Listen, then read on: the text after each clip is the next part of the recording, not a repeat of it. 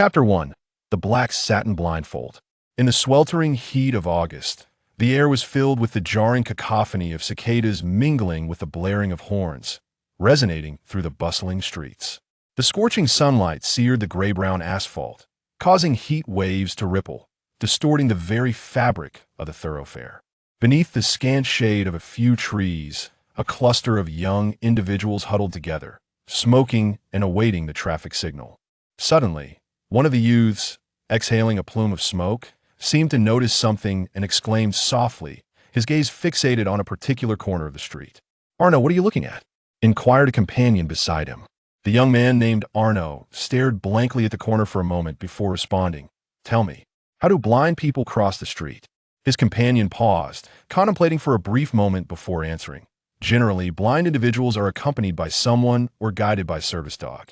In more modern cities, there are also auditory signals at traffic lights. If all else fails, perhaps they can navigate using sound and a cane? Arno shook his head. But what if there's no one to assist, no guide dog, no auditory signals, and the cane is being used to carry cooking oil instead? "Do you think you're being humorous?" His companion rolled his eyes and followed Arno's gaze, only to find himself rooted to the spot in astonishment. Across the street stood a young boy clad in a black short-sleeved shirt, his eyes shrouded in thick layers of black satin that effectively blocked all light. In his left hand, he clutched a cheap shopping bag brimming with vegetables, while his right hand grasped a cane slung over his shoulder, resembling a yoke. At the end of the cane, a large bucket of golden peanut oil glimmered in the sunlight. With his eyes veiled in satin, a cane slung over his shoulder, vegetables in one hand, and oil in the other. This absurd tableau instantly captivated the attention of the onlookers. "Hey, look at that person, he's so strange. Can he see the road with all that cloth covering his eyes? Didn't you see the cane in his hand? Clearly, he's blind. What era are we in? Most blind people wear sunglasses nowadays who would wrap their eyes in fabric on such a hot day without feeling suffocated." Exactly. And when have you ever seen a blind person walk without a cane and instead use it to carry things? Kids these days really know how to have fun.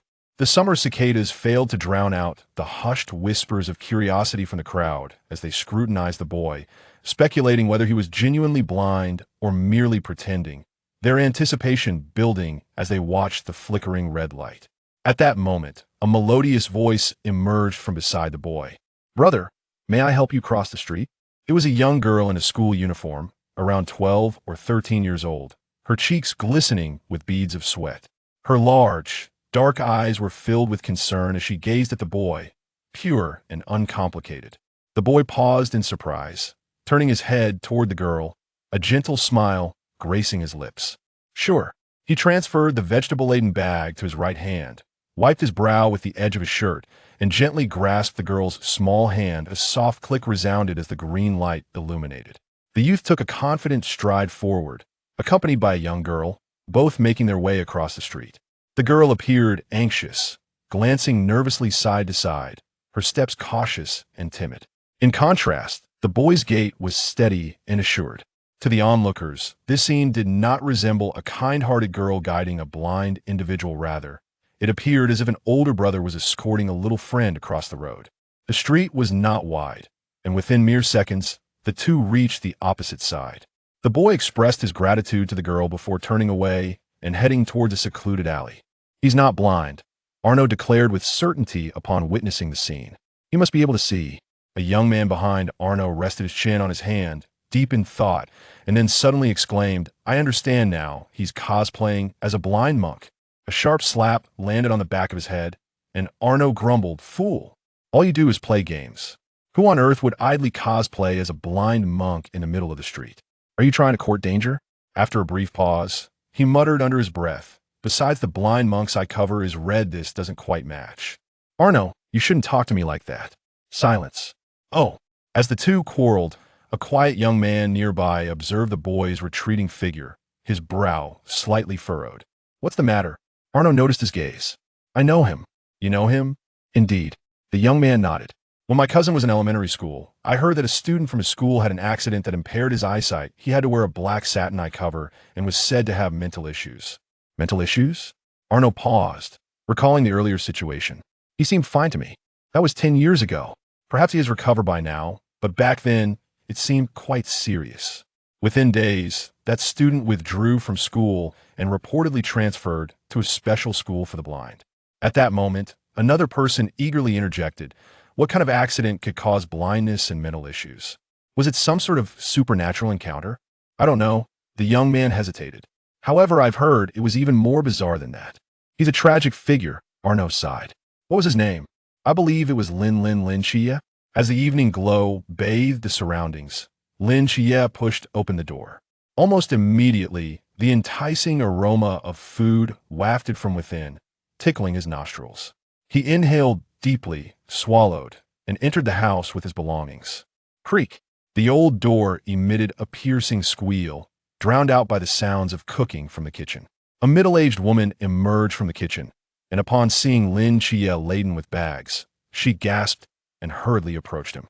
Xiao Qi, why did you bring back so many things all at once again? The woman wiped her hands on her apron and quickly helped Lin Chia with his burdens.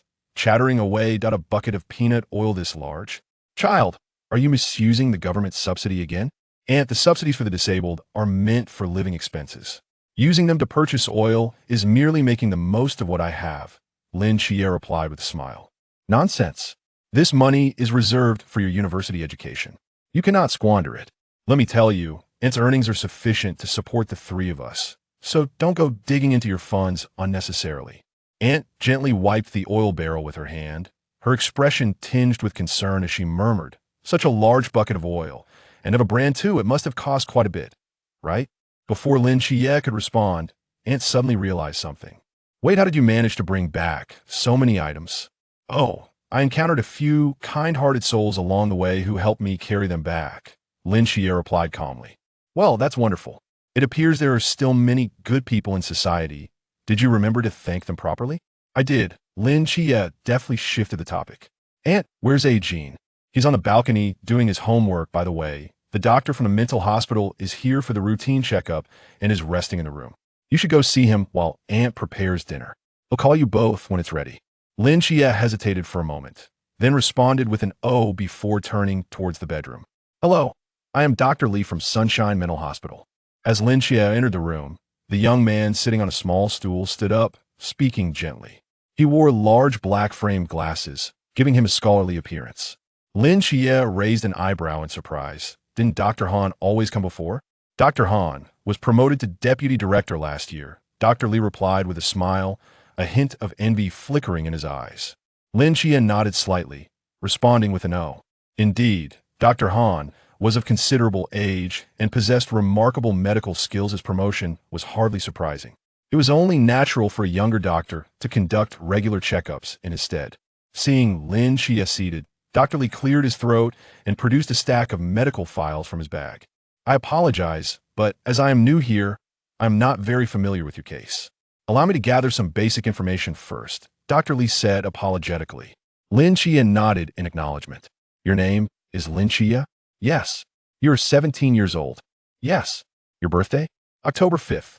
The records indicate that you became blind 10 years ago and were admitted to our hospital due to certain issues? Yes. Dr. Li paused thoughtfully. Have you ever changed your name? No, why do you ask? Lin Chia replied, taken aback. Dr. Li scratched his head, somewhat embarrassed. Ahem, I must have overthought it. He extended his hand, pointing at the age noted in the medical record, then gestured towards the words 10 years ago. You see, you lost your sight a decade ago, at the age of 7, and your name happens to be Lin Chia. Thus, I assumed you must have changed your name after becoming blind. Lin Chia remained silent for a considerable time before shaking his head. No, I have never changed my name. My parents bestowed upon me the name Lin Chia even before I was born. That is indeed rather. Ahem, Dr. Li began, only to realize halfway through that it was somewhat impolite, promptly closing his mouth. Quite a coincidence, Lin Chia replied coolly. It certainly is a coincidence. Dr. Li, feeling a bit awkward, swiftly shifted the topic. Well, the case file does not seem to elaborate on the incident that led to your blindness and mental instability.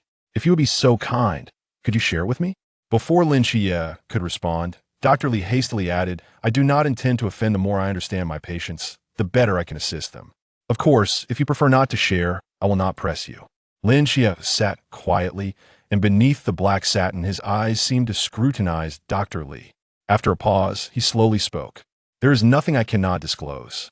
It is just that you may not believe me, and you might even have me readmitted to the psychiatric hospital. No, no, no. Let us not define our relationship solely as that of doctor and patient. This is merely a normal conversation between friends. It will not come to that, Dr. Lee said, half jokingly. Even if you tell me that you were pulled into an alchemical furnace by the Supreme Old Lord, I would believe you. Lin Chie remained silent for a moment before giving a slight nod. In my childhood, I was fond of astronomy. And then, one night, I lay on the eaves of my ancestral home, gazing at the moon. What did you see? The moon rabbit? Dr. Lee chuckled. Lin Chie shook his head. His next words froze Dr. Lee's smile in place. No, I saw an angel, Lin Chie stated earnestly, gesturing with his hands before him. An angel bathed in golden radiance, adorned with 6 white wings, a seraph. Chapter 2, Angels on the Moon. The room fell into a momentary silence. After a few seconds, Dr. Lee regained his composure. A seraphim? He inquired. Indeed, came the reply. What was it doing? Nothing at all. It resembled a golden statue perched in the center of a vast lunar crater, gazing up at the earth as if watching over. Dr. Lee rubbed the corners of his eyes, somewhat helplessly responding, Chie, do you have any idea how far the moon is from Earth? Nearly 400,000 kilometers, Lin Chie replied calmly. Dr. Lee echoed, almost 400,000 kilometers. Even with the most advanced astronomical telescopes, one can barely discern the surface of the moon. Yet, you claim that at the tender age of 7, you merely lay beneath the eaves of your home and saw the angel upon the moon with your naked eye. It was not I who saw him, Lin Chie said softly. He saw me. I merely lifted my gaze, and my eyes seemed to be drawn through space, locking with his. So, you mean to say he compelled you? In a manner of speaking, yes. Otherwise, how could I have seen the lunar surface? I lack the gift of distant sight. But if indeed there exists an angel on the moon, why has humanity not discovered it all these years? I do not know, Lin Chie shook his head. Perhaps that seraphim does not wish to be observed. Furthermore, do humans truly understand the moon? Lin Chie spoke with such sincerity that Dr. Lee was immediately tempted to call for a vehicle to escort him back to the psychiatric hospital. After all, Dr. Lee was a specialist in mental health, having encountered a myriad of psychological disorders throughout his career.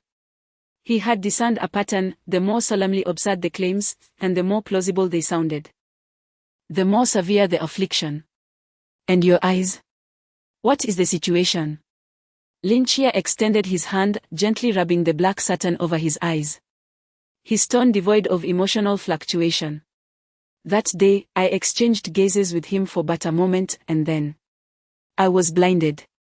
Dr. Lee opened his mouth, glancing down at the case file in his hands, succumbing to silence. The cause of blindness was noted in 4 simple characters: cause unknown. So, what truly transpired back then? Could it be, as Lin Chie asserts, that he witnessed the seraphim on the moon? Otherwise, how to explain the sudden blindness? This thought flickered momentarily in Dr. Lee's mind, only to be swiftly quashed.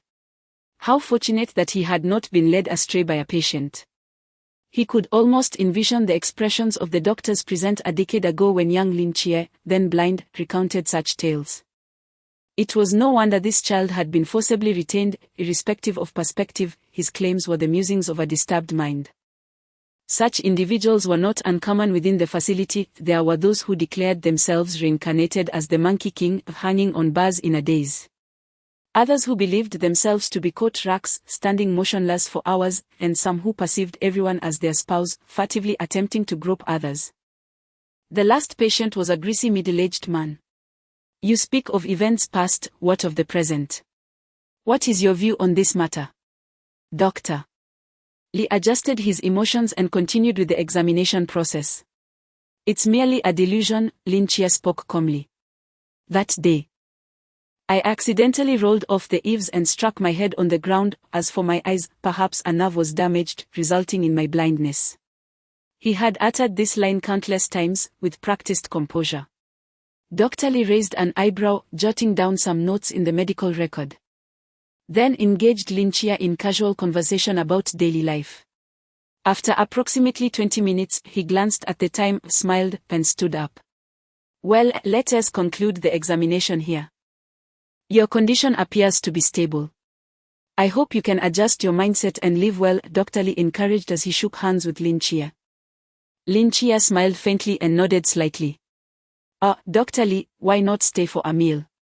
His aunt warmly urged as she noticed Dr. Lee preparing to leave. No. I have another patient to attend to, I shan't impose. Dr. Lee politely bid farewell to her and exited through the door. The moment it closed, Lin Chia's smile vanished, as if it had never existed. Delusion, he murmured softly. Brother, it's time to eat. His cousin Young Jin called out as he emerged from the kitchen, carrying dishes. Young Jin, 4 years younger than Lin Chia and just entering junior high, had grown up alongside him since Lin Chia's parents went missing and he took refuge with his aunt. Their bond was closer than that of brothers. I'm coming, Lin Chia replied. As soon as Lin Chia settled at the cramped dining table, a sudden warmth radiated from his feet. He paused momentarily. Then a smile crept onto his lips. His cousin Young Jin glanced under the table and playfully scolded, well, you little black rascal, usually so lazy. But when it's mealtime, you are quicker than anyone. A small black dog poked its head out from beneath the table, its tongue lolling outside its mouth, panting softly. As it approached Lin Chia and licked his feet, eager for affection. 3 people, 1 dog, this was home. Simple, challenging, yet inexplicably comforting. For a decade, it had been thus. Lin Chia patted the dog's head, picking a piece of meat from the scant offerings on the plate and placing it in Young Jin's bowl. Give it a bone, he suggested. Young Jin accepted without hesitation, their brotherly bond rendered further words unnecessary. His concern lay elsewhere. Brother, are your eyes really improving? Lin Chia smiled gently and replied. Yes, I can see now, though I still struggle with bright light. This black cloth needs to stay on for a few more days. What do you mean a few days? Little 7, your aunt tells you that your eyes are extremely important. Even if you can see now. Don't rush to remove the black cloth. If the sunlight damages them again, how regrettable that would be. Let us be cautious and wear it a bit longer, his aunt hurriedly advised. I understand, aunt. Then, turning to his brother, he added, by the way, I've saved up some money to buy you a stylish pair of sunglasses. I'll show them to you in a moment. Young Jin exclaimed with excitement as a thought struck him. Lin Chia shook his head with a smile. Jin, while sunglasses can shield the light, they are far inferior to the black satin. I am not yet able to wear them. All right, Young Jin replied, slightly disappointed. But once my eyes are completely healed, I will wear them every day while shopping, and I will buy you a pair too, so we can go together. Upon hearing this, Young Jin's eyes sparkled once more, and he responded with a hearty By the way, Xiaoqi, your transfer has been arranged by your aunt. When this semester begins, you'll be able to transition from the special school to a regular high school. It seemed that aunt had thought of something and continued, however. Have you truly considered this? A regular high school is quite different from a special school. Given your situation, what if? There is no what if, aunt. Lin Chia interrupted gently. My eyes have already healed, and if I wish to gain admission to a prestigious university, I must stand on the same starting line as everyone else. Oh, you dear child. Even if you do not get into a good university, it is no matter. I will always support you. Brother, I can support you too. Lin Chia's body trembled slightly, and beneath the black satin, his eyes remained a mystery. He pressed his lips together, then formed a smile, resolutely shaking his head. He did not speak, yet both Young Jin and aunt could sense his determination. Even the little black dog at their feet rubbed against Lin Chia's ankle. Woof.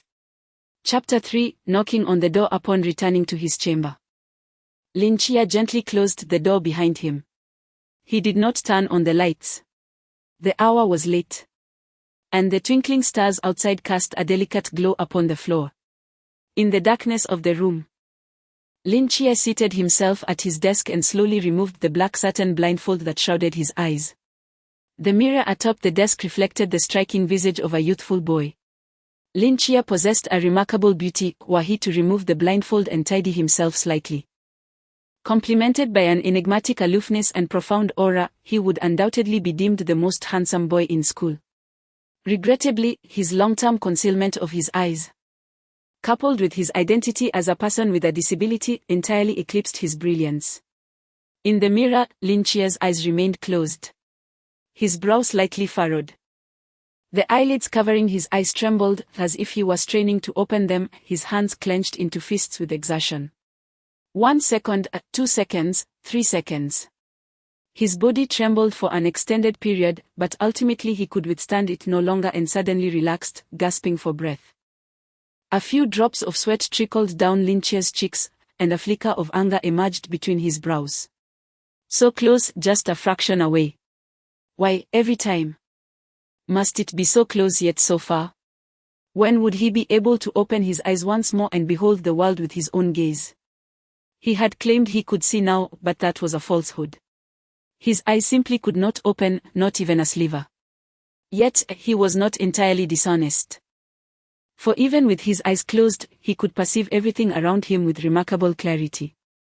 This sensation was extraordinary, as if his entire being were endowed with eyes, allowing him to perceive all with no angles left unseen, and with a clarity far surpassing that of his original sight. Initially, this was beyond his capability. During the first 5 years of his blindness, he was indistinguishable from other true blind individuals, relying solely on sound and the tactile guidance of his cane to navigate the world. However, inexplicably, since 5 years ago, his eyes seemed to undergo a transformation, enabling him to begin to sense his surroundings. At first, he could only perceive a few centimeters in front of him, but as time progressed, his range of vision expanded, becoming clearer and extending farther. Now, 5 years later, he could see up to 10 meters. For a normal person, seeing 10 meters might signify that their eyesight was nearly useless, but for a boy who had once lost his sight, those 10 meters represented everything. The most crucial aspect was that the 10 meters he could perceive were devoid of obstacles. In other words, within a radius of 10 meters around Lin Chia, he possessed an absolute field of vision. To put it crudely, he could see through objects; more elegantly stated, he could observe every speck of dust adrift in the air, every component within machinery, then every subtle movement of a magician beneath a table. The source of this ability seemed to lie in the eyes that had been closed beneath the black satin for a decade. Despite possessing this almost superhuman power, Lin Chia remained unsatisfied. While having an absolute field of vision extending 10 meters was remarkable, he yearned to witness the world through his own eyes. This was the determination of a youth. Although today's attempt to open his eyes had failed, he could distinctly feel that the moment of truly opening them was not far off. After completing his evening routine, Lin Chia, as was his custom, retired to bed early. A habit cultivated over years of blind existence, which, in its own way, was not entirely detrimental. However, as he lay on the bed, an image instinctively resurfaced in his mind. Beneath the dark celestial canopy of the universe, the desolate surface of the moon lay still, its grayish-white terrain reflecting the dim starlight. At the heart of the largest lunar crater stood a figure, akin to a sculpture. This figure stood in serene stillness, as if it had existed since time immemorial, radiating a divine golden luminescence that commanded all beings to bow in reverence. Behind it, a 6 exaggeratedly large wings spread wide, casting a monumental shadow on the silvery grey ground, obscuring the sunlight that streamed from behind.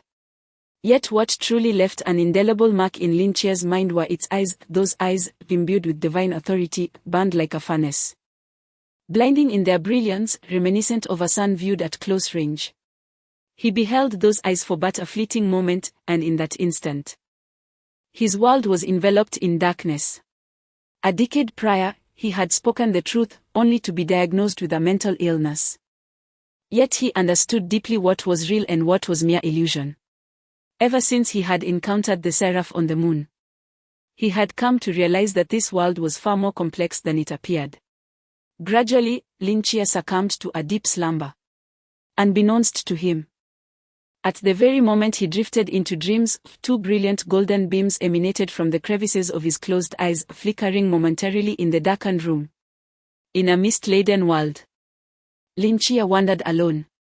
The surrounding fog churned endlessly, and although he treaded upon nothingness, each step he took produced a crisp sound of impact. As if an invisible ground lay beneath him.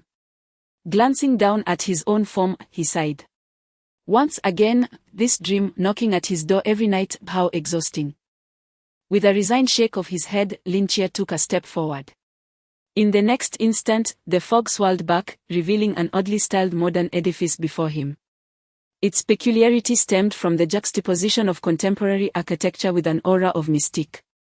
For instance, a massive iron gate adorned with carvings of deities, electric lights resembling fiery orbs, and porcelain tiles that floated beneath his feet. It seemed a fusion of modern architectural style and elements from ancient mythological temples. An incongruous blend yet possessing an ineffable beauty. Lin Chia recognized this structure, finding it strikingly familiar. It bore an uncanny resemblance to the Sunshine Mental Hospital where he had resided for a year. With the most compelling evidence being the inscription that once read Sunshine Mental Hospital at the entrance, now transformed into another phrase, Asylum of the Gods. A bewildering place indeed. Lin Chia shook his head in disbelief and took a step forward, standing before the grand iron gate. 5 years ago, not only had his body begun to change abruptly, but so too had his dreams. For the past 5 years, he has experienced the same dream every night, with the enigmatic Asylum of the Gods as its central theme. Yet, the entrance to this asylum remains firmly shut, impervious to all attempts at unlocking it. Lin Chia has circled the premises countless times, discovering only the imposing iron gate at the front as the sole entry point. Although the surrounding walls are not particularly tall. The most absurd aspect is that each time Lin Chia leaps, the height of the walls escalates correspondingly. As for brute force, even if Lin Chia were to hurl himself against it with all his might, the great iron gate would remain utterly unmoved. It seems there exists but one method to gain entry, knocking. Grasping the circular handle of the iron gate, Lin Chia takes a deep breath and strikes the surface with a resounding thud. The echo reverberates through the asylum like the tolling of an ancient bell, causing the iron gate to tremble slightly, yet it does not yield. Again, he knocks with determination, but still, the gate remains steadfast. Lin Chia appears unfazed by this. Neither frustrated nor disheartened, instead, he patiently continues his rhythmic knocking. Over the years, he has come to comprehend the rules governing this dreamscape, aside from knocking. No other means can breach the great iron door, and within this realm, he seems incapable of undertaking any action beyond this singular effort. Fortunately, within the confines of this dream, he does not experience fatigue, otherwise, he would have succumbed to exhaustion long ago. Thus, Lin Chia persists like a diligent laborer, faithfully knocking throughout the night. Chapter 4, The Day of Survival. 1 week later, at Tongnon Second High School. Hey, look, is that person from our school? Why is there a cloth covering his eyes? He's wearing our school uniform, so he must be one of us. He is holding a cane, it seems he is blind. Strange, I've never seen him before. He must be a new freshman, right? Surprisingly, with those black cloths wrapped around his eyes, he looks quite handsome. But how can a blind person attend classes? Our school doesn't seem to have special classes, does it? I don't know. As expected. The moment Lin Chia stepped through the school gate, he attracted a considerable amount of attention. However, having experienced such scenes countless times before, Lin Chia walked through the Maple Leaf Avenue with an air of indifference, heading towards the teaching building. Before arriving, Lin Chia had mentally prepared himself for the potential hostility he might encounter, as many mindless narratives often depict a few foolish bullies emerging to mock the newcomer, setting the stage for future confrontations. Yet, contrary to his expectations, no troublemakers appeared. Instead, several students approached him, offering assistance. This unexpected kindness left Lin Chia feeling inexplicably disappointed.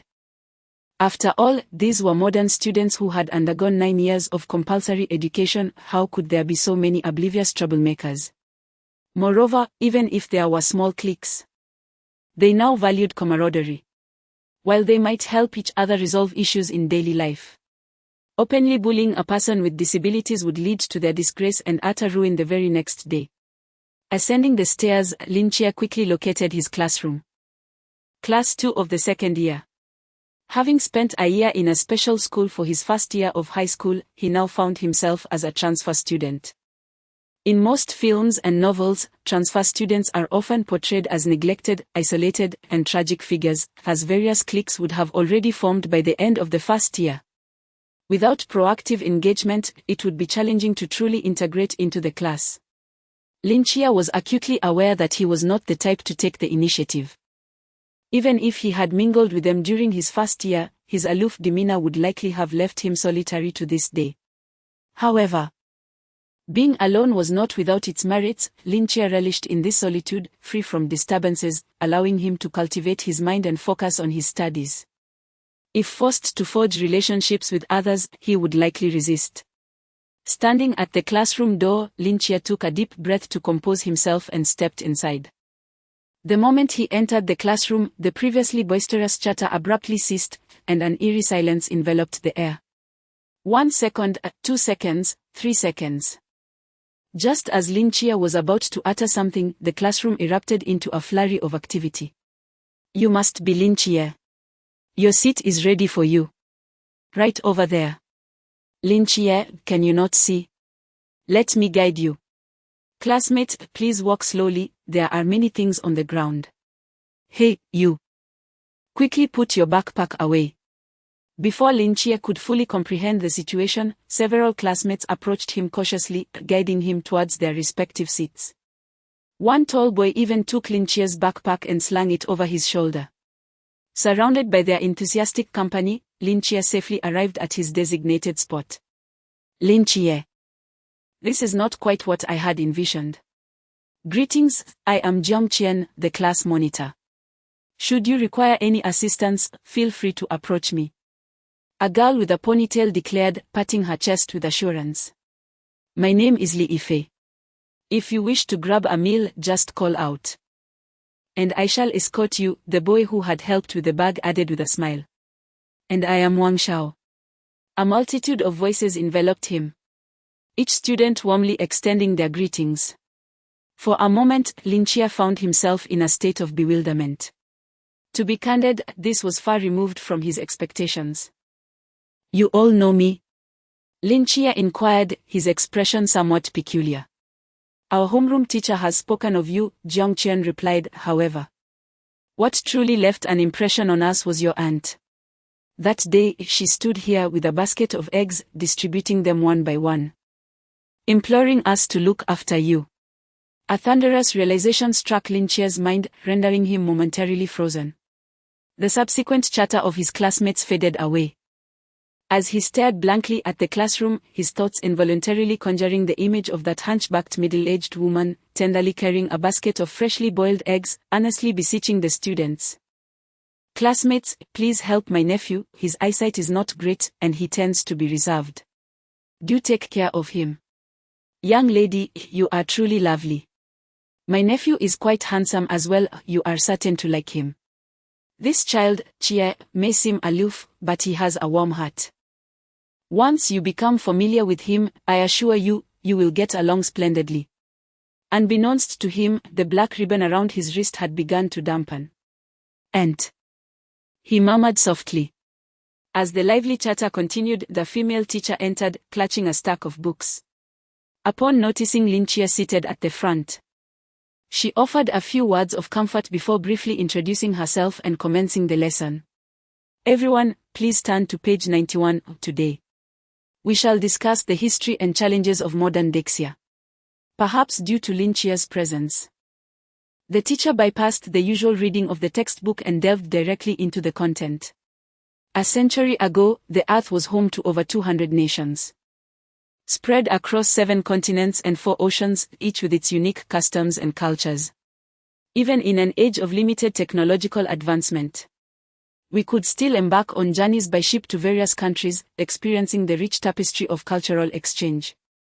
However, on the 9th of March, a mysterious fog abruptly manifested in Antarctica, rapidly spreading at an astonishing pace, engulfing nearly 98% of the Earth's surface within a mere 24 hours. The towering edifices crafted by humanity, the ancient primordial forests, and the unfathomable depths of the oceans, all are shrouded in an enigmatic mist, within which countless nations have succumbed, rendered silent. Yet, as this astonishing fog approached the territory of the Great Seer, it inexplicably halted. The reason for this peculiar cessation remains unknown, but it has halted all the same.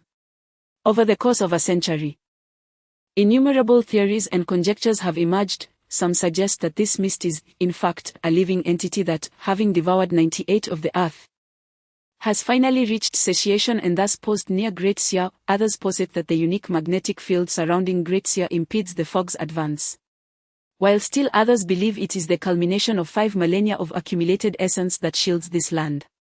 The composition of this mist transcends human understanding. No light, sound, electromagnetic wave, or any other means of detection can penetrate it. No one knows whether the nations swallowed by the mist a century ago still exist beyond its veil. Experts surmise that the likelihood of survival within the mist is exceedingly low, as inhaling it or even mere contact with the skin proves fatal. Over the past century, our nation has dispatched countless well-equipped exploration teams into the mist, yet none have returned. 50 years ago, our first satellite was successfully launched, and the images relayed from space revealed that the entire Earth had transformed into a grayish-white expanse, leaving Great Seer as the sole bastion of purity. Today, Great Seer resembles an island amidst this planet, and we may be the last survivors of this world.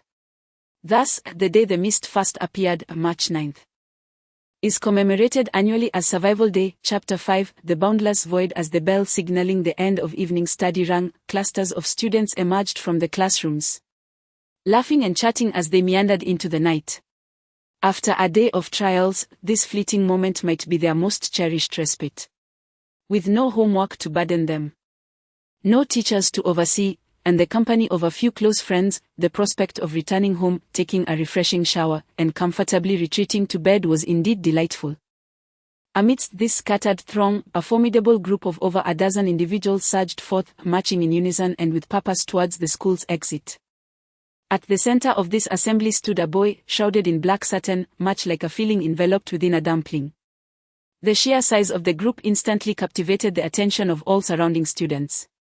In truth, I could return on my own, Lin Chia mused, a faint twitch at the corner of his mouth betraying a hint of exasperation.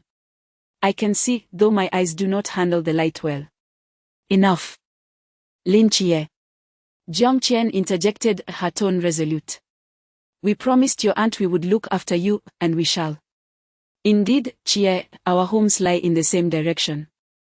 It is merely a matter of convenience. I'm also on the same path. Lin Chia. To be honest, he would rather be the one isolated. For having lingered in darkness for too long, he found himself unaccustomed to the attention of so many, which rendered him quite uncomfortable. Of course, his aunt and young Jin did not count, as they were family. Yet, given their good intentions, he could hardly voice his discomfort and resigned himself to follow the crowd. I need to turn right at the next intersection, but I can accompany you for a bit longer. I'm off to turn now, see you tomorrow. See you tomorrow. As they ventured further from the school, the classmates surrounding Lin Chia gradually bid their farewells, then moments later, only 5 remained by his side.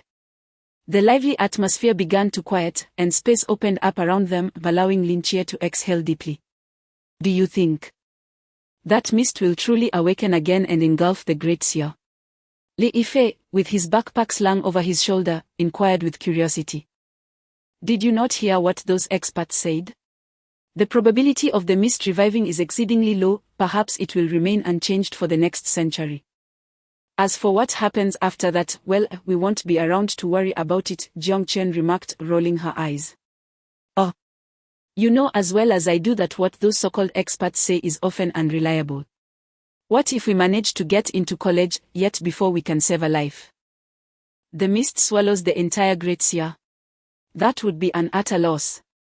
So, is that the reason you are merely coasting through life and not focusing on your studies? Jiang Qian stepped in front of Li Yifei, speaking earnestly. I must remind you, Teacher Wang has already warned that if you come in last again on this exam, you will have to move your desk to the front of the classroom. I know, Li Yifei chuckled sheepishly. However, I genuinely do not believe that mist will rise again. As they walked ahead, Wang Shao suddenly spoke, asserting that the mist was merely a natural phenomenon. Once it reached a critical threshold, it would gradually dissipate, much like the Ice Age when glaciers enveloped the Earth, only to recede as temperatures rose, heralding a new era. I believe what you refer to is the theory of natural disasters, correct? Its acceptance seems to be quite high now, Jiang Qian nodded. But what if this mist is not a natural occurrence? At that moment, Lin Jie, who had remained silent, interjected. Wang Shao was taken aback, then chuckled, Jie. You can't possibly believe in those so-called theologians' claims that this mist is linked to supernatural forces, can you? We are in the 21st century, we must trust in science. There are no such things as ghosts and spirits. A classmate named Lu Yuan chimed in. Lin Jie chose not to respond. Fully aware of whether there existed phenomena beyond scientific understanding, however, he felt no need to divulge such matters to outsiders. Li Yifei muttered softly. I actually think that if such things did exist, the world would be far more intriguing. Why engage in such fruitless discussions? These matters are hardly our concern. Instead of worrying about whether the mist will revive, it would be more practical to catch up on sleep during the 3-day holiday, Jiang Qian remarked with a smile. Indeed. Holidays are the most tangible. At this moment, in the old district of Tsamnon City, a man was leisurely walking down a desolate, dimly lit street, carrying a signboard. The old streetlights cast a faint glow, elongating his silhouette. He glanced at his phone, reached a narrow alley, and halted. This is it, he murmured, setting down the signboard and adjusting it. Under the flickering streetlight, the shadow of the signboard flickered, and against the black backdrop, a few striking red characters stood out boldly, no entry ahead. Leaning against the streetlight, the man lit a cigarette, taking a deep drag before activating his earpiece. Captain. The third signboard is in place. Received, commence. Understood. The man, cigarette in mouth, approached the signboard, placed his thumb on his teeth, and bit down hard. A droplet of blood welled up from the wound. He crouched down, using his blood-stained thumb to draw a long horizontal line across the bold red characters proclaiming no entry ahead. His gaze sharpened, and an inexplicable aura erupted from him. He tilted his head back to gaze at the black night sky, whispering in a voice only he could hear, Forbidden Ruins, no. In the next instant, the crimson blood stain on the signboard rapidly faded, as if absorbed, followed by a sudden flash from the red characters no entry ahead, before gradually returning to their original state. The man plopped down onto the ground, exhaling deeply and voicing his complaints. Damn it, once again I feel utterly drained. At this moment, if one were to gaze down upon Tsamnon City from the heavens, they would discern 3 flickering lights near the old city district. These 3 luminescent points swiftly delineate an equilateral triangle of a dark crimson hue. As the triangle takes shape, half of the old city, once concealed, gradually fades away as if erased from the map. Yet, from the ground, the old city remains unchanged. Meanwhile, at the heart of this triangle, 6 black and crimson cloaks streak across the sky like bolts of lightning. The foremost figure gazes upward at the dark red firmament, grasping the hilt of a blade behind him, his eyes narrowing slightly. The cleansing operation of the phantom faces commences. Chapter 6: The phantom-faced man outside the old town. A man who had just ventured into the forbidden ruins sat beside a signpost, casting a glance back at the stillness of the half-abandoned old quarter, akin to a canvas frozen in time. With a resigned shake of his head, he retrieved his phone from his pocket and began to play a casual game. Brother, what are you doing playing on your phone at this late hour? Aren't you afraid of getting a cold seat? Before long, a passerby strolled across the street, And upon witnessing this scene, he couldn't help but chuckle. The man glanced up momentarily before returning his focus to the screen, idly passing the time. The passerby laughed and pulled out a cigarette, offering it to the man. The man waved his hand dismissively, replying earnestly, "It's work hours, I don't smoke." "Hey. Squatting on the street playing with your phone counts as work?" The passerby gestured, amused. "Well, yes. All right then." The passerby shrugged and began to walk away towards the street behind the man. "Where are you headed?" the man suddenly inquired. "Home. You can't go back. At least not right now." The passerby raised an eyebrow, questioning, "What do you mean?" "This road is currently closed. You can only return once it reopens." The man indicated toward the signpost behind him. Following the man's gesture, the passerby noticed the inexplicable sign standing in the middle of the road. As he was about to speak, he caught a brief flicker of light at the words "no entry." His expression turned blank, and after a few seconds, he stiffly turned around, retracing his steps with a look of confusion in his eyes. The man appeared unfazed by this turn of events. Just as he was about to resume his game, a voice crackled through his earpiece. "Zhao Kongcheng." At the sound of that voice, the man sprang to attention. The tranquility and lethargy that had adorned his visage vanished, replaced by an expression of utmost seriousness. "Yes. Captain, what has happened? We have encountered an issue. One of the phantom-faced men has ascended to become a phantom king and, taking advantage of our efforts to subdue the others, has severely injured Hong Ying and escaped through the sewers, beyond the bounds of the Forbidden Ruins." "Phantom King?" Zhao Kongcheng's expression shifted dramatically.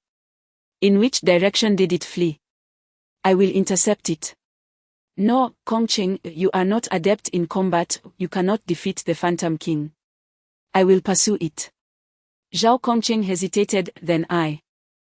After the Phantom King escaped, 2 more phantom-faced men seized the opportunity to slip into the sewers, while the others are preoccupied with clearing the remaining phantom-faced men. "In which direction?" "Southeast." "Understood." The gleam in Zhao Kongcheng's eyes ignited as he dashed to the other end of the street, slipping into a black van. He pressed the accelerator hard, the vehicle roaring to life as it sped away. On the passenger seat lay neatly folded a black and red cloak, alongside a sheathed straight sword. "All right, I must turn here, I shall take my leave." Wang Shao halted, turning back to address the 4 individuals trailing him. Just then, Li Yifei seemed to recall something and spoke up. "Wang Shao, if I am not mistaken, is your home adjacent to the old town?" "Indeed, why do you ask?" "Nothing much, just be careful on your way back," Wang Shao remarked, his lips curling in a slight grimace as he rolled his eyes. "If you have something to say, just say it. Don't leave us hanging, it makes one feel rather uneasy." Li Yifei hesitated for a moment before continuing. "I heard that the old city has been quite unsafe lately. There is a psychopathic killer on the loose." "A psychopathic killer? Is that for real?" Jiang Qian expressed her skepticism. "It is absolutely true." Li Yifei lowered his voice, glancing around cautiously. "You may not be aware, but over the past few days, at least a dozen people have died in the old city." "A dozen people? That is impossible. If there were such commotion, it would have been reported in the news." Wang Shao shook his head. "Hey, how can it be impossible? I tell you, there is something fishy about this. Someone in authority is suppressing the news. If my father didn't work at the police station, I wouldn't even know about it." "Fishy? What do you mean by fishy?" Li Yifei paused briefly, lowering his voice even further. "They say the faces of the deceased were completely skinned off, leaving nothing but bloody flesh and protruding eyeballs. The methods are exceedingly brutal." A chill breeze swept through, and at that moment, the group felt a wave of cold wash over them, creeping from their feet to the very tops of their heads. "Li Yifei, are you out of your mind, talking about such things at night?" Jiang Qian's face turned pale as she instinctively scanned the desolate street, her voice laced with anger. The area was already close to the old city, a remote part of Zhongnan City. And with the late hour approaching 10 o'clock after evening classes, not a single pedestrian could be seen. Coupled with Li Yifei's words, it was indeed unsettling. It wasn't just her, even the two men, Wang Shao and Lu Yuan, felt a tinge of fear. Wang Shao glanced at the narrow path he was about to take and suddenly felt a twinge of apprehension. If Li Yifei's words merely instilled fear, then Lin Chia's subsequent remark sent shivers down their spines. After a moment of contemplation, Lin Chia spoke softly, "Are you certain that these deeds are the work of a human?" "Chia, you." Jiang Qian trembled at his words. Wang Shao and Lu Yuan exchanged bewildered glances, their expressions growing peculiar as they looked at Lin Chia. Who would have thought the one hiding the deepest secrets would be you, Lin Chia? With those thick brows and bright eyes. Li Yifei stared at Lin Chia in astonishment. "Do you think so too?" "Shut up, shut up, shut up." Jiang Qian, unable to bear it any longer, pinched Li Yifei's arm sharply, causing him to yelp in pain. "Let us not tell ghost stories at this hour. I still need to go home." Li Yifei, cradling his arm and grimacing, muttered softly to himself, "This isn't a ghost story." Wang Shao shrugged. "I'm done with this nonsense. I don't believe in these supernatural tales. I'm leaving." His figure gradually faded into the narrow alley.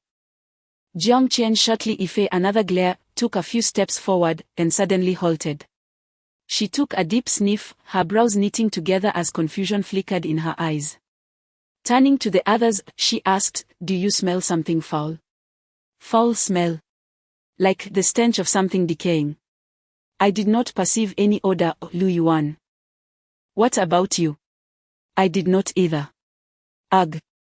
Before Lu Yuan and Li Yifei could finish their conversation, their expressions suddenly changed. They abruptly covered their noses and scanned the surroundings in panic. Lin Chia was about to utter something when an overwhelmingly repugnant stench invaded his nostrils. It felt akin to tossing a piece of meat that had rotted for over 10 days into a cesspool, mingled with a dozen foul-smelling eggs. Merely inhaling it caused his stomach to churn violently. This was the most putrid scent Lin Chia had ever encountered in his life. As for Jiang Qian, with her exceptionally keen sense of smell, she immediately crouched down to vomit. What on earth could be so foul? Li Yifei shouted while pinching his nose. "I have no idea." Lin Chia's brow furrowed slightly. After a moment, he pointed towards the alley from which Wang Shao had departed. Judging by the direction of the odor, it seemed to emanate from there. In the next instant, a heart-wrenching scream echoed from a distance, reverberating through the still night sky. Chapter 7, "I want to leave." The familiar voice prompted Wang Shao, Li Yifei, and another to exclaim in unison. They exchanged glances and hurried towards the narrow alley from which Wang Shao had departed. Lin Chia remained rooted in place. His brow furrowed as he gazed into the dimly lit passage, a weighty concern etched upon his features. Although the cause of the commotion eluded him, an ominous premonition settled in his heart. The outskirts of the old city were shrouded in a sinister atmosphere, permeated by the stench of decay, punctuated by shrill screams. Something was amiss. After a moment of hesitation and internal conflict, he let out a resigned sigh and grasped his cane, dashing towards the alley. Under ordinary circumstances, Lin Chia would have shunned such a scenario, instinctively retreating in the opposite direction, fleeing as far as possible. The very screams indicated a perilous situation, trouble was imminent. Whether it be robbery, murder, or witnessing a heinous crime, he wished to remain untouched by any of it. His curiosity was not particularly fervent. Nor did he possess an overflowing sense of sympathy that would compel him to play the hero. Most importantly, he was ill-equipped for a fight. The thought of jeopardizing his life was daunting. Yet, the current predicament felt distinctly different. Had they not taken the initiative to escort Lin Chia home, Wang Shao might have ventured back via another route, or perhaps returned a few minutes earlier, thus avoiding this calamity altogether. While he generally preferred to mind his own business, he harbored an even greater aversion to being indebted to others. Regardless, he resolved to ascertain what had transpired, if only to fulfill a sense of obligation. Ready to flee at the first sign of danger. Though blindfolded, his pace remained brisk, and as he neared the source of the screams, his frown deepened. The foul odor intensified. Oh! A second scream resonated from around the corner, this time a woman's voice. Jiang Qian. Lin Chia abruptly halted at the alley's bend. His mental perception revealing the figures of Jiang Qian and her companions. Not far ahead, Jiang Qian lay crumpled on the ground. Her mouth agape in terror as she stared ahead, trembling uncontrollably. Before her, Lu Yuan and Li Yifei stood frozen like statues, their eyes fixed on the same point. Visibly shaken. Beyond that, Lin Chia could sense nothing. His eyes remained tightly shut, denying him the ability to visually comprehend his surroundings. While his mental perception stretched only 10 meters. This resulted in a rather awkward predicament. Within that 10-meter radius, he perceived everything beyond it. He was rendered a true blind man. What could have so terrified Jiang Qian and her companions? Although he could not see, his hearing was acutely attuned, enabling him to discern a rustling sound nearby. It resembled the voracious gnawing of something, indulged with wild abandon, akin to the way a dog might relish a bone. What on earth was happening? Lin Chia whispered, inquiring softly. Jiang Qian appeared startled by Lin Chia's sudden arrival, her hands frantically clutching at his clothing. Her teeth chattering in fear. A monster is gnawing at Wang Shao's face. Lin Chia's expression instantly shifted to one of alarm. Run! He and Li Yifei shouted in unison. The moment the word escaped their lips, Lu Yuan, akin to a frenzied wild dog, abruptly turned and bolted backward. After colliding with Lin Chia's shoulder and stumbling, he quickly regained his footing and dashed away with reckless abandon. Monster, help! Someone, please!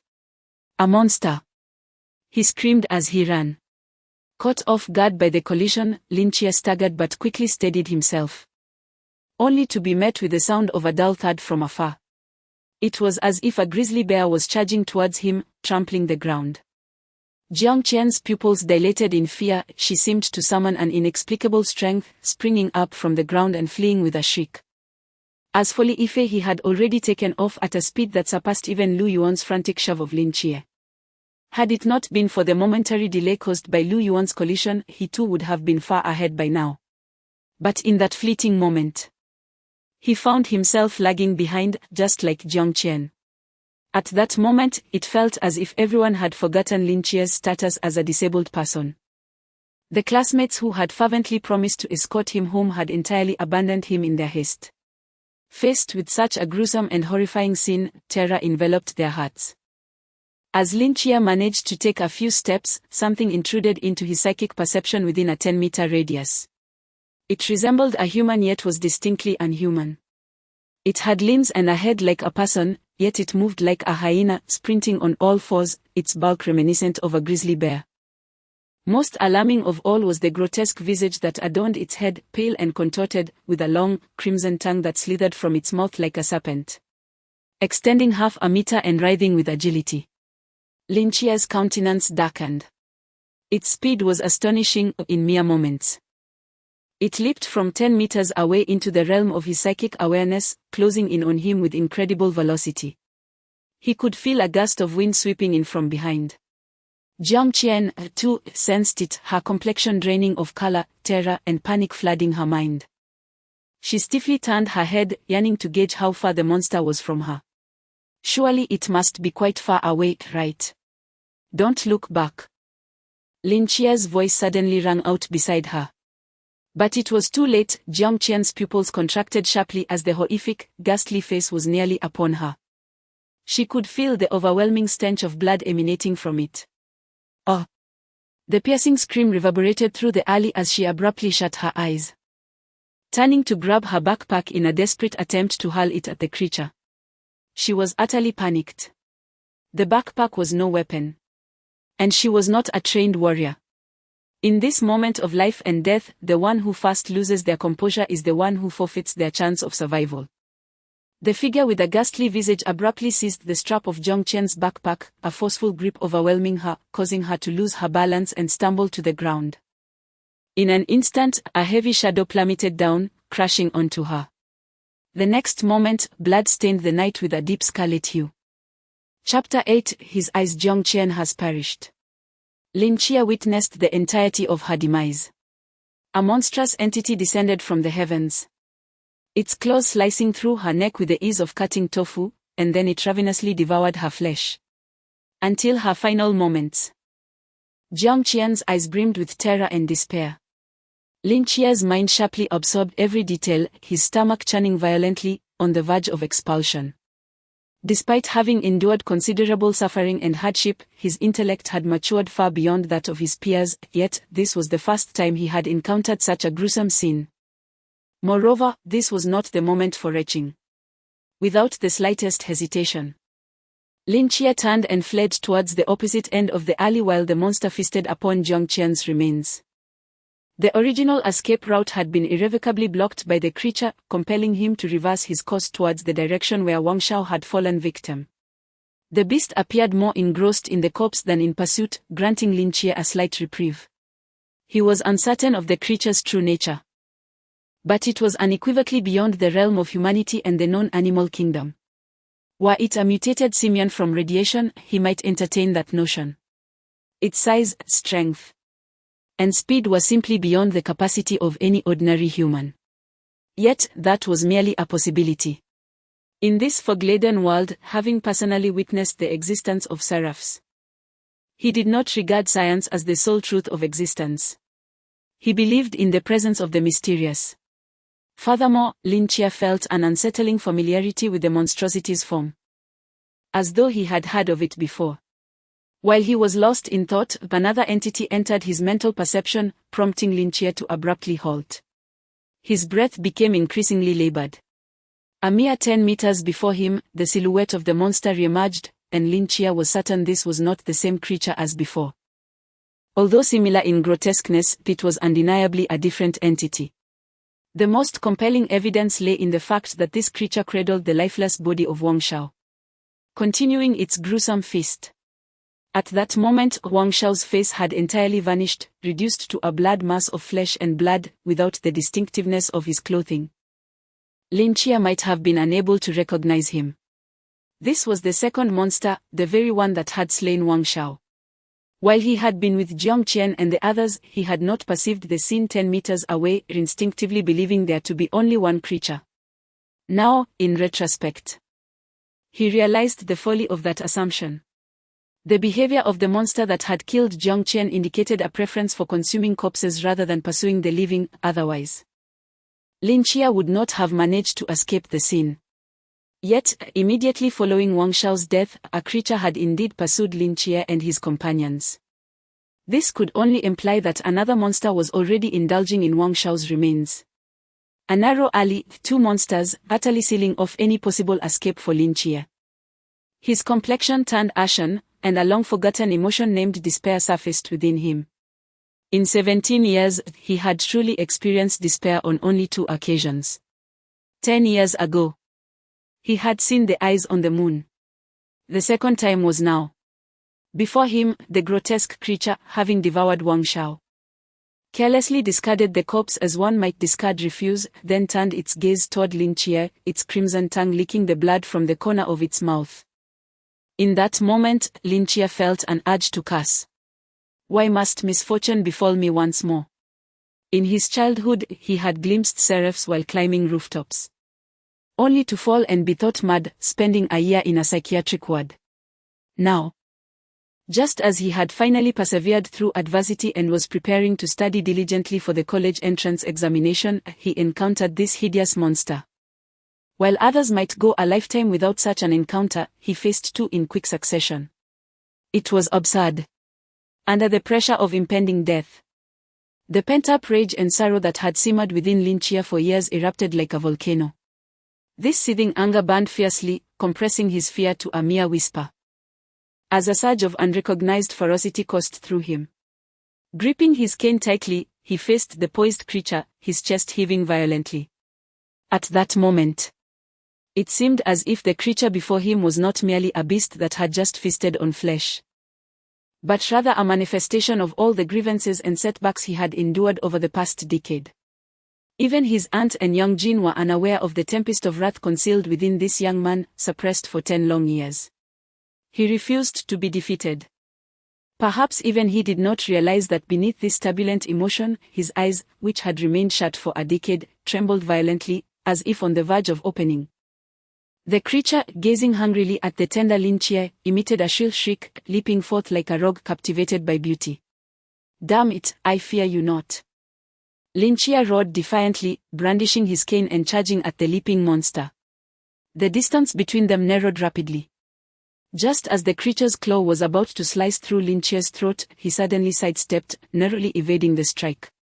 However, while he might have skillfully anticipated the creature's movements, his physical prowess fell short, and the claw grazed his temple, leaving a faint trail of blood. Simultaneously, the black ribbon was severed, swept away by the swirling wind to an unknown fate. With his eyes tightly shut, Lin Chia seized the opportunity, unleashing a fierce shout as he thrust the cane into the monster's abdomen. The sharp sound echoed, and Lin Chia felt his grip lighten, followed by a tremendous force from behind as the creature's tail sent him sprawling.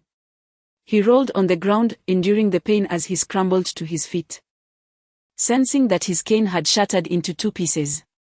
Designed for guiding the visually impaired, the cane was not particularly robust, and it had proven futile when confronted with the creature's formidable strength. "Damn it!" he cursed, flinging the broken piece of his cane to the ground. After finally seizing an opportunity, it had been rendered useless. The fracture of the blind cane ignited Lin Chia's emotions like a fuse, causing an explosive reaction within him. He stood there, his hands tightly clenched into fists, his nails digging painfully into his flesh, leaving trails of blood. "I refuse to accept this," he roared. In that tumultuous moment, a peculiar sensation surged within his heart.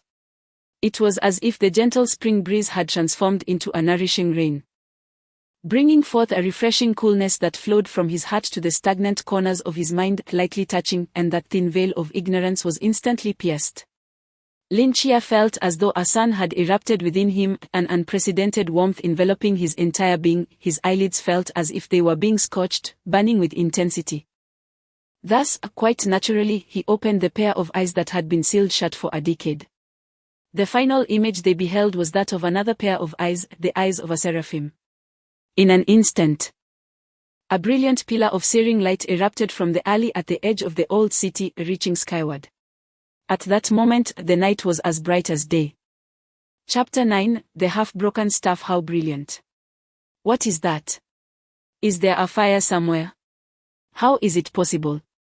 Fires do not shine so brightly. Moreover, there are no buildings of such height in Samnon City. Quick, quick. Capture it. Post it on social media. This dazzling pillar of light was so blinding that nearly half of Samnon City took notice. Pedestrians halted in their tracks, animatedly speculating the cause of its emergence. Some conjectured it was an explosion, others proposed an optical experiment, while a few suggested it was a miraculous event. Yet, only a select few understood the true significance of this luminous column. 2 minutes earlier, in the old district, the deserted street shimmered with ripples in space, as if someone had lifted a corner of the canvas that shrouded the old quarter. Moments later, 5 figures clad in black and red cloaks stepped forth. One among them surveyed the surroundings, then advanced, picking up a no-entry sign from the ground and folding it away. The instant the sign was removed, the silent old district shattered like fragile glass, revealing its true, sinister nature. Blood pooled on the dilapidated streets, staining them a deep crimson, and scattered grotesque limbs were strewn everywhere. If Lin Chia had witnessed this scene, he would have recognized the dismembered remnants of the ghastly face creatures he had encountered. There were at least 34 of them. Void space, retrieval complete.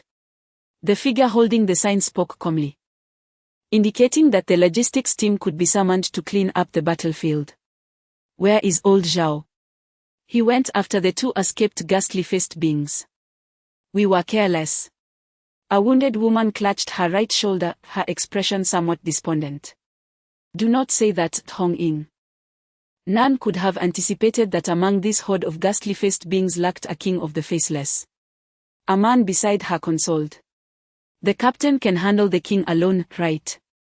Of course, there is no cause for concern. The captain is a formidable expert of the third realm, Chon, he will be fine. The man paused, hoping that the two fleeing ghastly-faced beings would not lead to casualties among the innocent. No sooner had he spoken than a searing beam of light erupted from another direction, illuminating half the sky. The five turned in unison, their eyes wide with astonishment. That is, a forbidden ruin has emerged. This energy fluctuation is extraordinarily powerful. This must be at least a fifth realm, Wuliang-level expert, no. It could even be a sixth realm, Klein. How could such a powerful being descend upon the small town of Tsangnon? No. This does not resemble a human forbidden ruin. The man's brow furrowed deeply. Hong Ying paused, then seemed to recall something. Are you suggesting this resembles a divine forbidden ruin, which means a divine ruin? Upon hearing the word divine, the group's expressions sharpened. Which deity? Fiery, sacred, powerful. And with a breath of creation, if I am not mistaken, this must be. The man fixated on the dissipating light beam, enunciating each word, divine code 003. The king of angels, Michael. Lin Chia was in great distress. At the very center of this golden beam of light, his body had completely lost control. Eerily suspended in midair, as boundless energy surged forth from his eyes. Lin Chia felt as though he had returned to a decade ago, across the vast cosmos. Once again gazing into those eyes, the aura of supreme divinity remained vividly etched in his memory. The difference lay in the source, 10 years prior. This essence emanated from the moon, while now it was derived from his own gaze. The aura of the seraphim erupted with divine power, flooding from his eyes, which resembled two blazing suns, seemingly intent on obliterating all into oblivion. A decade ago, the seraph Michael had locked eyes with him from the moon. 10 years later, Lin Chia opened his eyes, and the residual power of the seraphim within him erupted in full force. Fortunately, the residual seraphim power in Lin Chia's eyes was not overwhelming, as the golden beam gradually dissipated after 7 or 8 seconds, allowing his body to fall back to the ground, where he staggered to regain his balance. The resplendent golden light in his eyes gradually dimmed, ultimately leaving behind a faint golden halo. If the previous brightness could be likened to that of the sun, then now it was merely the flicker of a candle. The earlier outburst of golden radiance was indeed formidable, yet it did not truly belong to him. While the golden halo now nestled within Lin Chia's gaze was genuinely under his command, a faint, yet authentic, trace of seraphim power. Taking a deep breath, Lin Chia slowly lifted his head.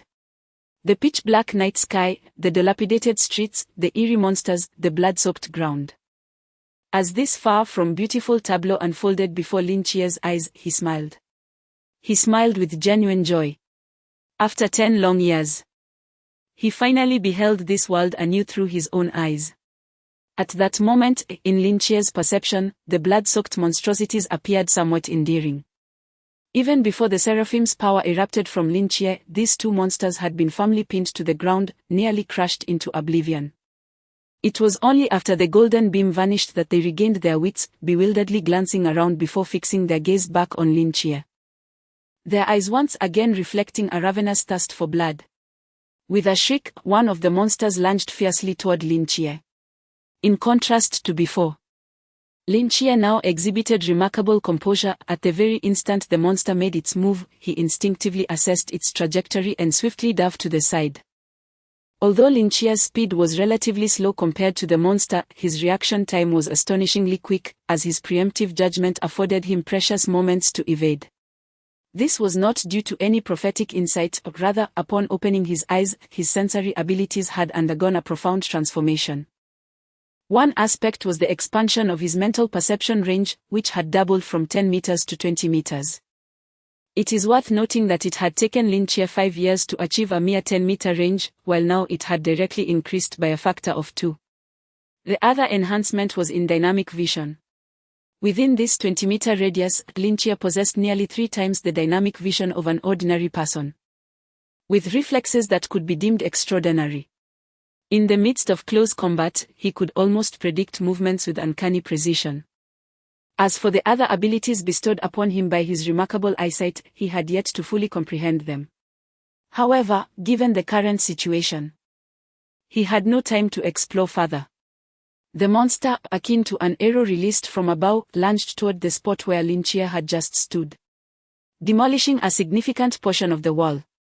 Using its limbs to propel itself off the crumbled debris, it surged once more toward Lin Chia. At that moment, Lin Chia executed a swift roll to evade the creature's descent, his hand instinctively reaching for the half-broken cane that had fallen to the ground. Quickly regaining his footing, he crouched low, his gaze fixed intently on the rapidly approaching monster, gripping the cane tightly. The creature left behind a blur of movement, whipping up a gust of wind that tousled Lin Chia's hair. Suddenly, it leaped into the air with tremendous force. This time, Lin Chia did not evade. Clenching the half-cane, he locked his eyes onto the monster's own. With a menacing swipe, the monster's claws lunged toward Lin Chia's neck. Just as they were about to make contact, Lin Chia's eyes widened in a moment of clarity. The faint golden hue within his gaze ignited like a flame, illuminating as if two blazing furnaces had emerged. A surge of divine power surged through Lin Chia's eyes, violently penetrating the monster's form.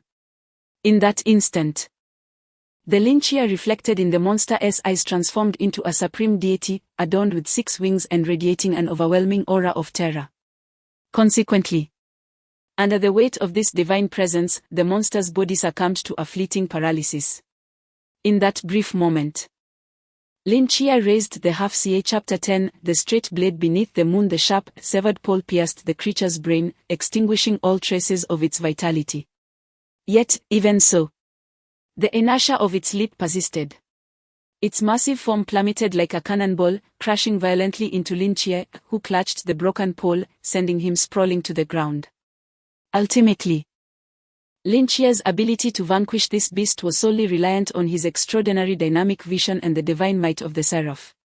His inherent strength had not augmented. The creature weighed at least 200 kilograms, and he could hardly escape its grasp in such a short span of time. Furthermore, immediately after exerting the Seraph's divine power, Lin Chia felt utterly drained, devoid of any strength, and even somewhat dizzy. At that moment, however, the second creature, which had been lurking in the shadows, stirred. This hidden hunter finally revealed its menacing fangs. Its limbs moved rapidly, weaving through the flickering glow of the dim streetlights, casting shadows that danced like ethereal specters, while a crimson tongue twisted grotesquely. Lin Chia could perceive its movements, but he was utterly incapable of evading. He could only watch helplessly as the creature's jagged fangs loomed ever larger before him.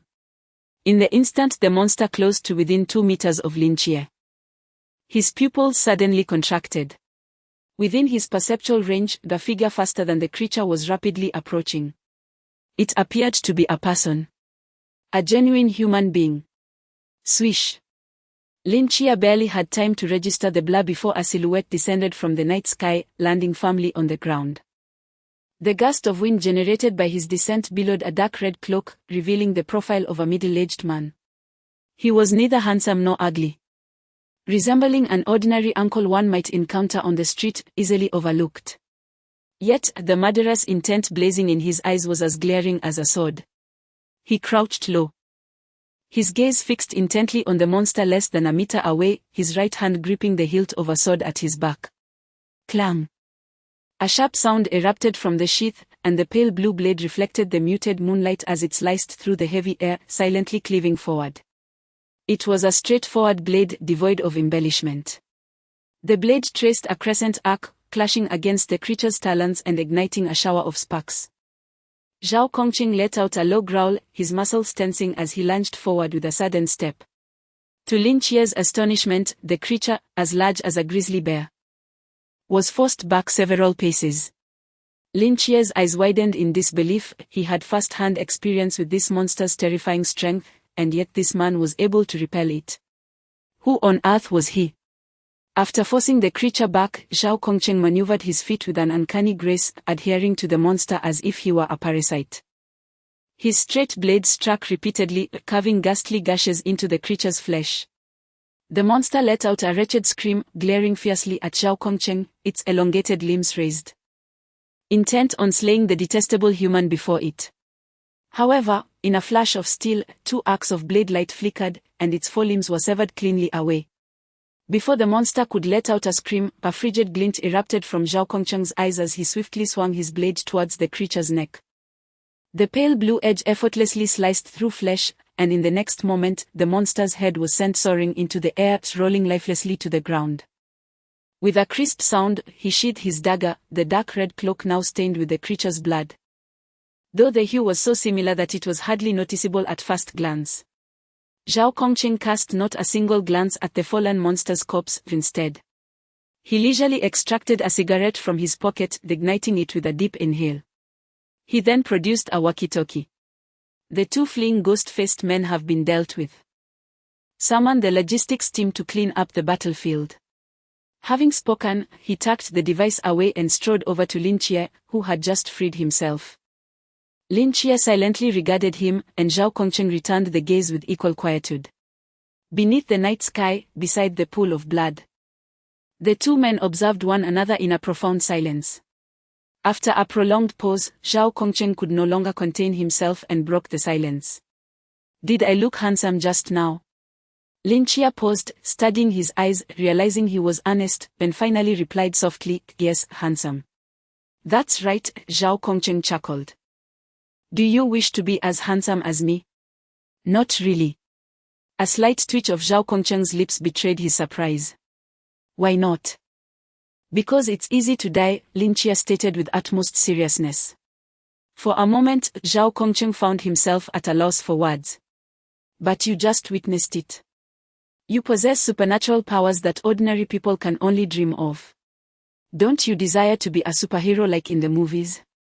"Not really. Because it's easy to die." "Indeed." Zhao Kongcheng rubbed the corners of his eyes, sensing that this young man was not easily swayed. Yet, he found himself entangled in this murky situation, armed with such formidable strength. "Let us move to a more suitable place for conversation. By the way, my name is Zhao Kongcheng, I am not a bad person." "Lin Jie," he replied, blinking innocently and nodding. "I trust you. Please wait here. I need to grab my backpack, my study materials are still inside." Go ahead, Zhao Kongcheng waved his hand with a hint of exasperation. Settling himself on the curb nearby, feeling somewhat disheartened. If an ordinary person had gone through such an ordeal, they would have been thoroughly terrified. Yet this boy seemed preoccupied with retrieving study materials. Most notably, he had outright rejected Zhao Kongcheng's proposition. "Damn it, I've put my all into this." Those swift strikes were nothing short of stylish. "I've never trained this hard even with the captain." Speaking of which, he wondered how the captain was faring. The ghost-faced king was no trivial adversary. Zhao Kongcheng sat by the roadside, smoking thoughtfully, lost in reverie. Something felt amiss. Zhao Kongcheng suddenly regained his senses, taking half a second to react before swiftly rising to his feet, casting a rapid glance around. Where could that scoundrel's figure be? Zhao Kongcheng stood in a daze for several seconds, his mouth agape, struggling to comprehend the reality of what had just transpired.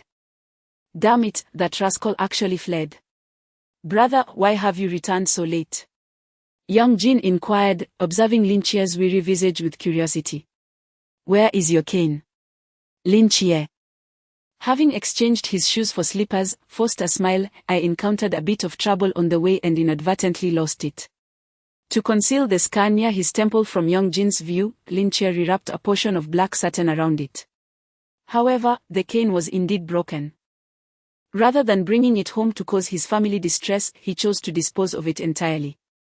"It's fine, I can always get a new one." "Has the matter been resolved?" "Yes, it has." Little Black, panting, scampered over from the balcony, nudging Lin Jie's calf with his head before rolling onto the ground to expose his belly. Lin Jie, with a sigh, crouched down and began to rub its belly while asking, "Has Auntie returned yet?" Mom is on the night shift and won't be back until tomorrow morning. All right. Have you finished your homework? Just a little bit left. Is there really this much homework in middle school? It's quite excessive. Lin Chia stood up, making a remark to Young Jin, if you're tired, don't worry about it. If the teacher scolds you, just tell me. And I'll have a word with them. Young Jin's lips curled into a smile as he responded affirmatively, I'll finish it soon. Lin Chia nodded. I'm feeling a bit fatigued, I'll head to bed now. Make sure to sleep early once you finish. Okay. Dragging his weary body into his room, Lin Chia was about to close the door when Young Jin's voice resonated once more. Brother, is everything truly all right? It's nothing, just go to sleep. By the way, the milk is in the fridge. If you wake up early tomorrow, heat some up for yourself. Got it, brother. Good night. Good night. The door gently closed, and Young Jin, embracing Little Black, stood outside, silently gazing at Lin Chia's room. He gently rubbed Little Black's head, do you sense it too? Woof. He lifted his gaze towards the dim moonlight outside, murmuring, there is a scent of blood about him. Author's note, the new book is truly launched. Sanju keeps his word, tonight, there will be 8 updates. I will release 4 chapters first. This book is entering a competition, so data is crucial. I hope everyone can refrain from hoarding the book, leave more comments, and Sanju will read them daily and respond randomly. I hope everyone gives this book a 5-star rating. When rating, please write a few words, otherwise it won't count. Furthermore, readers wishing to boost rankings or send gifts can do so without worry. Should this book become popular in the future, all of you will be recognized on the leaderboard, laughs. Let us push forward. Chapter 11, The Door. Lin Chia was genuinely exhausted, both mentally and physically.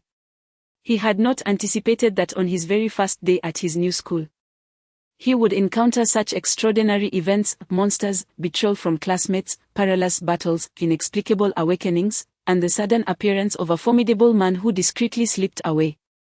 Lin Chia was not naive, he understood that his harrowing experiences that evening were undoubtedly intertwined with the hidden mysteries of this world, cannibalistic creatures, the radiant light emanating from his body, and the solitary man who vanquished monsters. That man was no ordinary individual, when judging by his communication via the walkie-talkie. It was evident that he was part of a vast organization, likely concealed from the public eye, dedicated to addressing these bizarre occurrences. He had witnessed the light surrounding him. Perhaps he had even glimpsed the moment he single-handedly defeated a monster, which might explain the man's desire to recruit him. While it would be disingenuous to claim that he was not at all curious about the hidden aspects of this world, Lin Chia was reluctant to allow his curiosity to ensnare him in this tumultuous vortex. Some secrets, once unveiled, could bind one irrevocably. He had no desire to become a hero safeguarding humanity, his only wish was to protect his own home. Soon, he succumbed to slumber. The familiar mist descended once more. In his dream, Lin Chia surveyed his surroundings, letting out a resigned sigh. Still unwilling to relent, was it? Battling monsters while awake and now having them knock at his door in his sleep, what a wretched fate. Navigating the dreamscape with ease, he soon found himself before the outline of a mental institution. To his right, an ancient plaque bore the inscription, Asylum of the Gods. Lin Chia approached the grand entrance and halted, his hand reaching for the circular knocker. The moment his fingertips grazed the surface, the ground trembled slightly beneath him. The surrounding mist began to swirl ominously. Gripping the knocker, Lin Chia wore a bewildered expression. What was happening? I haven't even knocked yet, why is it shaking? It was never like this before. Suddenly, a thought struck him like a bolt of lightning. Could it be that today, he had truly awakened? Lowering his gaze, he examined the form he inhabited in this dream, and his eyes gradually brightened. In previous dreams, his body had been translucent, akin to a fragile wisp of fog. However, today, his form was noticeably more solid, though still lacking corporeality, he was no longer transparent. With a surge of determination, He lifted his head and gazed at the imposing door that had barred him for 5 long years, his gaze intensifying with fervor. Perhaps today he would succeed. Taking a deep breath, he grasped the knocker firmly and forcefully struck it against the door. Clang! The ancient bell tolled from within the asylum, resonating with a volume several times greater than before. Fortunately, Lin Chia, lacking a physical form, was spared the agony of a ringing eardrum. At the moment the bell sounded, the entire asylum quaked violently once more. This is it. Lin Chia's eyes sparkled with excitement. Clang! Clang! Clang!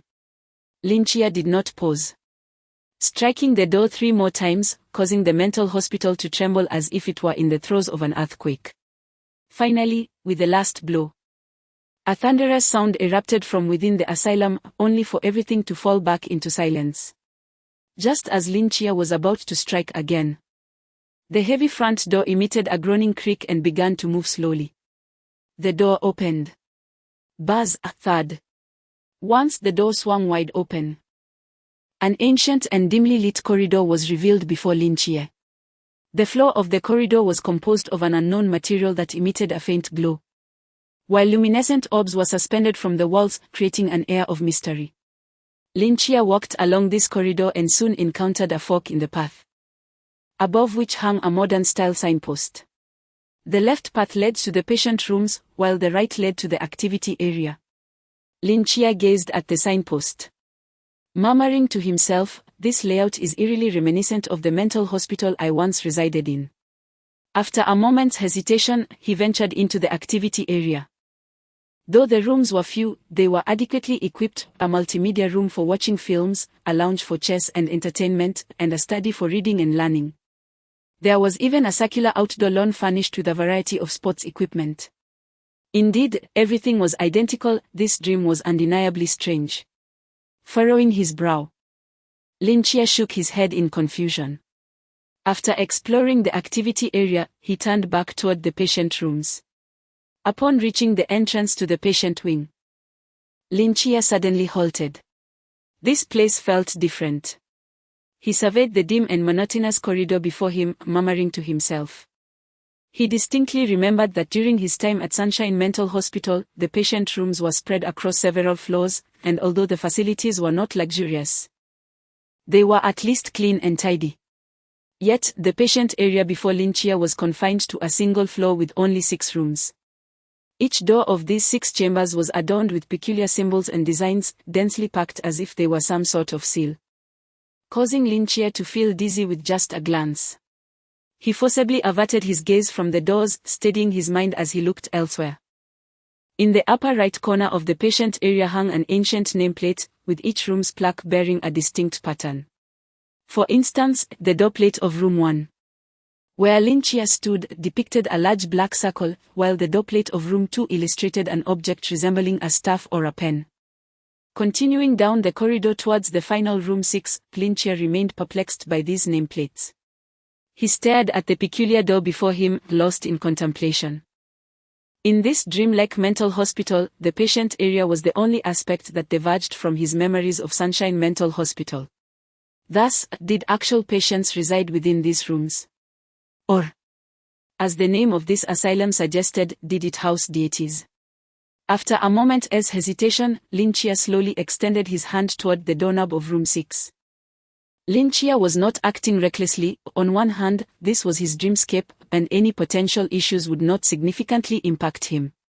On the other hand, he had persistently knocked on the door of this psychiatric hospital for 5 years, and he did not wish to live in a state of confusion. Deep within his subconscious, he sensed that perhaps there lay some secret within this institution that pertained to him. After all, why did the arrangement here mirror that of the Sunshine Psychiatric Hospital where he had once resided? As Lin Chia's hand inched closer, his fingertips gently brushed against the doorknob, a cool sensation coursing through him. Contrary to his expectations, there was neither resistance nor pain. His hand naturally settled upon the handle. With a sudden pull, he found the door utterly unyielding. He steadied himself and exerted all his strength for another attempt, yet it remained immovable. Disheartened, Lin Chia abandoned this door and approached the entrance of the fifth ward, pulling with all his might. Still, it did not budge. He proceeded to the fourth, third, and second wards, testing each door in turn, only to find them all locked tight. Finally, he arrived at the threshold of the first ward. With a mindset resigned to defeat, Lin Chia tugged at the door of the first ward. Click. A faint sound emanated from the doorknob as the intricate patterns and designs etched into the door suddenly fractured, dissipating into the air. Startled, Lin Chia stumbled back a few steps, his gaze fixed intently ahead. The door had opened. Author S. Note, Chapter 12, The Goddess of Night in the Hospital Ward.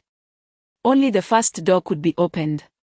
Was this door designated for accessibility, or was it merely a reflection of his current capabilities? Similar to the impenetrable door he had been knocking on for 5 years. After awakening with enhanced mental perception, Lin Chia had finally managed to open that door and enter the hospital. Did this mean that he would need to strengthen himself further to access the subsequent rooms, the second, third, fourth, fifth, and sixth? Uncertain, Lin Chia recognized he had no time to dwell on such questions. Before him, the door to the ward, once shrouded in seals, was now slowly creaking open. The room was modest in size, enveloped in dim light. And at its center sat a chair occupied by a woman clad in a black gown adorned with starry grains, staring vacantly ahead. Apart from this solitary figure and the chair, the oppressive darkness of the room contained nothing else. Approaching the door cautiously, Lin Chia pondered for a moment before donning a polite smile and waving at the woman within. Greetings, I am Lin Chia. Regardless of her identity, a courteous approach could not hurt, as the saying goes, one should not strike a smiling face. Maintaining a semblance of respect, he hoped that even a goddess would not trouble him for being polite. Despite Lin Chia's strained smile, the woman remained as motionless as a statue. Gritting his teeth, he stepped into the room. As he crossed the threshold, words began to materialize upon the wall behind the black-gowned woman. Word No. 1 patient, Nix task, assist Nix in treating her mental affliction. Upon reaching specified treatment milestones, 1, 50, 100, a portion of Nix's abilities may be randomly extracted. Current treatment progress, 0 Nix. Upon reading the inscription, Lin Chia inhaled sharply. Although not well versed in mythology, he had heard of Nix, the goddess of night, as one of the primordial deities in ancient Greek lore. She was among the exalted few at the apex of the mythological hierarchy. Thus, the woman before him, seemingly in a daze, was the illustrious goddess of night. With an air of aloof elegance, her flawless features were framed by cascading raven black hair that flowed like a waterfall down her back. The deep black gown, akin to the night sky, accentuated her porcelain skin, which appeared as delicate as the purest snow. Though her eyes seemed devoid of life, the aura she emanated transcended the realm of humanity. Even the most revered historical empresses paled in comparison. Nix, she was not only a goddess but also a sovereign, the queen of the night. Lin Chia stroked his chin, scrutinizing Nix from up close. Having encountered a deity before, he found himself comparing her to the seraph he had seen on the moon. Sensing that something essential was missing from Nix. Was it divinity? Power? Authority? Or perhaps all of these elements were lacking? Lin Chia could not ascertain. Yet he surmised that Nix's current state was intrinsically linked to her affliction. But one must remember, she was a goddess, a being standing at the zenith of mythology. How could she possibly be ill? Is her affliction a natural occurrence, or a consequence of human interference? If it were indeed natural, Lin Chia found it hard to believe, yet if it were man-made, he pondered what kind of being could cause the goddess of night to fall ill, particularly with a mental disorder. According to the inscription on the wall, Lin Chia was now tasked with attempting to cure Nix, but what precisely plagued her? Having been a former sufferer of mental illness himself, Lin Chia possessed some understanding of such conditions, which generally could be categorized into depression, obsessive-compulsive disorder, schizophrenia, and delusional disorders, among others. To heal Nyx, he first needed to ascertain the nature of her ailment. After a moment of contemplation, Lin Chia crouched before Nyx and waved his hand in front of her eyes. "Can you hear me?" he whispered softly into her ear. Suddenly, Nyx's body trembled, startling Lin Chia and causing him to instinctively retreat several steps. Immediately following, her head stiffly turned in Lin Chia's direction. Her vacant eyes fixated upon him with an unblinking stare. Lin Chia swallowed hard, frozen in place. 1 second, 2 seconds, 3 seconds. Just as Lin Chia began to feel the prickling sensation of anxiety from her gaze, Nyx's expression shifted. From vacant to perplexed, from confusion to astonishment. And then to tears welling in her eyes. Her body quivered slightly, tears swelling in her eye sockets. Her lips parting with great difficulty as she choked out in a hoarse voice, "At long last, I have found you, my child." In that moment, Lin Chia felt a jolt of electricity surge from his feet to his brain, leaving his mind in a state of utter shock. "She? Me? Child? Huh?" Lin Chia truly could not recall what his parents looked like, as they had vanished after entrusting him to his aunt following his birth. Yet, his mother should, perhaps, be human. Not the goddess of night. No, wait. How is it that this foreign goddess of night speaks fluent Chinese? Of course. This is within my dream. It is not surprising that I can comprehend the language of deities. Perhaps this is a transmission of brainwaves. While Lin Chia's thoughts spiraled into chaos, Nyx rose to her feet, extending her arms and staggering towards him. She ran faster, her expression growing more fervent with each passing moment. At that instant, Lin Chia's mind was a muddled mess, and he instinctively opened his arms to embrace the goddess of night. However, the goddess of night dashed past him and seized the small vase perched on the windowsill behind him. Nyx clutched the vase tightly, tears streaming down her face. "My child, you are still alive. I have finally found you." Lin Chia. Shortly thereafter, Nyx's gaze fell upon the chair she had occupied for an unknown duration. After a brief moment of stunned silence, she rushed forward, embracing both the chair and the vase while weeping once more. "Hypnos. My child, you are here too." In disarray, Lin Chia stood like a statue, watching helplessly as Nyx acknowledged the vase, the chair, the wall, and the air as her children, weeping uncontrollably. Lin Chia thought to himself, "I believe I have discerned the nature of her affliction. It is rather severe." As dawn broke, Lin Chia languidly awoke from his slumber, gazing at the barren ceiling, and let out a resigned sigh.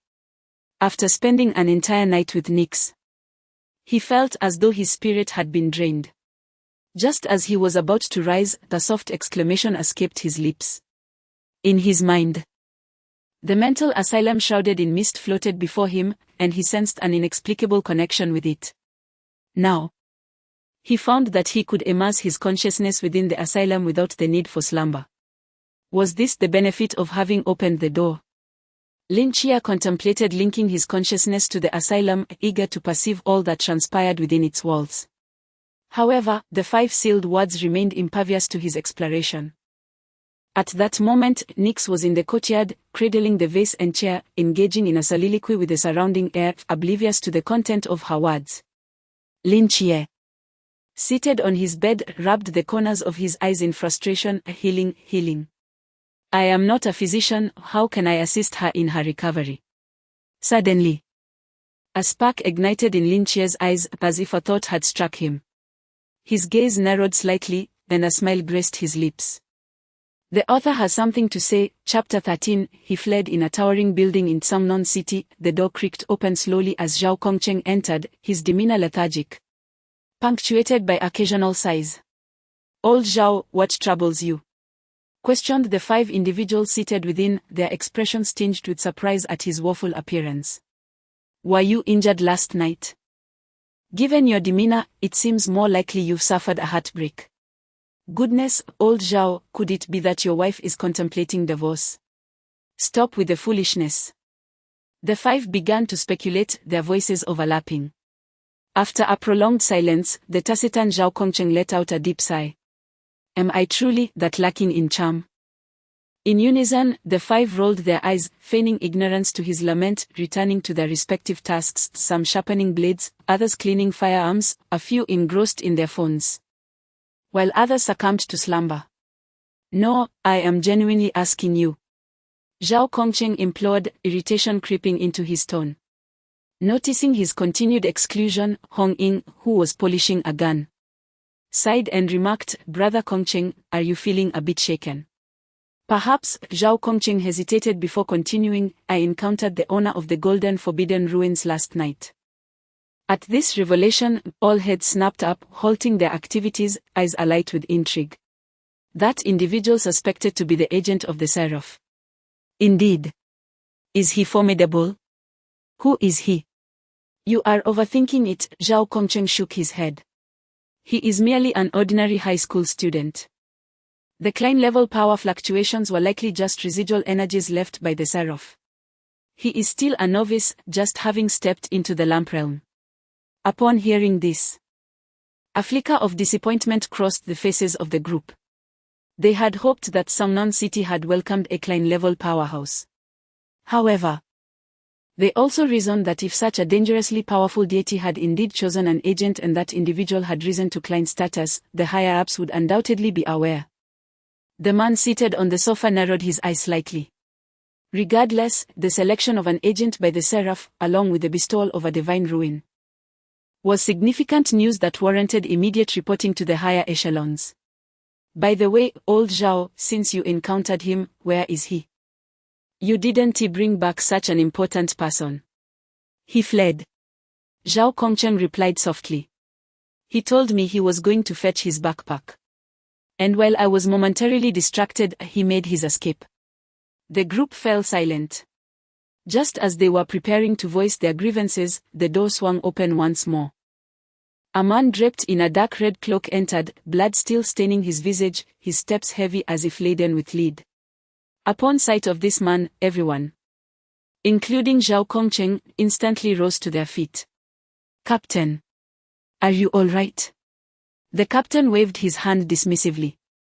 Shedding the bloodied cloak as he took a seat on a small stool by the door, an unmistakable weariness etched across his features. "I am unharmed, but the Phantom King has escaped." The atmosphere turned grave as the weight of his words settled upon them. The captain continued, "Last night, I relentlessly pursued the Phantom King to the outskirts of the northern city, engaging in a fierce battle. It sustained severe injuries and, in a desperate bid for survival, resorted to self-harm to escape. This implies that the Phantom King may have fled from Sangnon City." "Not necessarily," interjected the man seated on the sofa. Everyone turned to him, and the captain raised an eyebrow slightly. "Speak, Xiongnan." Wu Xiongnan slowly rose and retrieved a map of the Sangnon City vicinity from beneath the sofa, spreading it out on the floor. Sangnon City is situated in a relatively remote area, with considerable distance from nearby cities. The captain had fought the Phantom King in the northern outskirts last night, and apart from Sangnon City, the nearest urban area was several dozen kilometers away.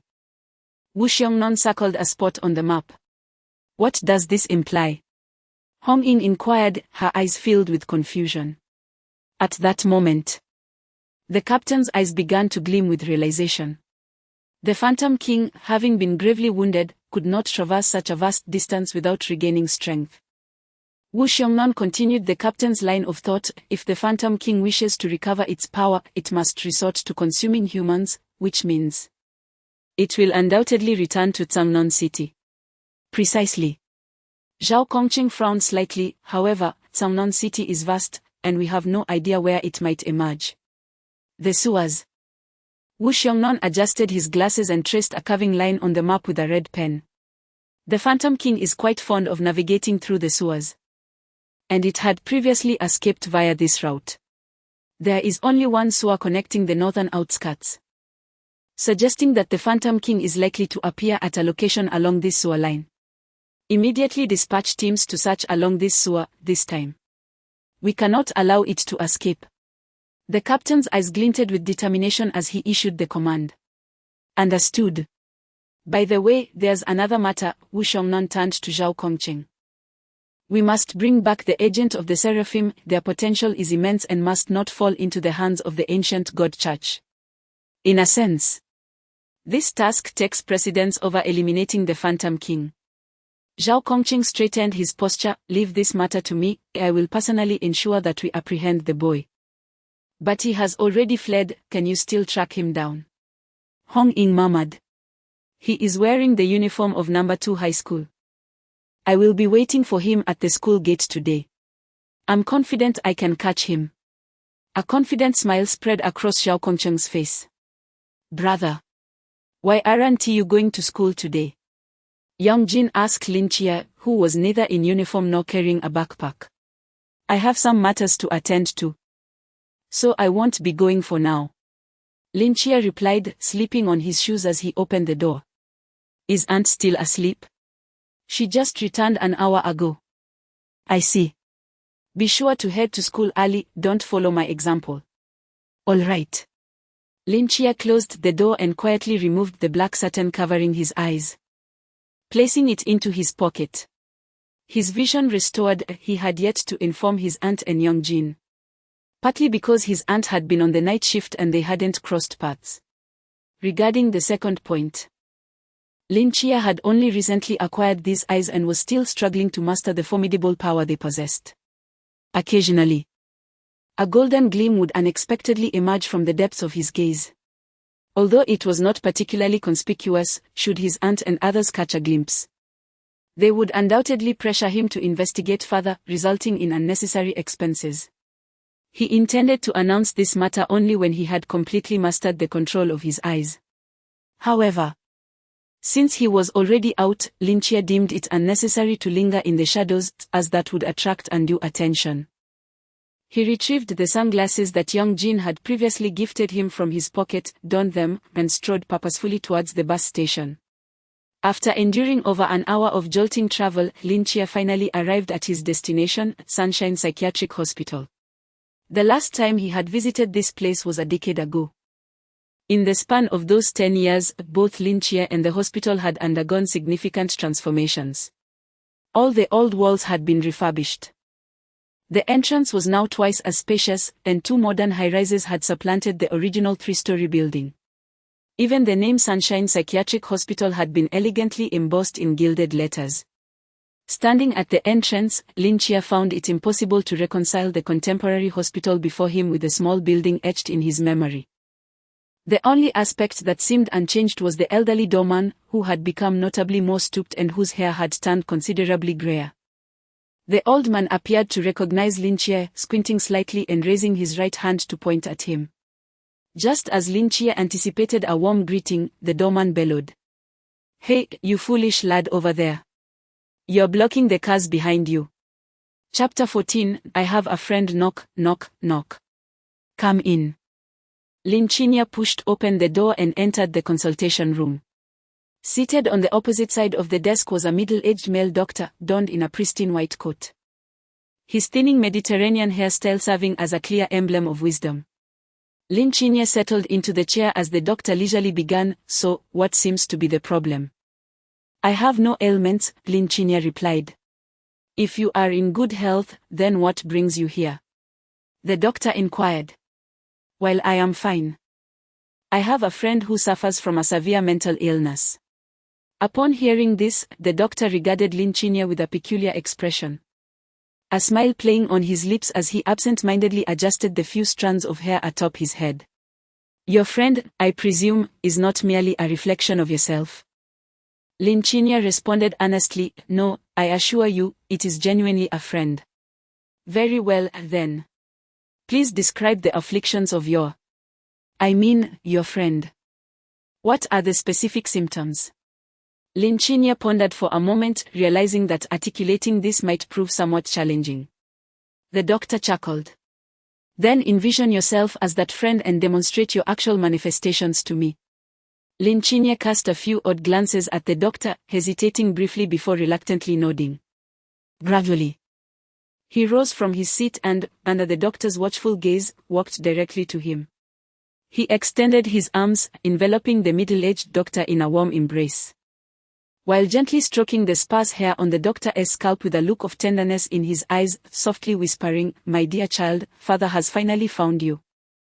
The doctor, for the ensuing 10 minutes, Lin Chinya employed every rhetorical skill he had acquired throughout his life, fervently explaining to the doctor that he was not the one afflicted, thus averting the immediate threat of involuntary hospitalization. "So, your friend perceives everything as if it were her own child?" "Indeed. And has she been weeping for an extended period?" "She has been crying incessantly." "Does she enjoy sitting in the garden, recounting tales to vases and benches?" "Precisely." "And how is her sleep?" "She does not sleep." The doctor furrowed his brow. "Your friend is quite ill. I strongly recommend that you bring her to our hospital for inpatient treatment. Her situation is rather unique, she does not qualify for hospitalization." Lin Chinya replied helplessly. He certainly could not divulge the truth that the goddess of night, Nyx, was the patient residing within his mind's asylum. If he did, he would surely receive a hospitalization notice himself. The doctor pondered for a moment, his hands beginning to type upon the keyboard. "If hospitalization is not an option, we shall have to rely on medication for the time being. I will prescribe a few medications for you to take home to her. Should her condition fail to improve, you must bring her to the hospital." Lin Chinya's expression grew troubled. Is it possible to transport real-world medication into the mind? He was uncertain but felt that even if it could be done, the remedies of mortals might not yield any effect on a deity. Is there any other method of treatment besides medication? The doctor pondered for a moment before speaking slowly. "Your friend exhibits symptoms characteristic of severe delusional disorder. I have encountered numerous patients with similar afflictions. There was a man who deeply loved his wife after her tragic death in a car accident. He frequently conversed with the air, imagining her presence beside him. Such conditions often arise from profound psychological trauma, where the subconscious rejects reality, creating a false consciousness of she is still here. If we can address the root causes of the illness and provide psychological support, there exists a possibility for improvement. However, without pharmacological assistance, the path to recovery is exceedingly arduous. Medication and psychological therapy are interdependent. Do you grasp my meaning?" Lin Chinya nodded thoughtfully. To approach the problem from the perspective of its origins, but he knew nothing of Nyx's past and felt at a loss. It seemed he needed to undertake more preparatory work. Lin Chinya accepted the prescription from the doctor but chose not to pay for the medication. Since the substances in the real world could not affect the divine entities in his mind, he deemed it unnecessary to spend the money. Moreover, the medications were prohibitively expensive. Emerging from the psychiatric hospital, Lin Chinya boarded the bus for his return journey. The visit had proven worthwhile, or at the very least, it had provided him with a breakthrough. To guide Nyx from a psychological standpoint, he needed to understand her thoroughly. Thus, at a certain stop, Lin Chinya disembarked and entered the Tsangnon City Library. At the entrance of No. 2 High School. "Hey, do you see that man over there?" "Who is he?" "I don't know, probably some parent. I spotted him around 7 this morning when I entered the school. I saw him too, he was wearing sunglasses and a shirt. Leaning against the wall with a cup of coffee. I thought he looked quite handsome. Then how come he looks like a beggar now? His eyes are all red. Do you think he has been here since this morning?" "Surely not, it's nearly 10 now." "Who knows?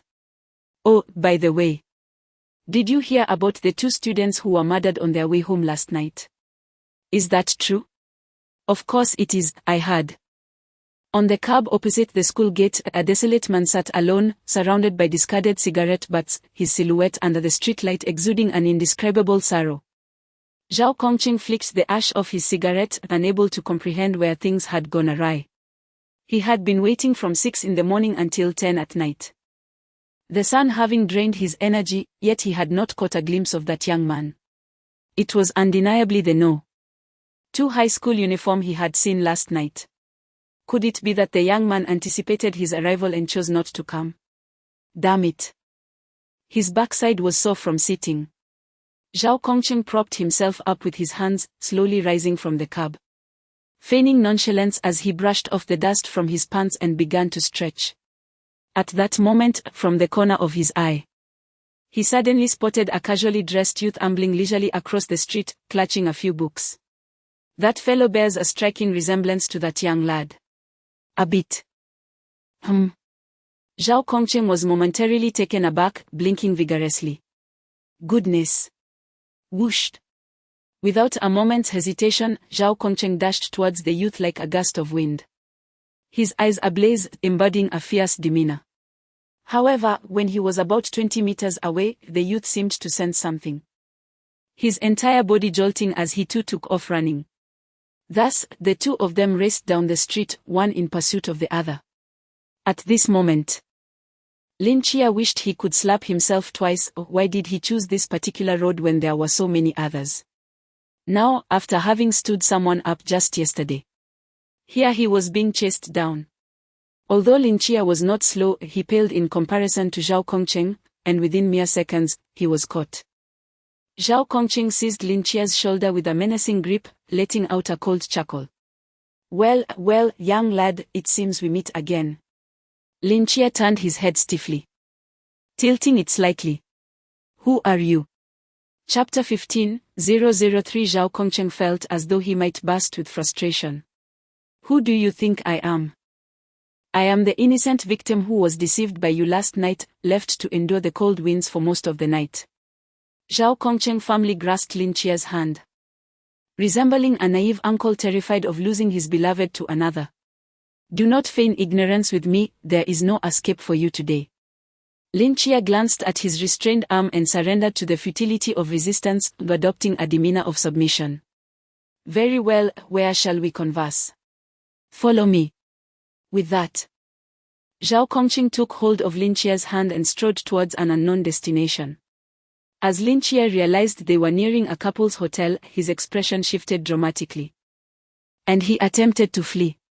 However, Zhao Kongcheng would not grant him that opportunity. He swiftly tightened his grip and dragged him towards the hotel.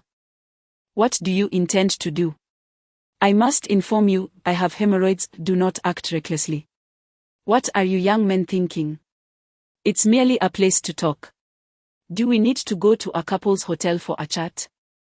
Did you not see the stares we received along the way? I am utterly mortified. You misunderstand.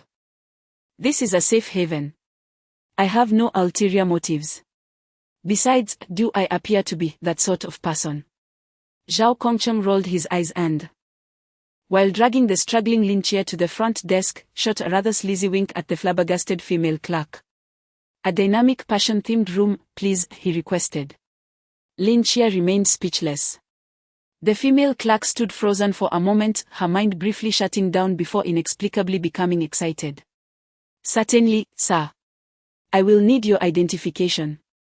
And this young gentleman must present his as well. Reluctantly handing over his ID, Lin Chia regarded the overly enthusiastic clerk with confusion, unable to fathom the romantic scenarios she was concocting in her mind. Yet, who could blame her? In the dead of night, a middle-aged man forcibly escorting a young boy to a couple's hotel for a grand bedroom, claiming it was merely for conversation. Who would believe that? Here is your room card, your room is 3966. Wishing you both a pleasant stay.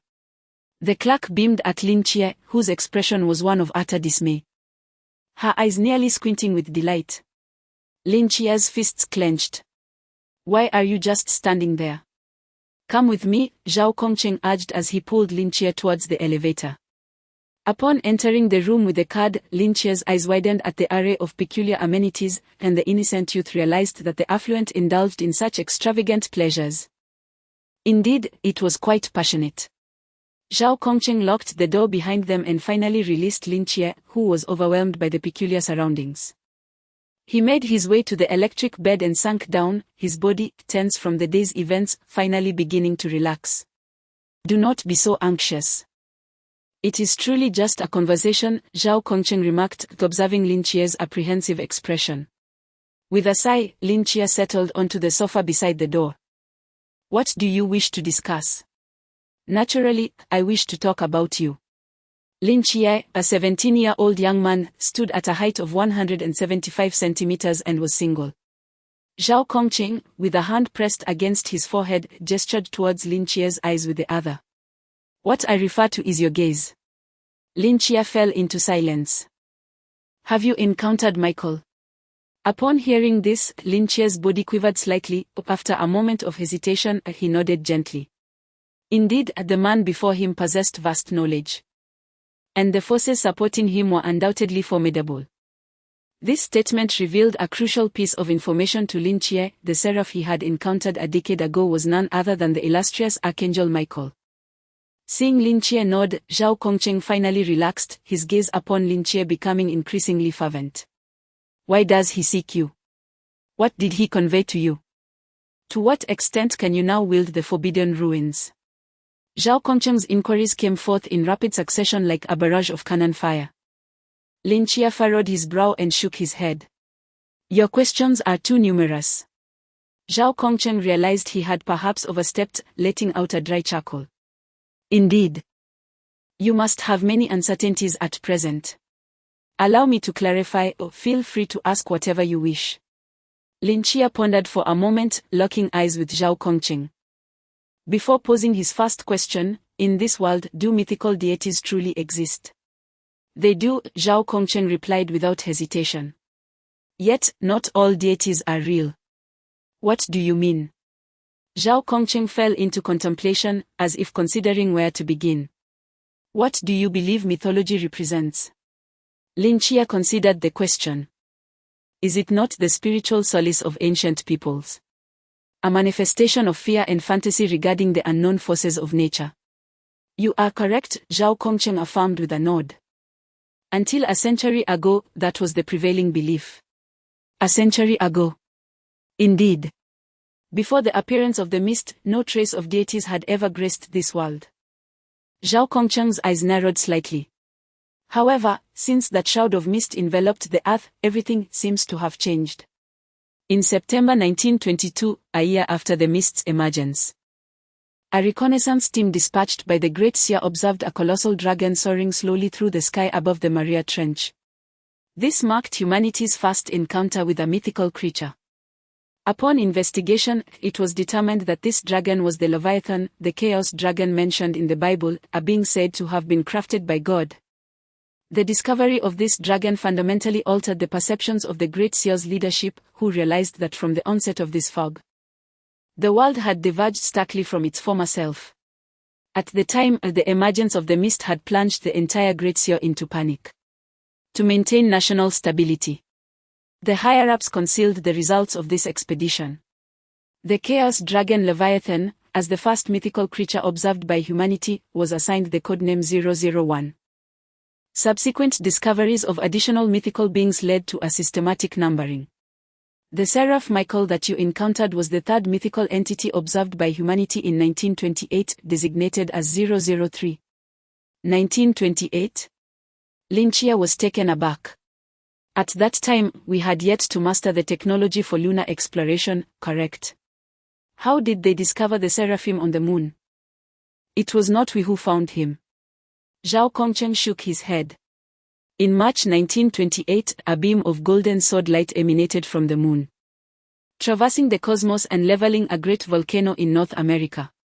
It was only then that we became aware of the existence of a deity on the moon. North America. What lies there? Subsequently, our exploration team spent a year reaching that volcano, where amidst the ruins, they uncovered the sealed deity number 004 within the divine ruins. Zhao Kongqing paused before continuing, the fallen angel, Lucifer. Chapter 16, Always in Lucifer. Lin Chia remained in a daze for quite some time, unable to comprehend the overwhelming information transmitted from Zhao Kongqing. So, you are implying that ever since the appearance of that mist, deities from mythology have inexplicably emerged one after another. Indeed, the higher-ups have been investigating the reasons behind this phenomenon and have speculated two possibilities.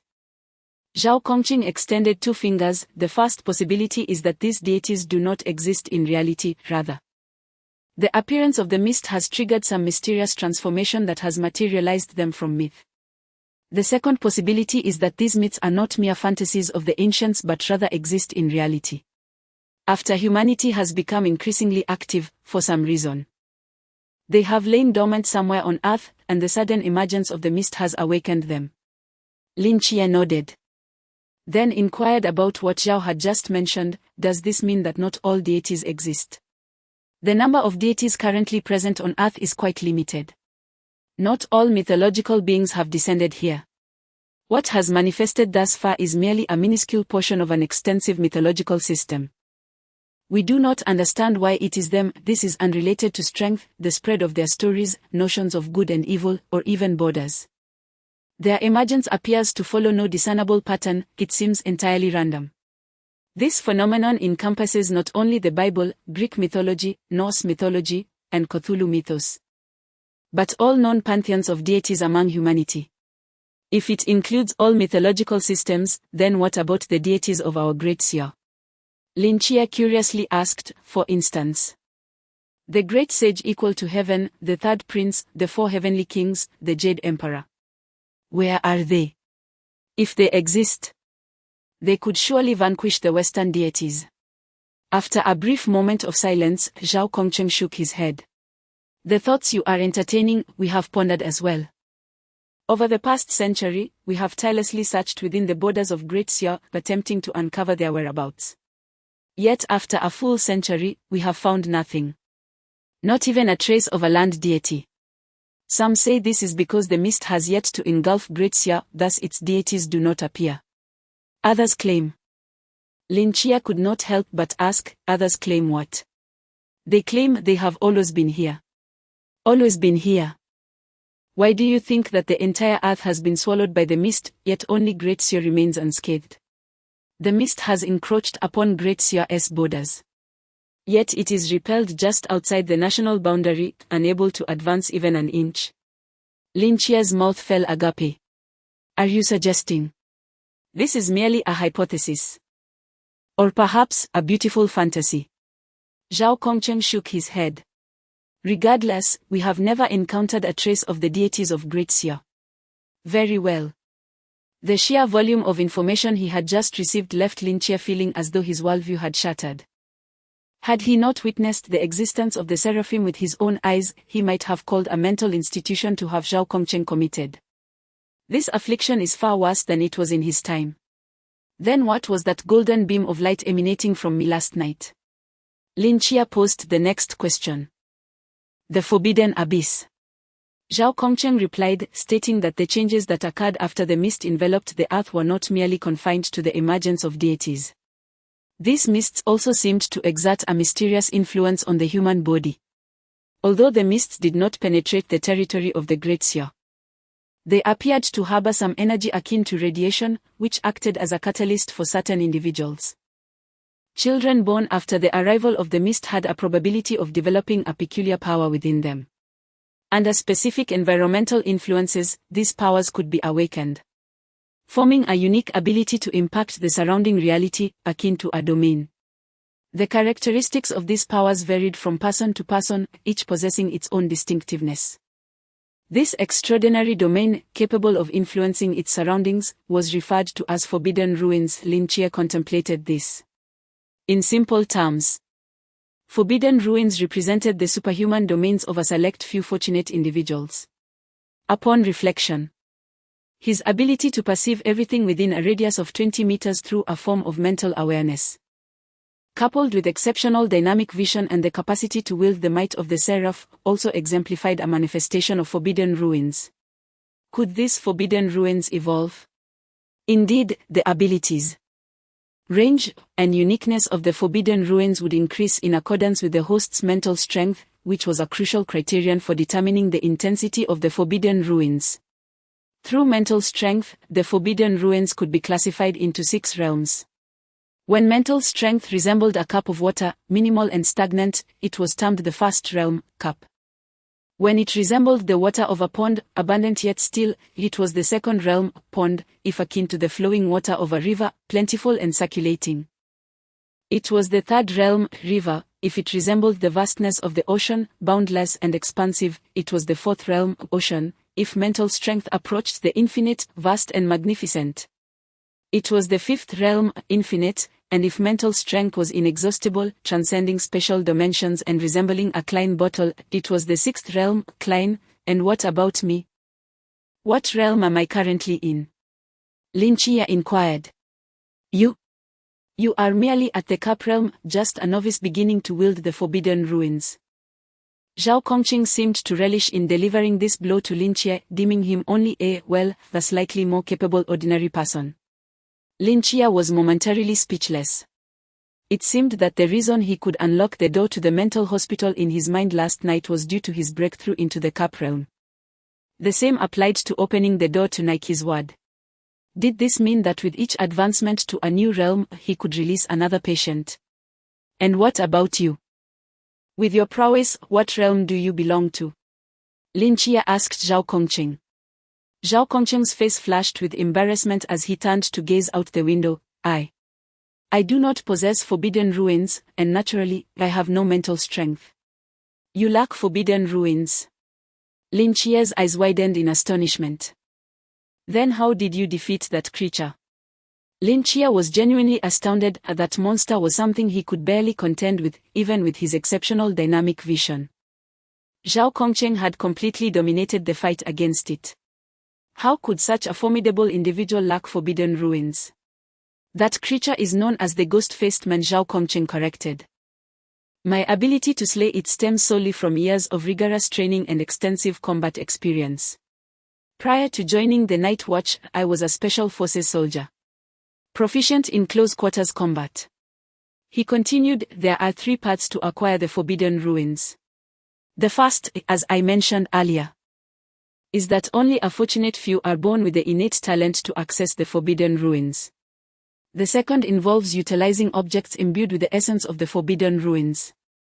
It is not solely humans who fall under the influence of the mist. Certain rare items may also possess the essence of the forbidden ruins under fortuitous circumstances. If humanity can master these items, they too can harness the power of the forbidden ruins. I belong to this second category. Although the object I possess is not an offensive one, but a unique auxiliary item exclusive to the Night Watch, the signboard. Its sole purpose is to activate the Void of No Rings. Chapter 17, My Home, the Boundless Domain.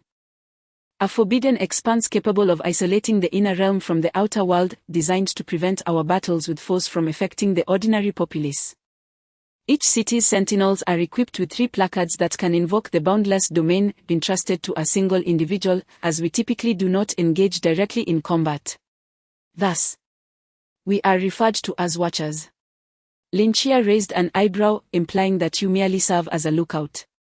If you have nothing to say, then speak less. Zhao Kongqing retorted with a roll of his eyes. You just mentioned there are 3 methods to obtain a forbidden expanse. What is the final one? The last method is bestowed by the divine, which pertains to your situation. Zhao Kongqing's expression turned grave.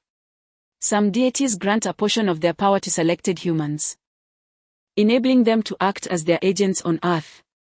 This divine gift is referred to as a divine expanse. However, correspondingly, the agent receives directives from the deity, which may include the destruction of human society, the protection of humanity, or assisting the deity in locating something. In general, a deity has but one agent at a time, representing their will. Among the several divine agents that have emerged, most are malevolent beings seeking to obliterate the new order of humanity, striving to plunge the world back into chaos. They have established an organization known as the Ancient God Society. There are indeed agents of benevolent deities, albeit in scarce numbers, while the count of neutral deities' agents remains unknown. Zhao Kongqing rose and stepped before Lin Chia, gazing intently into his eyes, articulating each word. Lin Chia. What is the directive given to you by Michael? To which faction do you belong? Lin Chia's eyes reflected confusion. I do not know, he said nothing. His statement was an unembellished truth, for Michael had merely cast a distant glance at him from the moon, and then he had fainted.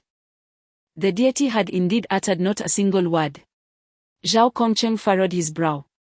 He said nothing at all. Did you not hear his voice in your heart? Not at all, truly.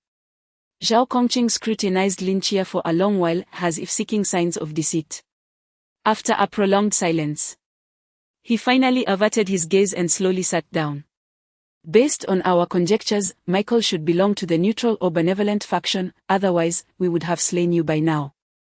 Yet, if he has granted you the divine expanse, why has he chosen to remain silent? What is his true intention? Lin Chia frowned slightly. What he desires, I do not know. However, even should he issue me a command, I would refuse to comply. I have no desire to become entangled in such chaotic matters. I can simply return these eyes to him. With that, he stood up. If there is nothing else, I shall take my leave. Without waiting for Zhao Kongqing to respond, he turned to open the door. Wait. Hold on. Zhao Kongqing abruptly stood, blocking the doorway, fixing his gaze upon Lin Chia. You intend to leave after posing your questions? What about me? You may remain here alone, Lin Chia replied earnestly. No, what I mean is, aren't you going to ask me who I am? Zhao Kongqing found conversing with this young man quite exhausting. What does it matter who I am? Lin Chia continued to open the door. Zhao Kongqing firmly grasped the doorknob. Why do I know so much? What kind of organization stands behind me? What are we doing? Aren't you curious about any of this? Not at all. Why should I be?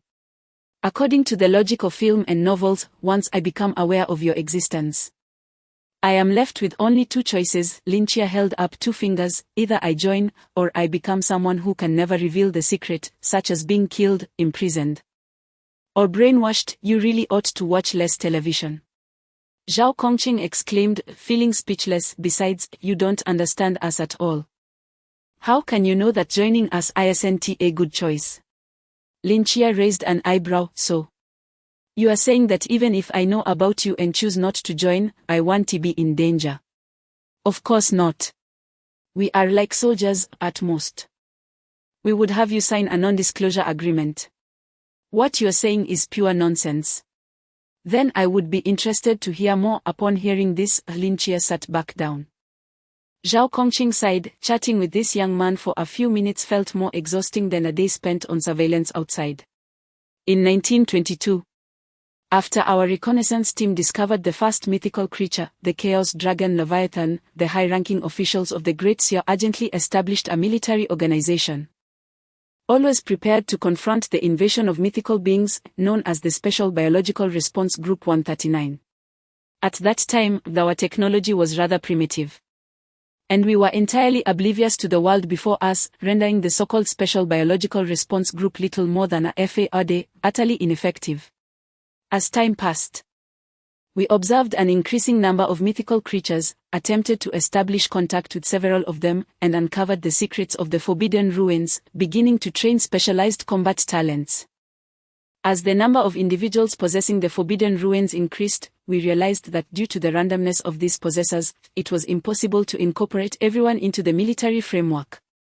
Thus, the Special Biological Response Group 139 gradually transformed into a hybrid of military and civilian forms, which we now refer to as the Night Watchman. Lin Chia pondered thoughtfully. So, your existence is to protect Great Seer from the invasion of those malevolent deities. To be precise, it is from all mythical beings. Is there a difference? Certainly. As I mentioned earlier, the emergence of mythical beings is random and unrelated to their strength. Thus, the mythical beings that descend are not solely those powerful deities familiar to people. They also include weaker creatures that exist only in rural legends or minor tales. The ghost-faced entity you encountered last night is one such rural horror legend. These beings lack world-destroying power but can still impact human society. We collectively refer to them as the mysterious. I see now, Lin Chia nodded. Understanding why the entity he encountered last night seemed somewhat familiar, it was indeed birthed from a rural story. Indeed, we are soldiers, defenders of our homeland. Our existence is dedicated to preventing the suffering of the people of Great Seer. Is that not noble? Is that not admirable? Zhao Kongqing earnestly implored. It is indeed noble and admirable. I hold your kind in the highest esteem, Lin Chia replied, his demeanor turning serious. He was not jesting. A profound respect was evident in his gaze. A smile gradually emerged on Zhao Kongcheng's face. Then you. I cannot go. Zhao Kongcheng's smile abruptly faltered. Why? I cannot leave, Lin Chia asserted with utmost seriousness. I have many responsibilities to fulfill. What could possibly be more important than defending our country? I have an aunt and a cousin. Lin Chia gazed out the window, his expression tranquil. His aunt, though still young, had tirelessly labored in the factory for a decade, sacrificing her health for my sake and that of my cousin. She is stubborn, despite the tears that fall as she massages her neck in the living room. She insists that she is merely practicing yoga for her well-being. I sit opposite her, knowing she believes I cannot see her plight. She lives too cautiously and bears an excessive burden. My cousin is intelligent and dutiful, yet alas, he is still too young to shoulder the weight of this family. I have much to accomplish. I must earn a living to support my family, to provide my aunt and cousin with a spacious home, to ensure my aunt never has to endure the hardships of that dark factory again. I wish to fund my cousin's university education, to enable him and my aunt to lead a better life together. For the past decade, they have never abandoned me, the burden they carried. Now that I am finally better, how could I possibly forsake them? You are noble and great, and under different circumstances, I might indeed join your ranks. But for now, I only wish to remain steadfastly by their side, safeguarding our home.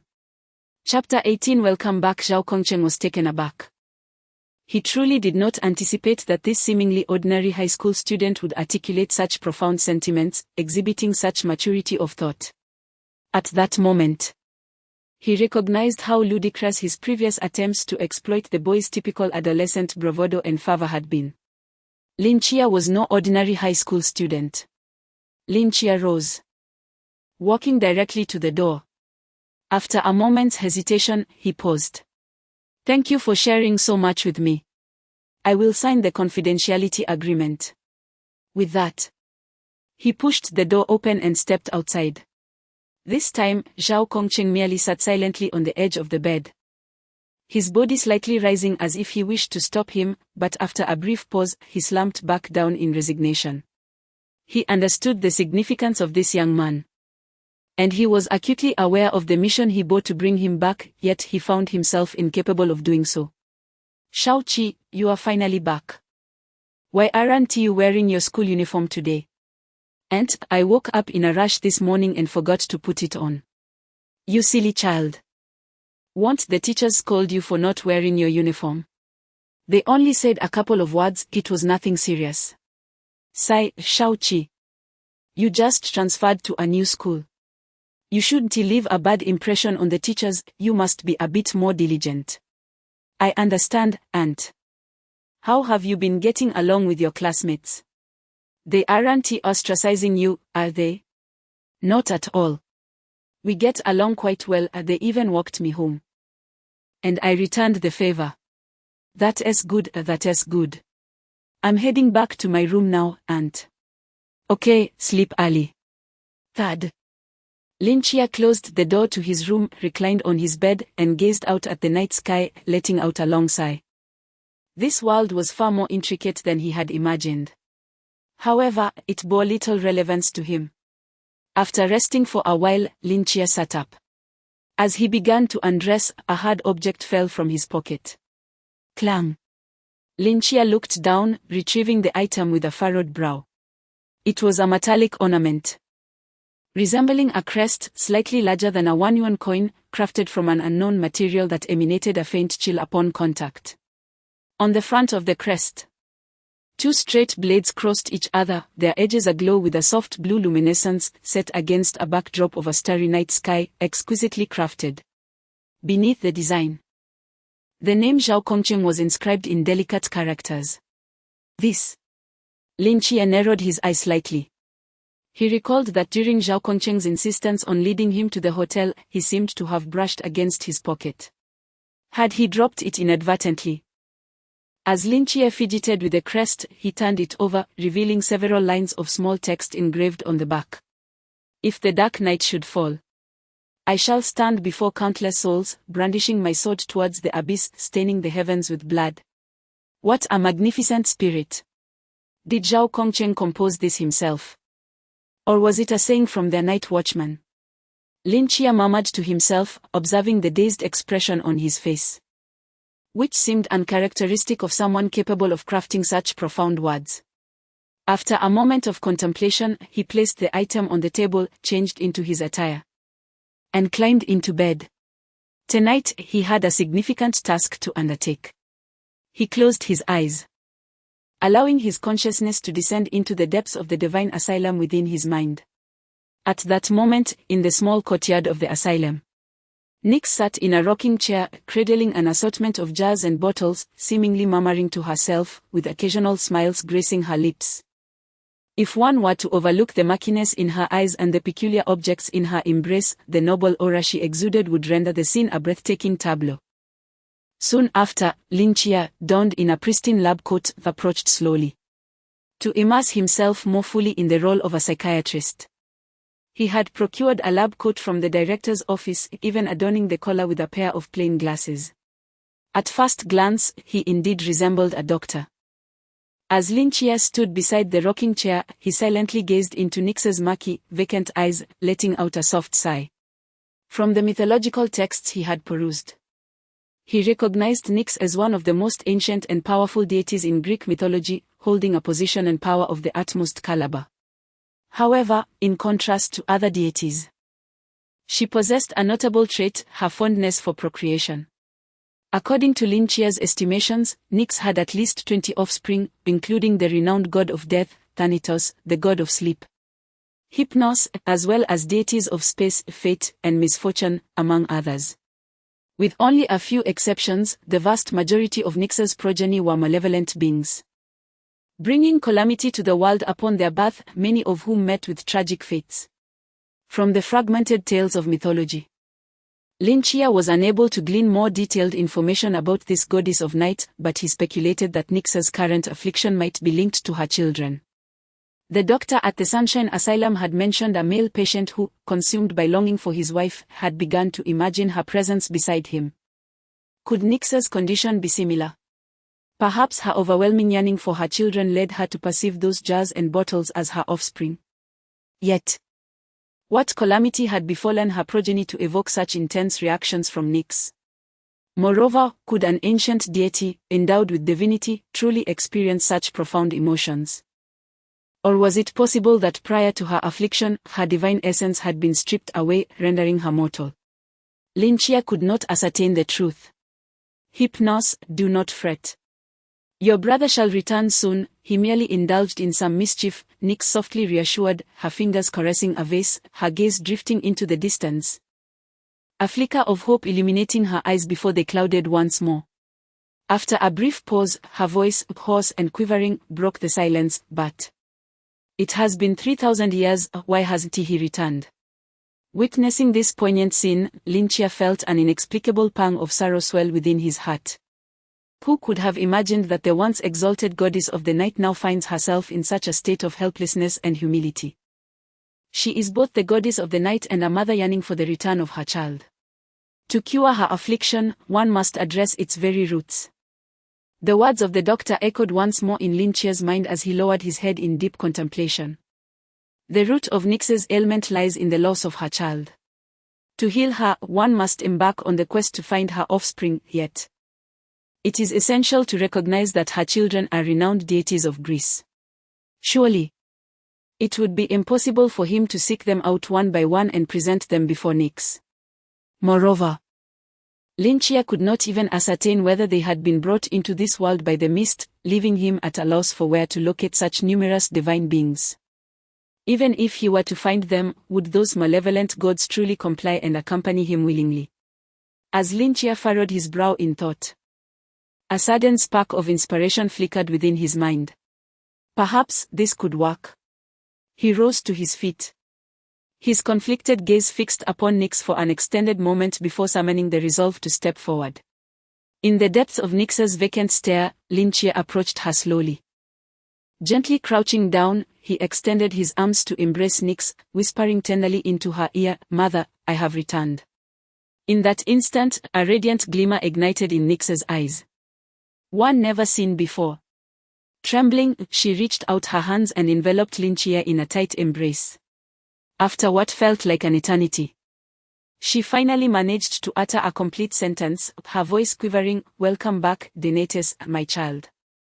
Chapter 19, The Dancer of the Starry Night. The moment Nyx uttered those words, a virtual panel materialized before Lynchia's eyes. Nyx's healing progress. 3. The conditions for acquiring rewards have been met, commencing random selection of Nyx's divine abilities. Immediately, a virtual lottery wheel emerged, spinning rapidly. Lynchia observed that the wheel was divided into over 20 segments, each of comparable size, indicating that the probability of acquiring any of these divine abilities was equal.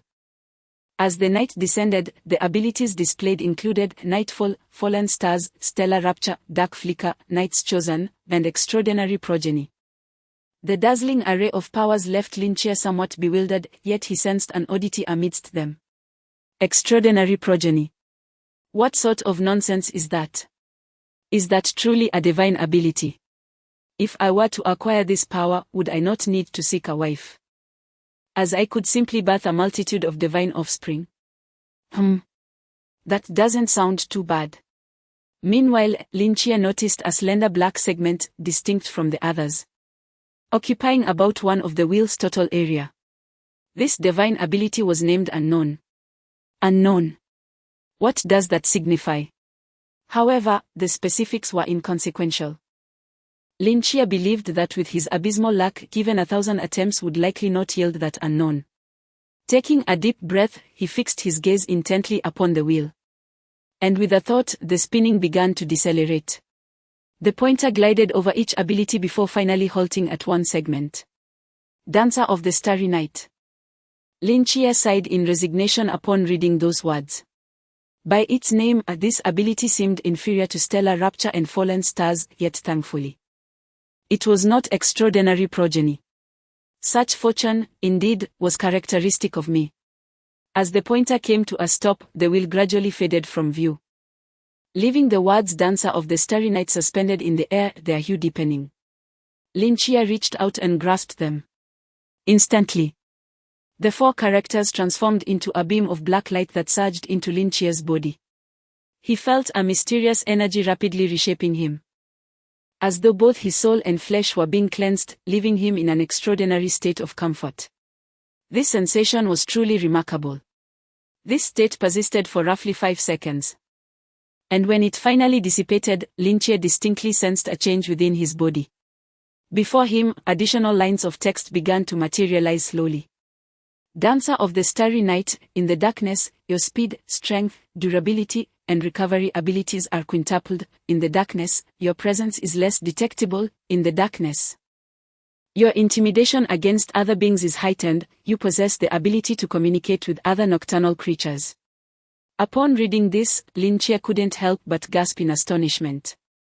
This seemingly unremarkable ability appears to be exceptionally formidable. To speak of mere speed, strength, and endurance at 5 times the normal capacity is already a testament to its abnormality. Even with his utterly mundane physical attributes, should he partake in an Ironman triathlon at night, he would undoubtedly secure a place in the Guinness World Records. Such quintuple enhancements draw his physique perilously close to the limits of human capability. Moreover, this is only under the assumption of his ordinary attributes, if subjected to systematic training.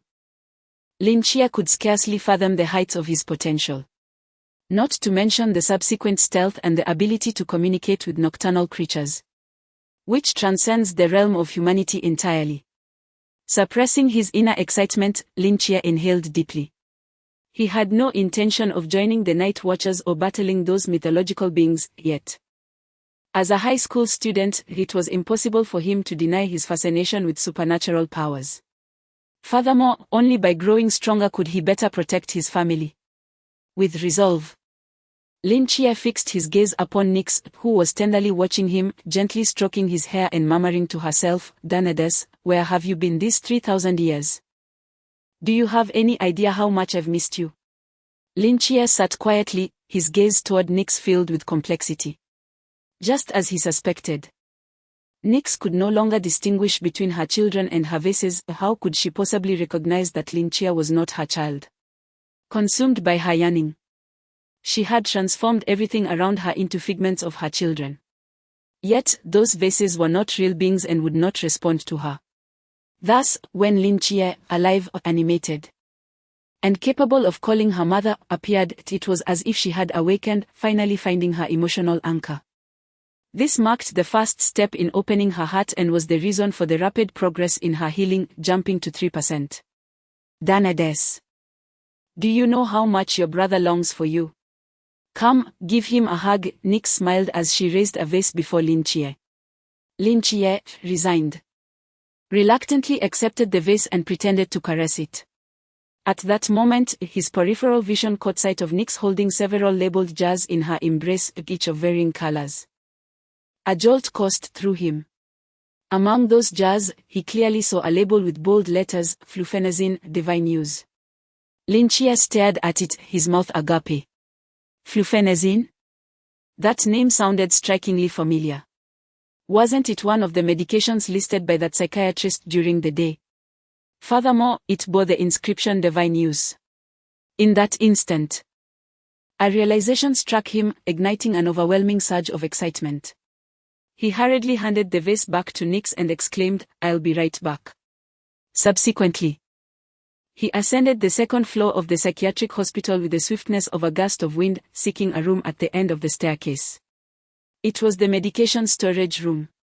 The door was ajar, indicating that Nix had likely been here before. Or else she would not have taken away so many of her siblings.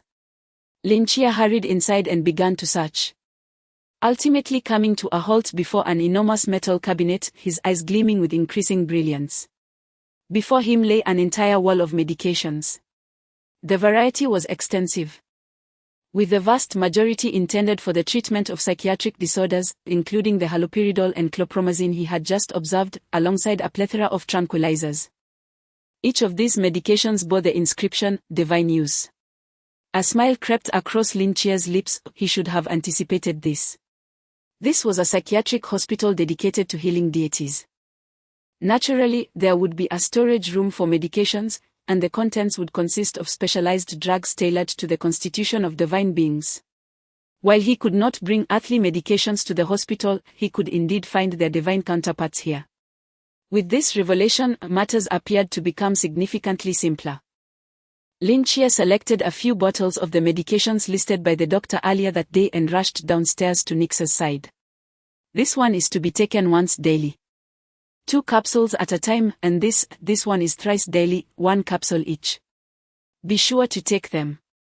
Nix gazed intently at Lynchia, her expression radiant as if adorned with a blossom, seemingly oblivious to his words. Sigh. Perhaps it would be best if I fed you at the designated times each day, Lynchia sighed in resignation at Nix's reaction. It was indeed a tall order to expect someone with severe mental illness to remember to take their medication. Upon hearing Lynchia's remark, the smile blossomed on Nix's face, illuminating her features with joy. Chapter 20, I am healed. After administering the medication to Nikes, Lynchia withdrew from his thoughts and gradually descended into the realm of dreams. This time, he was unburdened by the exhausting dream of knocking at a door ever since the merging with the Divine Psychiatric Hospital. He seemed to have completely liberated himself from the shackles of that dream, embracing a genuine slumber.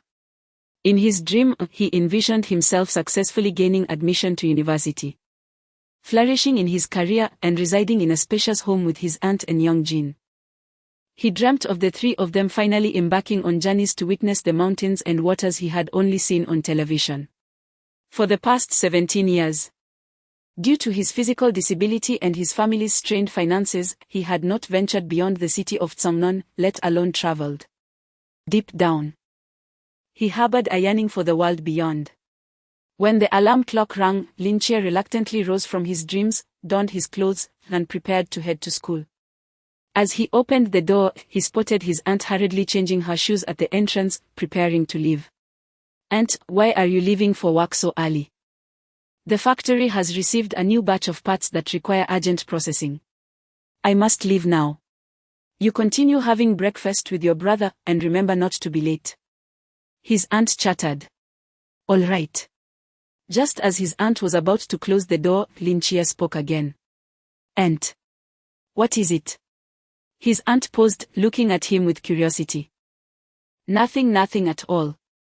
Lynchia hesitated for a moment, shook his head, and smiled. When you return, I have good news to share. His aunt regarded him with a puzzled glance, playfully chiding, You are still playing riddles with me. Fine, I'm in a hurry now. Tell me tonight. With that, she swiftly closed the door and hurried down the stairs. Lynchia stood silently at the doorway, head bowed, lost in contemplation. Suddenly, he lifted his head as if resolutely making a decision, and, still in his slippers, flung open the door. Standing at the corridor, he called out to the floor below. Aunt. I can see now. In the next moment, the sound of footsteps from downstairs abruptly halted. And then his aunt's voice trembled as it rose from 5 floors below. You say that again. I can see. I am healed. Aunt. After a brief pause, a flurry of hurried footsteps ascended with greater urgency than before. Moments later, his breathless aunt stood before Lynchia, her lips quivering, yet unable to suppress the smile that blossomed at the corners of her mouth. You can see? Really? Indeed. Is it blurry? Are there double images? Does it hurt? Does the light still sting? No, none of that, aunt. Lynchia's smile widened as he reached up to untie the black satin cloth over his eyes. Slowly, he opened a pair of extraordinarily beautiful eyes. I am truly healed, aunt. His aunt gazed at those eyes in astonishment, tears cascading uncontrollably from her eyes. She smiled, and the wrinkles on her face bloomed like flowers. At over 40, she beamed with the innocence of a child. For 10 long years, Lynchia had never witnessed her wear such a joyful expression. Auntie enveloped Lynchia in her embrace, and he could distinctly sense the subtle tremors coursing through her body. Oh, how wonderful! Our little Chia has finally emerged victorious. Auntie released Lynchia, wiped her tears, and said with a smile, Chia, I must head to work now. When I return tonight, make sure to buy some extra groceries. We must celebrate this momentous occasion. Thank you, Auntie. Well then, I shall take my leave. Do your best at school. Ma'am. Auntie hurried down the stairs, tears still uncontrollably streaming down her cheeks, yet her steps were imbued with an unprecedented lightness. Lynchia watched her depart, his eyes reddened, before turning to enter the house. In truth, he had intended to wait for Auntie to return that evening to formally announce the news, but then he recalled that in films, those who set such a flag often encounter unfortunate fates. He was unwilling to risk Auntie's safety, even if it was merely an inexplicable superstition. Therefore, he decisively retracted the flag, tearing it apart and casting it into the Pacific Ocean. As Lynchia turned around, he spotted Youngjin holding little Haley, his eyes glistening with tears. The two brothers exchanged a gaze for a brief moment before breaking into smiles. Brother, congratulations. Yes. Now the sunglasses you gifted me can finally serve their purpose, Lynchia remarked, gently ruffling Youngjin's hair with a soft chuckle. Let us eat, brother. When Auntie returns tonight, we'll have a feast. Absolutely. Little Haley poked its head out from Youngjin's embrace, licking Lynchia's hand, and barked excitedly. At Ajong. When Lynchia entered the classroom, an immediate hush fell over the students. After a moment of bewildered glances exchanged among them, someone tentatively spoke up, You are Lynchia. Removing his black satin mask, Lynchia raised an eyebrow and nodded slightly. Following a brief silence, the classroom erupted into a cacophony of chatter, more fervent than before. His eyes have healed. It must be true, he can see now. His eyes are so beautiful. Indeed, how did I not notice before? He is actually quite handsome. The gazes of the girls towards Lynchia transformed, as they huddled together, murmuring excitedly, their eyes frequently darting in Lynchia's direction. Boys who were closer to Lynchia also edged nearer, bombarding him with inquiries about his eyes. Upon confirming that Lin Chia had indeed recovered, their astonishment was palpable. I could see all along, it was just that my eyes couldn't bear the light. After my visit to the hospital yesterday, everything returned to normal, Lin Chia explained. His classmates then recalled that he had indeed been absent the previous day, dawning a realization. Yet amidst the raucous classroom, two individuals stood out as incongruous. Liu Yuan sat in the corner, his head bowed, casting furtive glances at Lin Chia, his expression marked by profound awkwardness. He distinctly remembers that day when he was preoccupied with fleeing for his life, forcefully colliding with Lin Chia. After narrowly escaping, he believed that Lin Chia, being blind, would stand no chance of evading the clutches of that monstrous creature. Although a twinge of guilt washed over him momentarily, he soon dismissed it from his mind. However, he was taken aback to learn that it was Jiang Qian who had perished, while the one he least expected, Lin Chia, had somehow survived. Moreover, his eyesight had been restored. In that instant, Liu Yuan found himself at a loss for words, grappling with a tumult of emotions, awkwardness, guilt, frustration, or perhaps regret. Though Lin Chia had his back turned to Liu Yuan, he could keenly perceive the myriad of expressions playing across the latter's face through his heightened senses. And his eyes gradually narrowed. At that moment, another individual approached Lin Chia. Li Yifei stood beside Lin Chia's table, visibly flustered and awkward. Glancing around, he leaned closer to Lin Chia's ear and whispered, "Chia, could you step outside with me for a moment? I have something to discuss." Lin Chia hesitated briefly before nodding in agreement. Chapter 21, Apologies in the Corridor. I'm truly sorry, Chi Yi, I deeply regret my actions. Li Yifei stood there, a head bowed, continuously expressing his remorse. I was overwhelmed by fear at that moment. I didn't think it through and just ran off. I left you and Jiang Qian behind. And I put her in danger as well. I do not expect your forgiveness, but as classmates, I sincerely wish to apologize. I'm sorry. Li Yifei dared not meet Lin Chia's gaze, yet his words carried a weight of sincerity. Once he finished, Lin Chia slowly responded. It is only natural to prioritize one's safety in times of danger. There is nothing wrong with that. He patted Li Yifei's shoulder and added, If I had been in your position, I would have fled even faster. Li Yifei scratched his head, seemingly recalling something. By the way, did you also sign that confidentiality agreement? Lin Chia hesitated for a moment before nodding. It appeared Zhao Kongcheng had not deceived him. They truly would not take any action against the witnesses. It was only reasonable for Li Yifei to have signed the confidentiality agreement after escaping from the clutches of the creature that night. If he were not mistaken, Liu Yuan had also signed a similar agreement. Although he himself had yet to sign, it was merely a matter of time. Revealing that he had not signed yet would only complicate matters. Even if they forbade me from signing, I wouldn't disclose anything, Li Yifei sighed. That memory is one I never wish to recall. Moreover, if I were to breach the agreement, I would face dire consequences. I have no desire to bury my own future. Li Yifei leaned against the railing of the corridor, gazing down at the lively campus below. A glimmer of aspiration flickering in his eyes. In truth, I wish to join them. Lin Chia, taken aback, inquired, You wish to join them? Indeed. When I was signing the agreement, I expressed my willingness to abandon my studies to join them, but alas, they rejected me. Why do you desire to join? Although your academic performance is lacking, aren't you soon to be admitted to the Physical Education College on special terms? Being a student athlete is rather mundane. No. To put it more aptly, being an ordinary person is terribly dull. Li Yifei's eyes gradually brightened, to become part of a mysterious and powerful organization. To silently battle against the enemies lurking within human society, to achieve countless feats. When the day comes that all is revealed, the world shall remember my name. His fists clenched with excitement as he proclaimed, This is the dream of countless men, this is what constitutes a meaningful life. You are overly idealistic, Lin Chia retorted mercilessly, shattering his fantasies. You might very well meet your demise on your first mission, torn to shreds by a monster, forgotten and buried deep within the mountains. Your parents may never learn of your fate, and you would depart from this world all alone.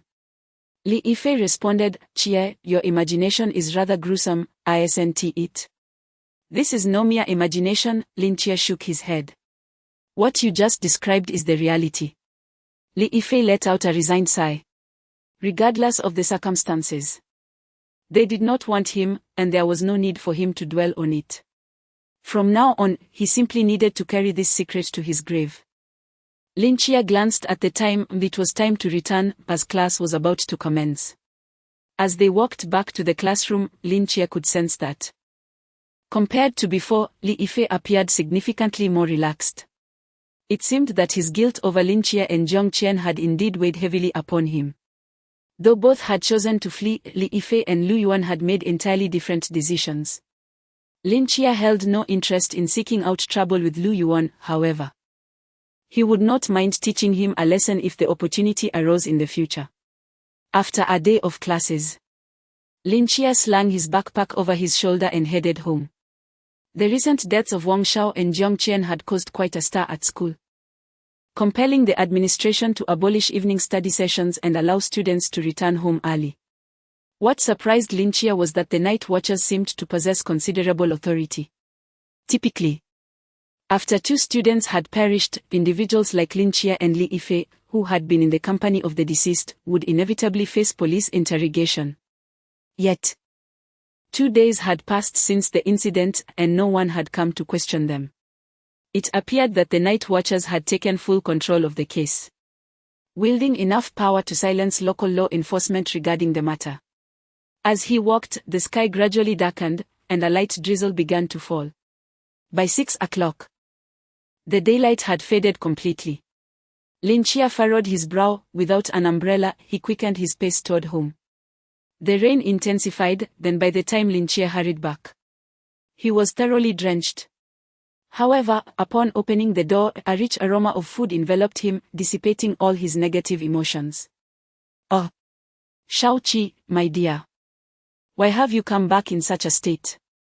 His aunt, busy in the kitchen, rushed over upon seeing him.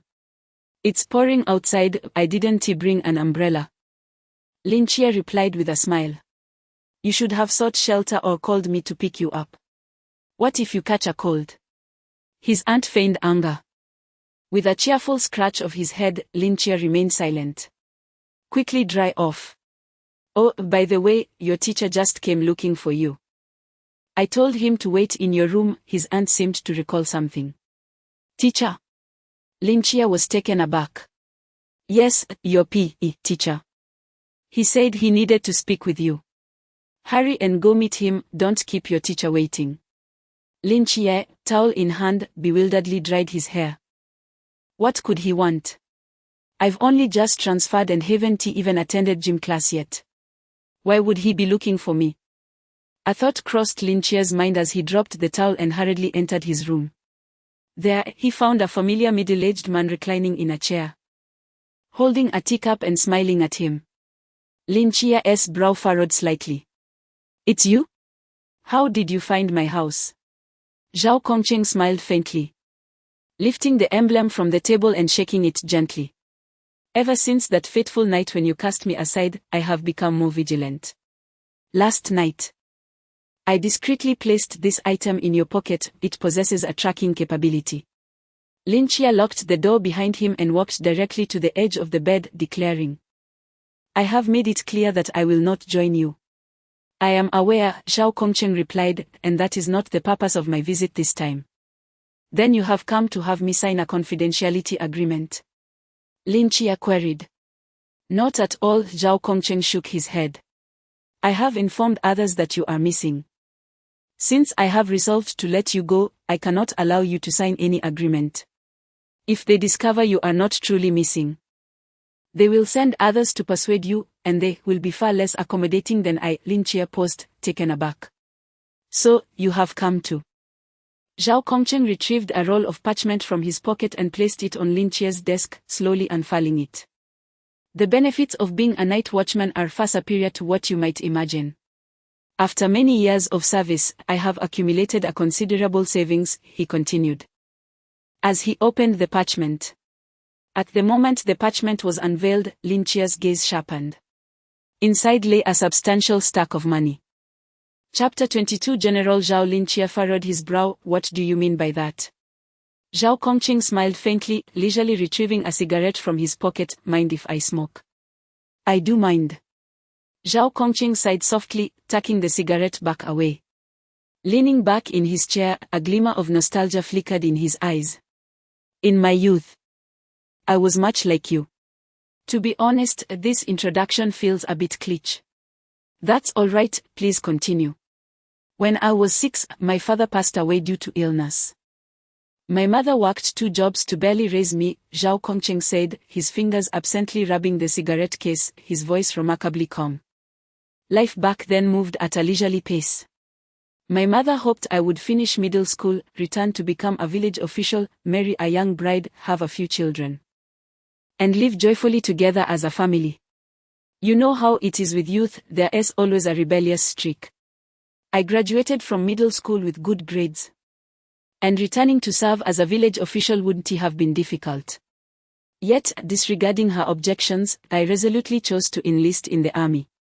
In truth, she didn't strongly oppose, she just seemed a bit displeased. On the day I left home, she stood at the door, silently watching me.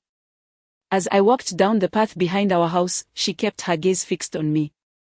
I reached the village entrance, and she was still watching me depart. Later, at the city bus station, I couldn't shake the worry and secretly returned to check, only to find her still standing there, staring into the distance where I had left, lost in thought. Honestly, at that moment, I contemplated staying and not leaving, but in the end, I steeled my resolve and joined the army. Zhao Kongqing sighed deeply and continued. Eventually, I rose through the ranks, joined the special forces. And due to my proficiency in close combat, I was assigned to the night watchman. During my leave, I returned home to visit my mother, only to discover. At this point, Zhao Kongqing suddenly paused.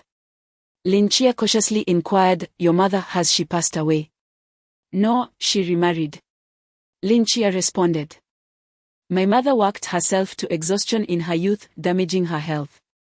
She had hoped I would return to the village to take care of her, but at that time, I was oblivious to her intentions and chose to enlist instead. Eventually, she could no longer bear it alone, so she remarried. At least ensuring she had someone to care for her in her old age. Unfortunately, by then I was already in the night watchman and could not stay by her side to provide for her. To be honest, when I learned of her remarriage, I felt a sense of relief. Lin Chia pondered for a moment. So, what is your purpose in telling me this? Zhao Kongqing slowly rose, meeting Lin Chia's gaze.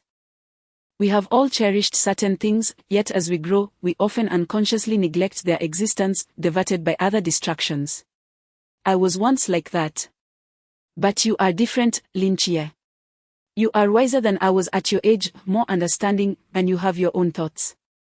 You wish to remain by your family's side to accompany them. That is truly commendable. Since you have chosen this path, then walk it with determination.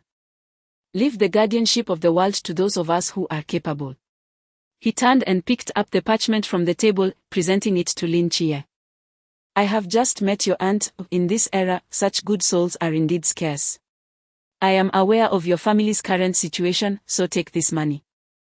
Without a moment's hesitation, Lin Chia replied, I do not want it. I am a sentinel, I lack for nothing. Then I shall not accept it either. This is for your aunt, and you must take it. My aunt would refuse it as well. Zhao Kongqing's lips twitched slightly as he and Lin Chia locked gazes, neither willing to yield. After a prolonged silence, Zhao Kongqing spoke again. Lin Chia, I have grown old and cannot bear to witness the regrets of my past unfold before my eyes once more, even if it is through another's experience. Then you may close your eyes and not look, Lin Chia replied firmly. Though our family is impoverished, we possess our own principles. I will not accept a soldier's money. Moreover, my vision has improved, and I have the ability. I shall not allow regrets to manifest. Zhao Kongqing parted his lips, seemingly on the verge of speaking, yet ultimately remained silent, offering only a wry smile. Would it not be more delightful to take this money for your wife and children? Lin Chia pressed. I have stated that the benefits of a sentinel are ample even if I perish on the battlefield. My wife and children shall never want for food or shelter, and they will have the opportunity to attend prestigious universities, securing a bright future. Realizing he could not sway Lin Chia, Zhao Kongchen reluctantly tucked the parchment back into his bag. Do you not have any dreams of your own? My dreams? Zhao Kongchen returned to his seat, his brow raised. Indeed, I have had dreams since childhood. What are they? To rise through the ranks in the military and become a general. To adorn my chest with a dazzling array of medals, clad in uniform. Returning to my village with pride so that those who looked down on my mother would know that her son is a general. A brilliant light flickered in Zhao Kongchen's eyes. Lin Chia paused, inexplicably reminded of Li Yifei. They seemed to belong to the same ilk. Have you achieved that now? Not yet, I am still far from it. Zhao Kongqing chuckled ruefully, adding, as a sentinel, one cannot parade about ostentatiously with medals, this dream ultimately remains just a dream. Lin Chia fell silent. Very well, if that is the case, I must take my leave. Zhao Kongqing rose and approached Lin Chia, extending his right hand. Wishing you a bright future, Lin Chia. Lin Chia gazed at Zhao Kongqing's face, which seemed less oily now. He reached out and clasped his hand firmly. May you one day wear your accolades proudly, General Zhao. Zhao Kongqing smiled, turning to exit the room. Wait, your emblem. Lin Chia called out, picking up the emblem from the table and waving it. Zhao Kongqing slapped his forehead, exclaiming, how could I forget? This is my lifeblood. Zhao Kongqing received the emblem and glanced at it, as if a thought had struck him. By the way, did you notice those few lines at the back? I did. What do you think? Isn't it impressive? Indeed, it is. Did you compose it? Not at all, these are the vows we established upon entering the night watch. Zhao Kongqing tossed the emblem as one might a coin, caught it deftly, and placed it in his pocket. However, I find it quite appealing. Wait. What is it now? The rain is heavy outside, and you have the umbrella. Thank you, but this umbrella shall not be returned. Feel free to keep it, consider it a reward for safeguarding the earth. Interesting, very well, I truly must take my leave now. Farewell.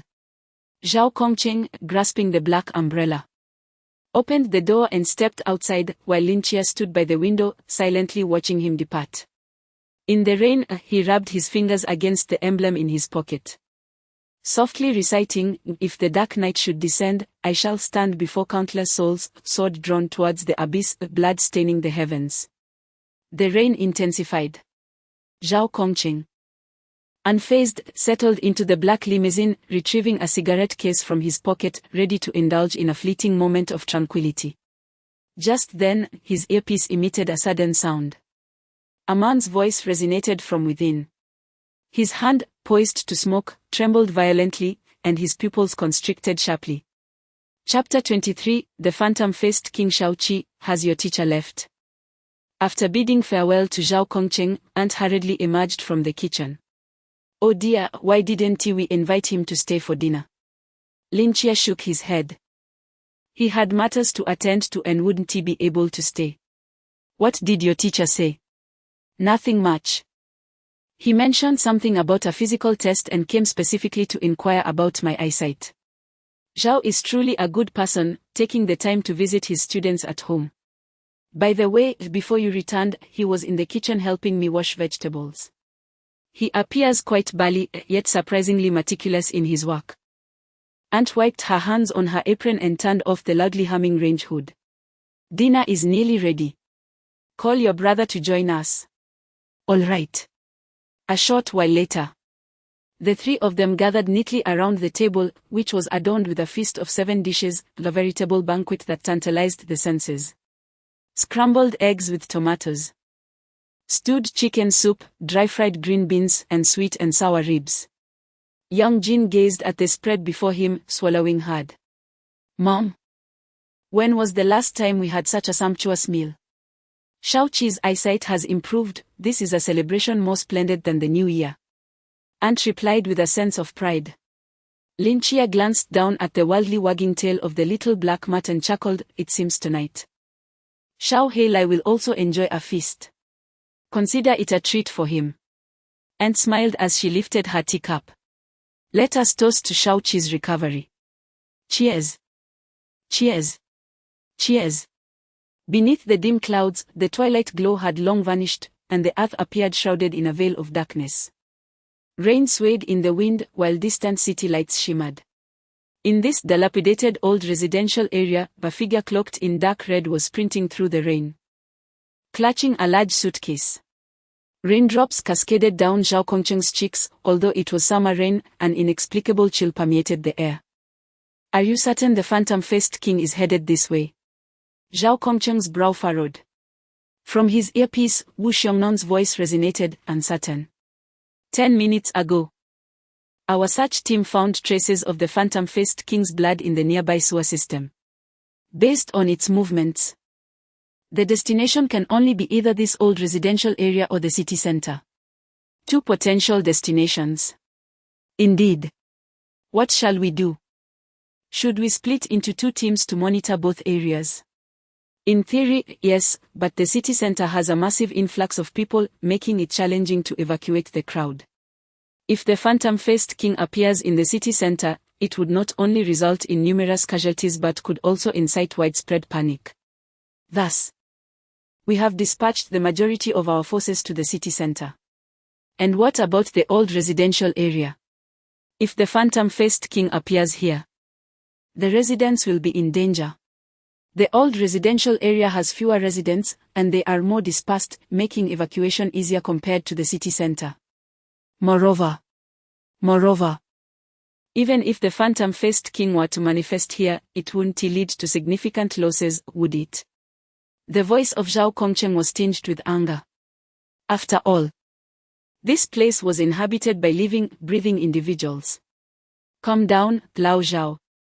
Wu Xiongnan's tone was exceedingly grave. I never suggested abandoning the old residential area. Reding is already en route there with her team. Your mission is to evacuate the residents of the old neighborhood as swiftly as possible. Furthermore, should the ghost-faced king truly arrive at your location, do not engage in direct confrontation. The ghost-faced king is not an adversary you can contend with. If necessary, utilize the boundless void to ensnare him. Zhao Kongcheng's clenched fists gradually relaxed as he sighed. Understood. Although a sense of indignation lingered in his heart, he was acutely aware that this was the most prudent course of action.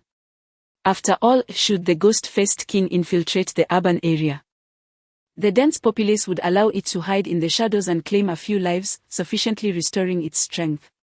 Moreover, once exposed to the public eye, it would inevitably incite panic. Thus, deploying personnel to the city would never be excessive, or it would only seem inadequate. In contrast, the old residential area had fewer inhabitants. And they were spaced apart, meaning that even if the ghost-faced king ventured there, it would require time to recuperate, with minimal risk of exposure. Given these circumstances, Wu Xiongnan's decision to send personnel to the old residential area was commendable. Now, he had to expedite the evacuation of the residents. This was a race against time. Zhao Kongcheng darted through the rain, moving with astonishing speed, droplets cascading onto his suitcase, creating a dazzling display of shimmering water. Not far off, through the misty rain, the familiar silhouette of the low house became increasingly distinct. Moments ago, he had just departed from there. Zhao Kongcheng's heart was a tumult of emotions, calculating the time. That family should be starting their dinner now, right? He recalled sweet and sour ribs, tomato and eggs, and dry-fried green beans. Ah yes. He had even washed those green beans. Damn it, he had just boasted before that young man about safeguarding the world. And now he had to knock on their door to hasten their evacuation. How humiliating. However, this was not the time to dwell on pride. Zhao Kongcheng surged forward through the puddles, but at that moment an overwhelmingly foul odor suddenly assaulted his nostrils. His pupils constricted sharply, and he abruptly halted. The cacophony of the rain filled Zhao Kongcheng's mind as he cautiously and slowly turned his neck, his eyes wide open, fearful of missing any detail. His gaze then fell upon a nearby manhole cover. The stench grew increasingly potent.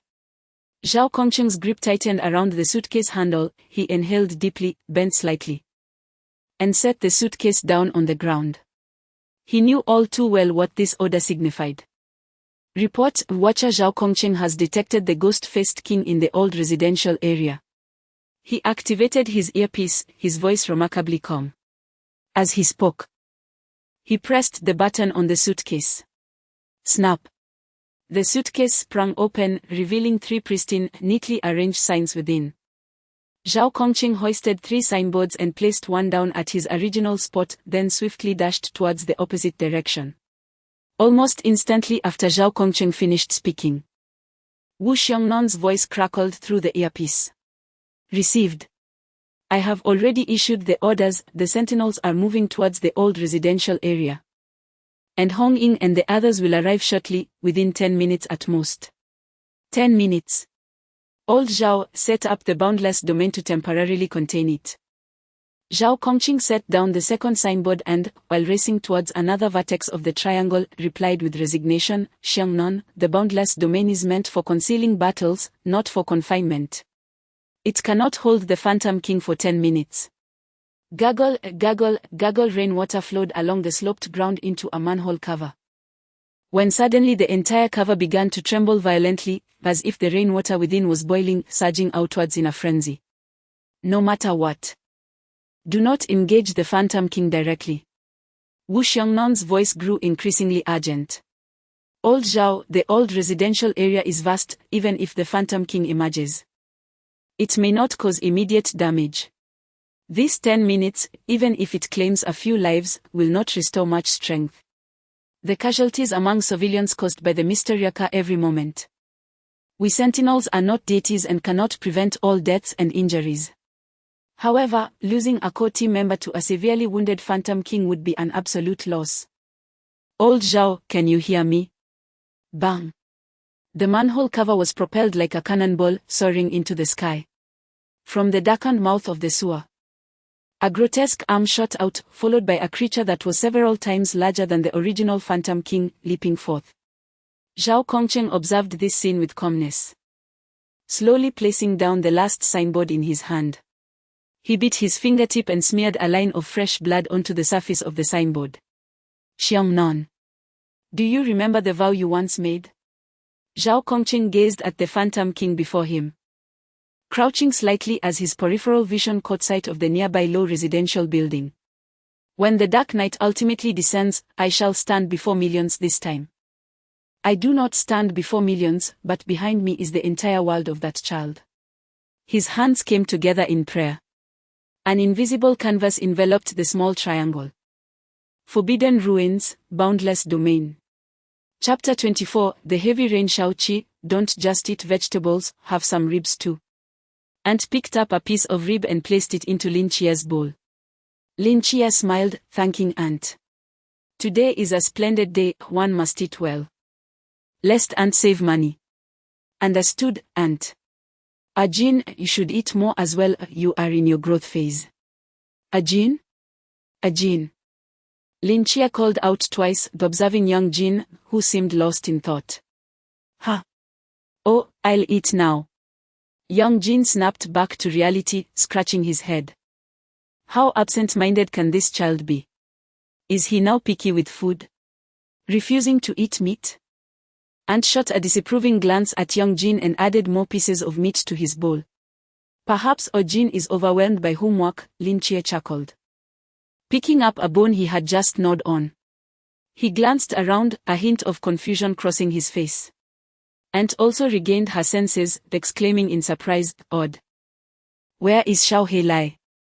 Usually, he is so eager during meals, now, with bones to eat, he is nowhere to be seen. As if responding to a call, Xiao Lai peeked its head from the balcony, barking. Woof.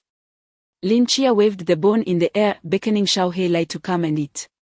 However, Xiao Lai glanced at the bone, then at the outside, seemingly conflicted.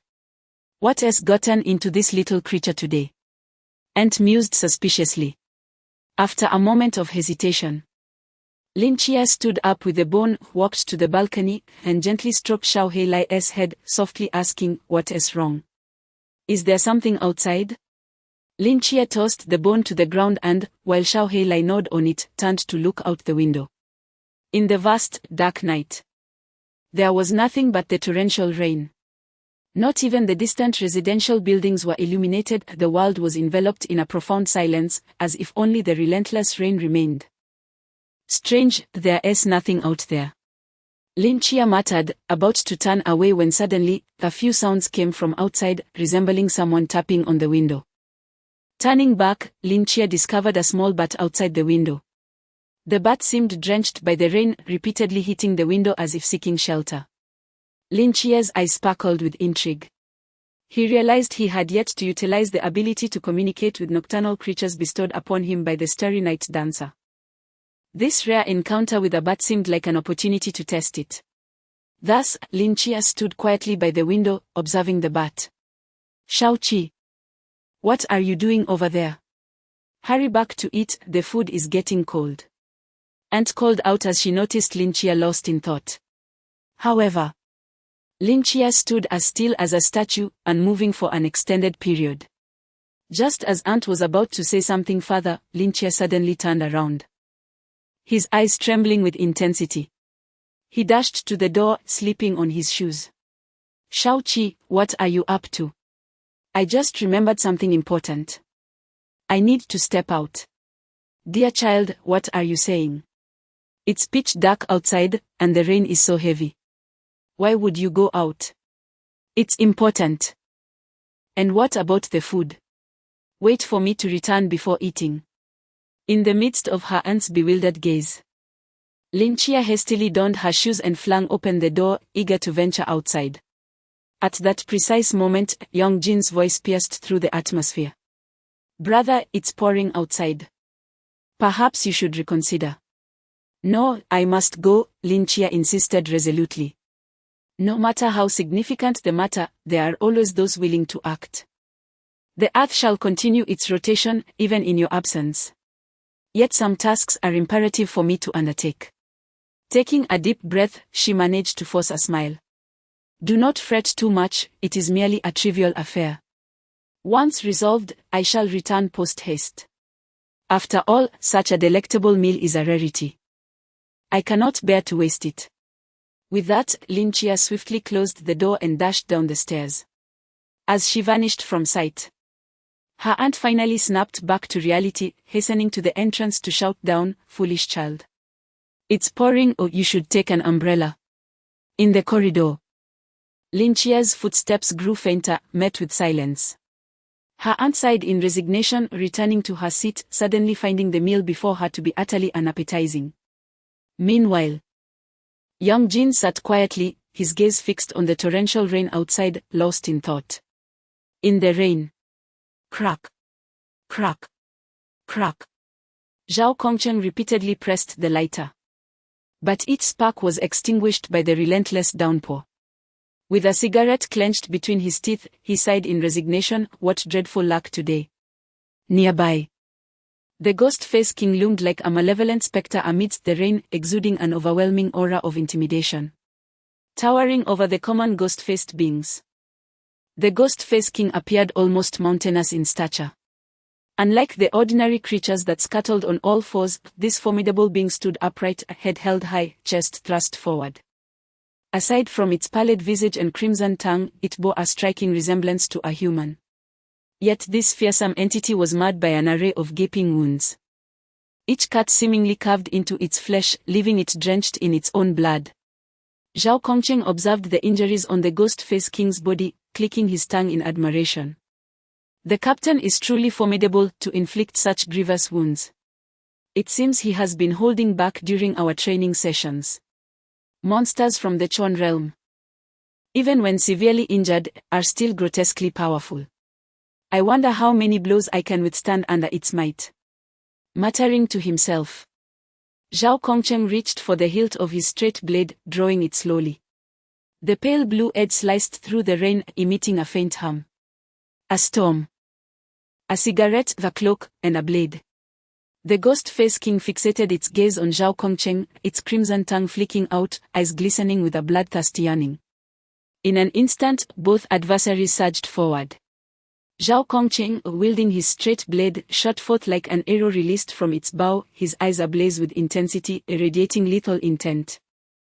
His speed was remarkable, yet the ghost face king surpassed it.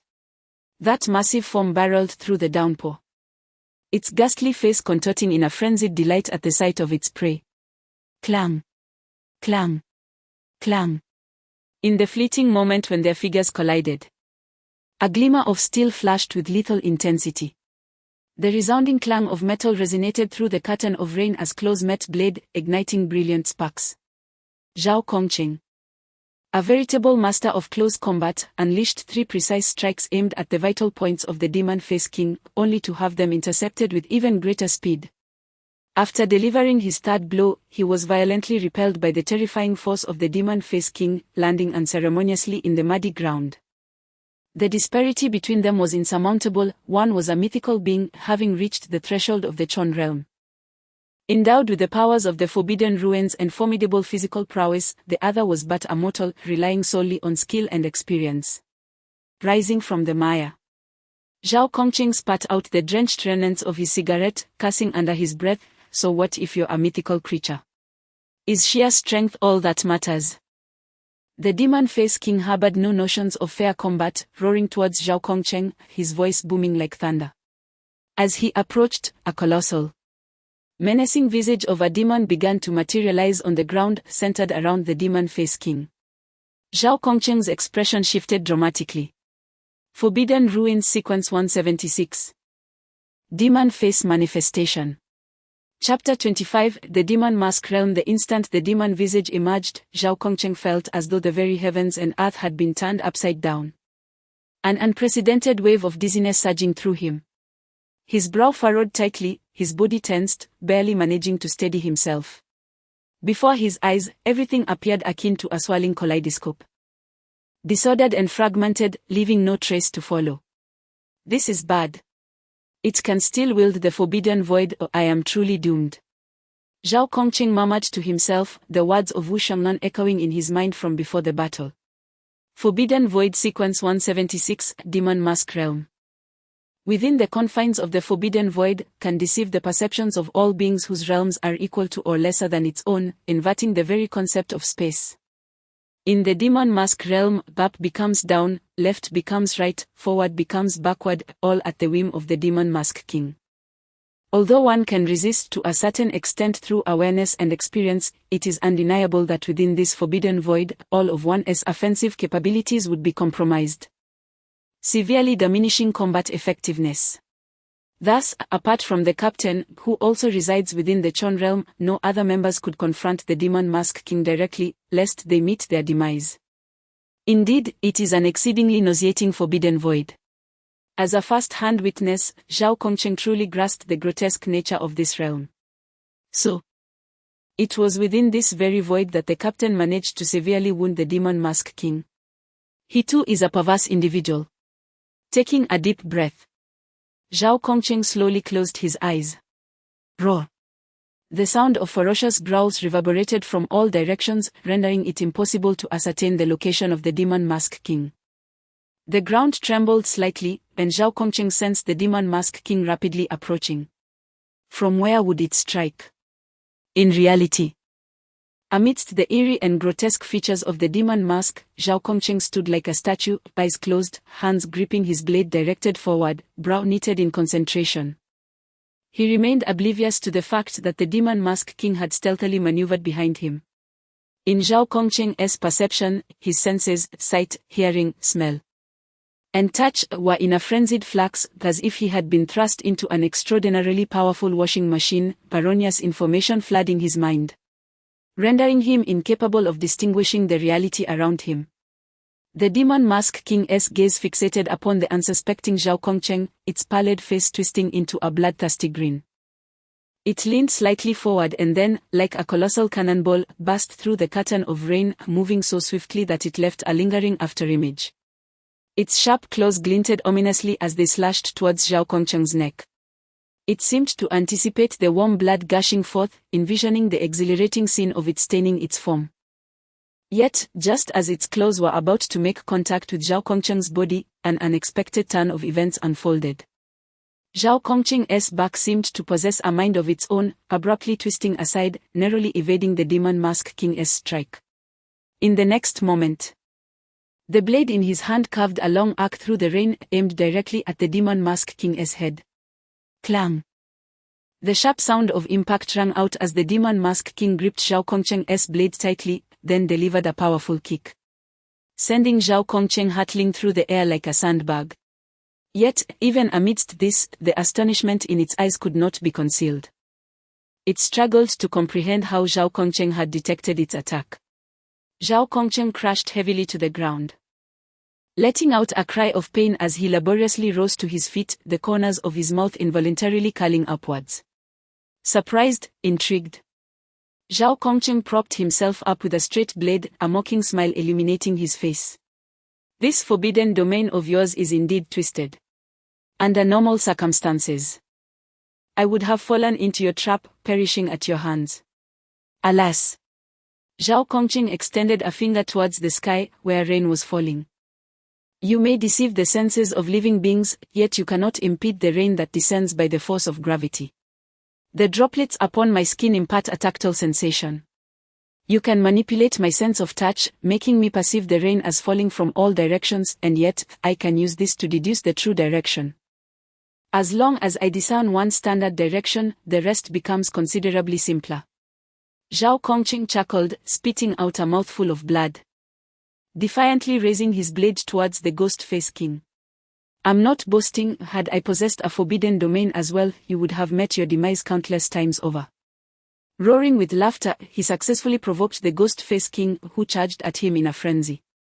Zhao Kongcheng continued to keep his eyes closed, predicting the approach of the Ghost-Face King. Clang, clang, clang. Zhao Kongcheng engaged in a fierce melee with the Ghost-Face King, relying on his terrifying combat instincts and experience, managing to clash blades with the creature several times. However, that was the limit of his endurance.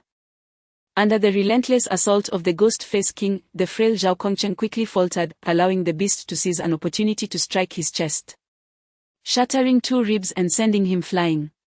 This time, it took Zhao Kongcheng a full 5 seconds to struggle back to his feet. Had it not been for the blade partially absorbing the impact, this blow would have surely claimed his life. Cough, cough, cough. He spat out several mouthfuls of blood, his complexion pale as death. The Ghost-Face King loomed in the rain, its gaze cold and relentless, advancing step by step. Just then, a voice suddenly echoed from behind Zhao Kongcheng. Zhao Kongcheng. Zhao Kongcheng. Zhao Kongcheng. Zhao Kongcheng was taken aback, a vague sense of familiarity washing over him. Wait, isn't this? He opened his mouth, seemingly wanting to speak, but after a moment of hesitation, he chose silence. His expression was a tapestry of complexity. At this moment, outside the unfettered void, Lin Chia stood near a clearing, the rain soaking his hair as if he were oblivious to it, shouting at the top of his lungs, Zhao Kongcheng. Stop hiding. I know you're around here. After calling out, Lin Chia paused to listen, but aside from the cacophony of the rain, there was naught but silence. Damn it. That bat clearly saw a cloaked figure alongside a monster suddenly vanish. How could there be no sign of them? Had he truly mistaken it? Furrowing his brows, Lin Chia began scanning the surroundings. Suddenly, his gaze sharpened. He spotted 3 peculiar signposts standing forlornly a few meters away from him. Lin Chia stepped forward, brushing away the rainwater from the notice board, softly reading the words inscribed upon it. No passage ahead. When was this sign erected? Moreover, this arrangement is rather peculiar. Lin Chia pondered deeply, then suddenly, as if a thought had struck him, his eyes began to gleam. He seemed to recall that his forbidden realm was an auxiliary battlefield hidden within the confines of another realm, something akin to The boundless void. Lin Chia scrutinized the 3 notice boards before him, a smile blossoming on his lips as he once again raised his voice and shouted, Zhao Kongqing. I know you are within the boundless void. Open the door and let me in. A second passed, then 2. Zhao Kongqing's voice drifted from behind the notice board, resonating with a languid tone. What the hell are you doing out here at night without having dinner? Get lost. Chapter 26. The dimming moon. Zhao Kongqing was perplexed. In such heavy rain, why was this fellow wandering about? Moreover, he had already activated the boundless domain. How did he know of his presence? It was peculiar that he chose to appear precisely when Zhao was being pressed to the ground. If he were to witness that. How humiliating. Furthermore, having just entrusted the protection of the world to him, how could Zhao possibly pull Lin Chia into this situation? If anything were to happen to that lad, Zhao would never forgive himself. Why do you care if I'm out here? I know you're fighting that ghastly masked man inside. Let me in, I can hold my own now. Lin Chia's voice echoed from outside. You can hold your own? Nonsense. Zhao Kongqing retorted. This is not just any masked man, this is the masked king. The Chon realm. 2 entire levels above you, who have merely just stepped into the Zhon realm. Are you a high school student planning to fight him head-on? Besides, haven't you always been afraid of death? Why are you so recklessly approaching now? Get back home for dinner. I'm serious, with me, Zhao Kongqing, here, that thing can't harm you or your family in the slightest. Times change. I may fear death, but I cannot disregard the debt of gratitude owed to others. Lin Chia shouted from outside. While our family is joyfully dining inside. You expect me to let you face the masked king alone? If you wish to be a nameless hero, I want to allow it.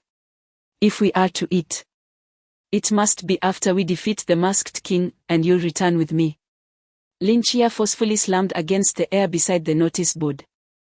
But it felt as though an invisible barrier separated the domain from the outside world. No matter how hard he pushed, it remained steadfast. Inside the domain, Zhao Kongqing was once again sent flying by the masked king, lying on the ground for a long while before managing to prop himself up with his knife. Don't bother, cough, cough.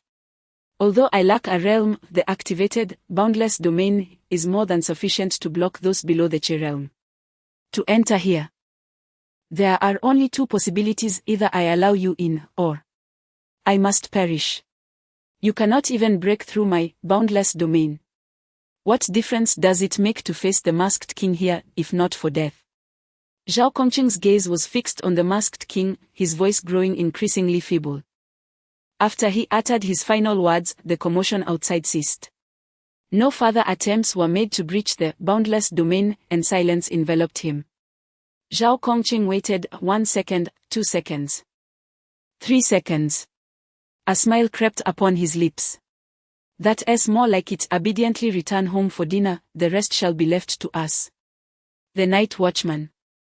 With great effort, Zhao Kongqing stood upright, gasping for air. Blood trickled from the corner of his mouth, and with each breath, searing pain made his body tremble slightly. His physical limits had been reached. Before him, the masked king loomed like a small mountain amidst the rain, covered in wounds. Both old and new. Yet it remained vigorous, showing no signs of collapsing. This was the extraordinary resilience of a mythical creature. Zhao Kongqing gripped a dagger in one hand, while the other trembled as it delved into his pocket. Moments later, he withdrew an emblem. The emblem was adorned with 2 crossed daggers, beneath which lay a name, Zhao Kongqing. In a moment of reverie, he found himself transported back to the time he had just joined the night watch. Still a mere rookie, the emblem represented the essence of the night watch. It embodied not only their faith but also their prowess in combat.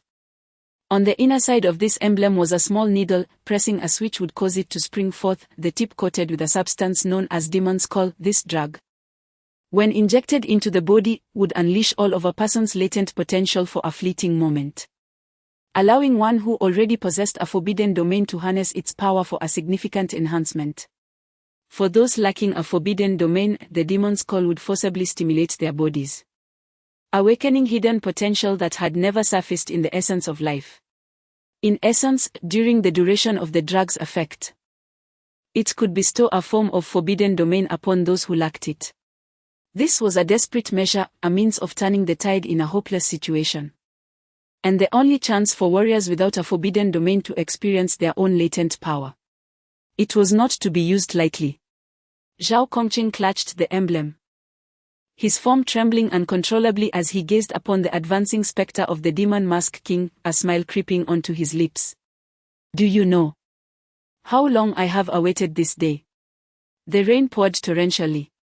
The downpour mingled with blood, cascading down Zhao Kongqing's arm and dripping onto the surface of the emblem.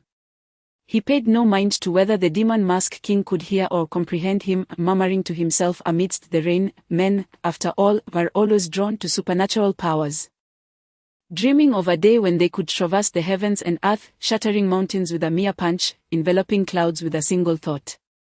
After all these years as a night watchman, I have been longing for the awakening of my forbidden domain. Alas, I am already over 40. Yet I have yet to witness my own power. To be honest, it is quite challenging to survive without a forbidden domain among the night watch. Each time I see my captain and the others wielding their powers in battle, looking utterly magnificent, my heart feels a pang of envy.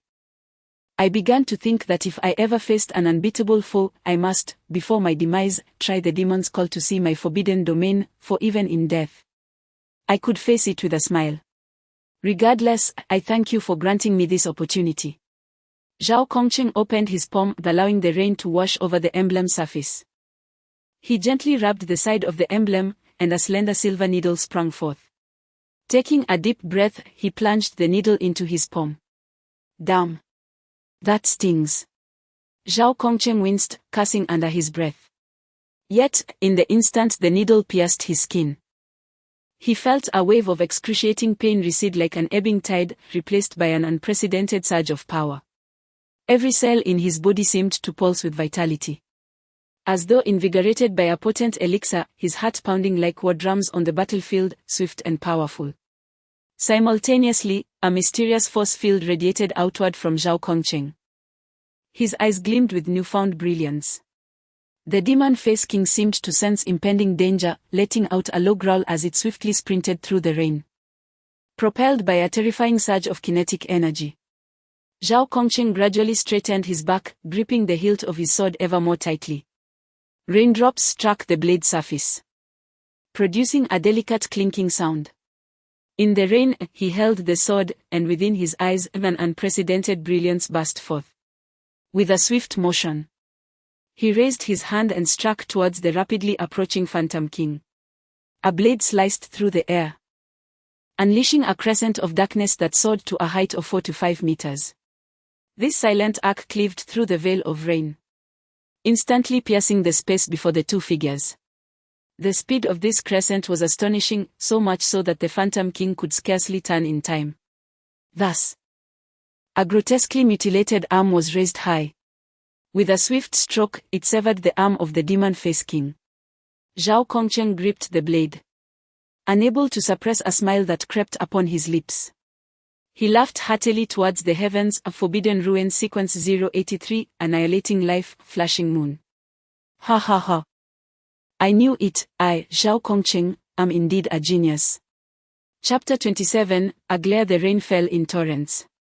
Zhao Kongqing, wielding a straight blade, was drenched in his dark crimson cloak, his body marred by blood and utterly disheveled. Yet, his eyes shone brightly like stars. So this is the Forbidden Ruins. Exhilarating. Absolutely exhilarating.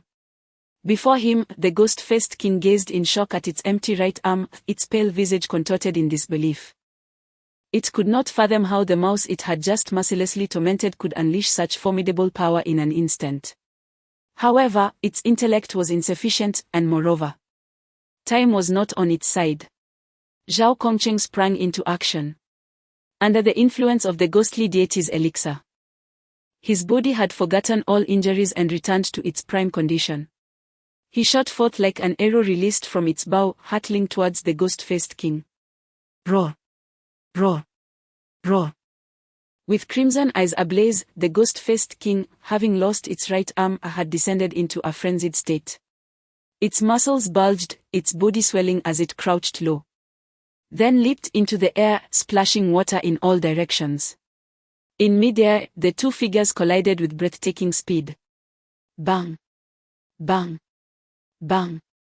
Their movements blurred, unleashing a flurry of black crescent blades that carved deep, menacing gashes into the ground around them. Initially, Zhao Kongcheng's blade could not breach the ghost-faced king's defenses.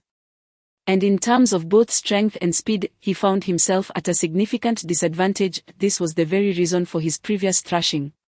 Yet now, with the mincing flashing moon, Zhao Kongcheng's lethality soared to a terrifying level, each strike leaving a profound gash upon the ghost-faced king's form. Although he still lagged behind the ghost-faced king in raw power and speed, having compensated for his deficiencies in lethality allowed him to surmount other shortcomings with experience. Even if his physical prowess fell drastically short of the ghost-faced king, he could still pummel it into submission. Indeed, Zhao Kongcheng had not lied. With the forbidden ruins at his disposal, he could slay the ghost-faced king 800 times. Given sufficient time, defeating the ghost-faced king would merely be a matter of time. But therein lay the crux, he had little time remaining. While the ghostly deity's invocation allowed one to unleash their latent potential, its duration was fleeting. Nearly 10 seconds had elapsed since Zhao Kongcheng had activated the Forbidden Ruins, and his time was dwindling. Amidst the fierce battle with the ghost-faced king, Zhao Kongcheng could distinctly feel his strength waning, the suppressed pain gradually resurfacing. Even the black crescent blades he wielded were becoming increasingly dominative. The ghost-faced king seemed to sense the shift in his condition and, unwilling to relent, forcibly expended its essence to launch an even more ferocious onslaught. After exchanging blows for several more rounds, the ghost-faced king seized an opportunity, delivering a crushing blow to Zhao Kongcheng's chest. Boom! A dull thud reverberated through the air. And Zhao Kongcheng was sent sprawling like a kite severed from its string, crashing heavily to the ground. Hiss! Why does it hurt so much? The sensation of pain surged through Zhao Kongcheng like relentless waves, crashing against every nerve in his body. He gritted his teeth, his eyes bloodshot with intensity. As he coughed up blood, he slowly rose from the mire, his gaze fixed unwaveringly on the ghost-faced king, the flames of determination still burning brightly in his eyes. He could still breathe, his forbidden realm remained intact, he was still capable of fighting. The ghost-faced king was not yet defeated. He could not fall. Supporting himself with his blade, he staggered to his feet, but then, an unexpected event occurred. Boom! A tremendous sound erupted from behind Zhao Kongcheng, causing the very sky above to tremble and a fissure to appear. This is... Zhao Kongcheng stared up at the heavens, as if struck by a sudden realization, and he whipped around. Not far behind him, the intangible canvas obscuring the sky had indeed torn at the edges. And through that jagged opening, a golden-eyed youth was approaching slowly. Zhao Kongcheng's mouth fell agape, his expression akin to that of someone who had encountered a ghost. You, how did you get in here? Lin Chia brushed aside his rain-soaked hair, his eyes blazing with a fervent heat, both intense and sacred. He let out a resigned sigh, admitting, I must say, this, no-boundary realm, is remarkably resilient, but fortunately, I possess these eyes that allow me to find its weak point. And luckily it is night. Zhao Kongcheng only grasped the first part of the statement. Yet it did little to quell the confusion in his heart of how could you possess such formidable power when you have only just entered the lamp realm. No, wait. Without a weapon, how did you breach the no-boundary realm? You might not believe it, Lin Chia calmly replied, but I merely glared at it, and it yielded. Zhao Kongcheng. Lin Chia spoke no falsehood. Amid the night's embrace, he felt a significant enhancement in his vision. While it may not have been fivefold, a doubling was certainly evident. Prior to acquiring Starry Night Dancer, he had been capable of single-handedly vanquishing the ghost-faced man with the might of the Seraphic Angel. Now, under the cover of night, he could shatter the no-boundary realm with that same force. However, the toll on his mental energy was immense. Merely staring had nearly drained him completely. Lin Chia glanced at the battered ghost-faced king, then at the numerous knife marks on the ground. And his expression turned peculiar as he regarded Zhao Kongqing. You mean to say you lack a forbidden realm? Is this something a mere human could carve out? Zhao Kongqing was disinclined to explain, for his time was truly limited. No more idle chatter, step aside. I can assist you in battle. I understand. You retreat fast. Zhao Kongqing turned to him, one strike from me, then you can join the fray after I finish this blow. Oh. Lin Chia stepped aside. Zhao Kongqing took a deep breath, gripping the hilt of his blade tightly, his gaze fixed intently on the ghost-faced king not far away. Kid. This strike. You must watch closely. Why? This strike will be magnificent. Before Lin Chia could display a look of disdain, Zhao Kongqing propelled himself with astonishing speed towards the ghost-faced king, his legs striking the ground with fervor. The ghost-faced king, sensing that the man before him was at the end of his tether, chose not to engage in a direct confrontation but remained on high alert, prepared to counter his assault. The light in Zhao Kongqing's eyes blazed like a lit torch, growing ever brighter. He burst through the curtain of rain. Advancing towards the ghost-faced king with no embellishments, he raised his hand and swung his blade. An unprecedentedly vast crescent sliced through the night sky, moving at a velocity imperceptible to the naked eye, cleaving every droplet of rain in its path. The speed of this strike was unparalleled. So much so that even the formidable ghost-faced king could not evade it with ease. Even if it wished to flee, its current state rendered such an act impossible. Thus, the black crescent traversed the heavens, gently severing the grotesque head adorned with a pale, ghastly visage. Chapter 28, Severance. Gulu, Gulu. The head of the ghost-faced king tumbled to the ground. Zhao Kongqing's body swayed and fell straight down. Lin Chia, with remarkable agility, caught Zhao Kongqing's form. Only then realizing the extent of his grievous injuries. Scratches, bruises, fractures in Lin Chia's mental perception, Zhao Kongqing was riddled with wounds, crimson blood oozing from them, staining the rain-soaked mire beneath him. At least 5 or 6 of his bones were broken. Lin Chia could not fathom how Zhao Kongqing had managed to stand under such dire circumstances. Most alarmingly, Lin Chia could distinctly sense that Zhao Kongqing's physical state was rapidly deteriorating, his vitality flickering like embers in dying ashes, growing ever weaker. Lin Chia sat beside Zhao Kongqing, bewildered and helpless.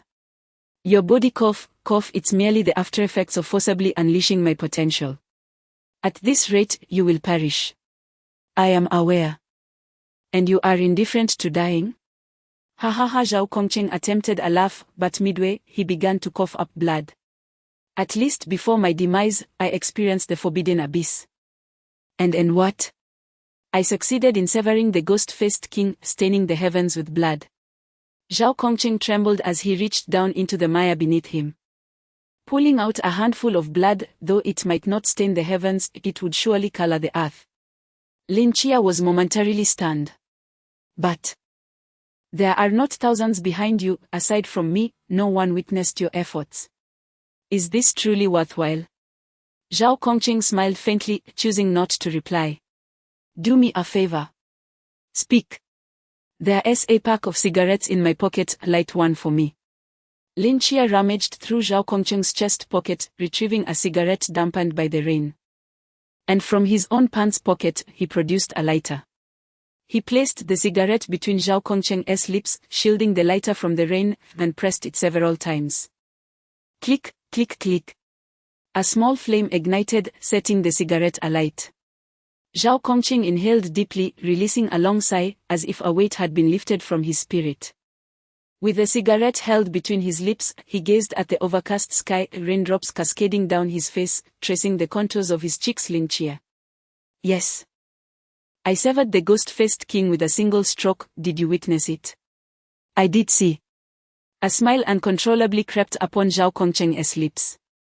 He felt a surge of joy. Lin Chia nodded, about to articulate his thoughts when suddenly, a slight tremor coursed through his body. He turned rigidly. only to behold a hulking, headless corpse slowly rising from the distant mire upon its form, a pale, eerie visage scuttled like a parasite. Crawling from its legs to its back, then from the back to its chest, finally, it anchored itself to the chest of the ghost-faced king. Meanwhile, the head that had just been severed bore no trace of the pale face. Lin Chia's pupils dilated with shock. The ghost-faced king was not yet dead. The rain continued to fall. Zhao Kongqing gazed at the sky, still savoring the recent scene, oblivious to the changes in Lin Chia's expression. Damn it. Even the captain couldn't slay this fellow, yet I have done so. Lin Chia, do you not think I am formidable? Lin Chia remained silent for a moment, lowering his gaze to Zhao Kongqing in his arms, and nodded solemnly. Indeed, formidable. Having achieved such a significant feat, if I manage to survive, I am certain I could ascend to the rank of general, right? Surely. Lin Chia's eyes brimmed with conviction. You must survive. Hey. Zhao Kongqing seemed to envision a certain scene, a look of satisfaction illuminating his face. However, the light in his eyes was gradually fading. Lin Chia's hands trembled slightly as he shook Zhao Kongqing's body, urgently whispering, Zhao Kongqing, you have yet to become a general, you cannot die yet. Zhao Kongqing appeared to be beyond hearing Lin Chia's voice, his eyes becoming increasingly unfocused. He parted his lips. His voice barely a whisper, did I look cool just now? Cool. Lin Chia's lips quivered as he resolutely nodded, exceedingly cool. Cooler than anyone I have ever seen. A faint curve of a smile graced Zhao Kongqing's lips, his eyes slowly closing as his body relaxed. Zhao Kongqing had passed away. Raindrops cascaded down. Lin Chia sat there in a daze, the rain blurring his vision, yet his gaze remained fixed upon Zhao Kongqing. Until that heavy footstep echoed once more. Lin Chia pressed his lips together, inhaled deeply, and gradually rose from the ground. He turned around. His eyes landing on the distant headless corpse of the ghost-faced king, his gaze seemingly ablaze with a blazing sun. He stepped forward, drawing a straight blade that was embedded in the ground. It was Zhao Kongqing's sword. Lin Chia grasped the sword, advancing step by step towards the ghost-faced king. The rain drenching him, yet it could not extinguish the fury burning within his heart. Nor could it dim the golden blaze in his eyes. The ghostly face on the ghost-faced king's corpse twisted, as if silently screaming, its pace quickening until it lunged at Lin Chia like a staggering behemoth. The headless ghost-faced king, with its right arm severed by Zhao Kongqing, could only rely on its left claw to unleash a tempestuous assault. Lin Chia, wielding the sword, seemed to possess an uncanny foresight, anticipating its attack trajectory, swiftly dodging with lightning speed. He resembled a midnight butterfly, swaying amidst the fierce winds, yet remaining untouched. The terrifying dynamic vision, coupled with the swiftness of a starry night dancer, transformed Lin Chia into a spectral entity in that moment. Lin Chia evaded the ghost-faced king's onslaught over a dozen times, his expression impassive as he raised his hand and swung the sword with ferocity. This time, his target was not any vital area of its body, but rather the pale ghostly face residing in the chest of the ghost-faced king. If his assumptions were correct, this ghostly visage was the true essence of the ghost-faced king. Although Zhao Kongqing had severed the head of the ghost-faced king previously, he had not inflicted harm upon this ghostly face, which was why the ghost-faced king could resurrect. In the fleeting intervals between the assaults of the ghost-faced king, Lin Chia's body danced with agility, his straight blade slicing through the air in a flurry of strikes, each one landing upon that ghastly visage. Though endowed with quintuple strength, he was still unable to inflict any substantial harm upon the ghost-faced king, leaving merely shallow crimson marks upon its face. Yet this was of little consequence. If one stroke could not vanquish, then he would deliver 10, or even 100. This time he aimed to cleave the ghost-faced king into utter disarray. 1 strike, 2 strikes, 3 strikes. The ghost-faced king could not reach Lin Chia, but Lin Chia could strike the ghost-faced king, and gradually the wounds upon the ghostly countenance multiplied, growing increasingly gory, while its expression twisted in agony. Soon, the relentless onslaught of the ghost-faced king began to wane. A glint of murderous intent flashed in Lin Chia's eyes as he seized the opportunity, gripping the blade in his hand with unwavering resolve. With all his might, he plunged it into the ghastly face. A chilling, ear-piercing wail echoed through the heavens. Chapter 29. The decade Lin Chia's blade pierced the ghostly visage. Yet that was not the source of the anguished wail from the Ghost-Face King. The true cause of such a heart-rending scream lay within Lin Chia's eyes. Under the searing golden light, the ghostly form melted away like a candle consumed by flames. Though this golden radiance flickered for but a fleeting moment, it was sufficient to extinguish the last remnants of life from the already dying Ghost-Face King. Ultimately, under Lin Chia's unwavering gaze, the ghostly countenance solidified into a crumpled, semi-solid mass, vanishing without a trace. Simultaneously, Lin Chia felt a warm current flowing from his gripping hand, gently coursing into his being. He furrowed his brow slightly, planting his foot upon the ghostly body beneath him as he withdrew his sword. After a moment's contemplation, he bent down to retrieve the pallid ghostly mass, only to be momentarily engulfed in darkness, nearly collapsing to the ground. Despite the enhancement from the Starry Night Dancer, the intense and perilous battle had drained his stamina significantly. Most critically, the two uses of the Eye of the Seraph had completely exhausted his already limited mental energy, rendering even walking a strenuous endeavor. As Zhao Kongcheng had stated, at his current level, facing the Ghost-Face King would only lead to his demise. Had it not been for the night watchman gravely injuring the Ghost-Face King, had Zhao Kongcheng not sacrificed himself to cripple the beast. Even with the Eye of the Seraph and the Starry Night Dancer, it would have been impossible for him to contend with the Ghost-Face King. Such is the mythic entity that has descended upon this world. This is the Chuanjing. Raindrops cascaded down his cheeks as he staggered through the pools of blood towards Zhao Kongcheng's lifeless body. He settled slowly beside the corpse, murmuring, "I've told you long ago, heroism is not easily attained." Gazing at the now cold Zhao Kongcheng, he continued, "You wagered your life here in this relentless struggle. How many truly comprehend your sacrifice? Do you know? Even now, several miles away in the city center, the world continues in its revelry. They sing in karaoke bars, indulge in feasts at hotpot restaurants, engage in passionate encounters at hotels, and munch on popcorn in cinemas. And you can only perish here silently." They remain oblivious that amidst this torrential downpour, a man wielding a blade has vanquished a mythic being. They do not realize that their carefree laughter and joy are born from the sacrifices made by others. Is this truly worth it? Lin Chia gazed intently at Zhao Kongcheng's pale visage, as if awaiting a reply that would never come. He continued, "Do you think I fear death? You are mistaken. I harbor no fear of death whatsoever. Do you believe that a child who has witnessed angels, lost his sight, and was confined to a mental asylum would hold any reverence for mortality? I have attempted to end my life countless times in the darkness. Yet light has consistently rescued me. The light that saves me is not that of the so-called common folk who scurry through the city in pursuit of desire, lamenting the injustices of the world. It is my family." Lin Chia lifted his gaze, staring into the pitch-black night sky, and slowly spoke, "The myriad beings have never crossed my path, so why should I sacrifice my life to protect these beings? Thus, I have no desire to be a guardian of the night." He turned his head, his eyes resting upon a modest house drenched in the downpour, a hint of confusion flickering within his gaze. "However, I am a person who cannot afford to owe others. You saved my entire world. What can I possibly do for you in return?" After a brief pause, Lin Chia continued, "I am aware that the guardians of the night enjoy generous benefits. Even in death, your wife and children will receive the best care, and your affairs will be handled with utmost dignity. You lack for nothing. And I am devoid of wealth. So, how am I to repay this immense favor?" Lin Chia sat in a daze, and after a while, he turned his gaze back toward the distant low house. In the rain, his fists slowly clenched, then weakly released.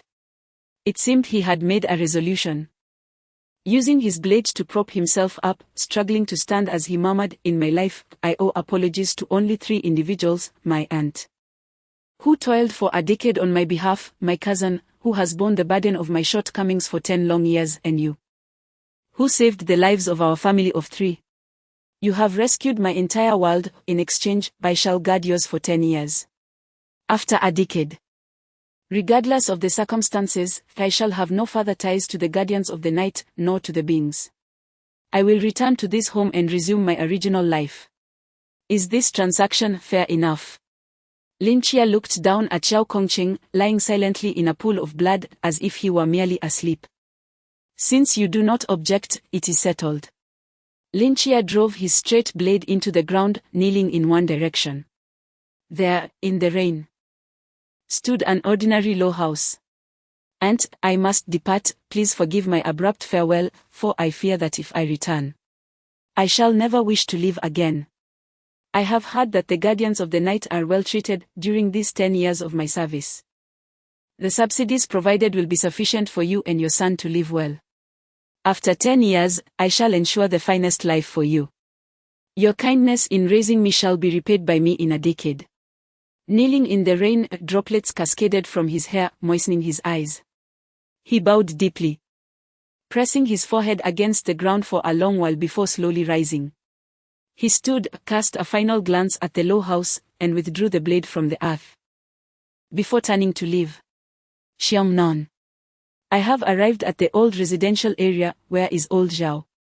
In the torrential rain, a woman clad in a dark red cloak, soaked to the skin, stood in the street, bent over and gasping for breath, a black long case slung across her back. In the open space 2 buildings ahead of you, Wu Xiangnan's voice crackled through the earpiece. He paused, his voice tinged with restraint. "Hongying, you must prepare yourself." "Prepare for what?"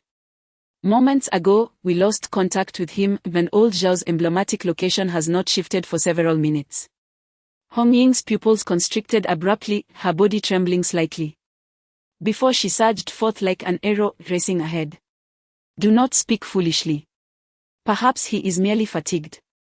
Hongying gritted her teeth, her voice tinged with a sob.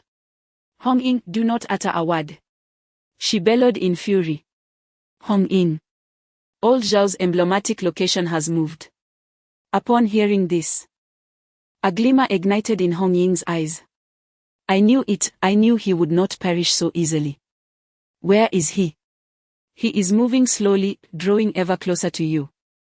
Stunned, Hongying instinctively halted her steps, her gaze fixating on the corner not far ahead. The ominous rumble of thunder reverberated through the distant clouds, while rain cascaded like a deluge, obscuring her vision. Through the haze, a figure emerged, slowly advancing from the downpour. It was a youth, bearing a sword upon his back and cradling a man's lifeless body in his arms. He paused, summoning every ounce of strength, and roared forth, as if proclaiming to the world, "I, Lin Chia, bring General Zhao Kongqing home in triumph." Chapter 30. The rain has ceased inside the house. Aunt raised her gaze to the wall clock, lost in thought. The dining table before her was laden with dishes, now cold, bearing little difference from when Lin Chia had departed. Time seemed to stretch indefinitely. Eventually, young Jin extended his hand and delicately placed a piece of meat into Aunt's bowl. "Mother, let us dine," he urged softly. With a shake of her head and a deep sigh, Aunt replied, "Oh, your brother has gone out midway through his meal. Why has he not returned yet? Could something have happened?" "Rest assured, he shall be fine. Perhaps his classmates, noticing his improved eyesight, have insisted on taking him out for a meal," young Jin gently reassured. Upon hearing his words, Aunt's expression visibly relaxed, yet soon her worry resurfaced. "But he left without an umbrella." "Mother." Young Jin rose from his seat, gesturing towards the window, and spoke calmly, "The rain has indeed ceased." Indeed, the rain had stopped. The hazy moonlight penetrated the clouds, casting a silvery glow upon the silent night, enveloped in stillness. In the distance, a shattered sign had been removed, and the remnants of blood and flesh had been meticulously cleared away, leaving behind only grotesque knife marks on the ground, silently recounting the events of the previous night. Perhaps by morning, someone would stumble upon these mysterious scars, igniting countless speculations, yet the truth would forever elude them.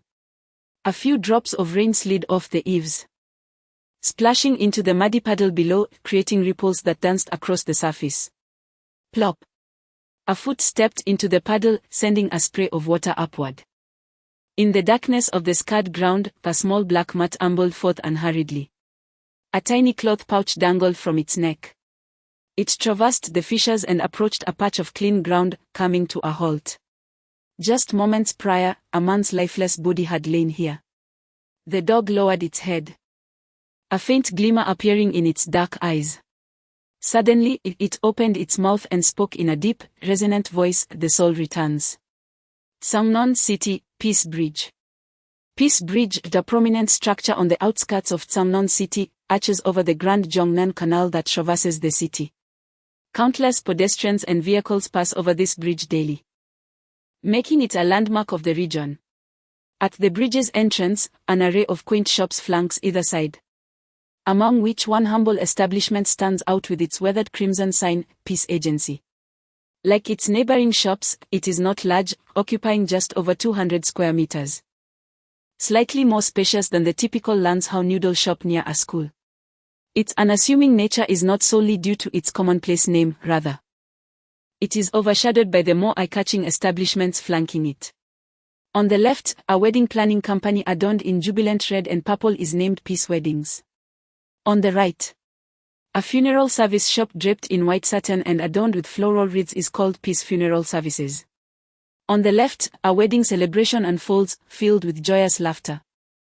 While on the right, a funeral evokes an atmosphere of profound sorrow. In the midst of these two extremes, the Peace Agency resembles a transparent establishment, failing to capture anyone's attention. If one were to identify a distinguishing feature, it would be its name. Unlike other agencies that specialize in various fields, be it litigation, investigation, or accounting, this establishment bears no prefix, merely the word peace, rendering its purpose utterly inscrutable. At this moment, in the subterranean level of the Peace Agency, a spacious and well-lit hall houses a young man who sits quietly on a sofa, his gaze fixed on the floor tiles in silence. Accompanying him are 6 others. "So, you are the Seraphim agent that old Zhao sought?"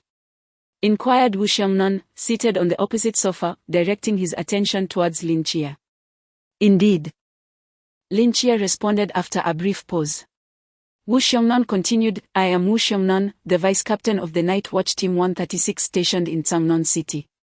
The man in black leaning against the pillar is our captain, Chen Mai."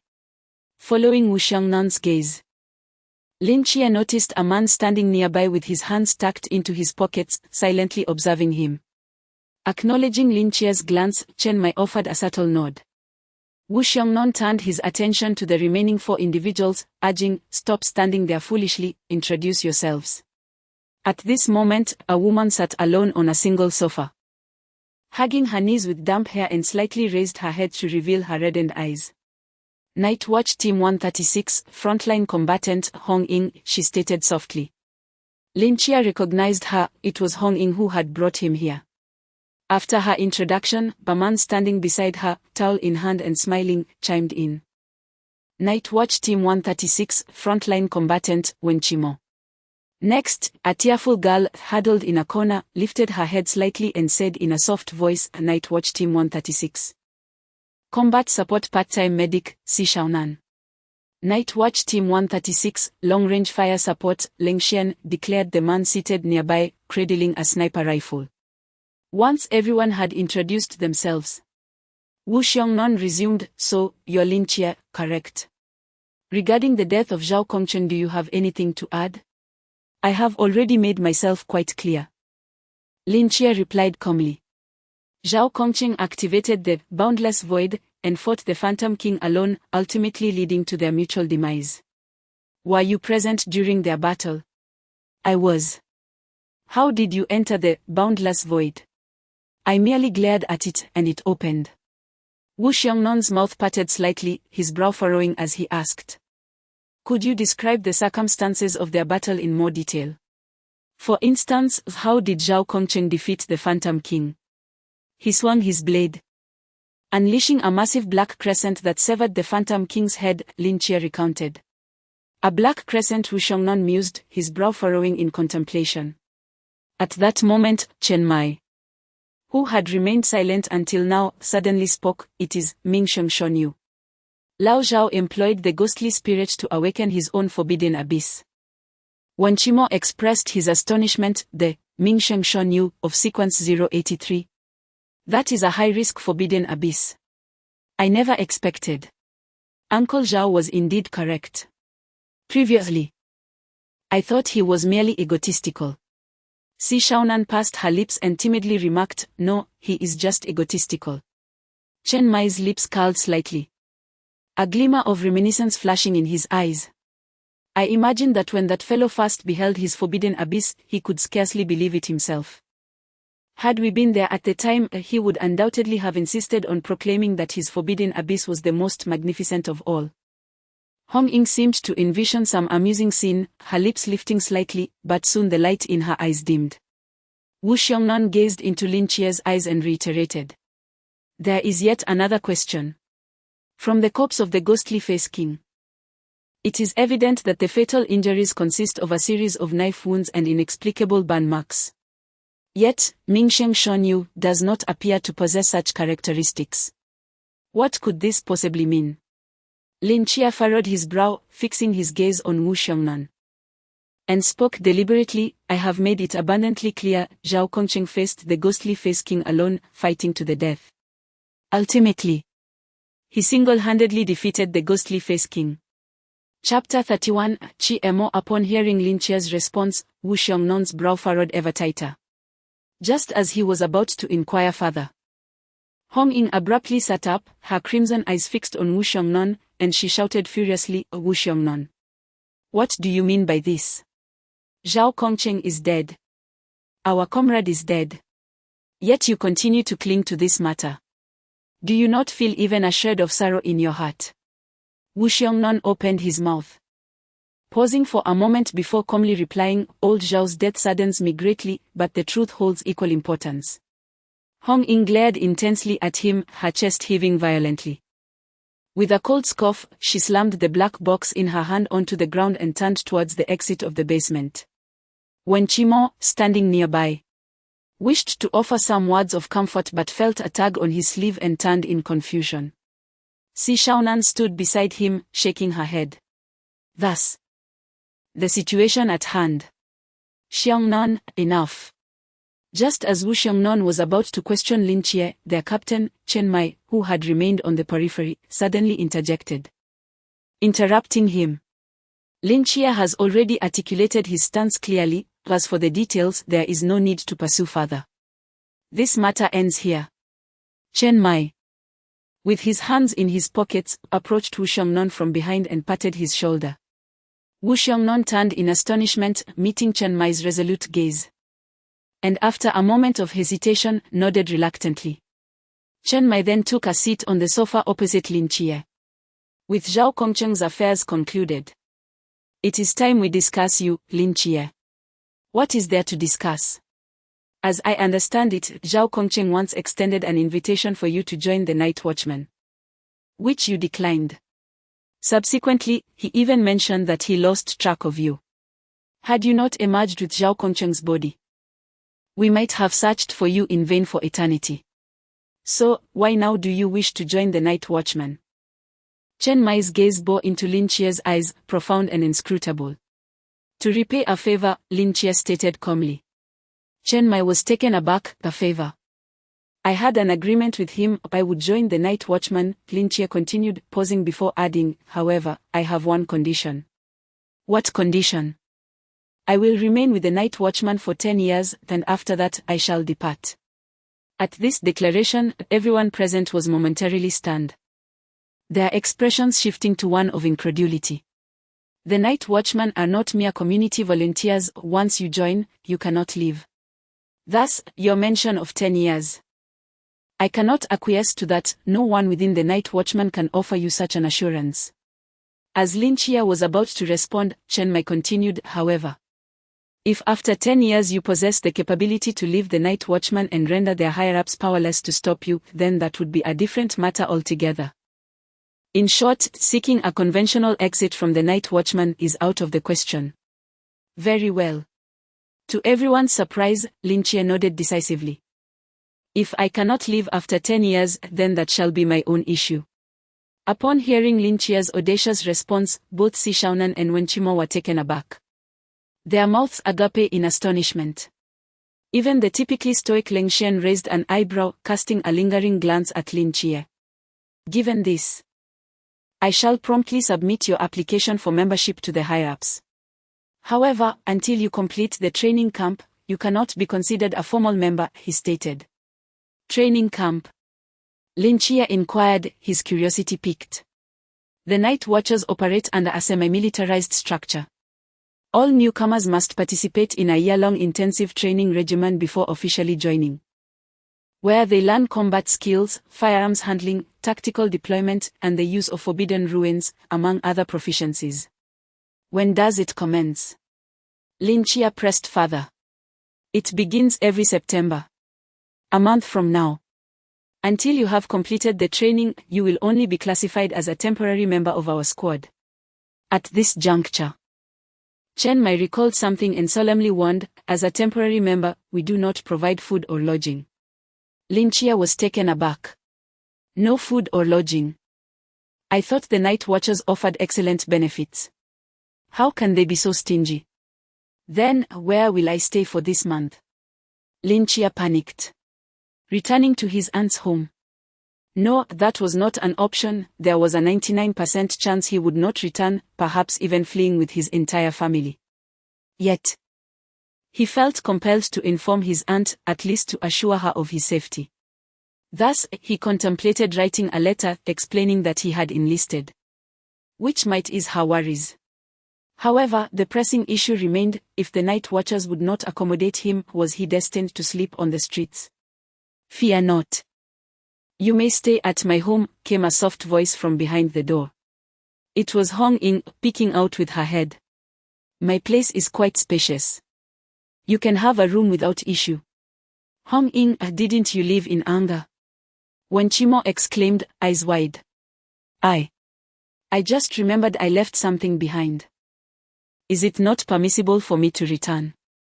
Hong Ying shot a glare at her before stepping inside, picking up a black box from the floor, and casting another disapproving look at Wu Xiongnan. Under Wu Xiongnan incredulous gaze, Hong Ying approached Lin Chia and gently assured him, do not worry, dear brother Chia. Since you are now a member of our squad, I will certainly look out for you. Temporary? He is merely a temporary member, Chen Mai interjected seriously. And you two may not even know who is older, you cannot address him so casually. Captain, you are far too rigid. Hong Ying teased, sticking her tongue out at Chen Mai. She tore off a piece of paper from the table, scribbled an address upon it, and slipped it into Lin Chia's hand. Brother Chia, I must go practice shooting now. If you cannot find me after the formalities are completed, just return home on your own, she said. Her face close enough for Lin Chia to catch a faint whiff of her delicate fragrance, and he noticed her eyelashes flutter ever so slightly. Her clear, smiling eyes gazed at him like a serene pool of autumn water amidst a golden maple forest, pure, enchanting, and imbued with warmth.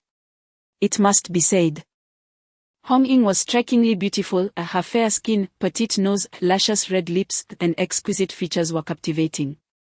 Lin Chia hastily diverted his gaze, feeling a sudden warmth flush his cheeks.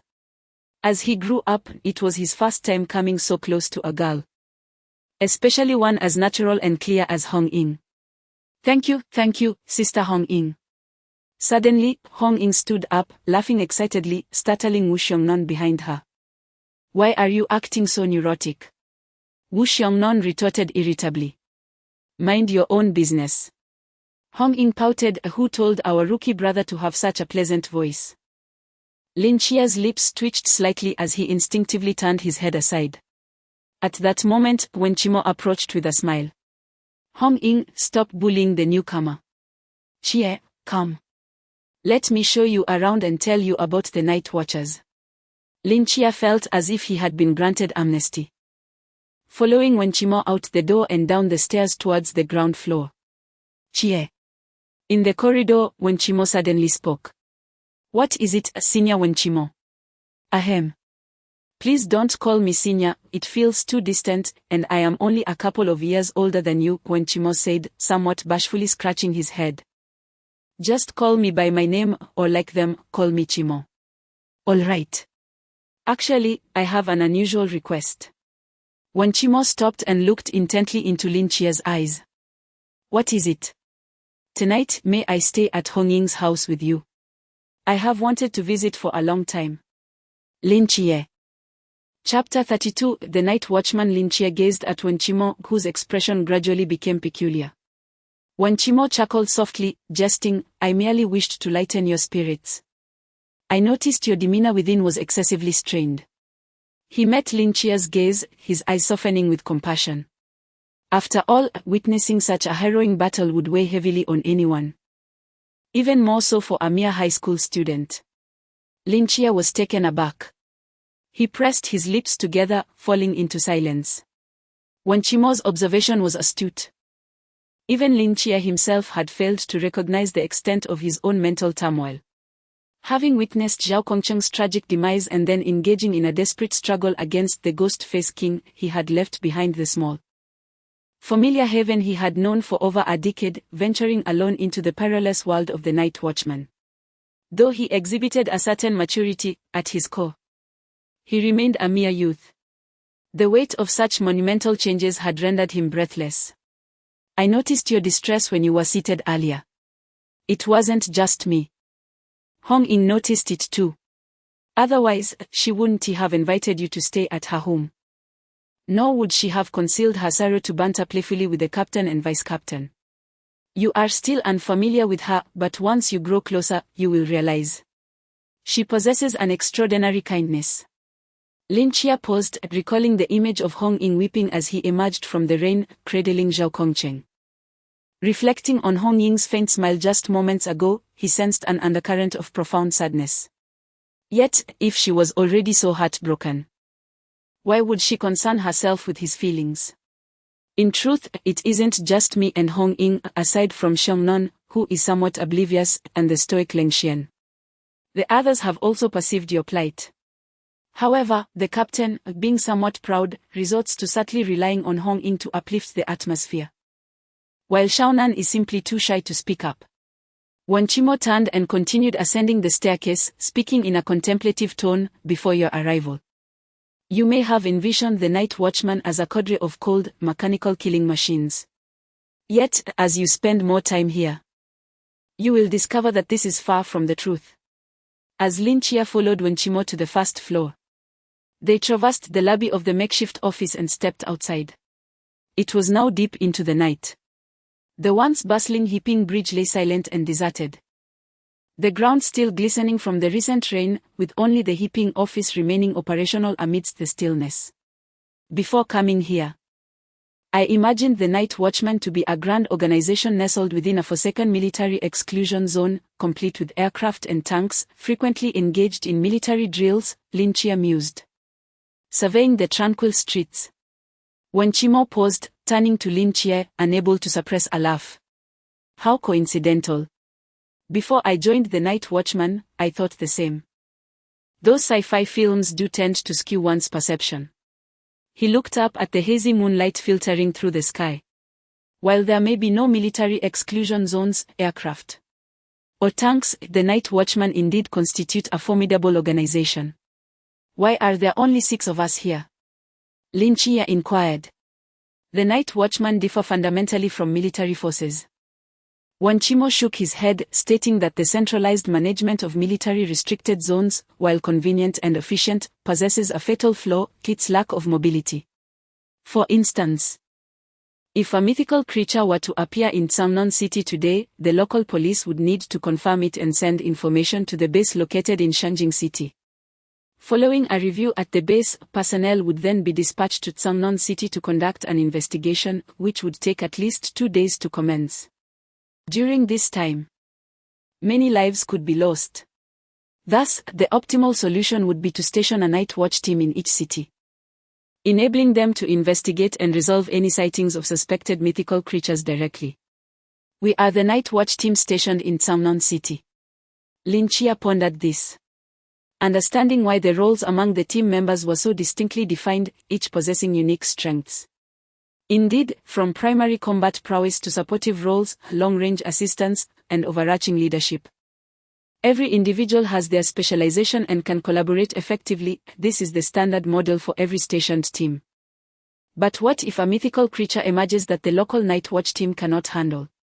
In that case, they would request support from a special task force. Wanchimo extended 4 fingers, explaining that in the Great Seer, besides the night watch teams stationed in every city, there are 4 special squads. These squads do not remain in any one city, but are dispatched to assist when a local night watch team encounters a situation beyond their capabilities. They do not have team numbers, only unique code names, symbols of their exclusive honor. Curiously, Lynchia inquired whether Wanchimo had ever seen one of these special squads. I have not seen them with my own eyes, but 2 years ago in the neighboring Huaihai city, 3 serial mythical creatures appeared simultaneously, nearly causing a catastrophe. Then, the 6-member special squad known as Mask suddenly emerged, and within a single night, they eliminated all of them. A glimmer of longing appeared in Wanchimo's eyes as he recounted the tale. It is said that by dawn, the blood of the mythical creatures had stained the bay red, and the Mask squad had quietly moved on to the next city. Sounds rather impressive, Lynchia remarked. Are there any specific requirements for joining them? Indeed, and they are quite stringent, Wanchimo sighed. Firstly, members of the special squad must at least be at the pinnacle of the Chon realm. The highest realm among our 6 is our captain, who is at the Chon level. But still far from the peak. He continued, moreover, to join a special squad, mere realm is insufficient, one must also possess uniqueness. What do you mean by uniqueness? It refers to qualities that set one apart from other night watchmen, such as possessing a highly dangerous forbidden sequence, ranking within the top 80. Or achieving mastery in a particular field, like being a grandmaster in swordsmanship or knife techniques, or being a representative of a deity. A deity's representative? Is that considered uniqueness? Lynchia questioned, perplexed. What kind of absurdity is that? Wanchimo cast a glance at Lynchia, his eyes filled with envy. Just because you are an agent of the Seraphim, do you think that divine agents are as abundant as cabbages on the streets? Certainly not. Lynchia asked, bewildered. Of course not. Wanchimo exclaimed, astonished by the audacity of such a notion.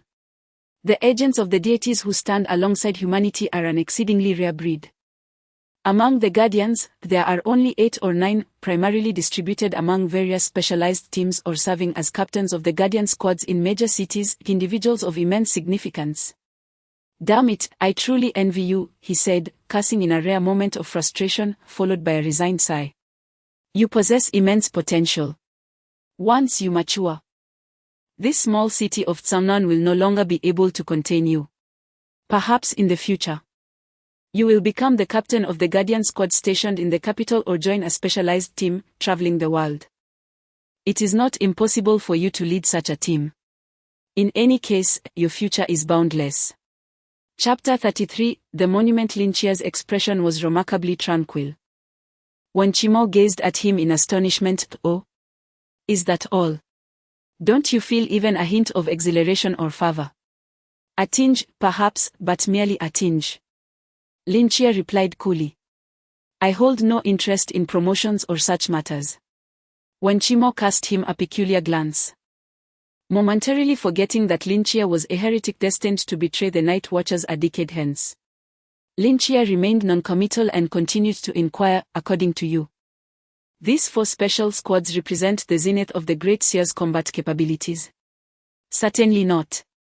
While they may epitomize the pinnacle of teamwork among the Night Watchers, they are far from the pinnacle of the Great Seer's overall strength.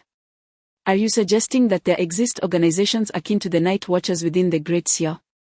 No. There is only one Night Watchers in the Great Seer, yet above them stand 5 paragons of humanity. Paragons of humanity. As the term implies, they represent the utmost combat prowess attainable by humankind. As their strength approaches that of the ancient deities of myth, they are also referred to as demigods. To stand shoulder to shoulder with divine beings in mortal form, Though I recognize you are borrowing a classic line from cinema. That is indeed the case. Wanchimo raised his gaze to the starry sky, his eyes filled with profound admiration. These 5 individuals serve as the backbone of humanity. The sole beacon of hope visible amidst the vast fog. Who are they? I do not know, or they are too distant from us. And few have witnessed their visages or know their names. However, there are intriguing rumors. What rumors? These 5 paragons of humanity are referred to as 1 sword, 1 rider, 1 sovereign, 1 void, and 1 sage. Sword, rider, sovereign, void, sage. What sort of rumors are these? They provide no substantial information. It is said that the supreme commander of the Night Watchers is the sovereign among these 5 paragons, yet it has been an eternity since anyone has witnessed him in action. I have a question. Ask away. Has humanity ever slain a god? Lin Chia gestured toward the sky, not the peculiar mythological creatures, but the true, ancient deities of myth. Wanchimo paused in silence before shaking his head. I do not know, but I suspect the answer is no. Amidst the vast fog, humanity resembles a lamb blindfolded. We are unaware of the happenings in this world, oblivious to when the apocalypse may descend. In this era, where the existence of deities has been confirmed, should humanity truly slay a god, that would inevitably instigate panic among all other deities. Consequently, they might unite to eradicate humanity, rendering our plight even more dire. Lin Chia nodded, I comprehend. Is there anything else you wish to ask? Lin Chia pondered for a moment, do temporary team members receive any benefits? Yes. Then I have no further inquiries. Is it true that out of all your questions, only the final one held your utmost concern? Indeed. Lin Chia nodded with a sense of inevitability. What special team? The pinnacle of humanity, such matters are far removed from me, I prefer to remain grounded. Well. Wanchimo turned his head and inquired, are you tired? Not tired. Then I shall take you to a place. In the dead of night. Is that appropriate? Quite appropriate. Wanchimo's lips twitched slightly. Very well. Lin Chia cautioned, do not forget, I am still a minor. Wanchimo. A few minutes later, the car came to a gentle halt amidst a desolate wilderness, devoid of any presence. Lin Chia opened the door and stepped out, surveying the surroundings with a gaze tinged with vigilance aimed at Wanchimo. What have you brought me here for? Wanchimo silently rolled his eyes and pointed to a nearby graveyard. Over there. Lin Chia followed the direction of his finger and fell into silence. He could vaguely surmise the purpose of Wanchimo's visit. The two proceeded along a narrow path, soon arriving at the periphery of the cemetery. This burial ground was modest in size, significantly smaller than the municipal cemetery at the city's edge, however. The craftsmanship of the tombstones and the spacing between them far surpassed that of an ordinary graveyard. The gravestones here appeared more exquisite and orderly. This is the resting place of the Night Watchman of Tsamnon City, Wanchimo spoke calmly. Since the Special Biological Response Team of the Great Seer transitioned to Night Watchman in 1936. Adopting a management structure of 1 team per city, this site has been designated as the final resting place for the fallen Night Watchman of Tsamnon City. Of course, this was merely the default resting place. Upon joining the Night Watchman, each individual could specify their preference for burial in the Night Watchman cemetery, cremation, or interment back in their hometown, among other options. Zhao Kongcheng had chosen to be buried in the Night Watchman cemetery, expressing that he bore too much blood on his hands and feared he might frighten his ancestors if he returned to their graves. As he recounted this, a smile crept onto Wanchimo's face, as if he were witnessing Zhao Kongcheng's carefree expression while making that statement. Lin Chia silently gazed at the numerous tombstones around him, his brow slightly furrowing. So many. In this cemetery, there were at least 60 or 70 distinct gravestones, the majority of which were new. From 1936 to now. It has been 85 years, Wanchimo remarked with a touch of melancholy. Initially, our sacrifices were indeed few, as each city would only face a handful of mythological creatures each year. Even when they appeared, their power was not formidable. Yet, as time passed, the emergence of mythological beings accelerated and their strength became increasingly terrifying, leading to greater casualties. Nearly half of these tombstones commemorate those who fell in the past 20 years.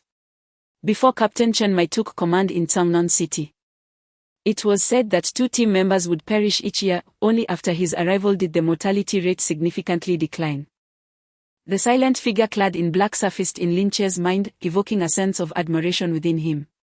Has the gravestone already been prepared for Zhao Kongqing, who only sacrificed himself tonight? Lin Chia inquired, a hint of confusion evident in his voice. No, replied Wen Qimo, lifting his hand to gesture into the distance. Look over there. Following his direction, Lin Chia's gaze fell upon the dimly lit graveyard, where a faint glimmer of light became discernible.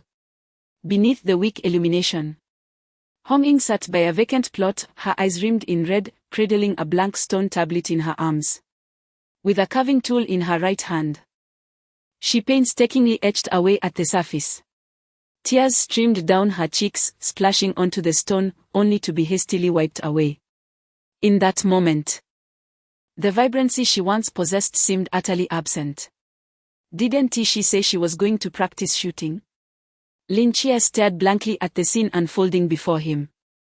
She lied. Wen Qimo shook his head.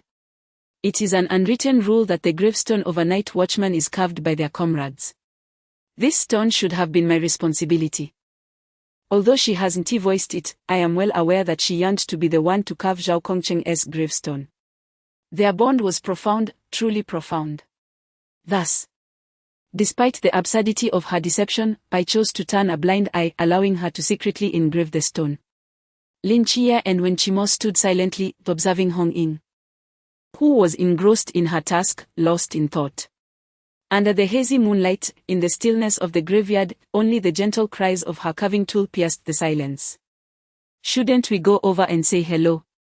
After a prolonged silence, Lin Chia asked Wen Qimo. Approaching her now would only create an awkward situation, her sensitivity is too pronounced. Yet, Lin Chia felt a twinge of discomfort, as if they were intruding on a private moment. Wen Qimo turned to him, a glimmer of amusement in his eyes. Do you really think we are the only peeping toms lurking nearby? Chapter 34. What do you want to do? In the cemetery, amidst the woods on the other side, Xiangnan lay low, his steady form jolting as he abruptly turned around. Upon seeing the visitor, he exhaled in relief. Captain, it's the dead of night. Please refrain from moving stealthily in the cemetery. You nearly scared me to death. Wu Xiangnan placed a hand over his wildly beating heart, taking a deep breath. Chen Mai quietly settled beside him, glancing at Hong Ying, who was alone and carving a tombstone in the distance. He softly remarked, I thought your thick head was only filled with tactics. I didn't expect you to come here as well. Wu Xiangnan shot him a glare. Who would believe she would practice shooting at this hour? Am I really that dull? You are. Wu Xiangnan pressed on, where's Chiemo? He should have arrived by now. He's lying low in the ravine across with Lin Chia. And Leng Xian and Xiaonan? Leng Xian has long vanished, and Xiaonan is too afraid of the dark to come. Oh. The 2 men fell into silence. After a while, Chen Mai spoke again. I'm genuinely glad you came. Is it really that significant? It is. Chen Mai affirmed earnestly. This means you are no longer the Wu Xiangnan who just crawled out from the pile of corpses. No matter how much you deny it. You are changing. Why would I deny it? Wu Xiangnan replied calmly. It has been nearly 6 years since the demise of the Blue Rain Squad. As a mere survivor, I must step forward. Encountering you all is merely good fortune for me. Chen Mai let out a long sigh. In their eyes, you're just a rigid man obsessed with rules and regulations. The last time I overheard Hong Ying and Xiaonan by the wall, they said you would never find a wife in your lifetime. If only they knew you were once a renowned member of the Blue Rain Special Squad. They would surely be astounded. I am merely a survivor unworthy of that name, Wu Xiangnan stated calmly.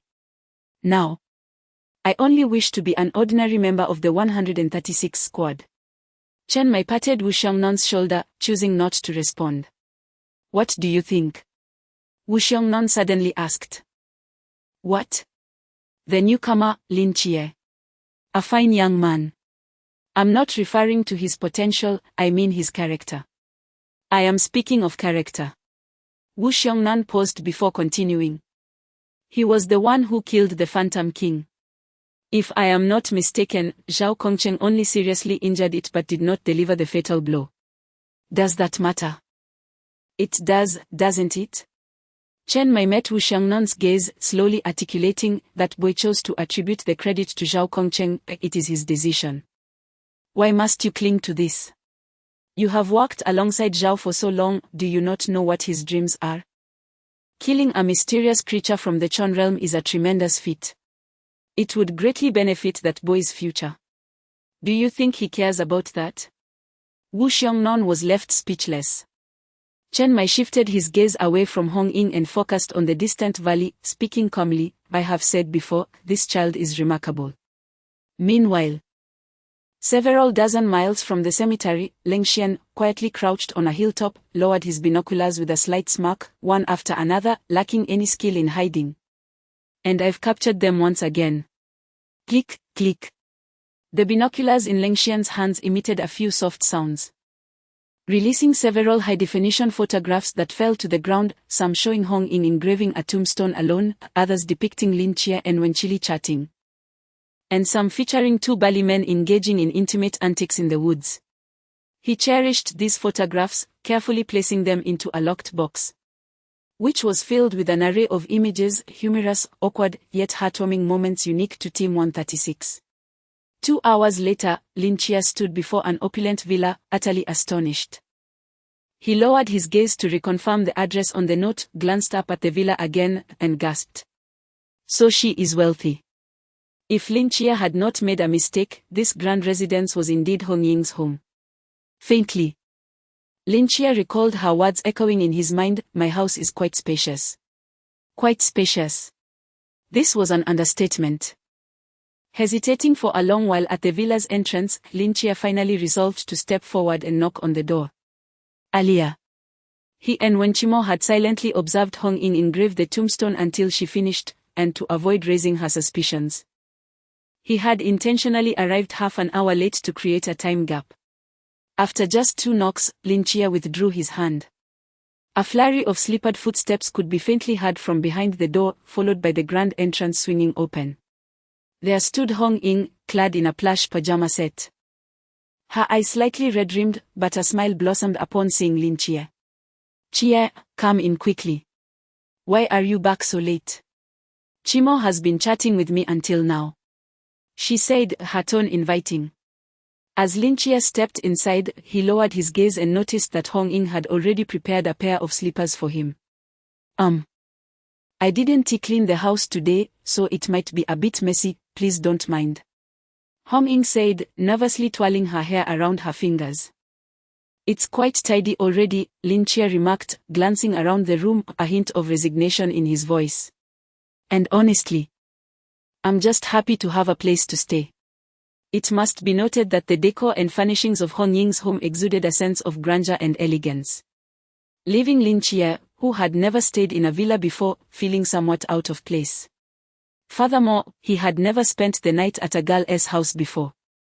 Hong Ying, is Jie here? A soft voice drifted down from the second floor, revealing a sleepy Si Xiaonan leaning over the railing, her eyes barely open, inquiring softly. Yes. Hong Ying nodded. Lin Jie was taken aback and turned to look at Hong Ying. Hong Ying smiled at him, explaining that she usually did not stay in the dormitory, and she felt uneasy about Xiaonan residing there alone.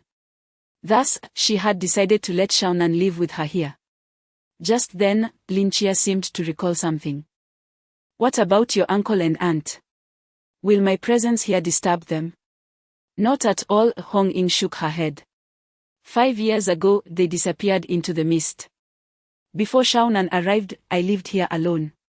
Are they part of the exploration team? Indeed, Hong Ying replied. Lin Jie opened his mouth. Realizing he had spoken out of turn, yet he was at a loss for words to offer comfort. At that moment, Hong Ying pointed to a room on the second floor. You will stay in that room, I've already tidied it up. The blue towel and toiletries in the bathroom are yours, so don't mix them up. Wearing slippers, Hong Ying ascended the stairs step by step. Suddenly, she seemed to remember something and abruptly turned to Lin Chia. By the way, if you wish to enter my and Shaonan's room, you must knock first. If I catch you with any ulterior motives. She raised her pajama sleeves, revealing her fair arms, and brandished her fist menacingly. Don't forget. I am the main combat force of the squad, aside from the captain, no one can defeat me. My long spear does not discriminate. With that, she elegantly turned around. Her long black hair cascading down as she strode confidently into her room. Lin Chia stood there, speechless. Beside him, Si Shaonan yawned and waved goodbye to Lin Chia, murmuring, "Good night." Third. The two doors closed, and the corridor fell silent once more. Suddenly, Lin Chia remembered something and hurried to Hong Ying's door, knocking a few times. Creak. The door slowly opened to reveal a stern-faced Hong Ying holding her spear, who lifted her chin defiantly. What do you want? Chapter 35. We are regular troops. Beneath the warm glow of the lights, the tips of the long gun gleamed with a chilling radiance. To think, she had actually concealed a long gun in her own room. Lin Chia swallowed hard and quickly inquired, "No, Hong Ying, I merely wanted to ask. Do you have any paper and a pen?" Hong Ying paused, bewildered. What do you need paper and a pen for at this late hour? To write a letter. Oh. I believe I have some. Please wait here. Hong Ying set aside the long gun and rummaged through her room. Standing at the doorway, Lin Chia could clearly observe the state of Hong Ying's quarters. Surprisingly, her room was exceedingly simple, even austere. Within it was merely a hard bed, a desk lamp, a writing desk, and a plush toy resting beside the bed. There were no unnecessary decorations, no lavish mattresses, no sofas, and no air conditioning. It was difficult for Lin Chia to fathom how, in such an opulent villa, Hong Ying's room could be reduced to such starkness. It resembled a hermit's humble abode more than the master bedroom of a villa. Only the adorable plush toy seemed fitting for someone of Hong Ying's age. Paper. Found it. Hong Ying's eyes lit up as she emerged from the room holding a pen and several sheets of paper, offering them to Lin Chia. Hong Ying, do you usually sleep here? Hong Ying glanced back and nodded. As a night watchman, one must not indulge too deeply in material comforts, but rather continually hone one's will. If this villa were not an inheritance from my parents, requiring regular upkeep, I might have sold it long ago and returned to a dormitory. Lin Chia fell silent for a moment. I understand. Thank you. Good night. Good night, and make sure to get some rest, Hong Ying smiled, waving her hand gently as she closed the door. Lin Chia descended the stairs and seated himself on a chair in the living room, switching on a lamp above him. On the table lay a sheet of paper and a pen. The melancholic chirping of cicadas echoed faintly outside, the summer night's heat having dissipated after the rain, with the silhouettes of leaves casting shadows on the table in the moonlight. Lin Chia grasped the pen, sitting motionless at the table. He was unsure how much time had passed before he gently began to write, inscribing the first line on the paper. To Aunt, Young Jin. Mom. Young Jin gently shook her aunt, who had dozed off at the dining table, softly calling out. Her aunt opened her bleary eyes, slowly lifting her head while rubbing her sore neck, and asked, What is it? Has your brother returned? Young Jin shook her head. No. But there's a letter under the door. A letter? Yes. It seems to be from my brother. Shao Qi. Quickly open it and have a look, her aunt urged, watching Young Jin as she tore open the envelope. That child. He hasn't come home all night, not even a word. And now he leaves a letter at the door. What does he mean by that? Young Jin opened the letter, and her aunt took it, both of them leaning in closely to read it thoroughly. After a while, Auntie trembled as she set down the letter, sitting there in a daze. Mom. My brother said he enlisted. Young Jin picked up the letter and turned to Auntie. Enlisted. How could he suddenly enlist? Auntie murmured, having never heard him mention it before. No, he did mention it, Young Jin nodded earnestly. He mentioned it? Previously. He often confided in me that his greatest dream was to join the army, but he had to temporarily abandon that dream due to his eyesight issues.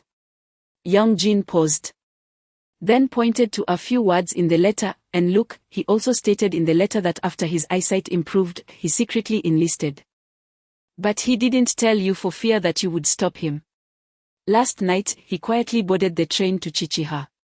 No, that's not right. What's not right? You received this letter only this morning. According to what it says, he should be on the train now. Auntie's mind suddenly sparked with clarity. Young Jin scratched his head. Actually, I only discovered this letter this morning. It might have been there last night, I just didn't see it. But this is too sudden. Auntie struggled to accept this reality. Moreover, this child's eyesight had only just recovered. What if it relapsed while he was serving? No. I can't accept this. I must find the authorities. I want my nephew back. Auntie anxiously stood up, disregarding her slippers, then hurried toward the door. Suddenly, she halted. Outside the door stood two men in military uniforms, awkwardly poised as if preparing to knock. If Lin Chia were present, he would immediately recognize that these two were Chen Mai and Wenchimo. Who are you? Auntie frowned and inquired. Chen Mai and Wenchimo exchanged glances. And a gentle smile appeared on Wenchimo's face as he rendered a somewhat unrefined military salute to Auntie. Hello, may I ask if you are Ms. Wang Feng? The guardian of Lin Chia? Yes, I am. We are from the Zhongnan Military Affairs Office, here to deliver some paperwork and subsidies regarding Lin Chia's enlistment. Military Affairs Office? Auntie asked suspiciously. What is that? It is specifically responsible for the enlistment of new soldiers. Oh, then, please come in and sit. Auntie stepped back to allow them entry, turning to Bruti for them. I was just about to look for you. This matter doesn't seem right. As soon as Chen Mai and Wenchimo sat down, the latter broke into a cold sweat upon hearing her words. Wenchimo leaned in closer to Chen Mai, whispering, Captain, can we really get away with this? What are you worried about? Our paperwork is all issued from the regular army, it's all legitimate. But you only submitted Lin Chia's application yesterday, the documents shouldn't have arrived this quickly, right? Are you certain these are genuine? Chen Mai's lips twitched slightly. Soon enough, they will become genuine. However, I do not comprehend. We could indeed wait for the official documents to arrive before proceeding, so why the haste? It is not our agency, but rather that of Lin Chia. Chen Mai cast a glance at his busy aunt in the kitchen and whispered. Fearing she might not believe the contents of the letter and directly seek verification from the government, unaware that the lower-level officials do not know of our existence. Do you understand my point? I see. Wenchimo nodded, straightening his posture and displaying a composed smile. Mrs. Wang Feng, rest assured, we are legitimate forces. Lin Chia's enlistment in the Urumqi military has been duly authorized, there are no issues whatsoever. Young Jin, standing nearby, helplessly supported his forehead. Just then, the aunt, brewing tea, trembled slightly, causing the teacup in her hand to topple onto the table. She stiffly turned around, her eyes wide as she exclaimed, Didn't he go to Chichiha? Chapter 36, The fool Chen Mai cast a glance of reproach at Wenchimo. With a serious demeanor, Wenchimo addressed the matter, Madam. Regarding Lin Chia, he initially applied to go to Chichiha, but later complied with reassignment and went to Urumqi. The aunt, skeptical, inquired about his documents. Wenchimo retrieved a thick stack of paperwork from his briefcase, systematically placing it on the table before pushing it towards her. All of Lin Chia's paperwork is here. Please take care of it. After a moment's contemplation, Wenchimo added, there may be additional documents forthcoming, and we will visit again when they arrive. The aunt squinted, extending her hand to grasp the documents from a distance, meticulously reading each word, fearful of missing any crucial information. After an extended silence, she finally set the papers down with a deep sigh. This child has just recovered his sight, and I worry that during his time in the military, something may go awry. Rest assured, we have conducted thorough examinations of Linchia's eyes, there will be no further complications. He is in good health. Wenchimo's voice softened gradually. Moreover, the children have grown, they must be allowed to step out from under the protective wings of their families and face the world. Do they not? The aunt opened her mouth as if to voice a thought, but ultimately settled for a resigned sigh. Madam, here is the subsidy for Linchia's military service, please accept it. Chenmai produced a thick envelope and pushed it towards the aunt. As she lifted a corner of the envelope, a tremor coursed through her. Astonished, she looked at the two men. This is far too much, isn't it? The current benefits for servicemen are quite generous, and Linchia's unit is somewhat unique, hence the subsidy is comparatively higher, Wenchimo clarified. Unique? Is there a danger involved? The aunt's expression shifted uneasily. Not at all, the unique aspect simply refers to the distance, it is quite far from here to Uramki. Wenchimo fabricated with a straight face. Oh, I see. The aunt, clutching the envelope, fidgeted restlessly. It was her first encounter with such a sum of money. Comrades, can you send this money to him? She voiced her concern. He is venturing to such a distant place alone, what if he finds himself without funds? And having so much money at home, it makes me uneasy. There is no need for such a large amount of money in the military. And we have regulations stating that these funds are intended for the family. Please, you must accept it. Wenchimo's eyes narrowed slightly, his tone growing serious. As for safety, you need not worry, as long as we are here, no one can touch you. And when will he return? 10 years, Chenmai interjected suddenly. His eyes filled with solemnity. He will undoubtedly return after 10 years. 10 years. The aunt murmured, glancing back at young Jin, musing aloud, by then. Jin should be entering university. Wenchimo and Chenmai spent a little more time conversing with the aunt, and as the hour grew late, they prepared to take their leave. By the way, can you make calls from your location? The aunt suddenly recalled. Of course. Wenchimo nodded and said, I will call you shortly. You can reach him as long as it is not during training hours. All right, take care, the aunt remarked as she saw the two off. Before standing alone by the door for a moment, slowly returning to her room, her gaze fixed vacantly on Linchia's room. Her eyes gradually reddened. Mom. It's a good thing that my brother is going to the military, young Jin comforted, holding the little black dog. I know, dear, the aunt replied, wiping the corner of her eye. Children grow up and must venture into the world. It is indeed beneficial for him to train in the army.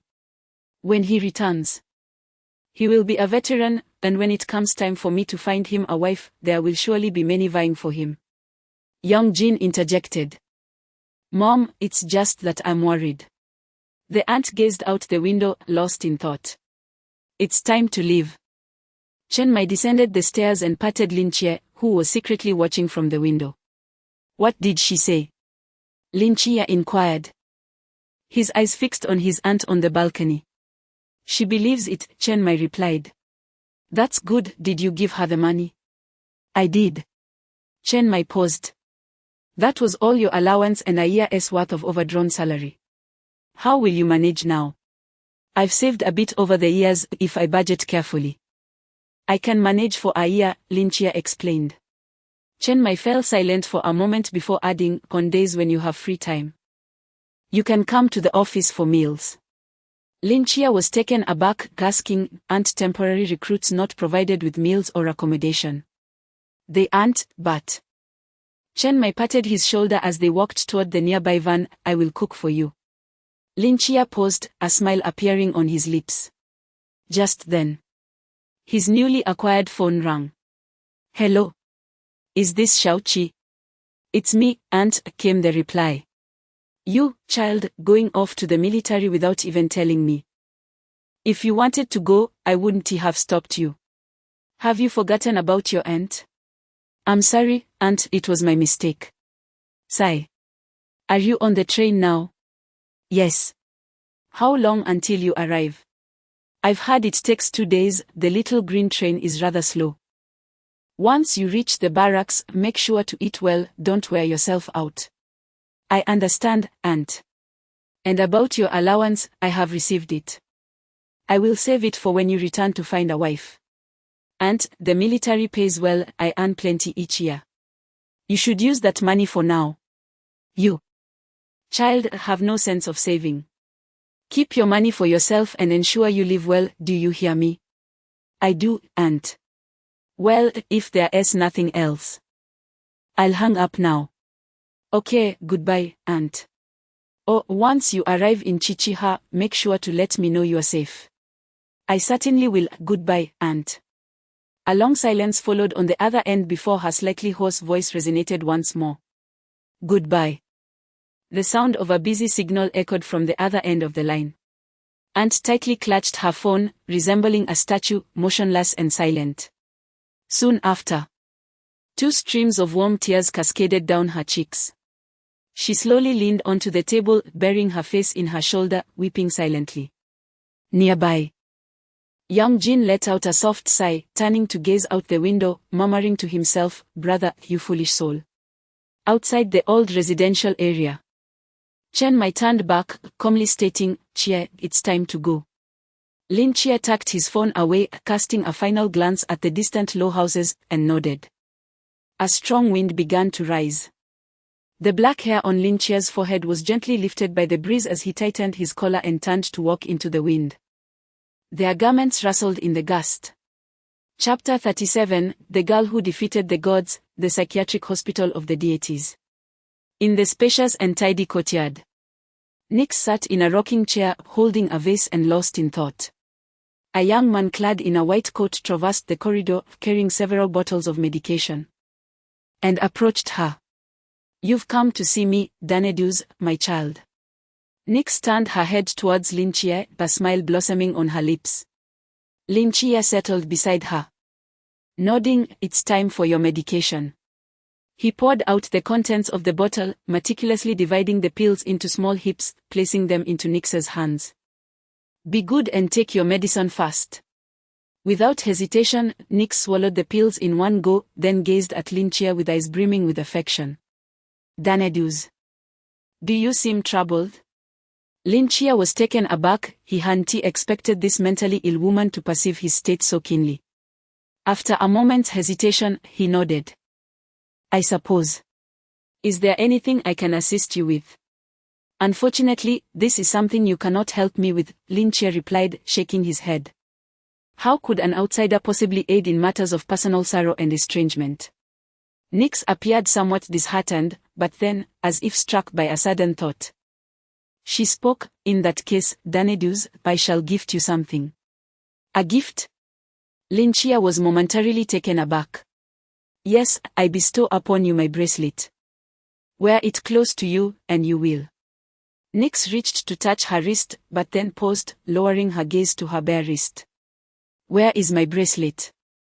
"My bracelet, where is it?" Lin Chia.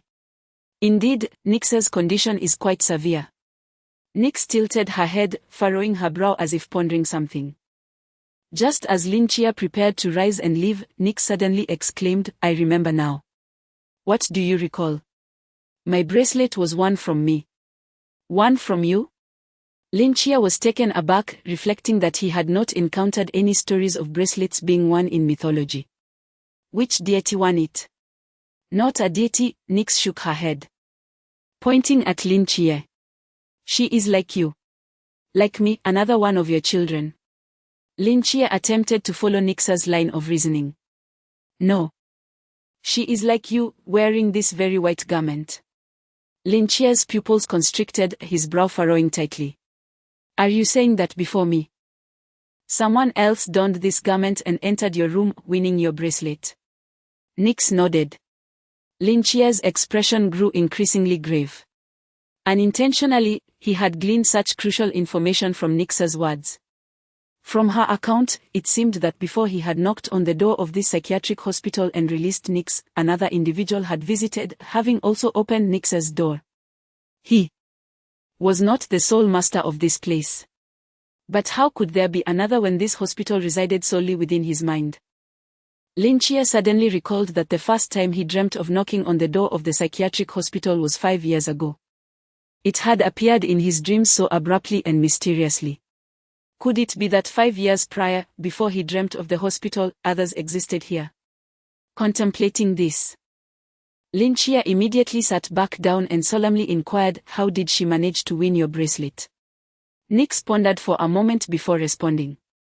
"She said she wanted to challenge me. If I won, she would return my child, but if I lost, I would have to give her my bracelet." "What did you compete in?" Nix's lips slowly formed the word creation. Creation. So, in the end, you lost. How could that be possible? Lin Chia's eyes widened in astonishment. "You are the goddess of night, one of the 5 deities who create worlds. How could you possibly lose to someone else?" "I do not know. But I did indeed lose," Nix replied, shaking her head. "Do you remember her appearance?" "Yes, she seemed to be around 12 or 13 years old, with long black hair. Quite beautiful, and she had a strange pattern here." Nix pointed to the back of her hand. "A 12 or 13-year-old girl defeated you in creation?" Lin Chia exclaimed, his eyes nearly bulging out. "Even if your divine essence is diminished, that would still be unlikely." Nix sat there, seemingly lost in memories. Lin Chia steadied his emotions and continued, "What else do you remember about her? What was her name?" "I do not know.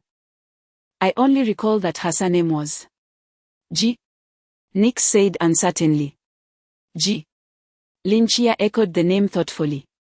"In the end. Before I returned to my room, she walked in that direction," Nix said after a moment, pointing to a room on the 3rd floor. "I understand. Please rest well," Lin Chia replied, glancing at the room before turning and racing down the corridor. Moments later, Lin Chia arrived at the door of the room Nix had indicated. The door plate bore 3 large characters, "Director's Office." Lin Chia furrowed his brow and pushed the door open. Inside was a moderately sized office, appearing somewhat disordered. He had entered this room before, retrieving the white coat from the hanger within, though he had not noticed anything of significance during his previous visit. Since Nix had mentioned the girl entered this room at that time, it was likely she had left behind some important clues. This time, he would conduct a thorough search. Instead of rummaging through drawers, he chose to sit down, closing his eyes gently. With the divine relic bestowed upon him by the Seraphim, he could effortlessly sense all the items within the room, far more efficiently than any chaotic search. A few seconds later, he abruptly opened his eyes. Rising, he walked to the desk, reaching into the last drawer's compartment and extracting a somewhat yellowed sheet of paper. Indeed, there was something. Lin Chia quickly tore open the envelope. Retrieving the letter, his expression suddenly becoming peculiar. This handwriting seems rather crude," he mused. "The scroll resembling that of a young student just beginning to learn how to write. To whom it may concern, I am unaware of your identity. Yet I am acutely aware that you are the true sovereign of this place. By the time you discover this letter, several years will have elapsed.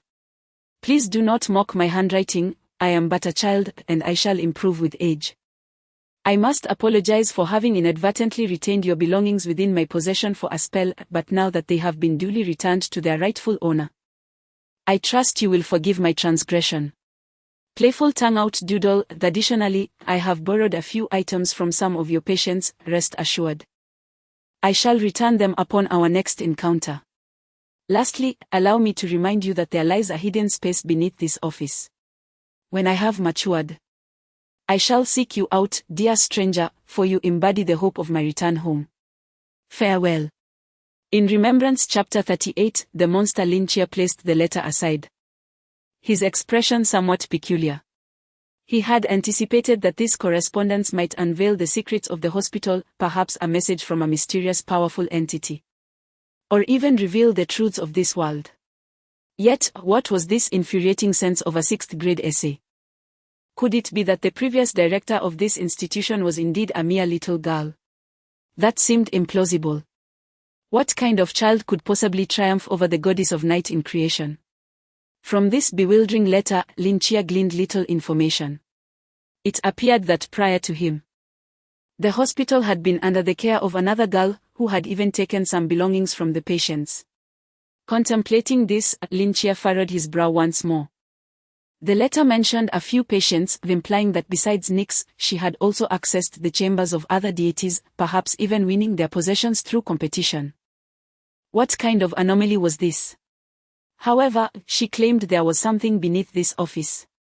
Lin Chia crouched down, meticulously probing the floor with his mental acuity. As he approached the 20-meter threshold, he seemed to encounter something distinctly unusual. Was there a mechanism hidden within this room? Lin Chia raised his head, gazing at the wall behind the office. In his perception, a concealed passage lay beyond that wall, and the method to unveil it. After a moment of careful sensing, Lin Chia stood up, walked to a bookshelf in the corner, and gently pressed a hidden compartment. Immediately, the wall behind the office began to part, revealing a dark passageway. Without hesitation, Lin Chia descended along this corridor. The passage was lengthy and profound. Lin Chia walked for what felt like an eternity before reaching its end. Upon opening the door at the terminus, he found himself momentarily frozen in place. Before him lay a dim, damp corridor, flanked by shadowy cells. Indeed, cells. Unlike the 6 patient rooms above, what now unfolded before Lin Chia was a true prison. With iron doors adorned with intricate patterns, the purpose of which remained unknown. Cautiously, Lin Chia advanced down the corridor, his mental vigilance alert to his surroundings. Beneath this already enigmatic asylum of deities, there lay 2 rows of eerie cells, unmistakably sinister in nature. Strangely, both sides of the cells were utterly vacant, devoid of any occupants. Was this merely an abandoned prison? Lin Chia muttered to himself as he continued onward. Before long, he arrived at the end. However, when his gaze fell upon the first cell at the terminus, his pupils dilated in shock. There, in the corner of the cell, crouched a formidable figure. It seemed to have heard Lin Chia's footsteps and stiffly turned its head, revealing a pallid and ghastly visage. The King of Ghosts. Recognizing this familiar silhouette, a fierce intent to kill erupted in Lin Chia's eyes, prompting him to warily step back. The Demon King, akin to a feral beast, roared fiercely as he charged towards Lin Chia. However, upon contact with the prison bars, he was repelled by an invisible force, crashing against the rear wall. Lin Chia furrowed his brow in confusion. Wasn't the Demon King slain by his own hand, his visage reduced to 18 fragments, utterly lifeless? Surely, his remains should have been taken by the Night Watchers. How could he possibly be here? Just as Lin Chia pondered this perplexity, a familiar panel materialized before his eyes. Sina, Demon King. Choice as the one who personally vanquished this mythical creature. You possess the authority to determine its soul's fate. Option 1, annihilate its soul entirely, erasing it from existence. Option 2, allow it to reach a fear value of 60. Enabling you to employ it as a caretaker in the hospital, providing care for patients while offering a measure of protection. Current fear value 1. Upon reading this passage, Lin Chia finally comprehended the situation. It seemed this psychiatric hospital, in addition to housing 6 mysterious patients, possessed the capability to transform mythical beings he had personally killed into caretakers. This implied that each time he eliminated a mythical creature, he had the opportunity to convert it into a caretaker. Did this also extend to ancient deities? What if, he mused, what if he were to slay a genuine deity in the future? Could he not also compel it to serve him? As this thought raced through his mind, Lin Chia's heart quickened. The Demon King's roar jolted him back to reality. He lifted his gaze to the terrifying visage of the Demon King within the cell. his expression gradually turning cold. Demon King, Lin Chia addressed him calmly, "You possess great strength, having you as my caretaker would indeed be a commendable choice." Upon hearing these words, the Demon King began to quiet down. Lin Chia slowly extended his hand, seemingly intent on caressing the Demon King's ghastly face. A glimmer of murderous intent flickered in the Demon King's eyes, yet the instinct for survival forcibly subdued it. Since appearing here, it had come to understand its two possible fates and recognized that its destiny lay in the hands of this insignificant creature before it. Reluctant to be obliterated from existence, it had no choice but to submit. Bowing its head, it remained as still as a dog.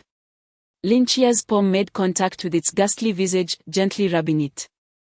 "You have taken many lives, it matters not, for I was not acquainted with them, and that does not preclude my decision to employ you." Lin Chia's eyes narrowed, a cold glimmer shining within them. "Regrettably, you have murdered someone of great significance."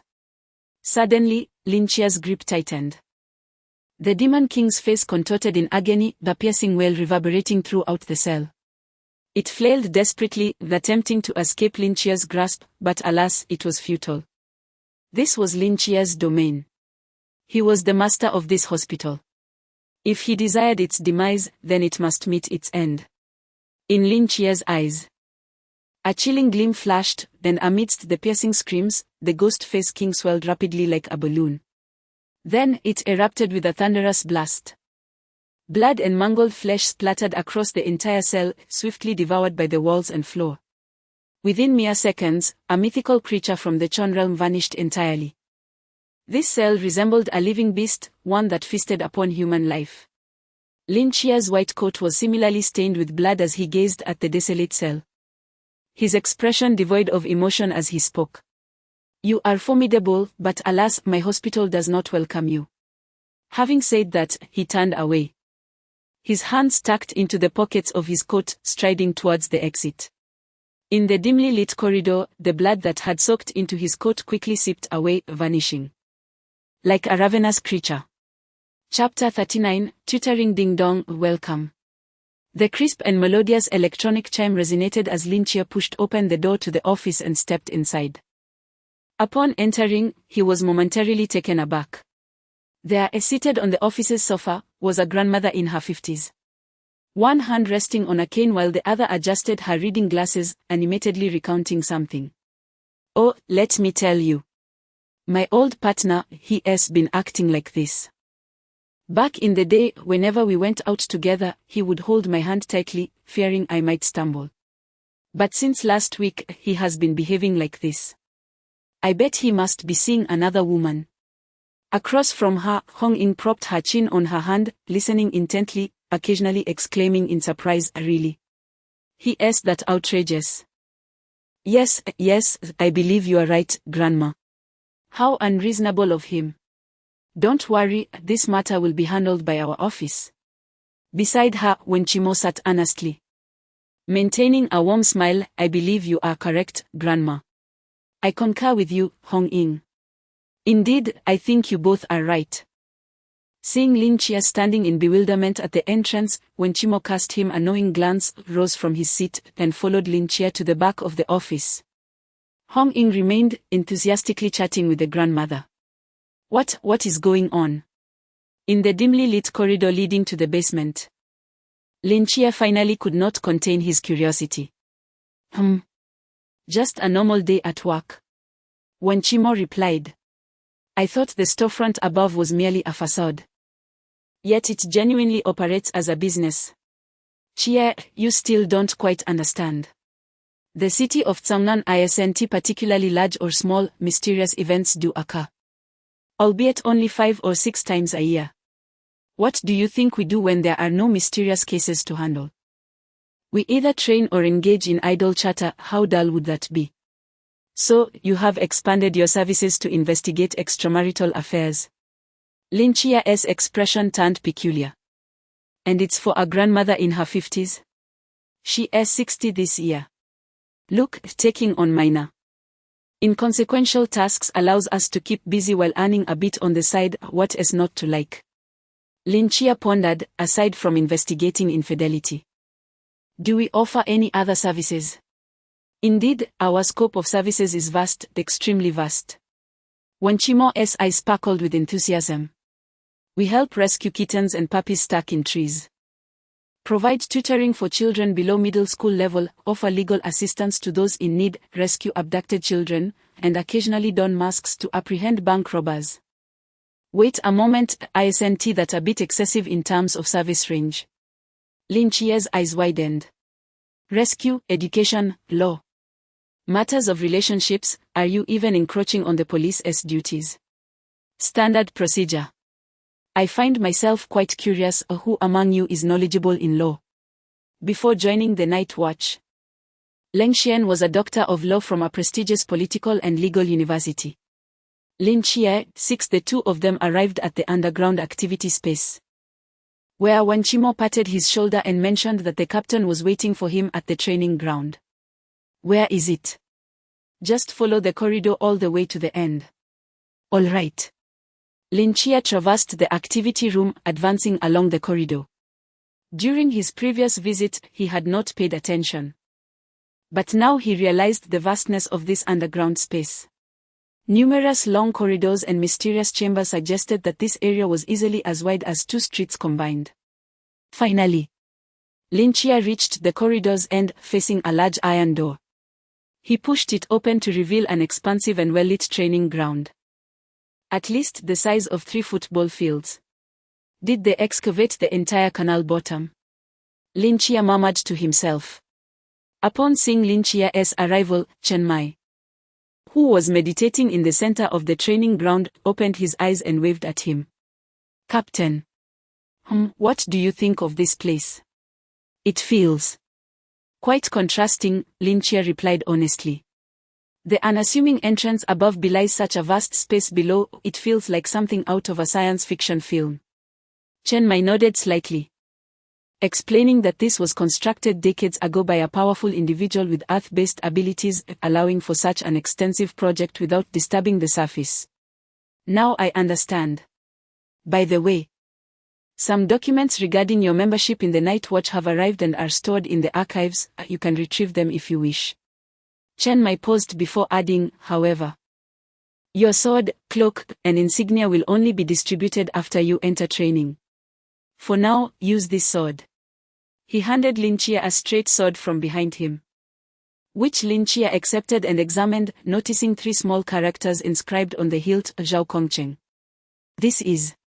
Lin Chia looked up in astonishment. Old Zhao's sword. Chen Mai replied calmly. You are the chosen one, he fell in battle, and now this sword is entrusted to you. Lin Chia fell silent for a moment, tightly gripping the hilt. All right. Then, with a puzzled expression, he asked, but isn't it said that I am merely a temporary member? Why do I need a sword? With over a month until training begins, we cannot afford to waste time. We need to teach you some skills. Chen Mai gradually rose, looking at Lin Chia as he continued, after all, you are to join our Team 136, and poor performance during training could bring discredit to us. Lin Chia felt a sudden, inexplicable sensation akin to being unceremoniously sent to a tutoring class by overbearing relatives due to unsatisfactory grades. All right then. How should I practice? Without hesitation, Lin Chia resolved that even if Chen Mai had not suggested it, he would have sought him out for guidance in combat. After all, one's life is one's own. To be idle at this juncture is akin to a slow death. In the morning, I practiced with a blade. In the afternoon, I learned the art of forbidden realms from Wenchimo, and in the evening, I trained with a gun under the tutelage of Leng Xian. Chen Mai retrieved 2 bamboo swords from the nearby weapons rack, grasping them firmly in his hands.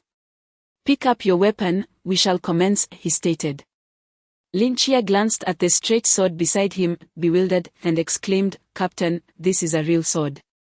It matters not, Chen Mai replied with an impassive expression. Approaching Lin Chia with his dual blades, after all, the outcome would remain unchanged.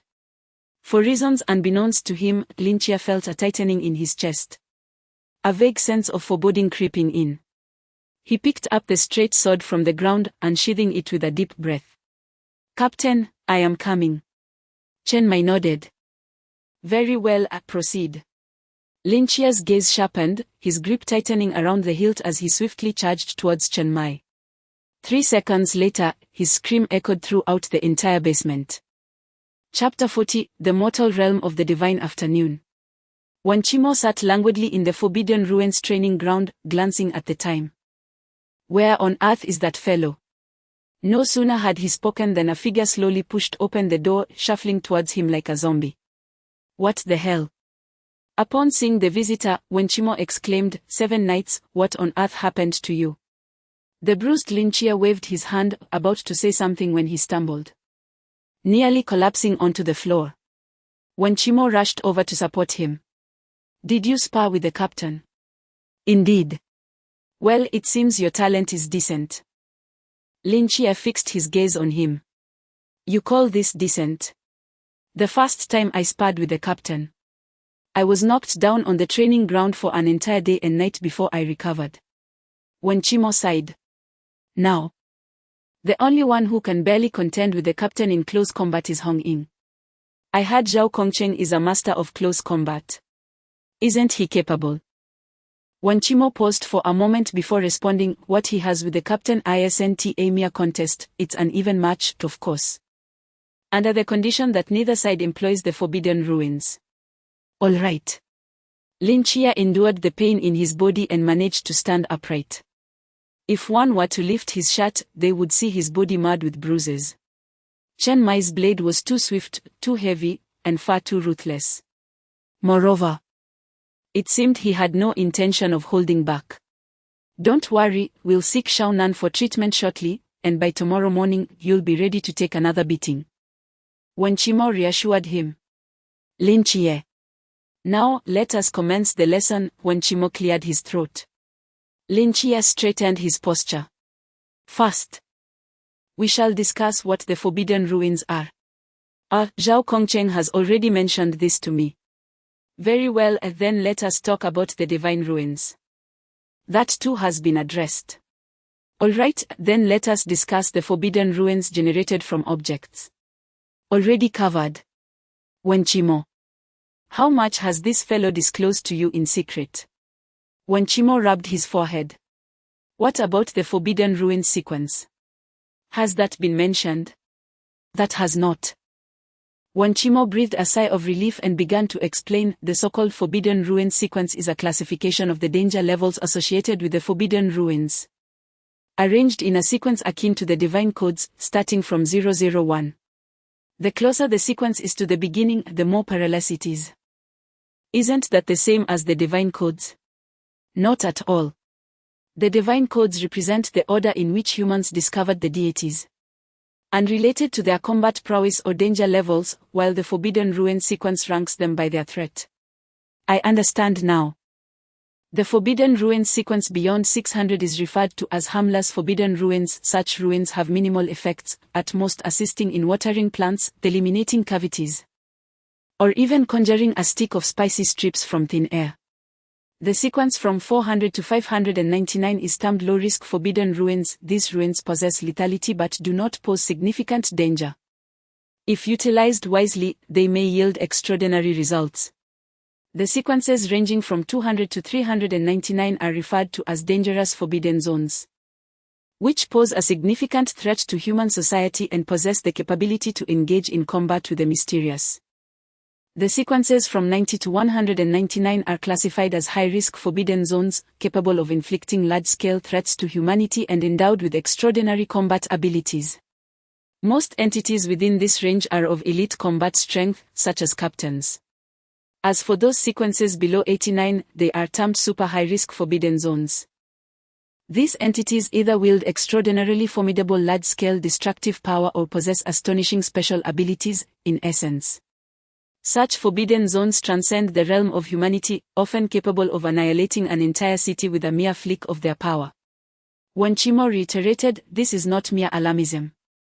A few years ago, in the northwestern desert, a powerful mythical creature appeared, classified under Forbidden Zone Sequence 063, known as Luo Tian Misha, which nearly buried several surrounding cities in a tempest of sand. It was only through the intervention of a specialized task force that it was ultimately vanquished. Lin Chia was momentarily taken aback. He recalled Zhao Kongcheng mentioning that his Forbidden Zone sequence was 083. Min Sheng Shan Yu, which ranks among the super high-risk Forbidden Zones. Although it is one of the last few in its category, it remains exceedingly rare. Wen Qimo's expression turned somewhat melancholic. If he had indeed been born with this Forbidden Zone, perhaps he would have joined a specialized task force long ago and risen to the rank of general. Is this the ranking of Forbidden Zones? What about Divine Zones? Lin Chia inquired curiously. Divine Zones are also a type of Forbidden Zone, thus included in the sequence. Wen Qimo paused, casting a somewhat envious glance at Lin Chia. Within the top 30 of the Forbidden Zone sequence, 23 are Divine Zones. The powers bestowed by the Divine are, of course, beyond the reach of mere mortals, far exceeding our imagination in terms of both danger and uniqueness. But to say that there are still 7 human Forbidden Zones among the top 30? Lin Chia asked. Indeed, Wen Qimo's eyes sparkled with enthusiasm. And there is even one belonging to humanity among the top 5 Forbidden Zones. Which one? I do not know. Do not look at me like that. I have only been a member of the Night Watch for a few years. Such confidential matters are beyond my knowledge, Wen Qimo said, raising his hands innocently. What about my Forbidden Zone? Lin Chia pointed to himself. What is its sequence? Wen Qimo glanced at him and responded softly, the Divine Code 003. The Divine Zone of the Seraphim Michael is called Mortal Realm. The Forbidden Zone sequence is also 003. Forbidden Zone sequence 003, a Mortal Realm. Lin Chia murmured to himself. However, do not rejoice too soon. 003 is the Forbidden Zone sequence of the Seraphim, not yours, Lin Chia, Wen Qimo added. It only retains its classification of 003 in the hands of the Seraphim, whereas in the hands of a newcomer like you, who has just embarked on the journey of the mysterious, its power might merely be deemed a high-risk Forbidden Zone. It is only when you reach a sufficiently high realm, one where you can stand shoulder to shoulder with the divine, that it will truly embody the essence of 003. Lin Chia nodded, acknowledging his understanding. By the way, I have another question. Go ahead and ask. Is it possible for the same individual to serve as the agent of multiple deities? It is inconceivable. Wen Qimo shook his head without a trace of hesitation. At least in the annals of human history, there has never been such a precedent. Oh, Lin Chia nodded. From this moment forth, there exists such a case. Lin Chia, possessing not only the mortal realm of the seraph, but also the dancer of the starry night, acquired from the goddess of night, in a certain sense, embodies the duality of 2 divine agents. Of course, this matter must remain undisclosed for the time being. Should the higher-ups of the Watchers catch wind of it, he would face dire consequences. Presently, he is far too weak. Perhaps when the day comes that he attains sufficient strength, he will no longer fear exposure. Now that the foundational knowledge has been imparted, let us discuss your Forbidden Abyss. What capabilities does your mortal realm possess? Within a radius of 20 meters centered around me, I can perceive all that exists. Oh. Wen Qimo raised an eyebrow. What color is Hong Ying's undergarment today? White. In the testing ground. The 2 men exchanged a brief glance and shared a smile. Chapter 41, The Incomplete Divine Ruins. The pinnacle of reconnaissance and combat support abilities may not exhibit significant advantages at present, but as your strength burgeons, it is destined to evolve into something exceedingly terrifying. As Wen Qimo recorded the information, she inquired, what else? The dynamic vision, approximately several times superior to before. Close quarters lethality capabilities, quite impressive. What more? Under conditions of substantial mental energy consumption, one can harness a fragment of the Seraph's divine might. Typically, divine agents possess this ability. Anything else? None at all. Wen Qimo lifted her head in astonishment. Is that truly all there is? The power bestowed upon me by the Seraph is limited to this. Lin Chia answered sincerely. In a certain sense, he was indeed speaking the truth. Wen Qimo's brow furrowed slightly as she pondered, shaking her head repeatedly. No. This is the mortal's divine realm. Even at the lantern stage, the exhibited might should far exceed this. Are you suggesting that my current abilities are incomplete? Lin Chia was taken aback when Chimo nodded, stating, to illustrate.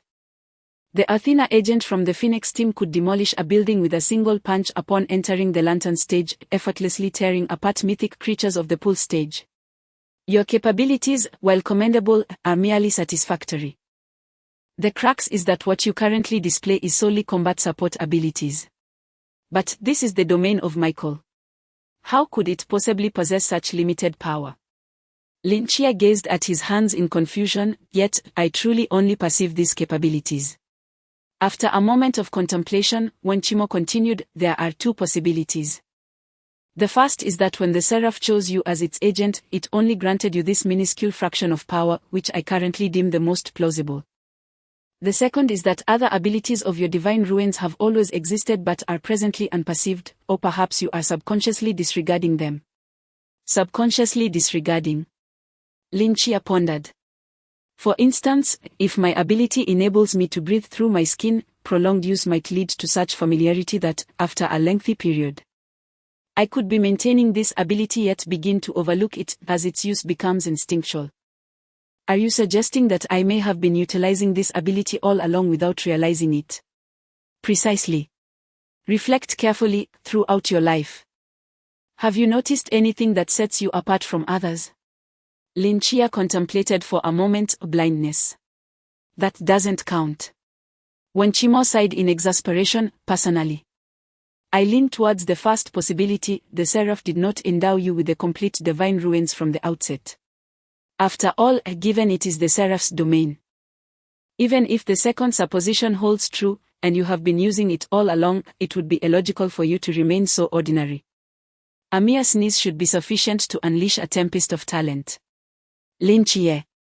In summary, I previously assessed your current, mortal realm, to be of a high-risk caliber, but it seems I have overestimated you. Based on the abilities you have displayed thus far, it appears to be more of an ordinary danger level. When Chimo took a few notes on the document, offering consolation, however, do not lose heart as your strength grows.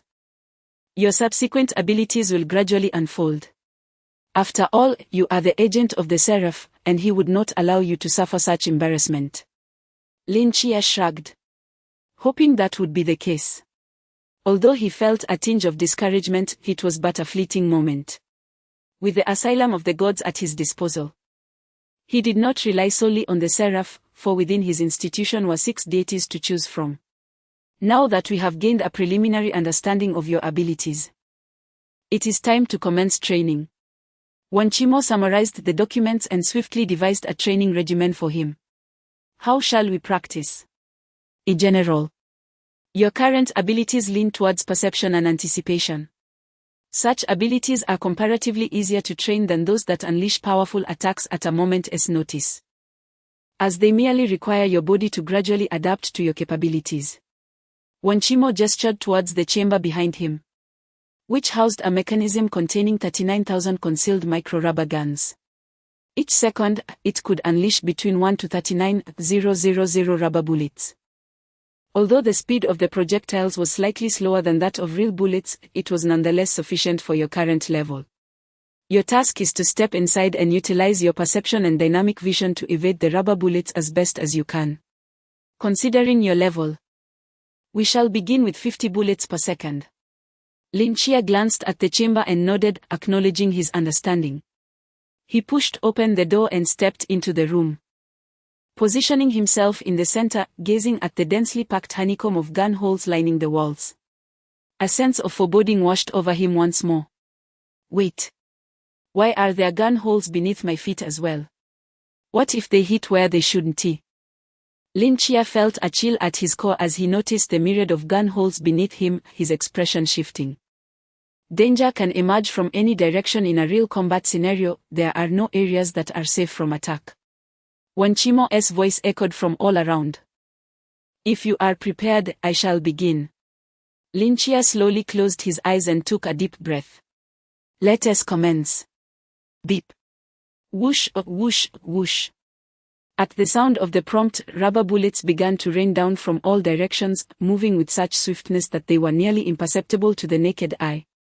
Lin Chia reacted the instant the bullets were discharged, executing 2 consecutive jumps to evade a majority of the oncoming projectiles, yet a fresh wave of bullets was soon unleashed, coming at him from particularly tricky angles. In Lin Chia's perception, he could indeed foresee the trajectory of the bullets. But the number of paths he could predict simultaneously was limited. It was akin to having one person attempting to catch a rolling ping-pong ball, an uncomplicated task. However, if tasked to catch 3 ping-pong balls at once, it was still feasible. However, if 20 ping-pong balls were to roll simultaneously in various directions, the human brain would struggle to respond promptly, failing to accurately discern the trajectory of each one. Lin Chia faced a similar predicament. Within merely 3 seconds of the training commencement, he had already endured a barrage of bullets. Though rubber bullets do not inflict injury, their swift velocity still elicits a sense of pain. Thus, he finally grasped the essence of this training. Damn it, why am I getting hit again? In the activity room, Chen Mai donned an apron and gloves, carrying a fragrant bowl of bone broth to the table, where he gently placed it down. Gaggle. Hong Ying's eyes widened as she swallowed hard. Captain, how long has it been since you last cooked? Did the sun rise in the west today? Beside her, Wu Xiongnon smiled slightly. Haven't you figured it out yet? This is primarily prepared for Lin Chia, we are merely supplementary. Uncle Chen, you're biased. Si Shaonan exclaimed, puffing up in indignation. Chen Mai's lips twitched slightly, and with a straight face he replied, I am simply tired of the bento and wish to change the flavor. It has nothing to do with that kid. Oh, I see. Hong Ying's eyes sparkled as she reached for the bone broth with her chopsticks. Then I shall not hold back, hee. Smack. Chen Mai swatted her hand away with his chopsticks, calmly stating, Lin Chia has not finished his class yet, everyone. Wait. Hong Ying lamented, Captain, do you not love us anymore? Chapter 42 How is my talent? The aroma wafting from the activity room stirred Lin Chia, whose body ached from training as he staggered out of the training facility. His once dull eyes sparked back to life. When Chimo's lips curled into a slight smirk, seemingly pleased that your morning beating was not in vain, Lin Chia made his way directly to the activity room, and as he pushed the door open, 4 pairs of sorrowful eyes turned toward him in unison. Lin Chia sensed an odd atmosphere and wondered what had transpired. It's nothing, just sit down and eat, Chen Mai said, casting a brief glance his way. Oh, Lin Chia responded, taking a seat. Hong Ying gazed at Chen Mai with an expression of unspoken pity. Let us eat, Chen Mai finally uttered the long-awaited words. The group eagerly dove into the meal, resembling wolves starved for days, their eyes gleaming with hunger. Sister Hong Ying, is the food for the night watchman always this splendid? Lin Chia asked softly, eyeing the bountiful spread before him. Hong Ying, somewhat irritated, replied, I don't wish to converse with you right now. After a moment's contemplation, she added, I'll talk to you once I finish eating. Understood, Lin Chia replied. Lin Chia. Yes, Captain. Did you gain anything from today's training?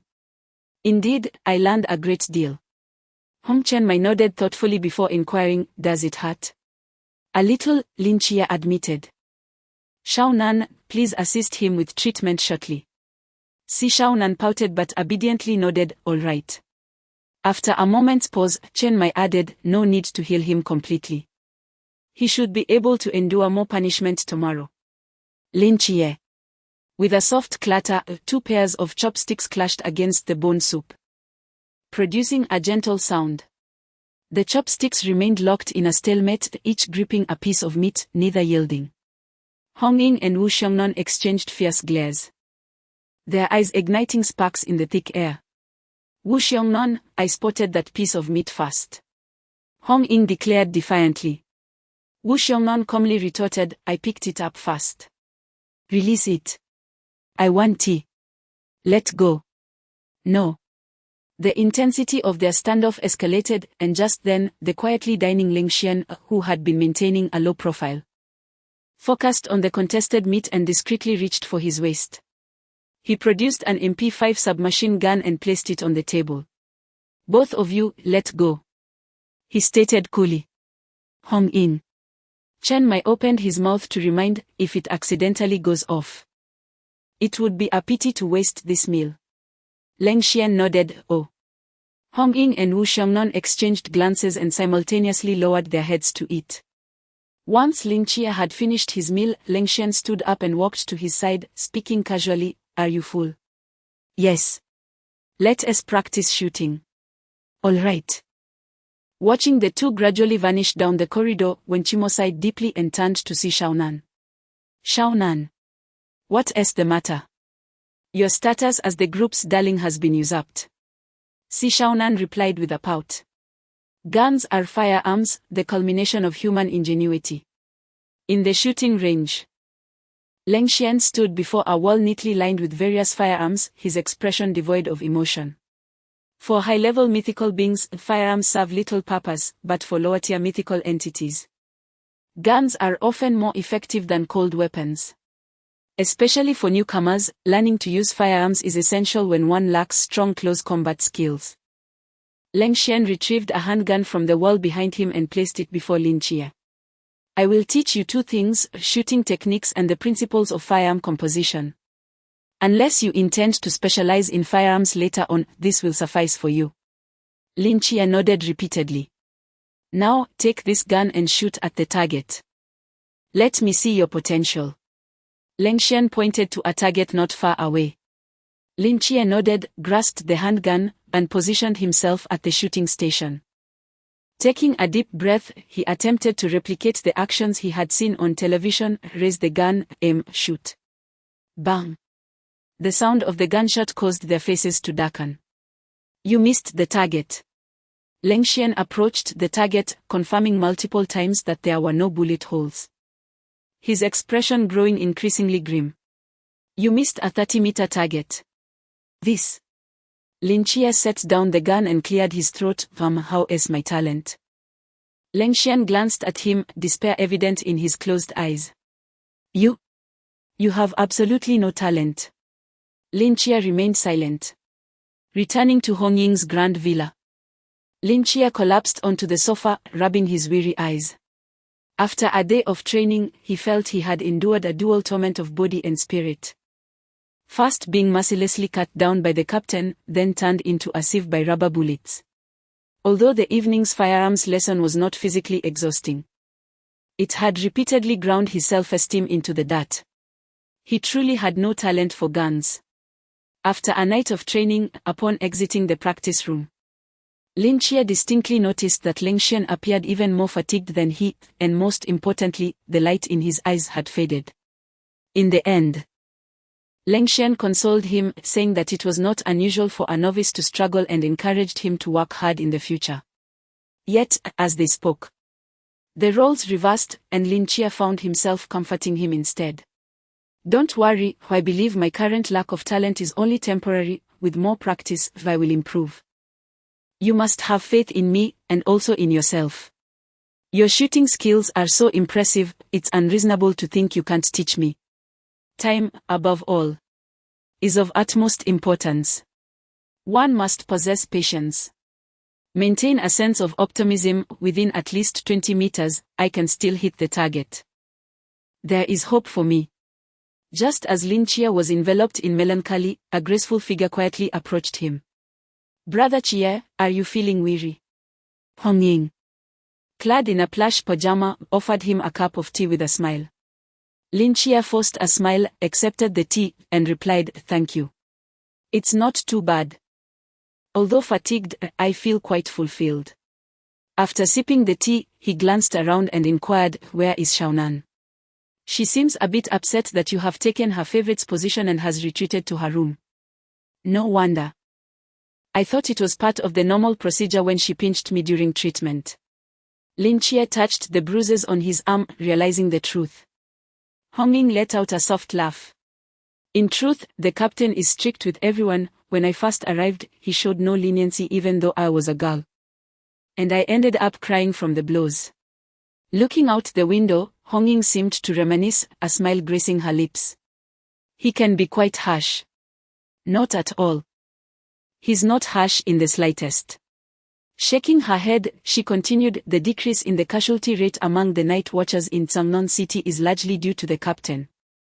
His formidable strength plays a part, but more importantly, he is responsible for his team. The harder he strikes you, the more you remember the pain. Facilitating rapid growth. He would rather his team despise him than see them perish on the battlefield due to inadequacy. Do you understand? Lin Chia remained silent for a long while, seemingly recalling Chen Mai's piercing gaze from the morning, then slowly nodded. I understand. A slight smile appeared on Hongying's lips as she affectionately ruffled Lin Chia's hair like an older sister. All right, if you're tired, you should rest early. Good night. Good night. After bidding farewell to Hongying, Lin Chia returned to his room, dragging his weary body onto the bed, staring blankly at the empty ceiling. After a while, he slowly rose from the bed. Drawing the straight blade from its sheath, one hand gripping the sword and the other the sheath, he closed his eyes. Recalling every technique demonstrated by Chen Mai today, and under the dim moonlight, he executed one slash after another. Chapter 43, again. Second high school. The gentle chime of the school bell echoed as groups of high school students exited the gates, chatting and laughing as they made their way outside. Alas! Yet another day laden with an excessive amount of homework, it seems I will be toiling away until past 11 again. Indeed. That foolish teacher assigned 12 reading comprehension exercises. Is there no end to this? Reading comprehension is not something one can simply scribble down, is it? How can one approach it casually? 3 long answers and 1 short, choose the short, 3 short answers and 1 long, choose the long, for unevenness, select C, for ambiguity. Opt for D. Wait a moment, let me jot that down. Suddenly, a student turned around and called out to Li Yifei, who lagged behind Li Yifei. Why are you so slow? Hurry up. Li Yifei snapped back to reality, oh, coming. He quickened his pace to catch up with the group. Yet his gaze wandered restlessly, his mind elsewhere. What is the matter? What are you looking for?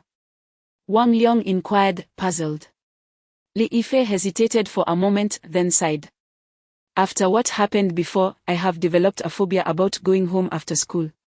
Even though there is no evening study session now.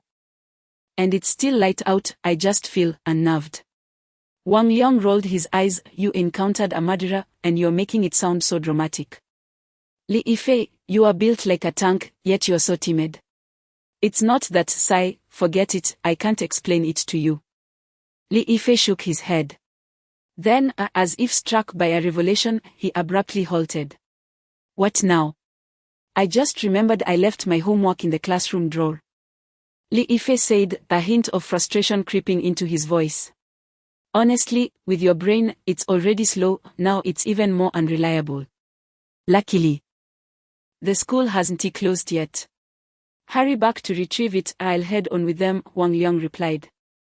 Shouldering his bag and waving goodbye before turning to join the others. Li Yifei sighed again, turning back toward the school. By the time he reached the school gates, 20 minutes had passed since dismissal, and nearly all the students had departed, leaving the campus desolate. Thankfully, the gates remained open. Just my luck, he muttered, hastening back inside. In the twilight, the campus was imbued with an unusual silence, a stark contrast to its usual vibrancy. Occasionally, a few students emerged from classrooms to tidy up. Glancing at the time before hastily making their way toward the gates, brushing past Li Yifei who was returning against the current. They were eager to get home. To partake of their family's warm evening meals. As Li Yifei pressed onward, the crowd thinned, and the dusk deepened. The tall trees lining the path whispered in the breeze. And the waning sunlight filtered through the leaves, growing dimmer and fewer. He hurried to the teaching building for the second year. Taking 2 steps at a time as he ascended to the 4th floor, arriving at the entrance of his classroom. In the empty corridor, save for the soft glow of twilight, Li Yifei stood alone. By now, the students responsible for cleaning had practically all left, and even the classroom door had been locked. Yet, this did not pose a challenge for Li Yifei. With practiced ease, he opened the window, set down his backpack, and, using his hands to support himself, deftly climbed inside. Homework, homework, homework. Found it. Li Yifei rummaged through his desk and pulled out a notebook, his eyes gleaming with delight. He stuffed the notebook into his bag and approached the window, preparing to replicate his earlier maneuver. Just then, two figures unexpectedly appeared at the end of the corridor. Li Yifei caught sight of them in his peripheral vision, his heart racing with alarm as he swiftly crouched down to hide behind the tiles beneath the window. What terrible luck! To encounter the dean of students at this moment. Li Yifei cursed silently. Approaching from the corridor were Lu Xiaoyan, the class representative for Chinese, and the dean of students from their second year. Sneaking back into the classroom after school could easily be misconstrued. If caught by the dean, he would have no defense, and the consequences would be dire. Thus, Li Yifei pressed himself closely against the wall, intending to wait until they departed before making his escape. The two conversed as they approached the classroom where Li Yifei was concealed, gradually allowing him to discern their conversation. Therefore, we must ensure that your class selects the best writer to participate in the upcoming city competition. Understood, Dean? Our class has quite a few talented writers, such as. As they walked, the dean seemed to tire, halting to rest his hands on the railing of the corridor. Lu Xiaoyan stopped beside him, continuing her discourse. Their position was, unfortunately, right at the entrance of the classroom where Li Yifei was hiding. Through the reflection in the window, Li Yifei witnessed this scene, rolling his eyes in exasperation before settling down to wait for their departure. Everything you mentioned is quite sound. Please have them come to my office tomorrow. I would like to speak with them. The dean nodded in satisfaction, turning to Lu Xiaoyan as he prepared to leave. Dean! Lu Xiaoyan suddenly called out, halting him. The dean turned back, looking at her with a puzzled expression. Is there something else, Lu Xiaoyan? In the dusk light, a faint blush appeared on Lu Xiaoyan's face as she fidgeted awkwardly. Dean, actually, I have always wanted to tell you. Li Yifei, hidden nearby, widened his eyes in disbelief, nearly losing his composure as shock filled his gaze. What on earth? He had merely returned to fetch an assignment, and what had he witnessed? Lu Xiaoyan had feelings for the dean. But the dean was nearly 50. And he was balding. Did she have such peculiar tastes? The dean's brow furrowed deeper as he awaited her words. Actually, I have always wanted to. The last three words emerged with an astonishing intensity, Lu Xiaoyan's mouth stretching into a grotesque arc, as if it had been forcibly torn open, revealing a set of jagged, sharp teeth. Her pupils had vanished, leaving only the whites of her eyes, creating an utterly chilling visage. The dimples on her cheeks still glimmered with an eerie burgundy hue beneath the twilight. The director of education widened his eyes in shock, instinctively parting his lips to scream. In the next instant, Lu Xiaoyan's entire head grotesquely split open at her mouth. A dense array of razor-sharp teeth emitted a chilling glimmer. This mouth was alarmingly vast, capable of effortlessly engulfing an entire living being. Thus, that gaping maw swiftly consumed the director, flesh writhing and contorting within, evoking a sense of revulsion. Witnessing the entire ordeal, Li Yifei clamped his mouth shut, his body trembling in fear as he fixated on the window. After a prolonged moment of gnashing, Lu Xiaoyan's sanguine mouth opened once more, violently expelling the director in his entirety. Aside from a thin layer of slime coating him, not a single hair was amiss. He lay there silently on the ground, while Lu Xiaoyan's grotesque head gradually reverted, transforming back into that of an ordinary high school girl within mere seconds. She stared at the director, utterly motionless. After a few seconds, the director suddenly opened his eyes, rising from the floor in an uncanny manner. He and Lu Xiaoyan locked gazes, both revealing a disconcerting smile. In an eerily synchronized motion, they began to step away, gradually disappearing down the corridor. Only once it was confirmed that they had truly departed did Li Yifei release his grip on his mouth, collapsing limply onto the floor, gasping for breath. In his mind, only 2 words echoed yet again. Chapter 44, The Mysterious Arrival. Ding dong, welcome. As Lin Chia pushed open the door to the office, she found Hong Ying sitting upright on the sofa, lost in thought, and she waved at her. Good morning, Sister Hong Ying. Chia. You've finally arrived. Hong Ying exclaimed, springing to her feet. What's wrong? Something has happened. Hong Ying spoke with grave seriousness, grasping Lin Chia's wrist and hastily leading her downstairs. It was the first time Lin Chia had seen Hong Ying with such a solemn expression, her brow furrowed slightly. The mystery has descended. Yes. And it's quite troublesome. As they entered the activity room, Lin Chia noticed that the members of Team 136 had already gathered. Chen Mai, leaning against a pillar, stepped forward to the conference table and took a seat, his expression still impassive. Everyone is here, let us commence the meeting. Once everyone was seated, Chen Mai tapped his knuckles on the table and began to speak slowly. Last night, we received information regarding the potential existence of another mythical creature. The location is Sangnon Second Middle School. Second Middle School. Lin Chia was taken aback.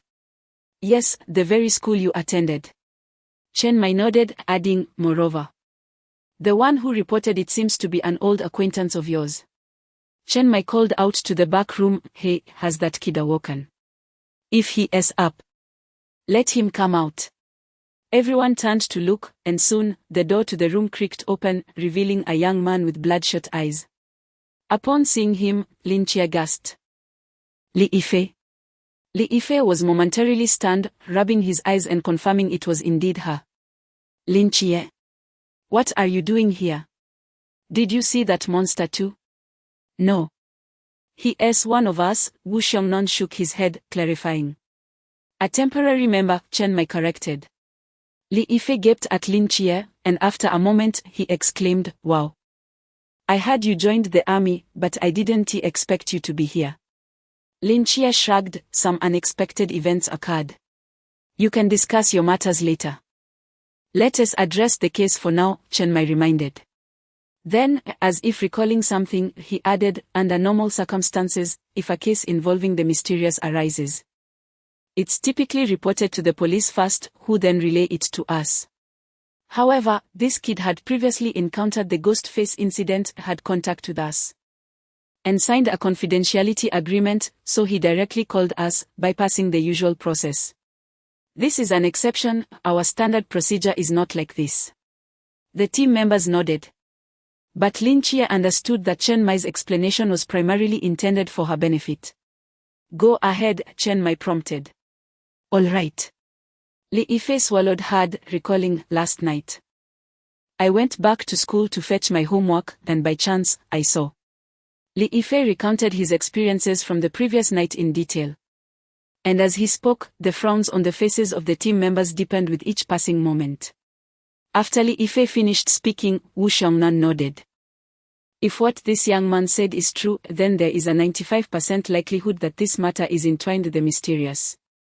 As he spoke, he turned to Li Yifei. You should be aware of the consequences if you report false information, correct? Yes, I understand. Everything I stated is absolutely true. More genuine than ever. Li Yifei replied earnestly. Very well. Chen Mai turned to Wu Xiongnan, please share your perspective. Based on the information we have gathered thus far, this mythical creature possesses remarkable camouflage abilities, allowing it to transform into others while engaging in normal conversation without revealing its true nature. Beside them, Wen Qimo sighed, camouflage. It's indeed a troublesome entity. Furthermore, it seems to exhibit the ability to assimilate any consumed beings, which is what we truly need to be cautious of.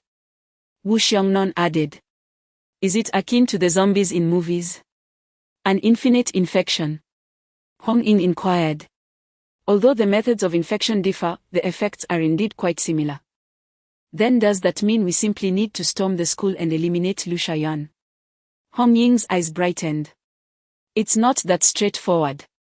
Lin Chia, sitting at the other end, suddenly interjected, since it can infect others, we cannot ascertain whether Lu Xiaoyan is its original form. She could also have been infected by someone else. You are correct, Wu Xiongnan nodded. The greatest challenge of this mysterious event lies in our ignorance of the origin of this bizarre infection route. It's akin to hunting zombies. If we cannot locate the source, exterminating the other offspring will be futile. Moreover, we are unaware of how long this mythical creature has existed or how many individuals it has infected, Wen Qimo added. Lu Xiaoyan could be its first victim or merely one of many. We must prepare for the worst-case scenario. The worst-case scenario? Hong Ying asked, puzzled. That the entire second high school has transformed into a school of monsters, Wu Xiongnan spoke slowly, his eyes filled with gravity. In fact, the infection may not be confined to the school, but could extend to other areas of Changnan City. Upon hearing this, Li Yifei suddenly shivered. What do you mean by that? Have you ever considered? Wu Xiongnan slowly rose, meeting Li Yifei's gaze, speaking calmly, that in this school, aside from you, all the teachers and students might have transformed into monsters. No, even you standing here could unknowingly have become part of the mystery. Li Yifei's pupils contracted sharply, a chill rushing from his feet to his brain, leaving his mind blank. Enough, Xiongnan, do not frighten him. Wen Qimo chuckled as she stood. If that were the case, the Crow of Calamity would have already alerted us. Since it remains silent, it indicates that the situation is not yet perilous. Crow of Calamity. What is that? Lin Chia cast a puzzled glance at Hong Ying. It is a raven, as well as an enchanted object imbued with a forbidden realm. Hong Ying patiently elucidated that when a great calamity is imminent in Changnan City, it will emit an early warning cry, serving as a sort of detector. Oh. Lin Chia nodded in understanding. In any case, now that the enigma has emerged, we must pursue a thorough investigation. If we allow this creature to continue its development unchecked, we may soon find ourselves facing the future described by Xiongnan. Chen Mai spoke slowly. Xiongnan, what are your plans? Wu Xiongnan took a seat, adjusted his glasses, and replied with gravity, I believe our immediate priority is to ascertain the location of the mythological creature's essence while determining how many individuals it has already infected. Therefore, I propose we divide into two groups for our operations. One group will focus on the vicinity of Azhong, searching for traces of other infected individuals. The other group will infiltrate Azhong itself, following the clues to swiftly locate the essence. Chen Mai nodded, his gaze sweeping across the group. Since we are to penetrate Azhong, we must not raise any alarms, we must embody the profiles of high school students. Hong Ying, Xiaonan, and Yu Qie shall be entrusted with the mission to infiltrate Azhong and uncover its essence. Chapter 45, Infiltration Captain. Qi Yi is merely a temporary team member and should not partake in the mysterious purge operation before his formal induction. Wu Xiongnan furrowed his brow slightly. Chen Mai shook his head, asserting that, based on the existing intelligence, this mythical creature excels in camouflage, stealth, and infection. Its own level is not particularly high. Qi Yi has undergone half a month of training, significantly enhancing his abilities, making this a valuable opportunity for him to hone his skills. Furthermore, having previously attended second high school, he is intimately familiar with it and is a classmate of Lu Xiaoyan, allowing him to approach her with relative ease. With this in mind, Chen Mai turned his gaze to Lin Qi and continued, of course, you are a temporary team member, and I will not force you. If you are unwilling to go, you may remain here to guard. I will go, Lin Qi replied without a moment's hesitation. Chen Mai was correct. After more than half a month of training, his combat prowess had grown considerably. He was eager for an opportunity to apply what he had learned. Moreover, to survive in these perilous times, one must become familiar with danger itself. While Lin Qi preferred to maintain a low profile, he would not forfeit any chance to strengthen himself. Then let us commence our mission, Chen Mai declared, rising to his feet and then turning to Li Yifei. You will accompany Qi Yi and the others. Li Yifei appeared taken aback. But I'm just an ordinary person. What if they will ensure your safety? Chen Mai replied, his tone unwavering. You have seen that mythical creature, we know it better than anyone else. You must go. Hearing Chen Mai's almost commanding tone, Li Yifei reluctantly nodded. If this operation goes smoothly, I will offer you a chance to join the Night Watchers, Chen Mai remarked as he walked towards the door. Li Yifei's eyes instantly lit up. Just as Lin Qiyi was about to leave, Leng Xian, who had been standing in the corner, suddenly called out to him. Lin Qiyi. Yes. Leng Xian approached him, drawing a sleek black handgun from behind his waist and handing it to Lin Qiyi. What is this? Take it, the magazine is full, Leng Xian said nonchalantly. But my marksmanship. What if I accidentally harm someone? Lin Qiyi's expression darkened. Leng Xian regarded him with profound significance before turning to leave. The purpose of a gun extends beyond mere slaughter. Lin Qiyi stood in a daze for a moment before eventually placing the handgun into his pocket and striding towards the passageway.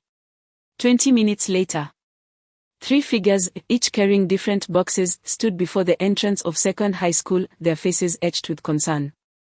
Qiyi, why are your school uniforms so hideous? Hong Ying remarked, glancing down at the red and white high school attire with disdain. The girls' uniforms are rather decent, Lin Qiyi countered, gesturing to his blue and white outfit. The boys' uniforms are truly ugly. Besides, the appeal of a uniform is subjective. You're doing quite well, regardless. Beneath the radiant sun, Hong Ying donned a white short-sleeved shirt, over which lay a red and white school uniform, its zipper casually undone, fluttering gently in the breeze. Her high ponytail swayed gracefully, and slung across her back was a long black box, exuding an air of youthful vigor and spirit. In stark contrast, Si Shaonan presented a different visage. She wore a cartoon-patterned long-sleeve shirt with the school uniform wrapped around her waist like a skirt. Her lustrous black hair was styled into 2 large buns, giving her the appearance of a bashful, innocent girl. With a playful smile, Hong Ying winked at Lin Qiyi, exclaiming, "Qiyi, I never knew you were so eloquent." Lin Qiyi responded with a contemplative silence. The pressing issue is that the first class of the morning has already commenced for some time, and we must find a way to slip in unnoticed. He glanced at the time and then at the intimidating security guard stationed at the entrance. Moreover, carrying these items, we are certain to be questioned. Si Shaonan gazed at the black box in her hands and murmured softly, "Isn't that simple?" Hong Ying's lips curved upward as she stood tall, pointing toward a towering wall a couple of meters away. "We can scale the wall." After a moment of contemplation, Lin Qiyi turned to Si Shaonan, who barely reached his shoulder and appeared rather fragile. "I have no issue with that, but Shaonan may find it somewhat challenging."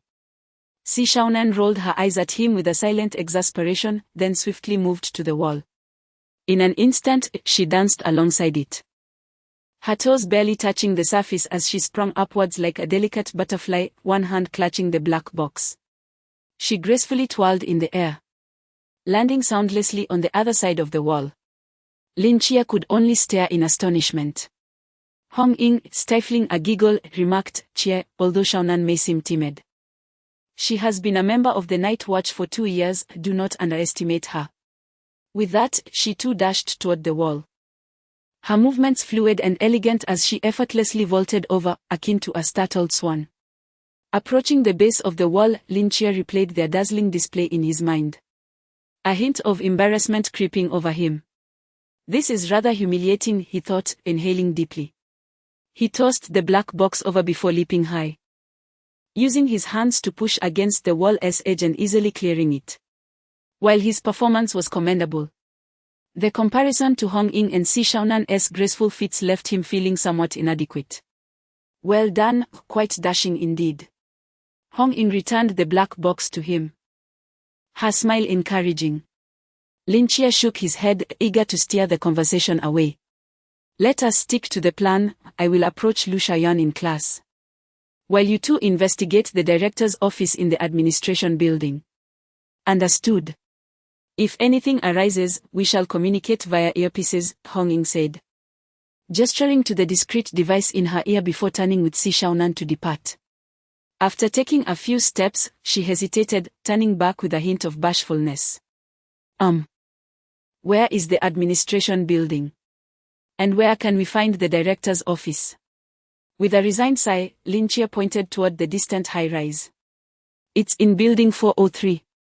Thus, we say, odd changes, even remains unchanged, symbols depend on the quadrant. This phrase is one that everyone must remember. Now, let us proceed to the next question. At the podium, a middle-aged man, adorned with spectacles, was animatedly elucidating the lesson. Suddenly, a series of knocks echoed through the room. Tap, tap, tap.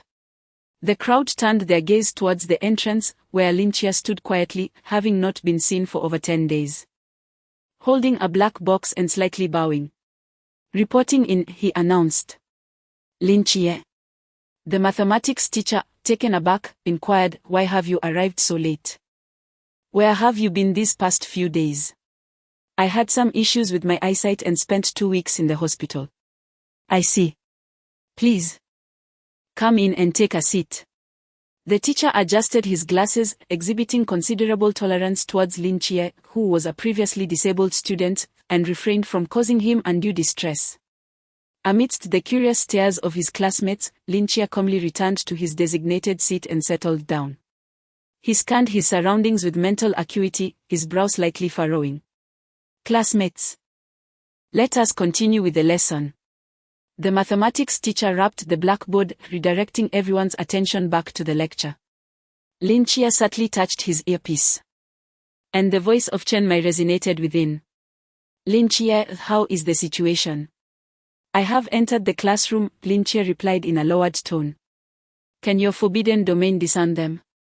Yes. What is their number? Lynchia's brow furrowed deeper, his voice tinged with gravity. Not looking good. Chapter 46, Campus Carnage, the debut of a new book, today with 5 updates. Prior to their departure, Chen Mai and his companions had specifically advised Lynchia to be vigilant in employing his abilities.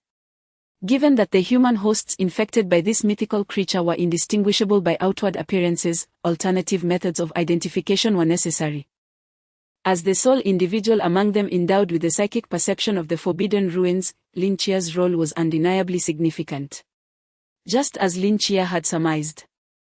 His eye of the seraphim could discern the infected individuals.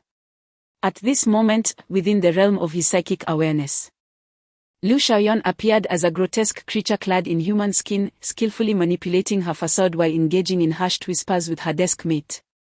Within this classroom, aside from Lu Xiaoyan, there was another infected individual. This girl, whose name was Hon Ruoruo, was not particularly memorable to Lynchia.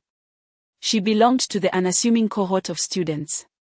At present, she was quietly scribbling something before turning to pass a small note to a boy seated behind her.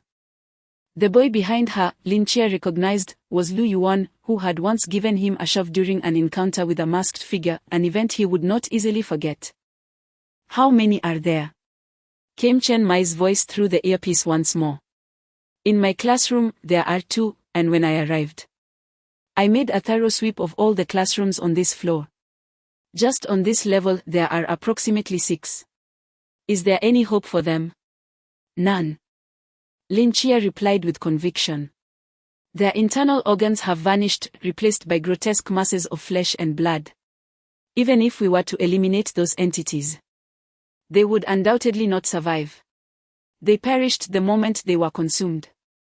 With 6 victims already on one level, how many would there be throughout the entire school? When a school experiences such a multitude of fatalities, it is essentially doomed. The societal ramifications of this incident would be even more chilling. After a prolonged silence, Chen Mai finally spoke, understood, continue to observe, but do not alert the enemy. Received. Lynchia produced paper and pen, attentively listening to the teacher's lecture. Behaving like an ordinary student. After several minutes of instruction, Li Yifei rushed to the door, panting, and knocked. Report. Li Yifei. You're late. The teacher's demeanor was less than warm toward this habitual latecomer. Teacher, I was ill and have a medical note. Li Yifei waved the note from his book. The teacher shot him a glare. Return to your seat quickly. If you perform poorly again, I will have to call your parents. Li Yifei hurriedly sat back down next to Lin Jie, bending over to retrieve his book while whispering, "What have you discovered?" "I have learned a bit, but not comprehensively," Lin Jie replied, casting a glance out the window. "I require an opportunity, one that enables me to perceive the entire school as faculty and students." Li Yifei was taken aback. "Are you suggesting that after this class, during the flag-raising ceremony, I will be able to grasp the situation?" Lin Jie narrowed her eyes slightly. "The administrative building. Room 403. I found it." Hong Ying and Si Shaonan arrived at the door of the director's office, halting simultaneously. They exchanged glances and quickly assumed their positions. Si Shaonan, carrying a black box, stood at the entrance, while Hong Ying concealed herself behind the door's blind spot, poised to spring into action. Si Shaonan cleared her throat and knocked on the door. Knock, knock, knock. After 3 resounding thuds, they held their breath, waiting for several seconds, but the silence within persisted. Hong Ying furrowed her brows and signaled to Si Shaonan. Si Shaonan knocked a few more times, yet there was still no response. Hong Ying gestured for Shaonan to step back a few paces and approached the door herself. She took out a thin wire from her pocket and deftly twisted it in the keyhole. Click. A faint sound echoed as the door slowly creaked open. Behind it lay an empty office. Hong Ying cautiously stepped inside, scanning the surroundings, and only relaxed when she confirmed that no one was present. "Sister Hong Ying. It seems the occupant just left not long ago. The cup is still warm," Si Shaonan remarked, touching the cup on the desk. "They must have gone to a meeting. If it were for a restroom break, they wouldn't have locked the door." Hong Ying nodded slightly. "In any case, let's search this place for clues." Si Shaonan agreed. "I'll keep watch." She closed the door and sidled over to the window. Pulling out a delicate mirror from her pocket to carefully observe the surroundings through its reflection. Meanwhile, Hong Ying swiftly rummaged through the office, desk, drawers, file cabinets. Flower pots. She searched every possible nook, but aside from a pile of worthless documents, no valuable items were found. Suddenly, she paused, sniffing the air intently. "Shaonan, do you smell something?" Hong Ying's brow furrowed. "Huh? Not really," Si Shaonan replied, sniffing curiously, looking perplexed. Hong Ying's frown deepened as she crouched down, following the faint, unpleasant odor until her gaze settled on a tile beneath a chair. The tile appeared clean, yet bore signs of having been pried. She took out a small knife and forcefully lifted one edge of the tile, a wave of acrid smell wafting up. Enduring the stench, Hong Ying gently used the knife's tip to extract what lay beneath the tile, a piece of yellowish-brown soft membrane. As she spread it out, her pupils dilated in shock.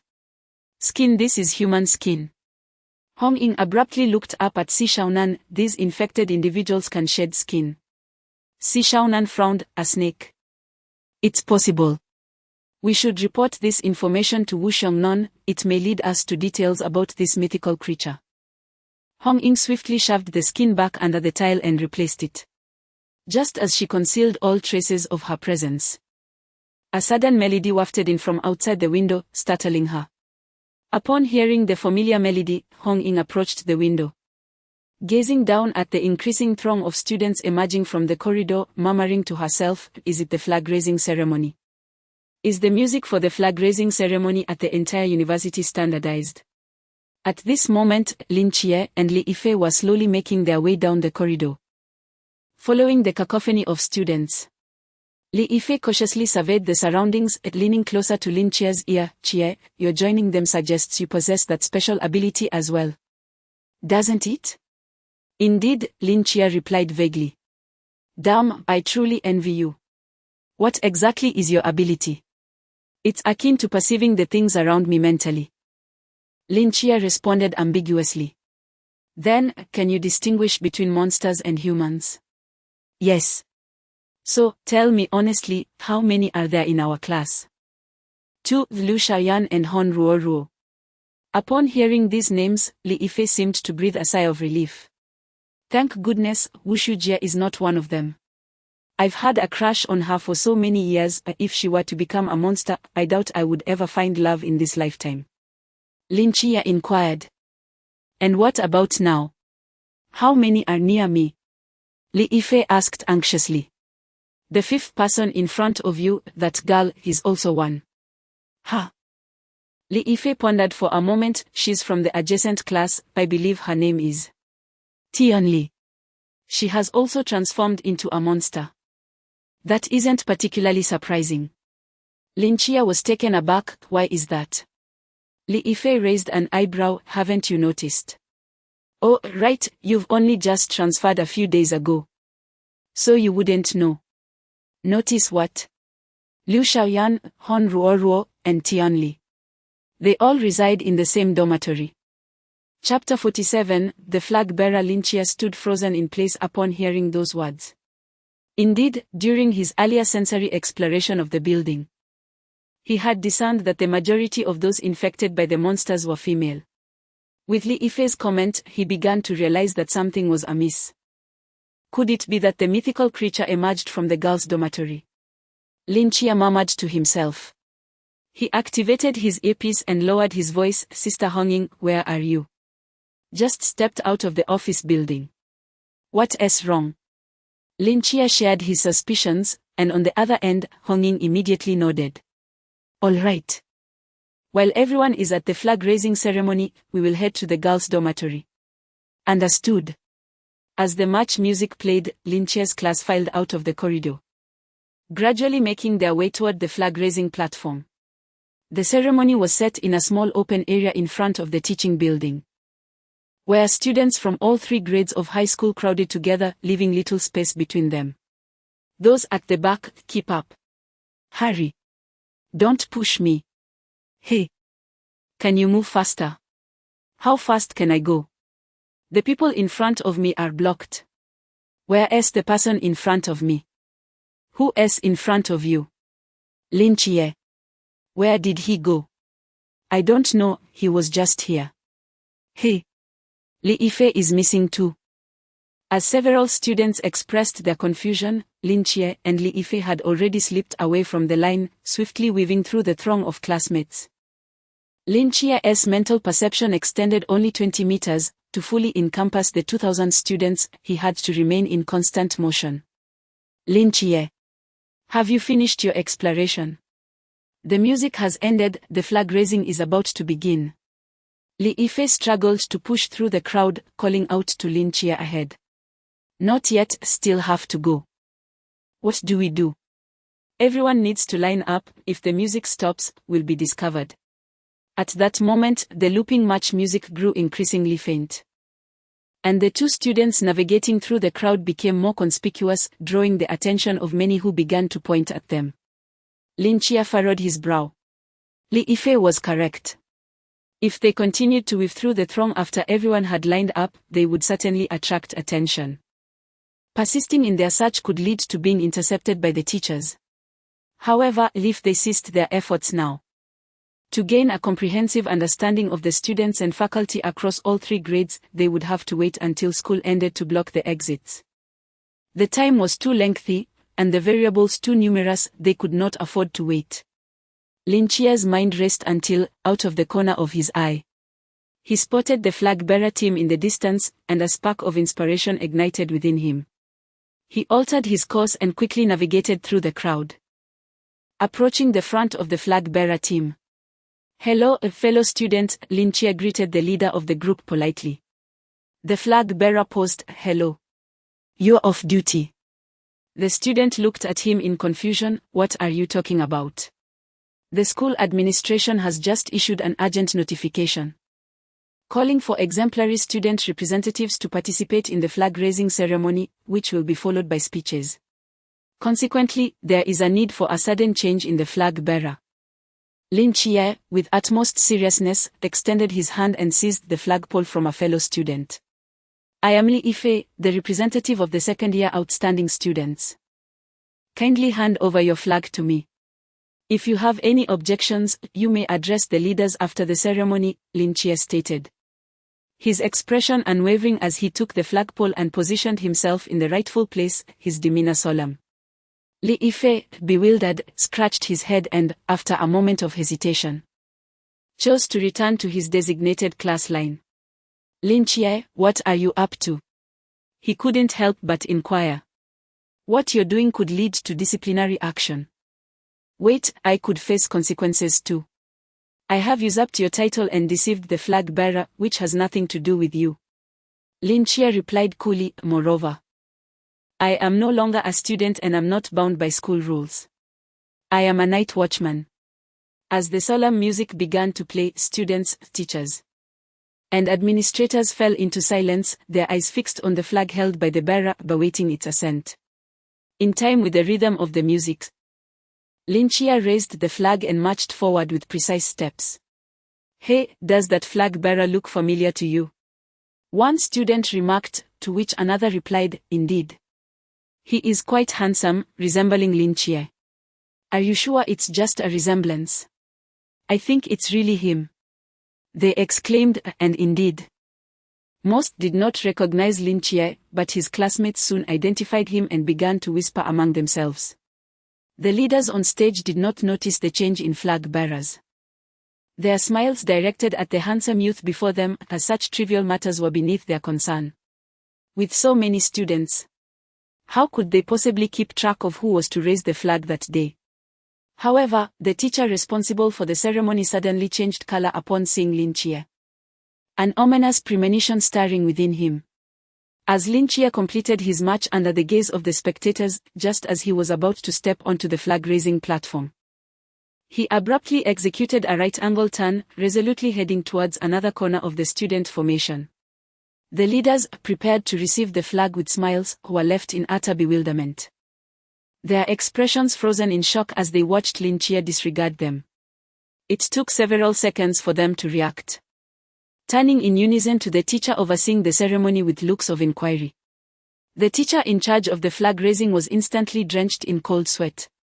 Meanwhile, students began to notice the peculiar turn of events, their astonished gazes following Lin Jie as he passed, the whispers growing louder. What is going on? Why isn't he going up on stage? One asked. I don't know, is this his first flag raising? He looks rather unfamiliar. This is interesting. It's all falling apart. Another chimed in. Look at the expressions of the leaders on stage. Ha ha ha, this is hilarious. What on earth is Lin Jie doing? At that moment, the voice of the teacher in charge of the flag-raising ceremony rang out, silence.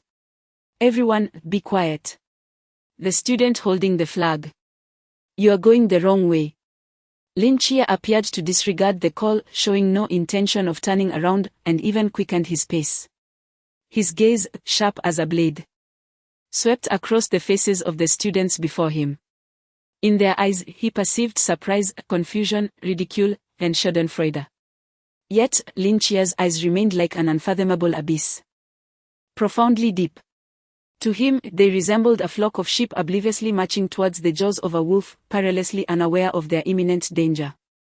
Among the over 2,000 teachers and students present, only Lin Jie and Li Yifei were awake.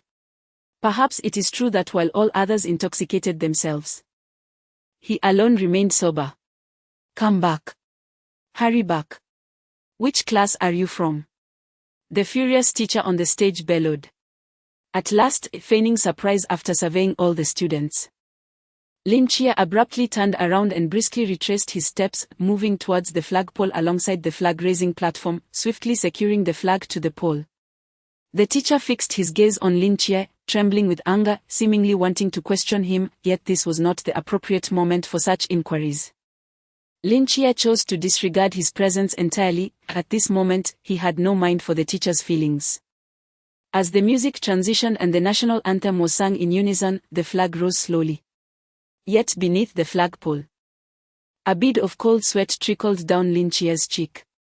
He stared blankly at the leaders around him, then cast his eyes downward at the sea of students, his heart plummeting into an abyss. Captain, you had better be mentally prepared, he murmured to himself. Chapter 48, The Girls' Dormitory. Who are you? Which class are you from? Where is the original flag bearer? The responsible teacher, with a fierce demeanor, rushed before Lin Chia and began to interrogate him right after the flag-raising ceremony had concluded. At that moment, Lin Chia had no time to heed him. He simply sidestepped and continued walking away. The teacher's eyes widened in disbelief. In all his years of teaching, he had never encountered such an outrageous student. "Stop right there. I am speaking to you. What kind of attitude is this? Do you believe I won't drag you to the principal's office and have you publicly reprimanded?" he shouted angrily, gripping Lin Chia's shoulder. Lin Chia halted in his tracks, slowly turning his head. In his eyes, two golden flames ignited instantaneously. At that moment, an unprecedented pressure enveloped the teacher's heart. Under the gaze of those eyes, he felt as if he was staring into the vast universe, reduced to a mere grain of sand amidst the boundless darkness and uncertainty. The sensation of oppression. It was a pressure that transcended the very essence of life. In the blink of an eye, the teacher's back was drenched in cold sweat, and he felt utterly drained. The flames in Lin Chia's eyes flickered and vanished, as if nothing had ever existed there. "I was at fault earlier. You may report me to the entire school or even file a complaint at the office," Lin Chia said calmly, observing the teacher who was gasping for breath. "However, you must wait until I have completed my work." With that, Lin Chia turned away and dashed off, leaving the teacher in a state of terror. "Captain Chia here. I have assessed the situation. I have examined all the faculty and students across the school. The situation is dire.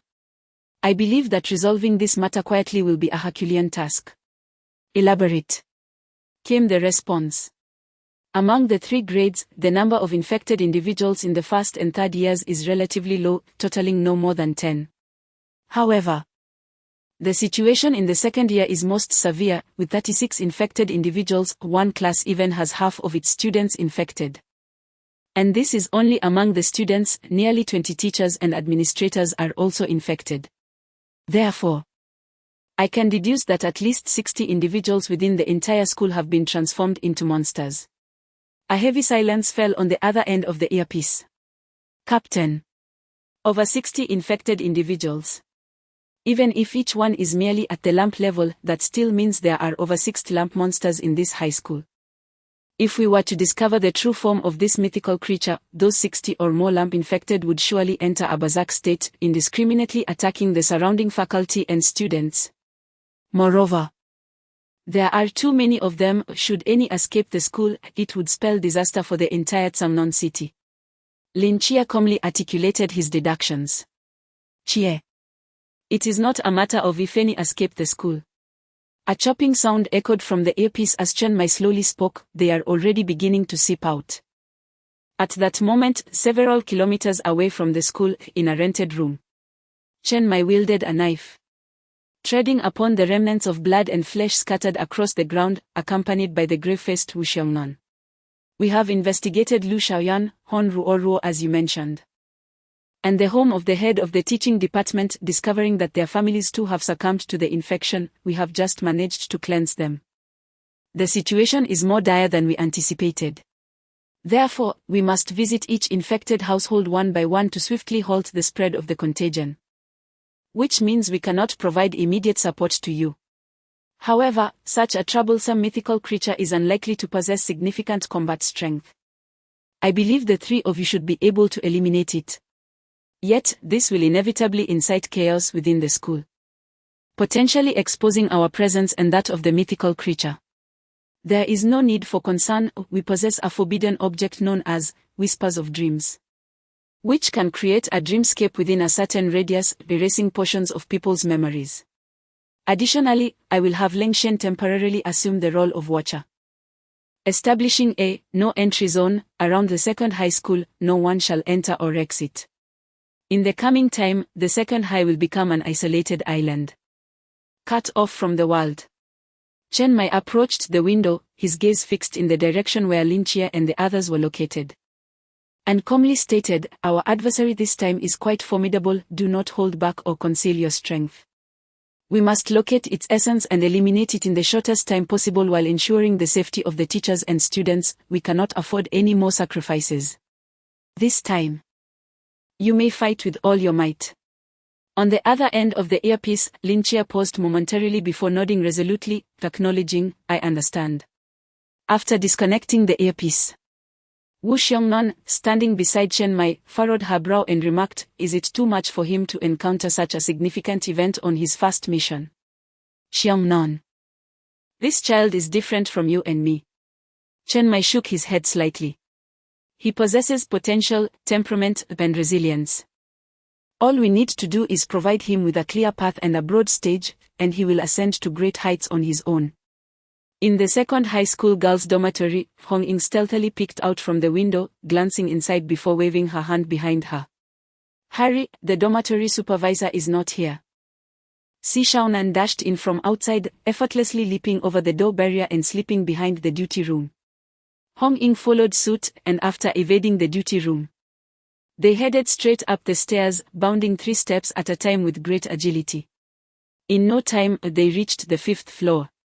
The flag-raising ceremony had just concluded, and the students returned directly to their classrooms to prepare for lessons. The dormitory building was eerily silent, with all the doors locked, casting a dim and narrow atmosphere. The only light filtering in from the terrace at the front. Cautiously, Hong Ying pressed against the wall, surveying the floor in the faint light. Which room did Lin Chia say those girls' dormitories were? Hong Ying whispered, turning her head to ask. The second room from the north. Si Shaonan replied. Hong Ying gazed towards the northern dormitory, stealthily making her way there, while Si Shaonan tightly grasped the hem of her clothing, a hint of fear glimmering in her eyes. Hong Ying, please slow down. Understood, she replied with exasperation. You're not afraid of slaying monsters, yet you fear the darkness. As they approached the dormitory door, Hong Ying deftly maneuvered a slender needle into the lock, and the door creaked open slowly. Just as she had anticipated, the dormitory was devoid of any presence. The two entered and began their swift search. This dormitory is rather splendid, Hong Ying remarked, stepping onto the balcony and taking in the spaciousness. Suddenly, her gaze sharpened and her pupils constricted. There, on the clothes rack, amidst a collection of delicate, pastel garments, hung 4 thin sheets of human skin, fluttering in the breeze. Chapter 49, The spear emerges from its sheath. Sister Hong Ying. Si Shaonan also witnessed this scene, her complexion pale. Hong Ying furrowed her brow, navigating through several flayed skins, and approached the edge of the balcony, gazing outward. This dormitory building stood at the farthest edge of the campus. With nothing but a stretch of undeveloped land across the balcony, it was no wonder they dared to display the flayed skins so brazenly. But what if someone else were to visit? Contemplating this, Hong Ying's gaze sharpened, and she swiftly exited the dormitory, opening the door to the neighboring room. On that balcony, 4 more flayed skins fluttered in the wind. Next door, and the next. Hong Ying continued to search several nearby dorms, discovering that the majority of balconies were adorned with flayed skins, some with 1, others with 2, and some with 4. This signified that a considerable number of students on this floor had already been transformed into monsters. Sister Hong Ying, this is troublesome. Si Shaonan murmured outside the door. Indeed, it was troubling. Hong Ying sighed deeply, then shifted her focus. However, this also implies that the monster's ability to infect others must have its limitations. Why? If it truly possessed infinite infection capabilities, I suspect that within 2 nights, it could silently infect everyone on this floor, yet the reality is quite different. We do not know how long it has been operating in secrecy, but it is at least confirmed that it has been over 2 days. For such a lengthy period, it has only managed to infect 4 or 5 dorms, suggesting there is a cap on the number of individuals it can infect. Perhaps. But there is also the possibility that its infection ability has a cooldown, such as being able to infect only 1 person within a day. Si Xiaonan's eyes gradually brightened. Indeed, if it truly had infinite infection capability, the entire school would have perished long ago. Therefore, we can deduce many things. Following this line of thought, Hong Ying continued, according to the intelligence provided by Chie, among the infected, the proportion of boarders far exceeds that of day students. This is because day students do not reside in the school and tend to congregate in groups, making it difficult for the monster to infect them unnoticed. Furthermore, among the infected, the ratio of females is significantly higher than that of males, not only because females are relatively easier targets and more likely to be alone, but also because Hong Ying's eyes narrowed slightly as she turned to glance at the dim, narrow corridor. The essence of that mythical creature lies here. Si Shaonan gasped in astonishment. Sister Hong Ying, how did you suddenly become so astute? Hong Ying raised an eyebrow. Do you perceive me as such a fool? Well, yes. You often appear quite foolish, not using your brain until the critical moment. Hong Ying helplessly gazed at the ceiling, and after a moment, removed her earpiece. All right. I admit, what I just mentioned was conveyed to me by Chia. Si Shaonan pouted. He is rather clever. Hong Ying sighed. Though I am reluctant to admit it, he indeed seems to possess a slight edge in intellect over me. Lin Chia's voice drifted through the earpiece, softly resonating. Are you certain it is merely a slight edge? Silence. Oh, by the way, I must alert you all. Lin Chia's tone turned grave. Just moments ago, I observed a large group of girls heading towards the dormitory building. Hong Ying furrowed her brow. Are they the infected? The distance is too great for me to discern. Exercise caution.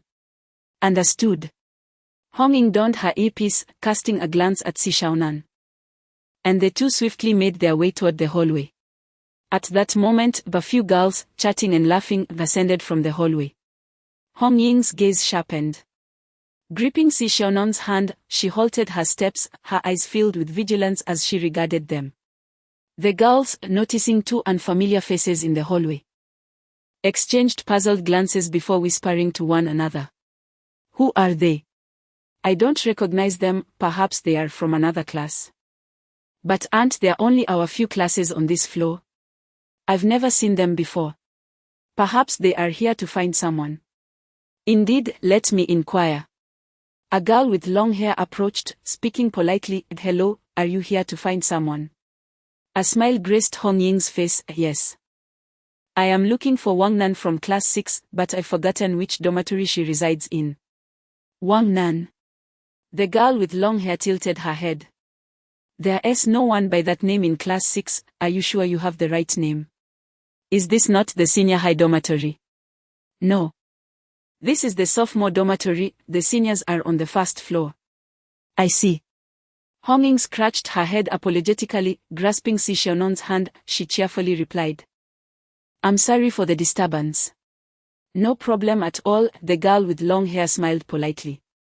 As Hong Ying and Si Shaonan maneuvered around her, they proceeded toward the hallway, and the girls gathered together graciously parted to create a path for them.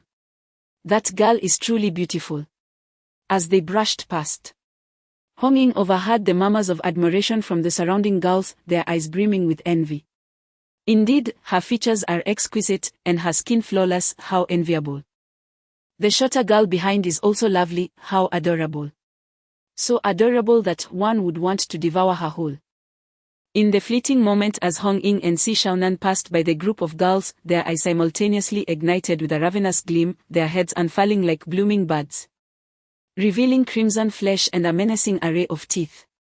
The hallway of the dormitory, already narrow, was almost entirely occupied by these girls, leaving barely enough space for Hong Ying and Si Shaonan to maneuver.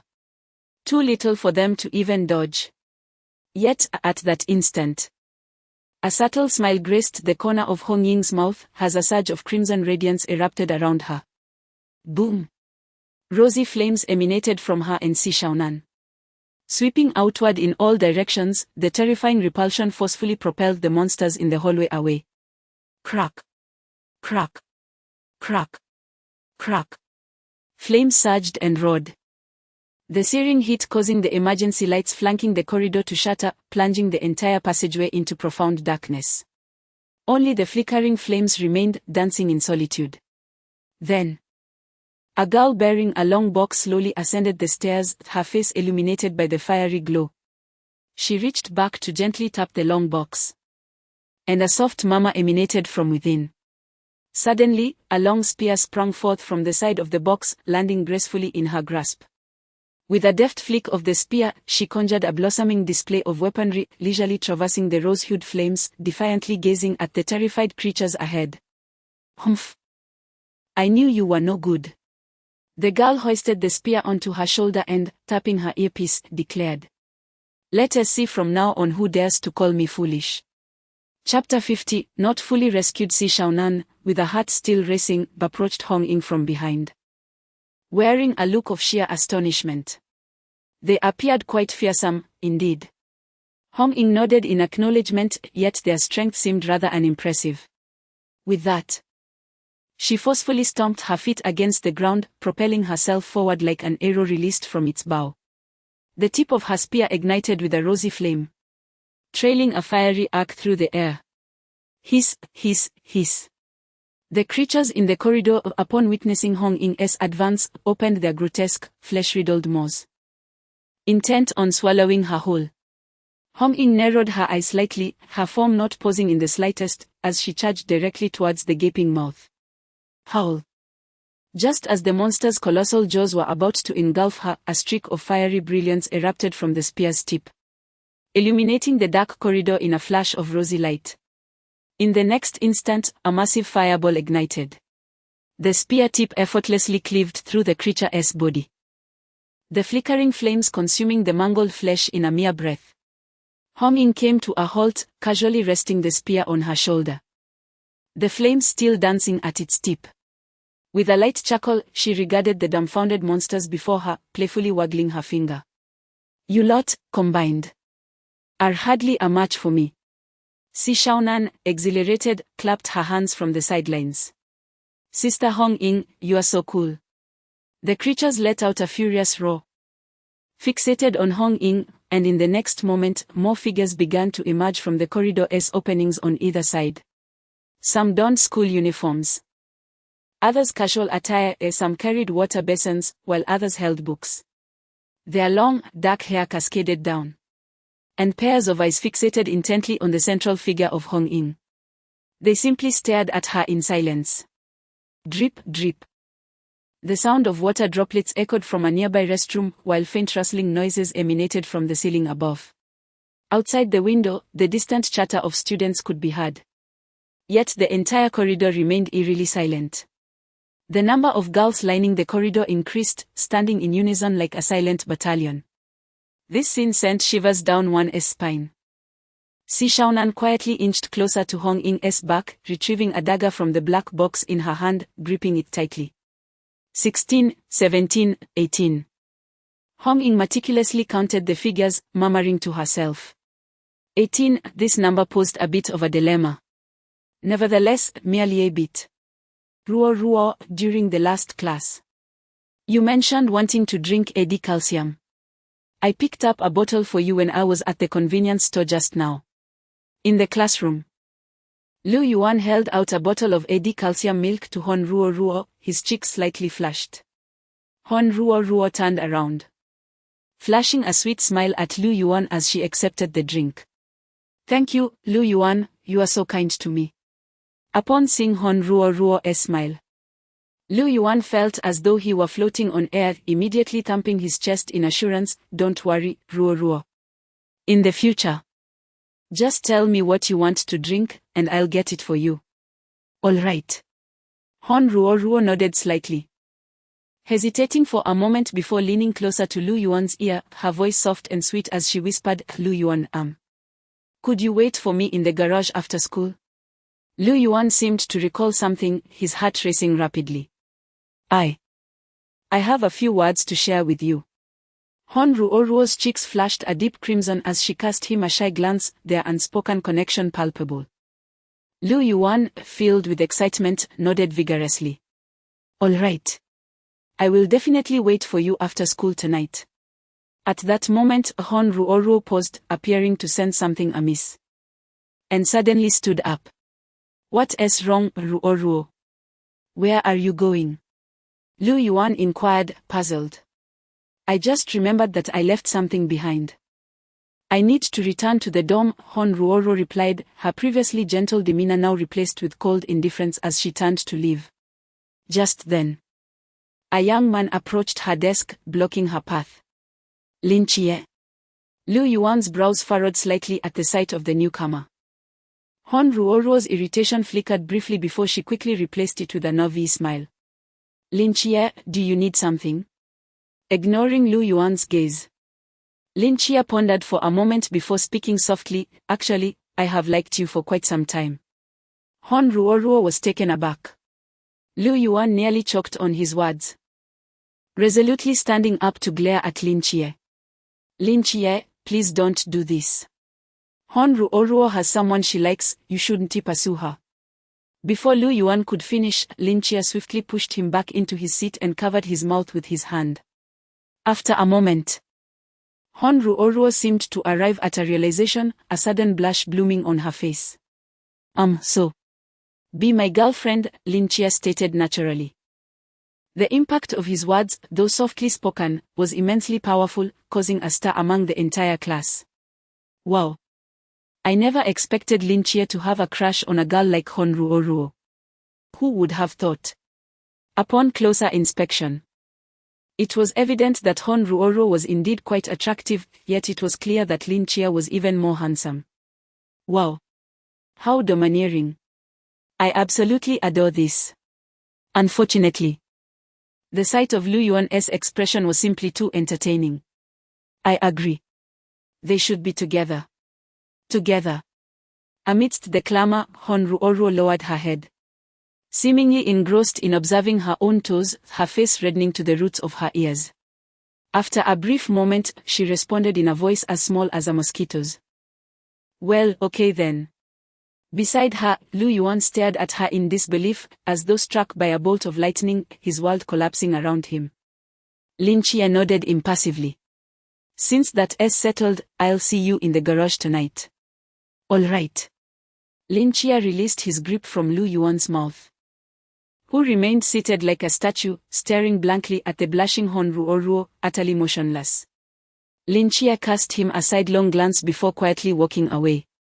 Witnessing the entire ordeal, Li Yifei approached Lin Chie and softly inquired, Chie, why did you choose to save him? He had previously betrayed you.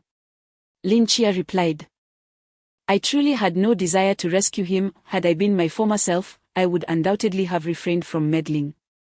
Yet, I find myself bound by duty in my current role. I did not wish to intervene, but from the perspective of a night watcher, saving lives becomes an imperative. Thus, I aided him, albeit not entirely. Li Yifei was momentarily taken aback, pondering the implications. Lin Chie turned his gaze towards the dazed Lu Yuan and insightfully remarked, do you believe that, given his disposition, he will relinquish his pursuit of Hon Ruoro? Li Yifei's eyes widened in realization, are you suggesting he won't give up? Lin Chie calmly asserted, in accordance with my duties as a night watcher, I extended my assistance to him once. However, if he insists on courting danger, that shall no longer be my concern. At that juncture, I might even find myself applauding from the sidelines. Chapter 51, I Understand You, the day after the debut. Today, 4 updates. Everyone, let us go. In the previous chapter, there was an error with the character's name. Wang Shao should have been Lu Yuan. Ahem, it has been corrected. Li Yifei smacked his lips, remarking, if we are talking about ruthlessness, you are indeed the most formidable. Just as Lin Chie was about to respond, a voice crackled through his earpiece, causing his expression to shift slightly. What is happening? There's been an incident on Hong Ying's side. Without hesitation, Lin Chie grasped the black box and dashed towards the classroom exit. Hey! There's only a minute until class starts. Li Yifei instinctively reminded him, only to realize that those days of peacefully sitting in class were long gone. He stepped forward, following Lin Chie out, and as they reached the door, he collided directly with the English teacher. Li Yifei. Class is about to start, where are you rushing off to? The English teacher glared at him, annoyance evident in her tone. Class. Li Yifei brushed past the teacher, sprinting away while shouting back, "At this point, who cares about class? Times have changed, teacher." English teacher. Li Yifei sprinted after Lin Chia, reaching the girls' dormitory, where a large crowd had already gathered. "Did you hear that?" It sounded like an explosion from inside. "I heard it. There seemed to be something screaming. It was terrifying." "How could that be?" "I only heard the explosion. Perhaps someone hid illegal electrical appliances, causing a fire." "Has anyone called the police?" "Someone is on the phone. The fire truck should be arriving soon." "Let's secure the area." "Huh? Why is there no signal?" "I don't have any either." "Strange." Outside the second middle school, Leng Xian sat in a secluded corner, lowering a signboard.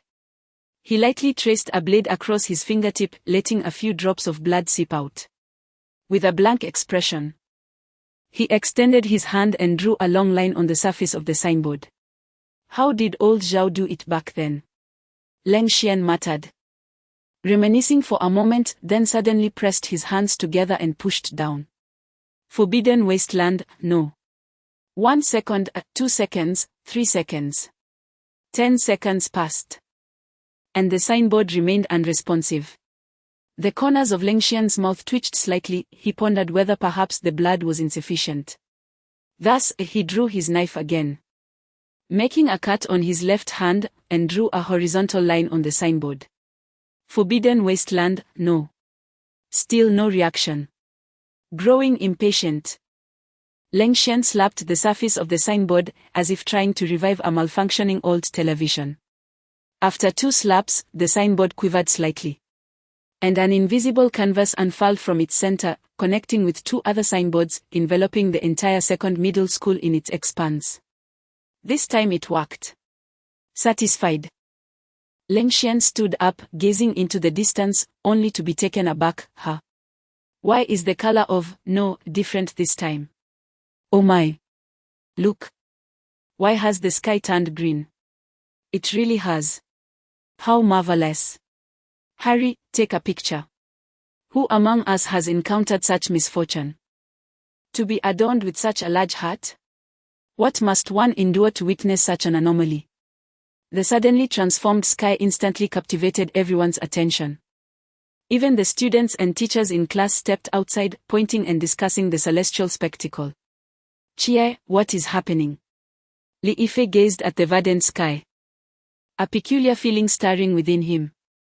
Lin Chia furrowed his brow, uncertain, but perhaps it was related to the boundless void. Nonetheless, that was not of paramount importance. His gaze fell upon the crowd densely surrounding the girls' dormitory, his brow slightly knitting together. "They have sealed off the dormitory. It would be inappropriate for me to enter amidst so many eyes. You must create a distraction to draw their attention away." "A distraction?" Li Yifei was taken aback. "What sort of distraction?" "Anything will suffice. You could feign a heart attack or perform an impromptu striptease, as long as it diverts their focus." I cannot do any of that," Li Yifei protested. Lin Chia turned, regarding Li Yifei earnestly. "If you intend to join the Night Watchers after this incident, you must be prepared to sacrifice everything, including your virtue." "Wait a moment, why must joining the Night Watchers involve sacrificing my virtue?" Li Yifei felt a headache coming on. Suddenly, from the corner of his eye, he spotted someone in the crowd. After a moment of contemplation, he steeled his resolve. "All right. You go ahead, I will help divert their attention." Lin Chia nodded, maneuvering around the crowd to the vicinity of the barricade, casting a glance at Li Yifei. Taking a deep breath, he shouted towards the crowd, "Wu Shujie." This loud declaration immediately hushed the bustling crowd, all heads turning in astonishment towards the boy who had suddenly appeared at the girls' dormitory. Among the throng, Wu Shujie also turned to look at the solemn-faced Li Yifei, her expression filled with confusion. Lin Chia's lips twitched slightly, surely he was not preparing to. "Wu Shujie." Li Yifei called out again, "I like you." Upon hearing those 4 words, a wave of excitement erupted from the crowd. High school students are often captivated by matters beyond academics, such as sudden fires or public confessions of love. Clearly, the latter held far greater allure. The spectators' curiosity ignited like wildfire. They directed their fervent gazes towards Wu Shujie, even stepping back to grant her some space. Seizing the opportunity, Lin Chia deftly crossed the barricade and dashed into the girls' dormitory. Wu Shujie lowered her head, unable to meet Li Yifei's gaze, and after a moment of silence, she spoke softly, "I'm sorry. I already have someone I like." Upon hearing this, Li Yifei's mind went blank. In that fleeting moment, he felt as if he had suddenly grasped the sensation that Wang Shao had experienced earlier. "Whom do you like?" A faint blush appeared on Wu Shujie's face as she confessed, I have feelings for Lin Chia." Upon hearing the name Lin Chia, Li Yifei's expression transformed dramatically, his curiosity leading him to glance towards the entrance of the girls' dormitory, only to find Lin Chia's figure had vanished. He remained silent for a long while, gradually lifting his gaze to the lush, verdant sky above. His eyes began to glisten with unshed tears. "Lu Yuan. Do not cry, for I, Li Yifei, understand you." Suddenly, a thunderous roar erupted. The dazzling tips of the flying bullets ignited a mesmerizing display of crimson sparks, resembling a long red tassel adorning the muzzle of a gun, as bursts of rose-colored fireworks erupted within the dark corridor. The figure of Hong Ying darted swiftly among the monsters, her spear sweeping with lethal precision, and in an instant the head of one beast soared high above, consumed by flames. The remaining creatures appeared to falter in fear, instinctively retreating a few steps. Before them, Hong Ying advanced with her fiery spear in hand, her long hair flowing gracefully as she approached with deliberate poise. Chapter 52, The Serpent Demon. The rosy flames illuminated the entire corridor as if it were daylight. Hong Ying, grasping her spear, crouched slightly, her gaze fixed upon the four monsters before her, while waves of heat radiated outward from her center. Suddenly, her figure transformed into a blazing inferno, shooting forth with incredible speed. The pink embers dissolved rapidly in the air, leaving behind a trailing afterimage of crimson. Her velocity was so extraordinary that it eluded the naked eye entirely. In an instant, she appeared before the monsters. The spear quivered, unleashing countless fiery spear shadows that blossomed like buds, piercing the unsuspecting creatures into a sieve. The rosy flames surged forth, consuming the shrieking monsters entirely. Scattered embers fell from the sky, resembling wilting cherry blossoms, blanketing the corridor. Hong Ying sheathed her spear behind her back, lightly snapped her fingers, and the flames in the corridor extinguished in an instant, plunging the space back into darkness. "Shao Nan, are you all right?" "I'm fine. I even managed to slay one," Si Shao Nan grinned, glancing at the disfigured monster lying on the ground. "Shao Nan, you're amazing," Hong Ying said, stepping forward to ruffle her hair with a smile. "Not as good as you, Hong Ying Jie. Once you unleash your rosy fire feather gab, even dozens of monsters would be insufficient to quench your wrath. You're so sweet." At that moment, a hurried footsteps echoed down the corridor. Hong Ying furrowed her brow, gripping her spear tightly behind her, her senses heightened. What is happening? Why are there still students inside? The panicked dorm supervisor climbed the stairs, her eyes widening in shock as she beheld the two standing in the charred corridor. Upon seeing her, Hong Ying relaxed slightly, removing her hand from the spear. "We are students here to extinguish the fire." "It has already been extinguished," Hong Ying replied. Due to the darkness of the corridor, the dorm supervisor seemed unaware of the spear in her possession and hastily waved them on. "Which class are you from? How can you be so reckless? Come with me, the fire truck is on its way."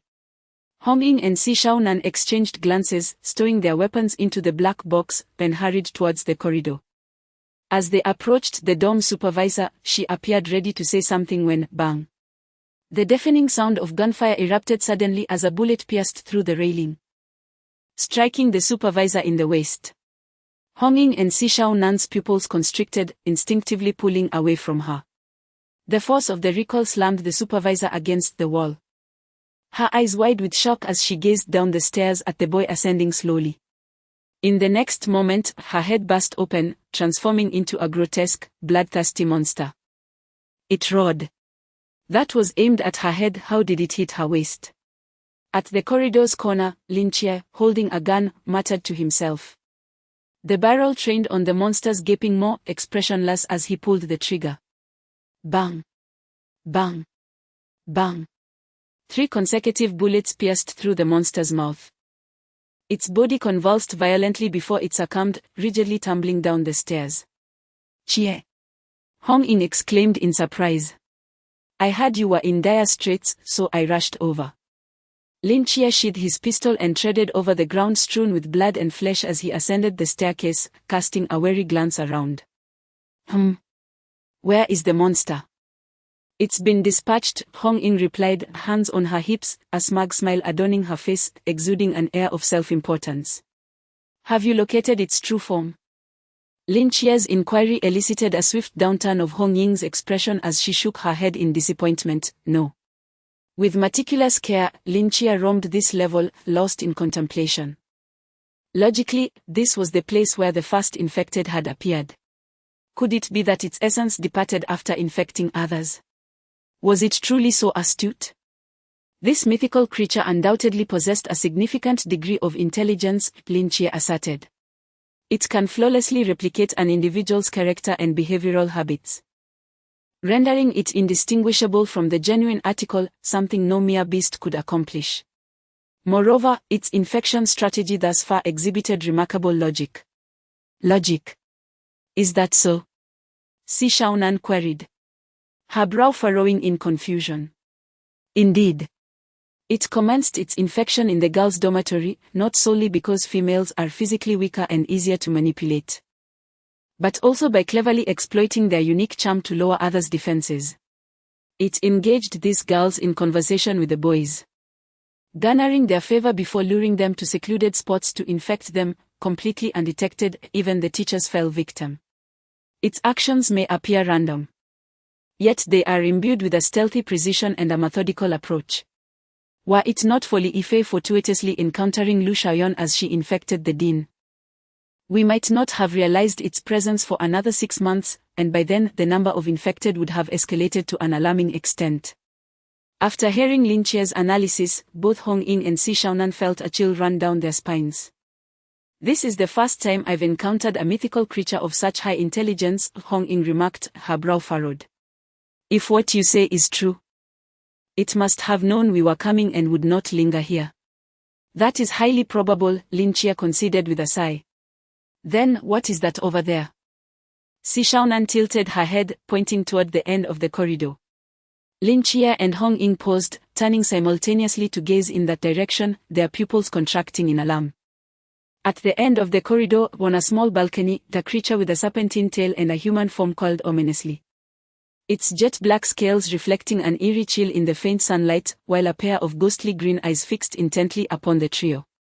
Hiss! The crimson-forked tongue flicked out, a smirk curling at the corners of its mouth as if mocking them. After a brief moment of shock, Lin Chia and Hong Ying exchanged glances and, without a moment's hesitation, sprinted toward the balcony. After it, the creature raised its head high, opening its massive maw to emit a sudden, piercing shriek. Hiss! Almost instantaneously, it slid swiftly along the edge of the balcony, moving with astonishing speed. Just as the shriek echoed, distant screams erupted from a classroom. Lin Chia abruptly halted. Gazing into the distance, the infected had gone berserk. Hong Ying leaped lightly, vaulting to the edge of the balcony, her long gun slung across her back, and called back to Lin Chia, "You go protect the students, I will pursue it."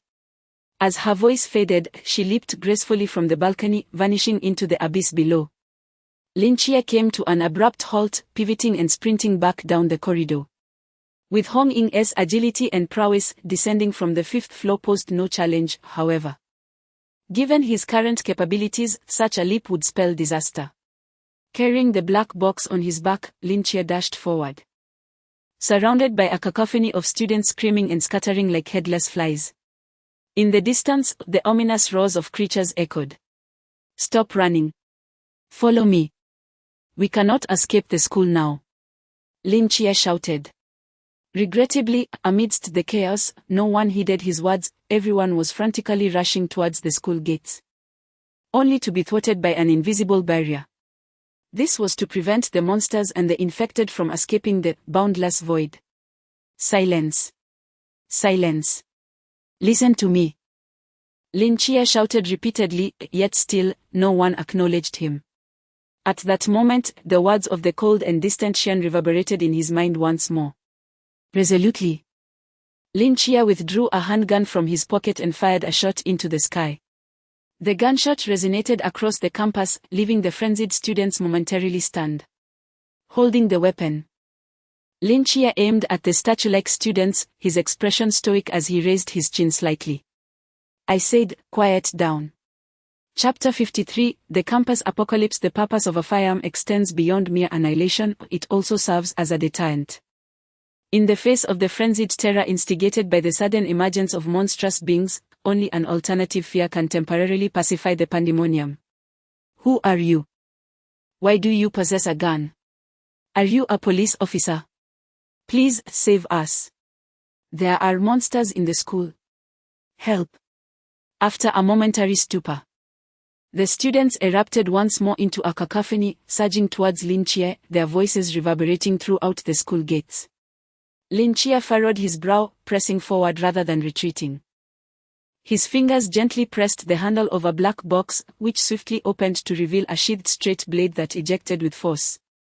In a flash, Lin Chia seized the hilt, and with a resounding clang, the blade was drawn. The shimmering azure edge sliced through the air, emitting a faint hum as it hurtled towards the foremost boy. The boy's pupils constricted, his head seemingly swelling as if something within were about to burst forth. Yet, Lin Chia's blade struck fast, severing his head cleanly.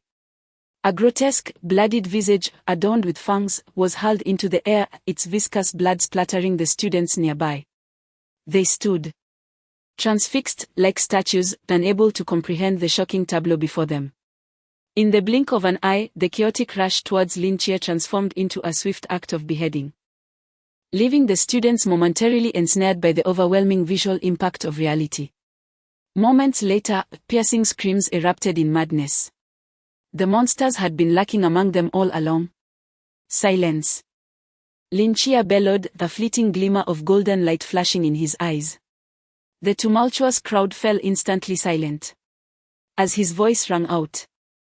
An unprecedented pressure crashed upon their hearts like a tidal wave, leaving them stunned. Now there are no more hidden monsters among you. You may exit the school. Someone will open the door for you. Lin Chia shielded the straight blade, his tone calm yet firm. However, exit in an orderly fashion. Do not push. Should I witness anyone disregarding the rules? Lin Chia slowly raised the gun, brandishing it before the crowd. Upon hearing his words, the students immediately turned and rushed towards the school gates. Though their haste appeared somewhat frantic, they maintained a semblance of order. A few girls, their legs trembling, were supported by their male peers as they made their way to the exit. At that moment, a section of the no-restriction zone was peeled back, revealing a path to the outside world.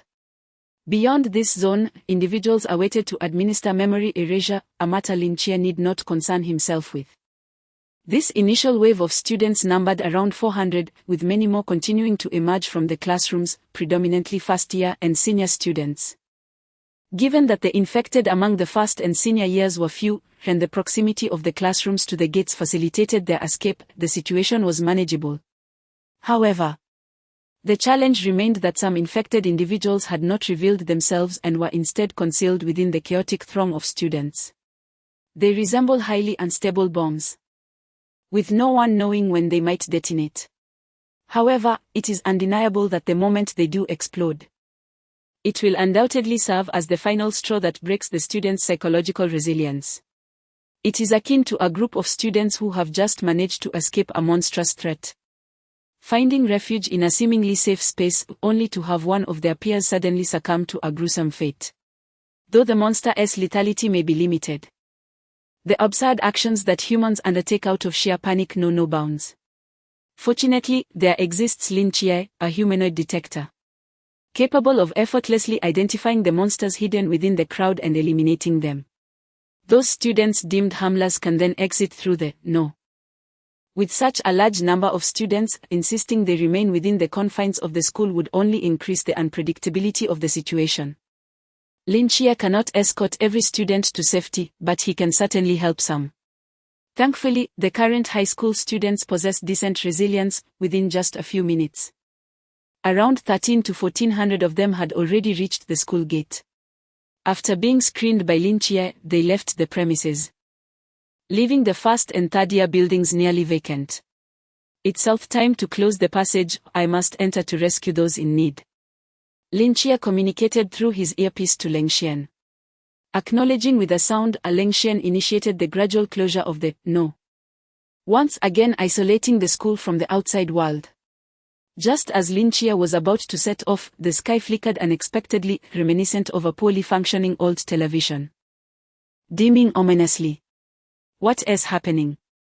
I'm still unfamiliar with the no, it seems I've encountered something strange. Leng Xian's voice crackled through the earpiece. Will it affect you? I'll investigate further. Lin Chia looked up at the blood-red sky, letting out a sigh.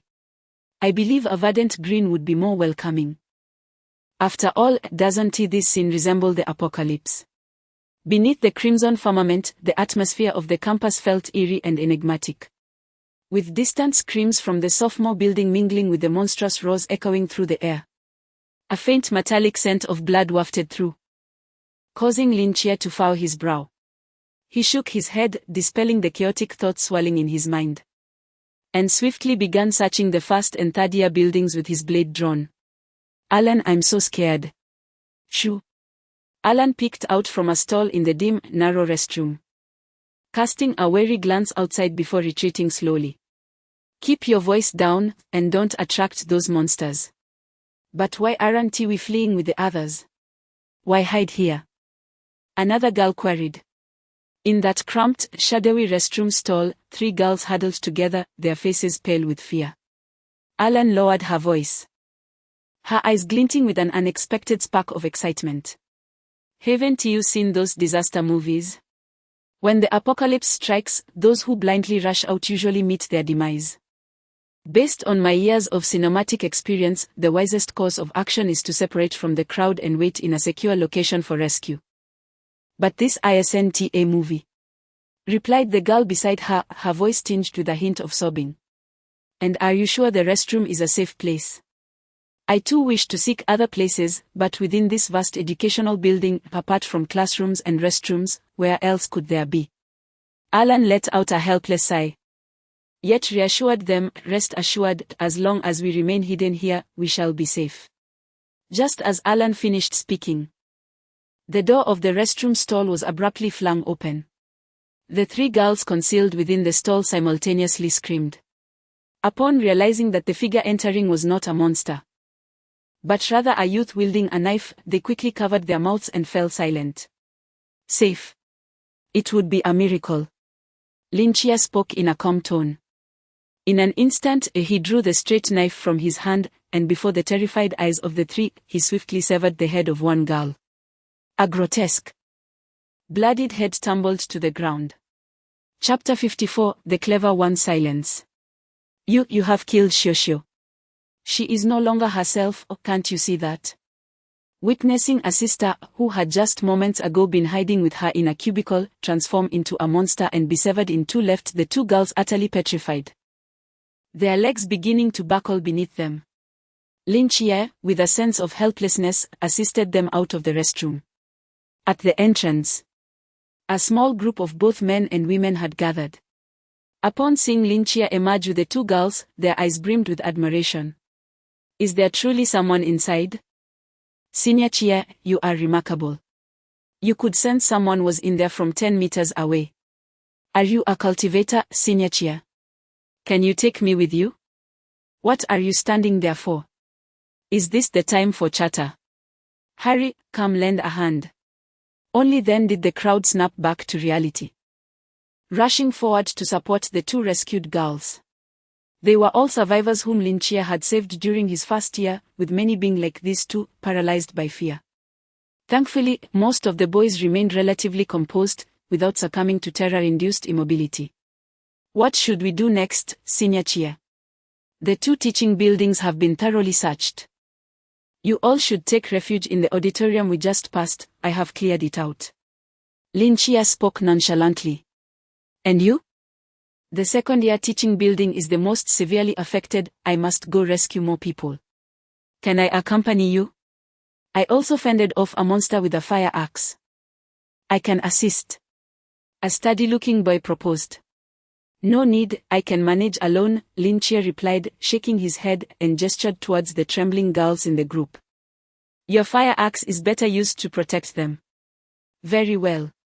Lin Chia did not linger, offering a few brief instructions before he dashed down the stairs, heading towards the depths of the second-year teaching building. The monsters lacking in that area accounted for nearly 60% of those throughout the school. And with nearly 10 minutes having passed since the outbreak began, one could only imagine the chaos that had unfolded there. May they possess some wisdom. Hurry, hurry. The boys pushed desks and chairs into the hallway, barricading it. Come on, put in more effort. We can't let them break through. What about the girls? Enough with the screaming, ladies. Come and help bandage the injured. What? There are still a few survivors on the 3rd floor? Damn it, Axe team. Charge with me. Mr. Wang, I leave this floor in your capable hands. On the chaotic 5th floor balcony, Li Yifei shouted, his voice echoing everywhere. At this moment, the vast majority of second-year students had congregated on this level, the tightly packed desks and chairs sealing off the hallways on either side, while dozens of monsters below raged against the barricades. The scholarly Mr. Wang, adorned with glasses, nodded solemnly. Rest assured, I will handle this level. All those years of playing tower defense games have not been in vain. Li Yifei seized a fire axe, slinging it over his shoulder, and called out to the opposite hallway. A few robust boys, armed with fire axes, steel rods, or tennis rackets, swiftly rushed over. In the 3rd floor classroom of Class 8, over 20 students remained trapped. We must rescue them. Li Yifei briefly outlined the situation. A few boys swiftly fashioned a makeshift rope from their clothing, securing it to the railing of the corridor, allowing it to dangle down. After tugging on it and deeming it sturdy enough, Li Yifei was the first to ascend the railing, gripping the coarse rope tightly, and mimicking scenes from television, he gradually descended. The other boys followed suit, albeit with some trepidation, yet they managed to maintain order. Will Li Yifei and the others be in danger? A girl asked anxiously, her gaze fixed on the unfolding scene. Teacher Wang cast a deep glance at them and sighed, how could they not be in danger? Yet, I have faith in his abilities. Li Yifei is so handsome, how did I not notice before? Whispered a girl beside her. Throughout history, during dark times, there have always been unremarkable individuals who rise to become leaders in front of the masses. Those students, often deemed hopeless, possessed an irreplaceable potential in such dire circumstances. One should never underestimate anyone, no matter how inconspicuous they may seem, perhaps one day, they will shine brilliantly. Teacher Wang adjusted his glasses and then seemed to realize something. Turning to admonish the girl, by the way, no early dating. Li Yifei and his companions successfully landed in the corridor of the 3rd floor. At that moment, most of the monsters were distracted, congregated between the 4th and 5th floors, leaving only 2 monsters lingering at the entrance of Class 8. All doors and windows of the classroom had been barricaded with desks and chairs, preventing the monsters from breaching the classroom.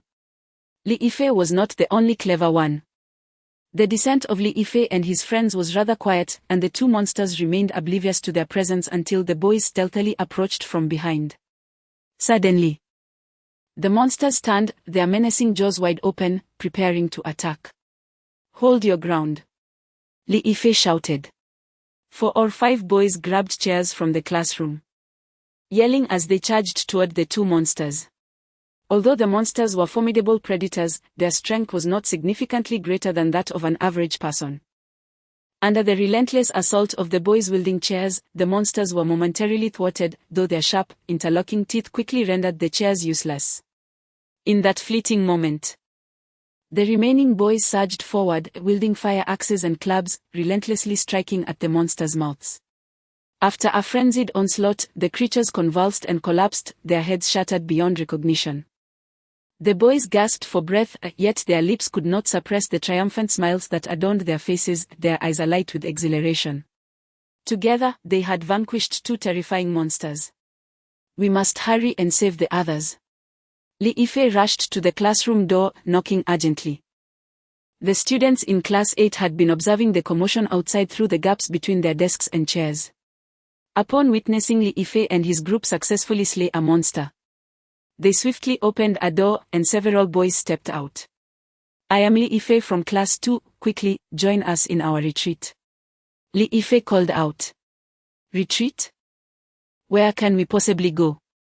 The leader of the boys shook his head, gesturing towards the first floor. The first floor has completely fallen. There are at least 10 monsters there. We cannot break through. You may have taken down 2, but can you defeat 10?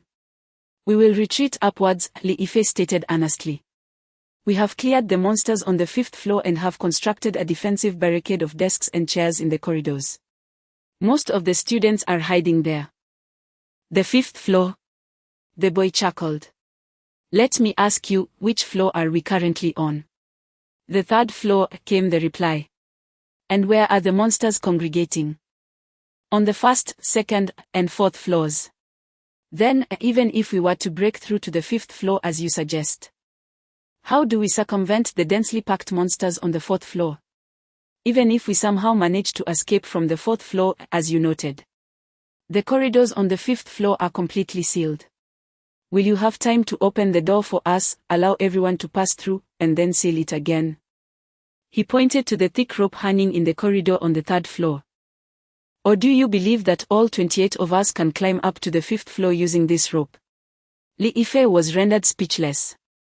Chapter 55, Bankinju, 3rd day of debut, 4 updates today. I never anticipated this. Li Yifei sighed. We are truly grateful that you could descend to rescue us. The boy slightly bowed, but regrettably, your retreat plan is unfeasible. Then what do you propose? Hold the fort. His voice resonated with tranquility. Although these monsters appeared terrifying, they were not so formidable that we could not resist. As long as we continuously reinforce the defenses of the doors and windows, stalling them would not pose a problem. I firmly believe that soon, specialized individuals will arrive to rescue us. Li Yifei fell silent for a moment, once again scrutinizing the bespectacled boy who appeared rather refined. I still do not know your name. Ankinju. Ankinju? You are the Ankinju who ranks first in the city. Li Yifei's eyes widened. Academic performance holds no significance for me. Ankinju's gaze drifted to the gruesome remnants of flesh strewn outside the corridor, a peculiar light glimmering in his eyes. It seems this world is far more intriguing than I had imagined. For reasons unknown, Li Yifei felt a shiver at the sight of his expression. Since you are unwilling to accompany me, I shall return to the 5th floor. Li Yifei turned to leave, for he felt his presence was no longer required here. And there were still numerous students on the 5th floor. I believe you may not be able to leave at this moment. Ankinju stepped to the window, pointing towards 3 monsters charging down the right corridor, while 3 more crawled up from the left corridor. They were surrounded. Most critically, one of the monsters casually severed the thick rope that hung outside as it passed through the corridor, completely cutting off the escape route for Li Yifei and the others. Li Yifei's pupils dilated in horror.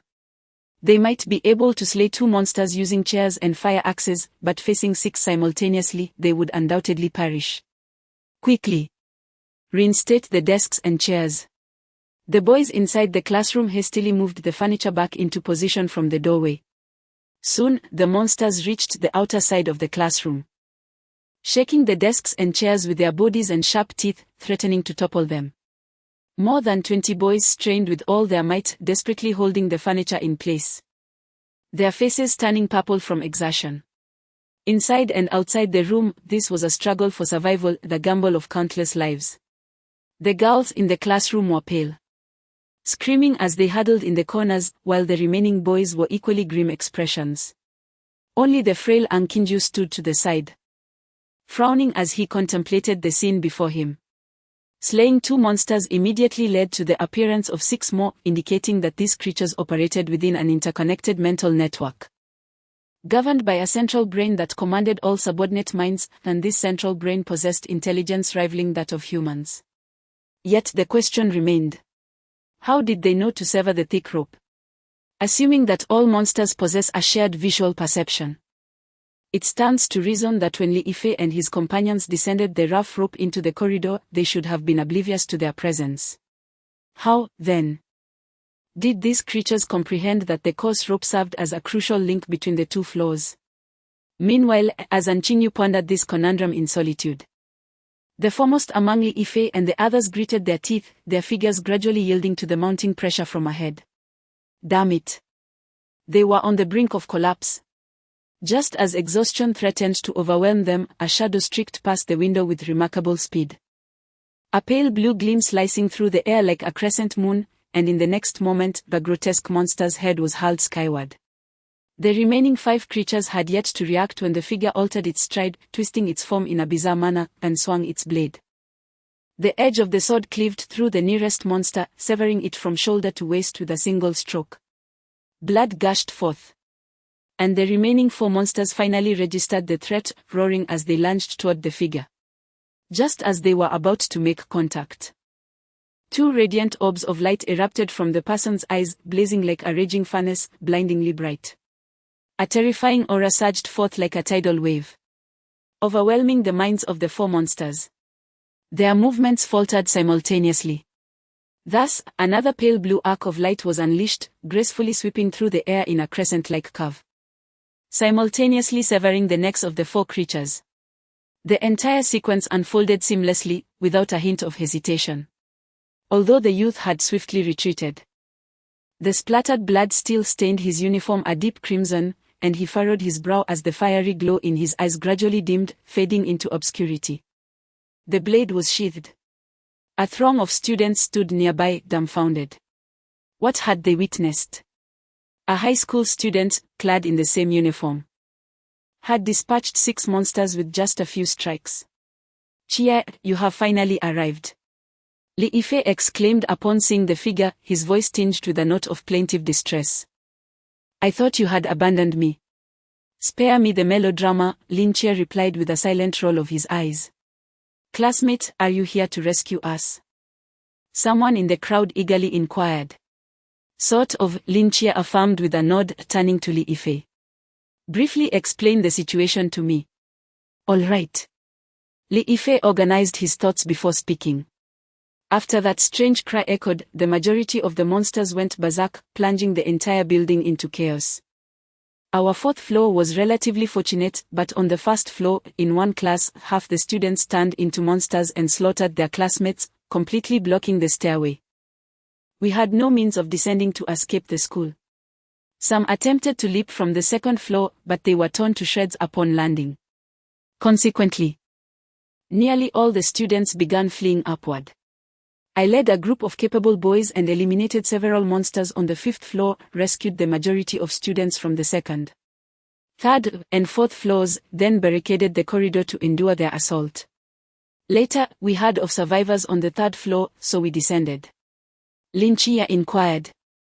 What did you do about those who were uncertain whether they were monsters? Fortunately, you had previously informed me that Hon Ruoruo is also a monster. She has not transformed but rather blended into the crowd, and I discerned her at a glance. To avoid alerting the others, I confined her along with several boys who had interacted with her frequently and a few girls from the same dormitory in a classroom, under careful supervision. Upon hearing this, Lin Chia nodded repeatedly, expressing gratitude for my presence, otherwise, the number of deceased students would have undoubtedly increased. Li Yifei scratched his head and chuckled, with my commendable performance. I should have no trouble entering the night watches, right? It shouldn't be a significant problem, Lin Chia replied. She seemed to sense a particular gaze upon her and turned to meet the eyes of a frail-looking boy wearing glasses. From his gaze, Lin Chia perceived an emotion that was distinct from the others. While the glances from the rest were predominantly filled with fear, reverence, admiration, or infatuation, this boy's eyes resembled those of someone who had stumbled upon a rare species, eager to capture it for research. "Who are you?" Lin Chia inquired, puzzled. Anchinyu stepped forward, extending his right hand with polite grace. "Hello, my name is Anchinyu." After a moment of hesitation, Lin Chia accepted his handshake. "I'm Lin Chia." Chapter 56. The Naga demon. Anchinyu opened his mouth, seemingly intending to inquire about something, but after a moment's hesitation, he wisely chose to remain silent. He was intrigued by Lin Chia's identity and extraordinary combat prowess, yet under the watchful eyes of others, he surmised that any question posed would likely elicit a negative response from Lin Chia. "Chia, he is a once-in-a-decade prodigy from Changnan City, a gem of second high. Have you heard of his name?" Li Yifei interjected. "I have not." "Now is not the time for such discussions," Lin Chia replied calmly. "First, we must escort these students to the auditorium. It is a safer location."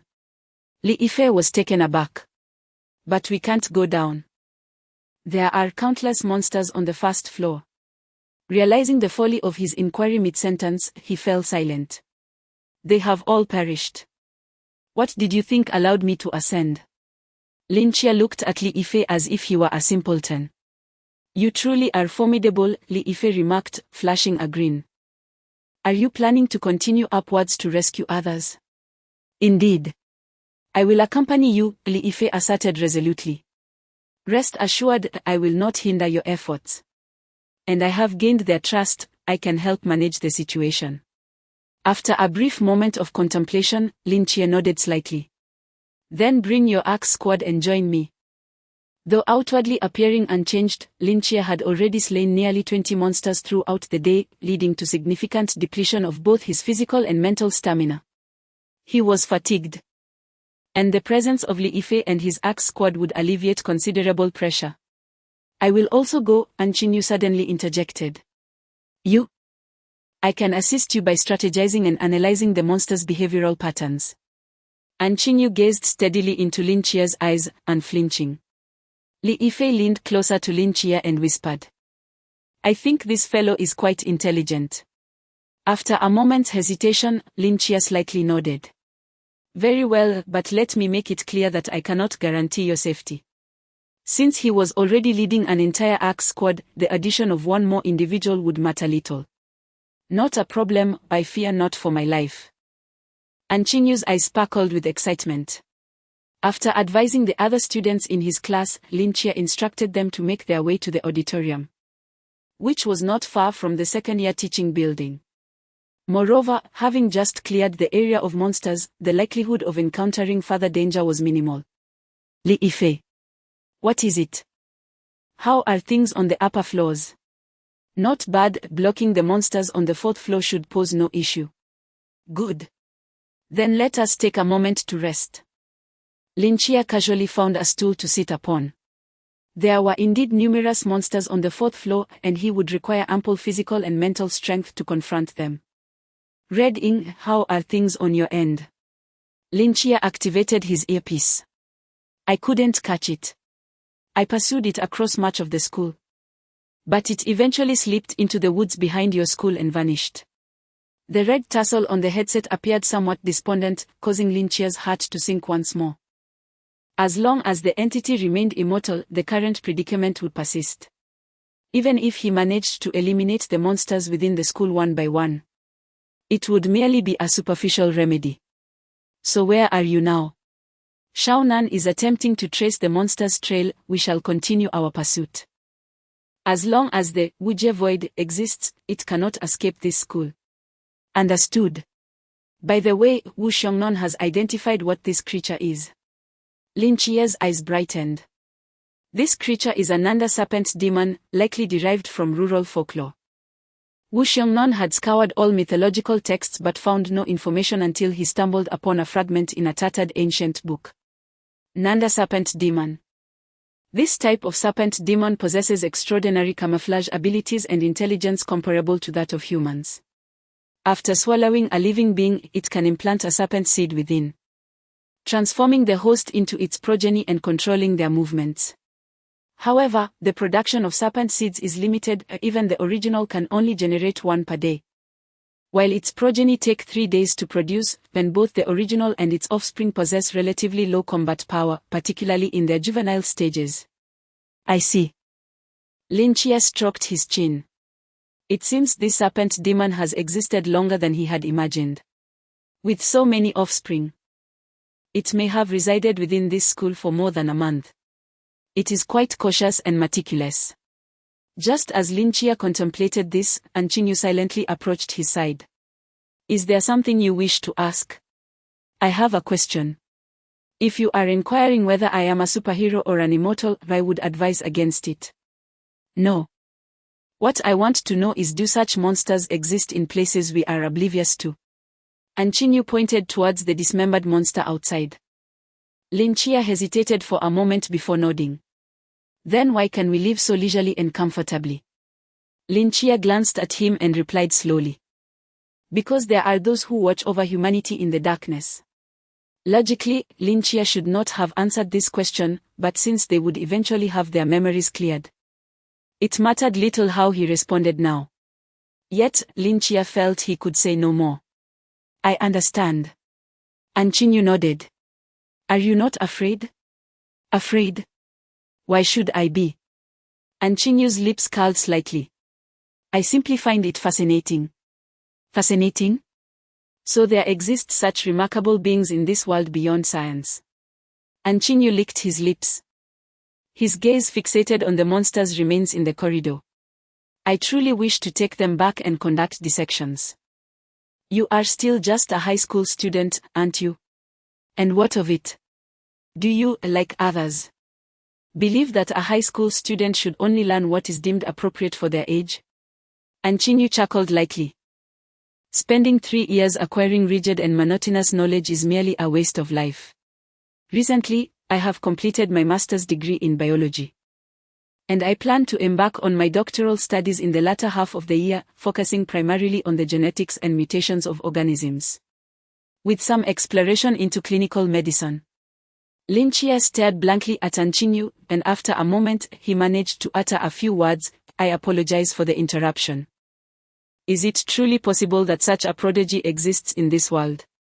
Lynchia had always considered himself relatively intelligent, yet compared to the young man before him, the notion of intelligence seemed utterly insipid. He glanced at the time, rose from his chair, and stepped toward the exit of the classroom. It is time to go and save someone. The crowd gathered their weapons, following Lynchia with an air of determination. Even Anchinyu rummaged through a drawer to retrieve a fruit knife, smiling as he joined the group. The expression on his face suggested that they were not heading out to battle monsters, but rather to dissect them into 18 pieces for further study. Chapter 57, Wishing You Happiness on the 5th Floor, Lu Yuan. Lu Yuan. Ruo Ruo, I'm here. I'm here. In the corner of the classroom, Hon Ruo Ruo moved closer to Lu Yuan, her eyes reddened, lips pressed together, resembling a frightened fawn. Lu Yuan, why have they locked us up? Li Yifei. Li Yifei said there might be monsters among us.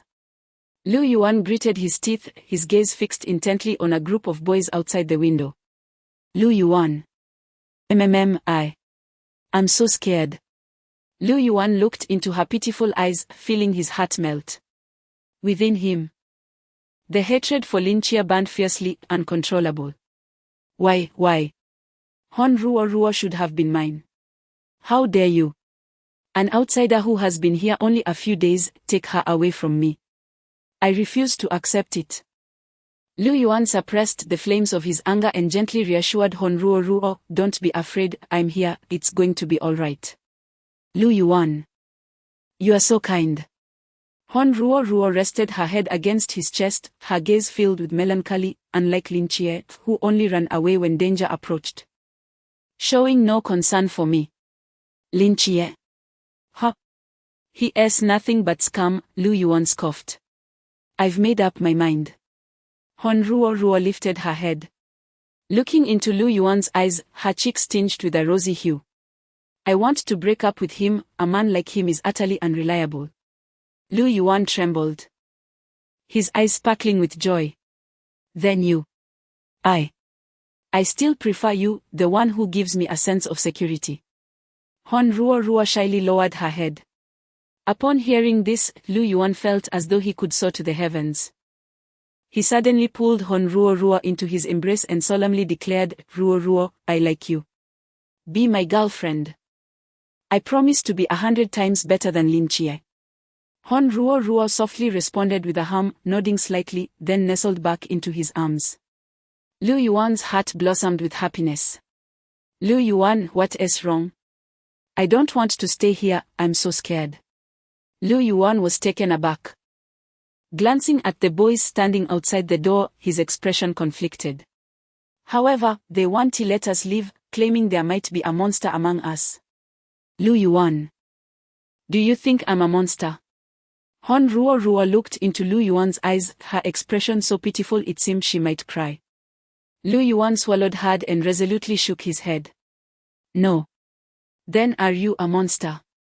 I am not. Then why must we stay here?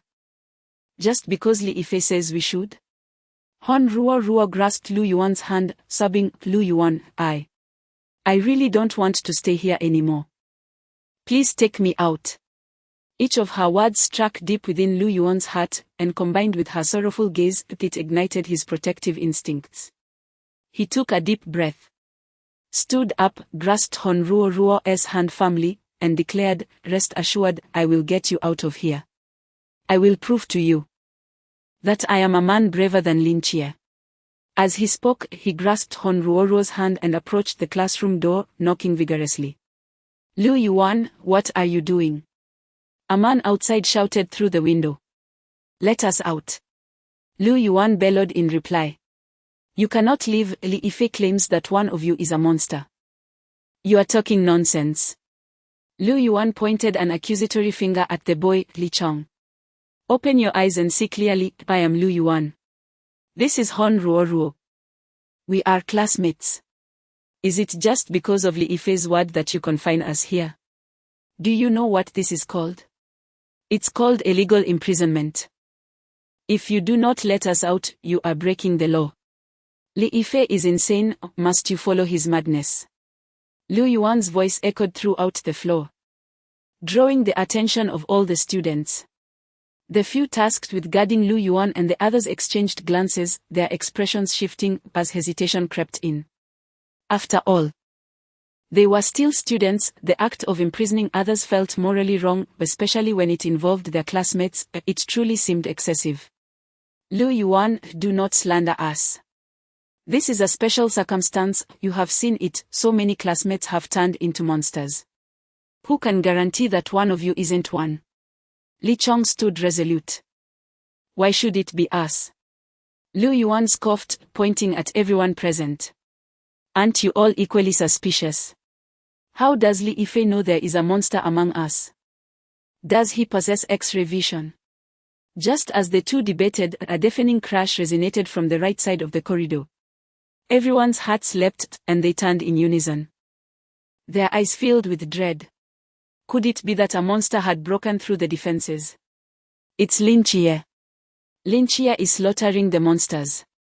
And Li Yifei and the others are right behind him. Gasps echoed from the corridor, and the crowd exchanged incredulous glances, seemingly unable to believe their ears. Lin Chie. Killing monsters. Boom. Another tremendous sound erupted, as desks and chairs in the corridor collapsed like a small mountain, the cacophony causing the nearby students to retreat in alarm. The rising dust clouding their vision. Amidst the swirling dust, a blood-stained youth in a school uniform emerged, wielding a knife in his right hand. His eyes ablaze like a furnace. The moment they beheld those eyes, it felt as though an ancient beast had fixed its gaze upon them, rendering them breathless. The golden gleam in Lin Chie's eyes gradually faded, and the heavy weight on the crowd's hearts dissipated. Behind him, several boys emerged one after another, including Li Yifei and An Qingyu. Li Yifei, how did you get up here? What about the monsters on the fourth floor? Someone in the crowd urgently inquired as they regained their composure. Li Yifei chuckled, gripping a fire axe. They are all dead. My brother Chia cleared the entire fourth floor. The building is now entirely safe. All eyes turned to Lin Chia, filled with disbelief. How is that possible? So many monsters. He single-handedly cleared them all? Is it true? Behold the knife in his hand and the blood upon his body. It must be real, right? Goodness. Did you see his eyes moments ago? So striking. What could that be? A supernatural ability? As the crowd murmured in hushed tones, Lin Chia's gaze traversed the throng and landed upon the indignant Lu Yuan. For reasons unknown, a shiver ran through Lu Yuan, prompting him to instinctively take a step back. Lin Chia, wielding the knife with an impassive expression, began to stride towards Lu Yuan. Unconsciously, all the students in the corridor parted to grant him passage, and the whispers began to dwindle. When Lin Chia stood before Lu Yuan, the hallway was enveloped in an eerie silence. What do you intend to do? Lu Yuan stammered under Lin Chia's penetrating gaze. I must tell you. Hon Ruoruo has already broken up with you. She is now my girlfriend. Lin Chia raised an eyebrow, seemingly indifferent to whose girlfriend it was. I hear you wish to take her away. Beside him, Hon Ruoruo lowered her head, evading Lin Chia's scrutiny. Lu Yuan gritted his teeth and summoned his courage. Indeed. I intend to take her away. Do you wish to obstruct me? Lin Chia merely observed him in silence. After a moment, a cold smile emerged. He stepped aside, gesturing for Lu Yuan to pass. I shall not impede you, you are free to go. Furthermore, I wish you both happiness. Chapter 58, Appreciation. Lu Yuan was taken aback, seemingly surprised that Lin Chia had so readily allowed him to leave. Could it be that he feared him? Had he not just exhibited an impressive aura? With this thought, Lu Yuan instinctively straightened his back, cast a sidelong glance at Lin Chia, snorted coldly, and swaggered out while holding Hon Ruoruo's hand. Once their figures faded into the corridor, Baboy from the Axe team approached Lin Chia and whispered, Brother Chia, are you really letting them go? He did steal your girlfriend. Should we teach him a lesson? The members of the Axe team had witnessed Lin Chia's formidable combat prowess firsthand and regarded him with almost reverent admiration. Seeing Lu Yuan now so arrogantly departing with Hon Ruoruo ignited a spark of indignation within them. No need. Hon Ruoruo is not my girlfriend. Lin Chia replied with a faint smile, gazing intently in the direction of their departure. Moreover, I am actually quite pleased, truly. The boy looked at Lin Chia in astonishment, his expression turning peculiar. Goodness, could it be that Brother Chia has a peculiar preference? Li Yifei stifled a laugh, patting Lin Chia on the shoulder. Congratulations on getting your wish. Indeed. Lin Chia turned his attention to the students in the corridor. Is this everyone? Yes. All the survivors from the second year are here, Li Yifei confirmed, then leaned closer to Lin Chia and asked, is there anyone among them? No. The corners of Lin Chia's mouth lifted slightly. The only one has already eloped with Lu Yuan. Ha ha ha, that is good. Let us take them to the Grand Hall. Once the main body of the Nantuo Serpent demon is eradicated, we can depart. Lin Chia turned to Li Yifei and Anqingyu. All right, I'll inform them right away. Li Yifei stepped forward to explain to the gathered students, while Lin Chia moved to the edge of the railing, frowning as he gazed into the distance. Have you not yet located the main body? Lin Chia turned at the sound of Anqingyu's voice and nodded slightly. You've been following me, have you discovered anything? Anqingyu fell silent for a moment. I have noticed some things. She leaned in close to Lin Chia and whispered softly, causing his expression to tighten, brow furrowing deeper. Are you certain? Not certain. Anqingyu shook her head. My knowledge of such creatures is insufficient to support an accurate assessment. I understand. I have a request. Anqingyu spoke again. What is it? I want that Anchinyu pointed to Lin Chia's waistband. Lin Chia's expression changed. I meant the gun. After a moment's hesitation, Lin Chia retrieved the handgun from his pocket and handed it to Anchinyu. There are only 3 bullets remaining. Will you know how to use this? I learned about it from television. That should suffice, your skills should exceed mine. Lin Chia sighed. Anchinyu silently placed the handgun into her pocket. Let us hope I do not have to use it. After a brief moment, Li Yifei led the students from the 5th floor over. Everyone is here. Please escort them to the auditorium. The monsters in the school should be largely eradicated, and there is unlikely to be any danger. I will search for the true form of the Nantuo serpent demon, Lin Chia stated. Leave it to me, Li Yifei assured, patting his chest. Lin Chia nodded. And with a swift motion, vanished into the corridor. Once Lin Chia departed, a throng gathered around Li Yifei, each clamoring with questions. Li Yifei. You went down to rescue people, what happened? Yes. Why did Lin Chia suddenly appear? Did he really eliminate all the monsters on his own? Certainly. Did you not catch the overwhelming scent of blood on him? It was quite pungent. How did he manage it? Who exactly is he? Li Yifei observed the group of starry-eyed girls, rolling his eyes silently. If you wish to know, you may as well ask him later. With that, he turned and walked away. Humph, you girls, once you leave here, your memories will be wiped clean. It would be a miracle if you still remember Lin Chia. Li Yifei mused inwardly. With the monsters vanquished, everyone's hearts gradually eased, and the girls' discussions about the enigmatic Lin Chia grew increasingly fervent. The boys from the Axe Brigade, who had accompanied Lin Chia in slaying monsters, could not help but join in, animatedly recounting how impressive Lin Chia was, leaving the girls entranced.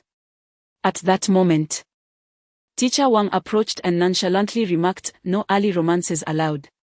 The girls fell silent. Meanwhile, Lin Chia, armed with a straight sword, dashed through the campus and activated his earpiece.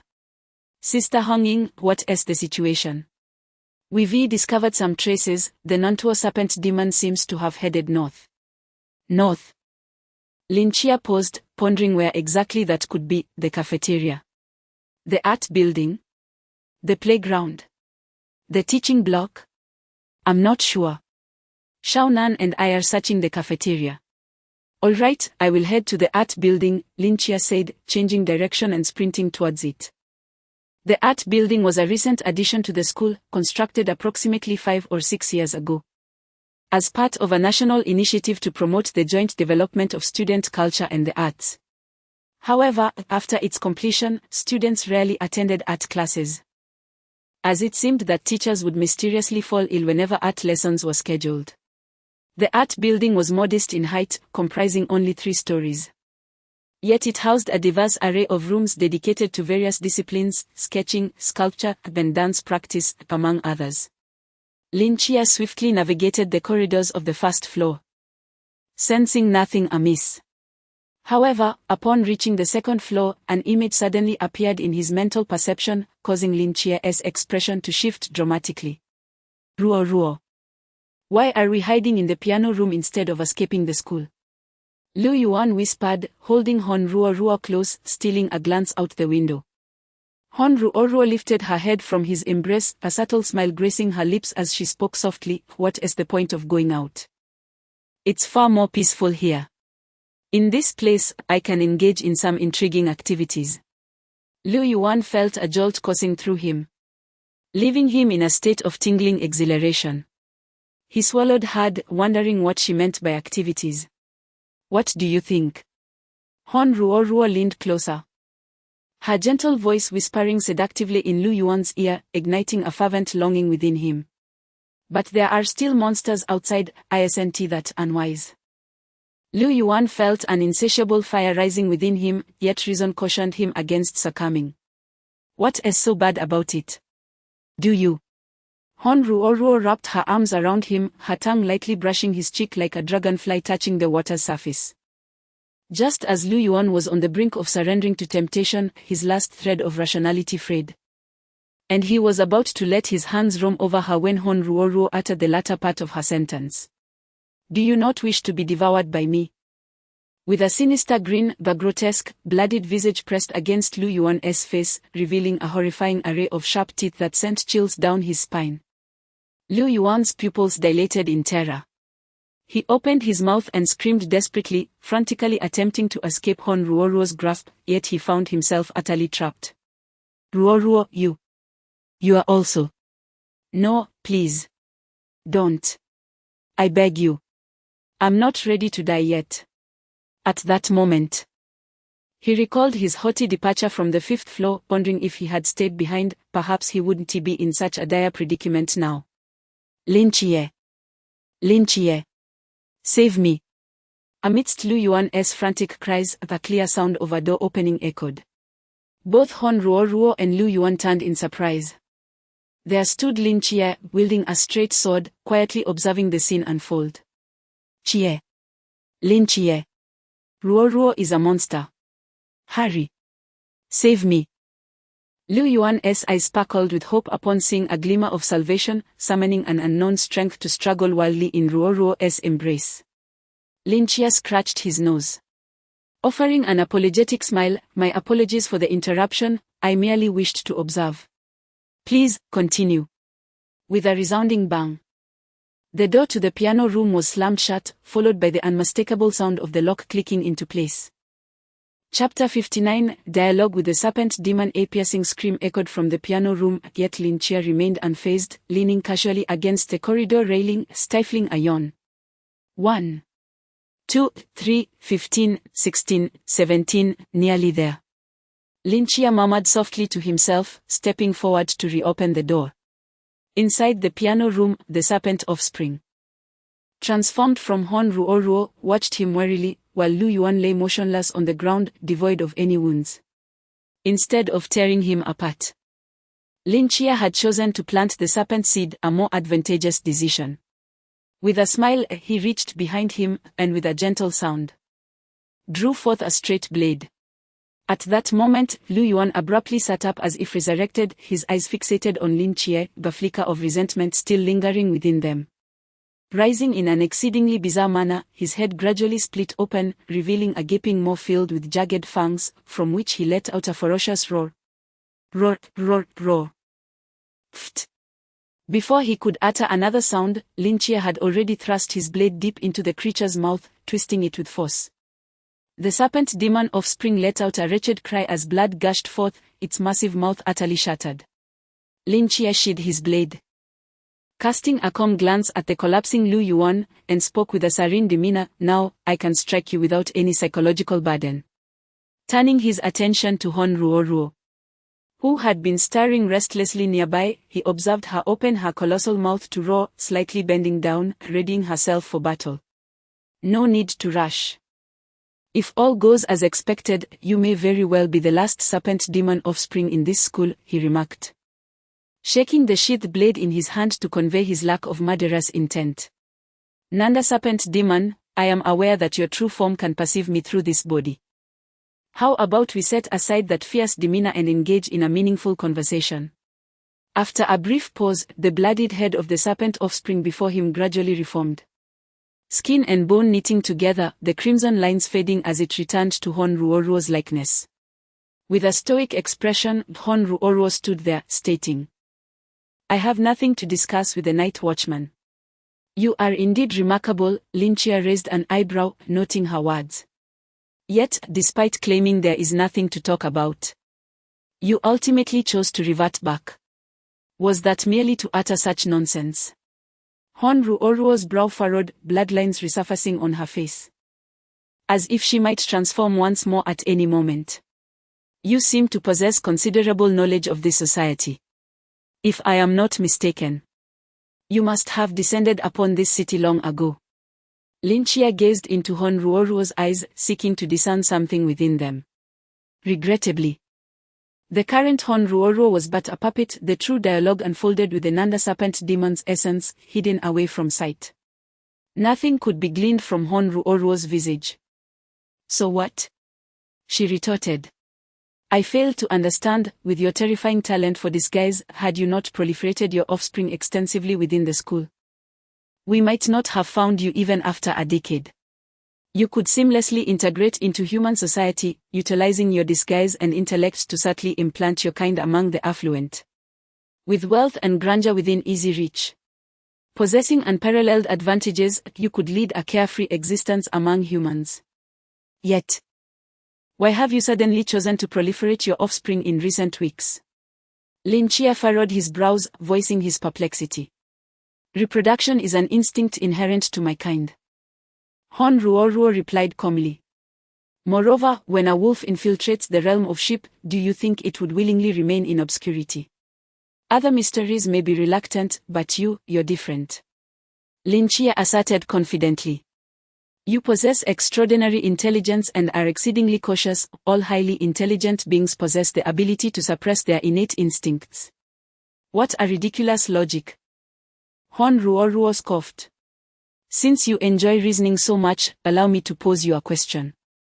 In this enclosed school, there exist 3 night watchmen, the girl with the spear, the girl with healing abilities, and you, who can see through my disguise.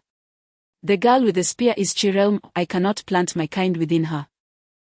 The other girl remains by her side, making it impossible for me to act. However, if I were to eliminate you, who only possesses the Jean realm, and implant my kind within you, do you believe they would notice? Hon Ruoruo's smile widened grotesquely, reaching her ears. Lin Chia's pupils dilated. And without a second thought, he swiftly darted towards a nearby open area. In the next moment, a massive black figure shattered the wall behind him.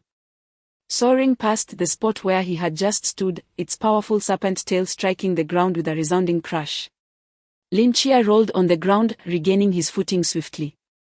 His right hand resting on the hilt of his blade, his expression grave. Before him coiled a creature adorned in black scales, a hybrid of human and serpent. Its mesmerizing vertical pupils fixed intently upon him. Nanda Snake Demon. You are probing for information and I am merely stalling for time, the Nanda Snake Demon hissed. Its voice emanating from deep within its form. Red Ing, the Nanda Snake Demon has appeared in the music room of the art building. Lin Chia declared as he drew his straight blade, maintaining a calm demeanor. I understand. I'll be there immediately. Hold on a bit longer. Red Ying's voice crackled through his earpiece, followed by the sound of rushing wind. Hiss. The Nanda Snake Demon swiftly slithered across the ground. Its tail sweeping through the music room, obliterating the obstructive piano into fragments. Its sharp claws suddenly struck out, producing an ear-piercing sound as they sliced through the air. As the Nanda Snake Demon lunged, Lin Chia instinctively reacted, darting sideways to evade. The demon's claws raked against the wall behind where Lin Chia had been standing, effortlessly carving deep gashes as if cutting through soft tofu. Regaining his balance, Lin Chia glanced at the nearly shredded wall. His expression turning grim as he muttered under his breath, "You call this a weak body and low combat power." Lin Chia narrowly evaded a swift claw strike, only to be met by the powerful sweep of a serpent's tail approaching from the flank. In a flash, he wielded his blade, clashing it against the tail with a resounding metallic clang. Sparks erupted as the blade scraped against the dark scales, and a tremendous force thrust Lin Chia back, nearly toppling him to the ground. Struggling to regain his balance, he noticed a shallow gash etched into the serpent's tail. The creature's strength was somewhat less formidable than he had anticipated, and its defenses paled in comparison to those of the Ghost-Face King. Lin Chia squinted, murmuring to himself. Aside from its enhanced offensive capabilities, it seems it is not insurmountable. Chapter 60, a shot that pierces through. Although it was not yet evening and Starry Night Dancer could not be activated, Lin Chia's extraordinary dynamic vision and combat instinct made it seem rather effortless to contend with the Nantuo Serpent Demon.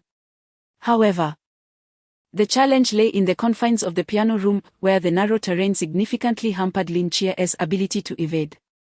Thus, he decisively dashed out the door, sprinting towards the exterior of the art building. As Lin Chia exited, the Nantuo Serpent Demon violently crashed through the walls of the piano room, its elongated serpent body swiftly traversing the corridor, reaching above Lynchia in mere moments. A sharp sound pierced the air as the demon's formidable claws descended towards Lynchia's neck. Yet, with instinct akin to foresight, Lynchia executed a rapid roll forward, narrowly evading the lethal strike. In an instant, he propelled himself off the ground, gripping the hilt of his straight blade with both hands, its edge poised skyward, and thrust it accurately towards the demon's abdomen. This fluid sequence of movements unfolded as if preordained, a seamless dance of combat. The serpent demon's eyes contracted, its body twisting at breakneck speed to evade the fatal blow, but even so, the blade found its mark, leaving a long, crimson gash across its flesh. With a piercing shriek, the serpent demon coiled its body, its grotesque maw lunging towards the now vulnerable Lynchia. Swiftly, he brought the straight blade before him. But the demon's biting force was overwhelming, clamping down on the blade itself. It lifted its head, violently shaking Lynchia along with the weapon, hurling him through the air. Lynchia's body smashed through a pane of glass and soared down the corridor, plummeting from the second floor. Fortunately, below lay a sprawling expanse of greenery, allowing him to grasp a branch mid-fall, which softened his descent before landing on the grass below. Staggering to regain his balance, Lynchia felt a slight twitch at the corner of his mouth. Though he had escaped serious injury, the pain was palpable. Meanwhile, the Nantuo serpent demon shattered the window. Leaping from the second floor, its sharp claws glinting ominously under the dark red sky, heading straight for Lynchia. He deftly sidestepped, evading the demon's landing point, and with an uncanny foresight, lunged forward, his straight blade aimed accurately at the demon's neck. A series of piercing clashes echoed as Lynchia's blade met the demon's claws in a fierce exchange. Just as the serpent was poised to retaliate, a blinding golden light erupted from Lynchia's eyes. A wave of silent, overwhelming authority flooded the Nantuo serpent demon's mind. A suppression emanating from a higher plane of existence that momentarily disoriented its spirit.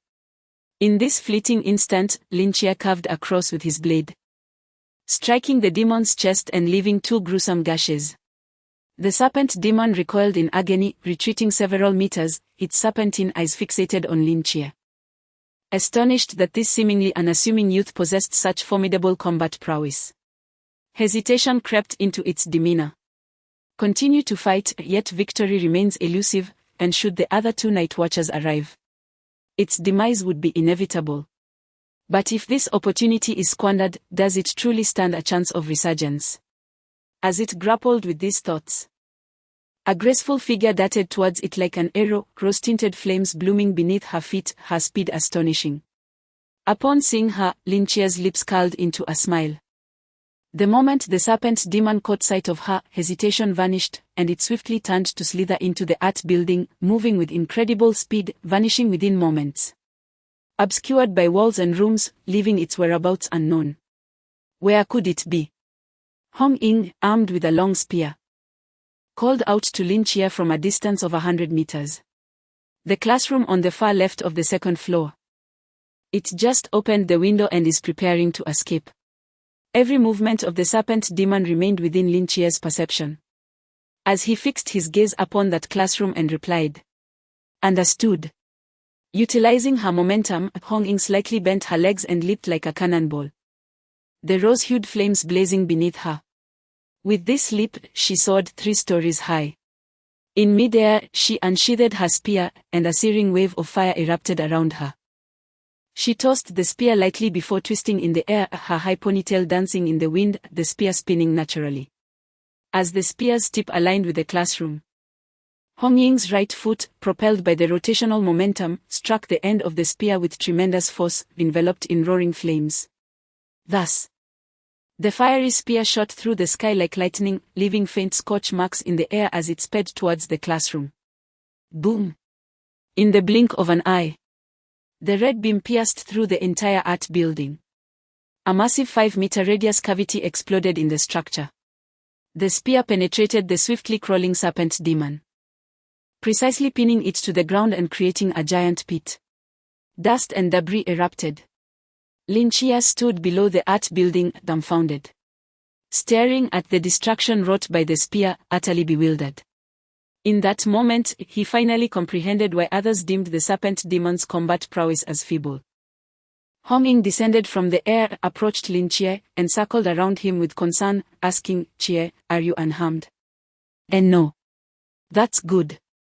She patted his shoulder and walked towards the serpent demon, saying, "Let us go take a look. If all goes as expected, it should be dead."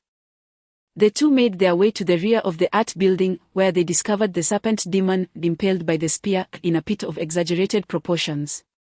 Hong Ying stepped forward to retrieve the spear, resting it on her shoulder, and kicked the lifeless body of the demon, confirming its lack of vitality. "Indeed, it's dead." She nodded in satisfaction, stretching her arms. "Finally over. I'm so tired, I've been thinking all day. If only this battle had ended sooner." She hoisted the long gun and leisurely climbed out of the pit, dusting off her school uniform. "Seventh night, come on, let me treat you to dinner." Hong Ying seemed to recall something, a cheerful smile gracing her lips. "After all, it was your first successful mission, a celebration was in order." As Hong Ying took a few steps away, she sensed something amiss and turned to look back, only to find Lin Choyue still standing in that large pit. "What is the matter?" Hong Ying approached the edge of the pit, her brow furrowed in confusion. Lin Choyue gazed down at the corpse of the Nantuo snake demon beneath her feet, her frown deepening with unease. "Something is not right." Chapter 61, The Entity. What do you think? What are those things? "I do not know, but I estimate that for the next decade, those entities will haunt my nightmares." "A decade? Do you truly believe we will survive until then?" "What do you mean?" "If these monsters are not confined to our school, but are widespread across the entire realm of Dacia. Like a zombie outbreak in a movie." "Precisely, that is the implication." "Nonsense. Lin Chia just stated that these creatures are only present in our school. Once we are rescued, we will be safe." "Lin Chia, who exactly is he?" The vast auditorium is now filled to half its capacity, with students from the second year gathered after being rescued. The sole entrance and exit is guarded by the ARC squad, rendering it the safest location. Within the auditorium, the sounds of weeping, comforting, discussions, and disputes intertwine incessantly. Despite the efforts of some to maintain order, the cacophony persists unabated. Anchinyu sits quietly at the back of the door, eyes closed, lost in thought. Knock, knock, knock. 3 knocks resound, 2 long and 1 short. The eyes of several ARC squad members behind the door brighten as they hastily remove the obstruction. It is Li Yifei returning. Anchinyu opens her eyes and turns to the door. Li Yifei enters the auditorium, panting heavily, resembling one who has just completed an 800-meter run, drenched in sweat. "How is it? The students from other locations have evacuated, right?" Anchinyu stands and inquires of Li Yifei. "They have all evacuated.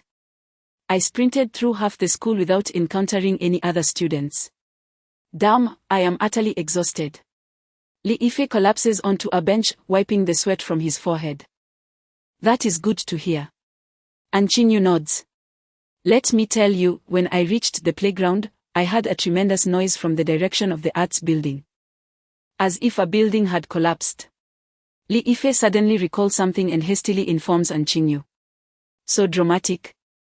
It must mean they have found the entity and are engaged in battle." Li Yifei reclines in his chair, letting out a long sigh. "If it weren't for my need to continue the rescue, I would have wanted to sneak a look. When gods battle, it is prudent to keep your distance." Indeed. What is the name of Lin Chia's organization?" Anchinyu seems to recall something and asks Li Yifei. "The Night Watchman." As soon as he finishes speaking, Li Yifei covers his mouth, contemplates, then lowers his hand. "Well, it matters not, telling you is inconsequential, as everyone here will have their memories erased." "Erased memories?" "Yes. They possess a device capable of erasing memories on a large scale. After all, far too many individuals have encountered the monsters this time. If even one person were to disclose it, it would stir up a great deal of trouble. What about you? Will you also undergo this?" "I shall not." Li Yifei chuckles, leaning closer to Anqinyu's ear, whispering, "To be honest, once this incident concludes, I should be able to join them." Anqinyu nodded slightly, pondering if there were any prerequisites to join them. "What, do you wish to go as well?" "It's not that simple, their standards for acceptance are exceedingly high." Li Yifei waved his hand dismissively, stating that one must either awaken their abilities like Lin Chia or showcase their worth to them. "You too have awakened your abilities?" "No. I merely demonstrated my value to them," Li Yifei chuckled. Anqinyu nodded subtly, her gaze tranquil as a deep well. "Indeed, your performance this time was remarkably outstanding. Were I in their position, I would undoubtedly accept you." As the two conversed, a series of irregular knocks echoed from the door. The members of the Axe team immediately became vigilant. Li Yifei rose, gravely observing the door. "Who is it?" "It's me, Lin Chia." Upon hearing the name Lin Chia, the group's eyes brightened, and a wave of relief washed over them. They opened the door to find Lin Chia, armed with a sword, slowly entering. "What news?" Li Yifei hurriedly inquired. "We succeeded," Lin Chia affirmed. "We have slain the Nontuo serpent demon." Li Yifei exhaled deeply, a smile breaking across his face as he patted Lin Chia on the shoulder. "Incredible, Chia. You truly managed to defeat it. Now everyone is saved." At Li Yifei's words, the entire hall erupted in cheers. The students, having narrowly escaped the clutches of death, were finally on the verge of leaving this terrifying school, far from the man-eating monsters. The Axe team also joined in the jubilation, casting aside their axes and embracing each other in excitement. Li Yifei shot Lin Chia a series of playful glances before leaning in and whispering, "I say, having accomplished such a feat, joining the Night Watchers shouldn't be a problem. Right? I certainly do not wish to be brainwashed." Lin Chia stood in silence for a moment before responding, "Perhaps." Li Yifei was taken aback. At that moment, Anqinyu quietly withdrew a handgun from her pocket, the dark muzzle aimed at the back of Li Yifei's head. In the astonished gaze of the Axe team, she pulled the trigger. Bang! Bang! Bang! The three shots rang out like thunder slicing through the sky, and the cacophony of laughter ceased abruptly. The once vibrant atmosphere of the hall plunged into a chilling silence. The joy etched on every face froze as they stiffly turned towards the exit, their eyes filled with disbelief. Li Yifei, bewildered, turned to see Anqinyu calmly holding the gun, wisps of smoke dissipating from the black barrel. Li Yifei stood in shock for several seconds, then queried, "Anqinyu, why did you fire?" Anqinyu remained silent. After what felt like an eternity, Li Yifei finally grasped the situation and slowly reached to touch the back of his head. Clink! The spent shell fell to the ground, producing a clear, resonant sound. On the back of his head, 3 shallow bullet wounds were gradually healing, with only a trickle of blood seeping out, which Li Yifei wiped away, leaving no trace behind. Gazing at the few drops of blood on his hand, Li Yifei murmured to himself, "I was shot, why am I still alive?" He raised his head to gaze at Lin Chia, extending a hand stained with blood before him. "Hey, Chia, look at me. Why am I not dead?" His pupils trembled slightly. "Have I awakened my abilities?" Before him, Lin Chia regarded him with a complex expression, and after a brief moment, shook his head gently. "You have not awakened any abilities. You are merely a Nanda serpent demon." Upon hearing these words, Li Yifei's pupils constricted suddenly, and he staggered back a couple of steps, shaking his head repeatedly. "Impossible, what are you saying? How could I possibly be a serpent demon? I am Li Yifei." Lin Chia shook his head, stepping forward to firmly tug at Li Yifei's chest. With a rip, the zipper of his school uniform broke, revealing Li Yifei's chest, where a faint gunshot wound lay quietly, like a brand. "You are a Nanda serpent demon, or rather, you are a part of the Nanda serpent demon. The remnants you left behind may deceive others, but they cannot deceive me." Chapter 62 of 2 Deviants. "No. It cannot be," Li Yifei exclaimed, lowering his gaze to the gunshot wound on his chest, shaking his head incessantly. "I cannot kill, nor am I a monster. Li Yifei. Lin Chia gripped Li Yifei's collar, drawing his head close, fixating on the pair of terrified eyes. Look into my eyes. With a sudden flare, two golden furnaces ignited within Lin Chia's eyes, the divine might of a seraph cascading forth and surging into Li Yifei's mental realm. In but a fleeting moment, Li Yifei's eyes rolled back, and he fainted without resistance. Yet, in the next instant, a powerful hand grasped Lin Chia's wrist fiercely, and Li Yifei's eyes shot open. They were no ordinary eyes, but rather enchanting vertical pupils, calm and profoundly deep. Interesting. How did you discover it? Li Yifei's voice was deep and composed. With your perceptive abilities, you should not have seen through my disguise. I did not see through it entirely, otherwise you would have been exposed long ago in the basement of the office, Lin Chia replied, the flames in his eyes still ablaze. Since entering the school, everything that transpired seemed plausible yet was riddled with bizarre undertones. What you imply is you deduced it. To some extent, yes. The flaws you left behind were simply too numerous. Oh. Li Yifei narrowed his eyes slightly. Do elaborate. The first point of suspicion lies with your medical leave note. Lin Chia stated calmly, when you entered the classroom this morning, you were accompanied by that note. And what of it? According to your account, you claimed to have forgotten your homework after school last night and returned to witness Lu Shaoyan in the act of cannibalism. After which you fled the school and sought us out, the night watchman.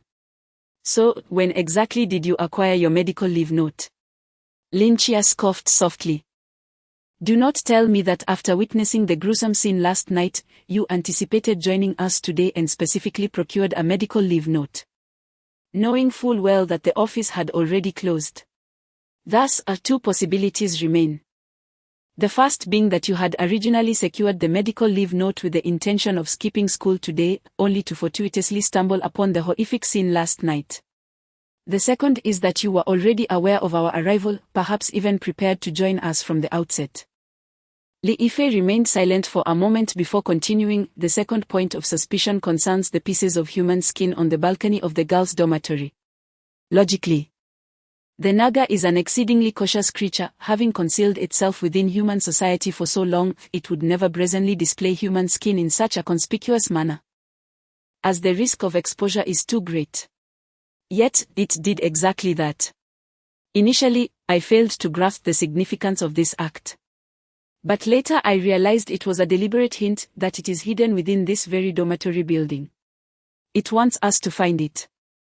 Lin Chia gazed into Li Yifei's eyes, and then, as if by some inexplicable design, you appeared, seemingly intent on drawing away Hong Ying and inciting chaos throughout the school.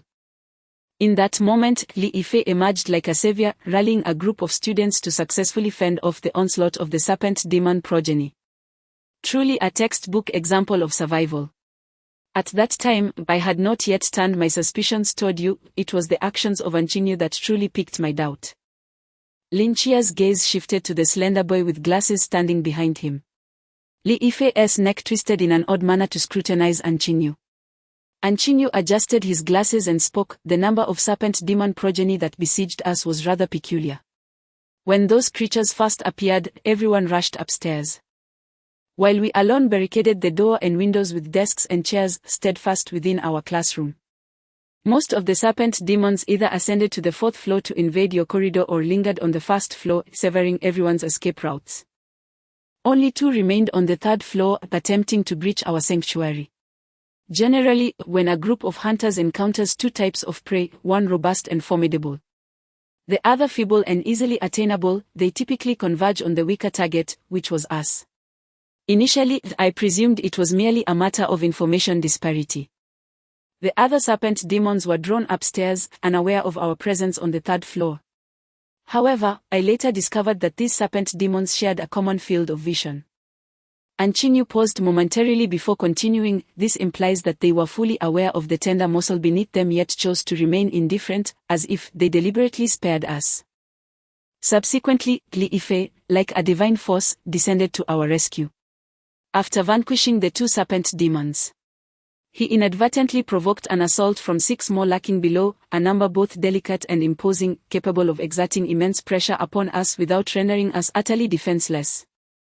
Even if they had sent one more to confront us, we would have faltered, yet, curiously, that did not transpire. Just as Lin Chia was on the verge of arriving, those 6 serpent demon progeny suddenly intensified their efforts, cornering us into a dire predicament. The coincidences were too uncanny, too bizarre. Is this sufficient for you to doubt me?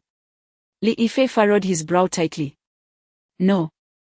What truly aroused my suspicion was the behavior of the serpent demons severing your thick rope, Anqingyu replied, shaking his head. When you descended, the 2 serpent demons were unaware of this occurrence. Logically, they should not have known of the rope's existence. Yet, the subsequent 6 serpent demon progeny precisely targeted and cut the thick rope, as if they were acutely aware of your escape route. The serpent demons severed something they should not have seen, which can only indicate one thing. Among us, there exists an entity sharing their vision. Anqingyu shrugged. Of course, at that time, my understanding of the serpent demons was limited, and the conclusions I reached later were drawn only after exchanging information with Lin Chia. Li Yifei's vertical pupils fixated on Anqingyu, a cold smirk escaping his lips. Had I known you were this astute, I ought to have eliminated you from the outset. Moreover, each time the serpent demon appears, you are conspicuously absent. Lin Chia continued, recalling their initial encounter with the serpent demon in the girls' dormitory. I must inquire. After your confession to Wu Shujie, where did you vanish during the interval before returning to the sophomore classroom? Just moments ago. While Lin Chia and the others battled the serpent demon, you were similarly engaged in the search for other surviving students, which further solidifies my suspicions. Anqingyu then remarked. Li Yifei glanced at Anqingyu and then turned his gaze to Lin Chia, letting out a self-deprecating chuckle. How have I found myself entangled with you 2 peculiar individuals?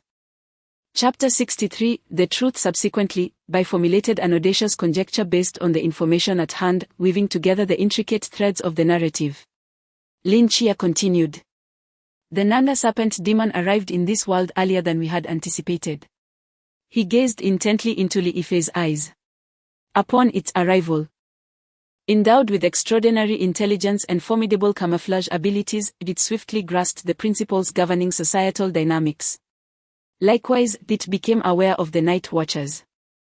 Its innate wariness compelled it to lie in wait within human society. Throughout this protracted period, in pursuit of an impeccable disguise, it subconsciously birthed a second persona. A persona named Li Yifei. He forgot his identity, erased memories of his past, and embraced the persona crafted by the Nanda serpent demon. Living as an ordinary high school student in this city. Barring unforeseen circumstances, he was destined to navigate life with ease, buoyed by his extended lifespan and innate talents. Yet, approximately half a month ago, he bore witness to the tragic demise of the Ghost-Face King's lineage, a fellow mythological entity, and one even more potent than itself.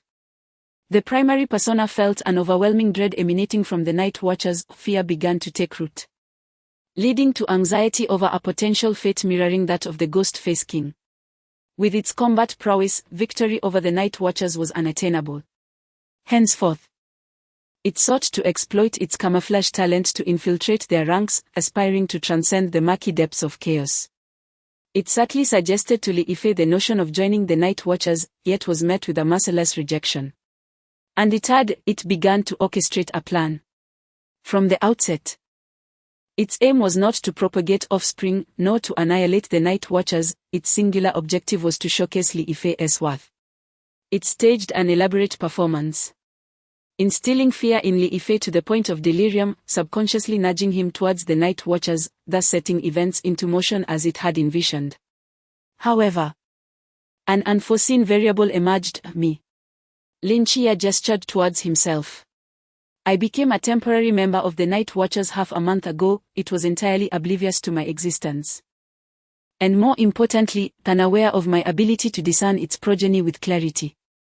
Fortunately, after some probing, it recognized that I could not unveil its true form, allowing it to proceed with its stratagem.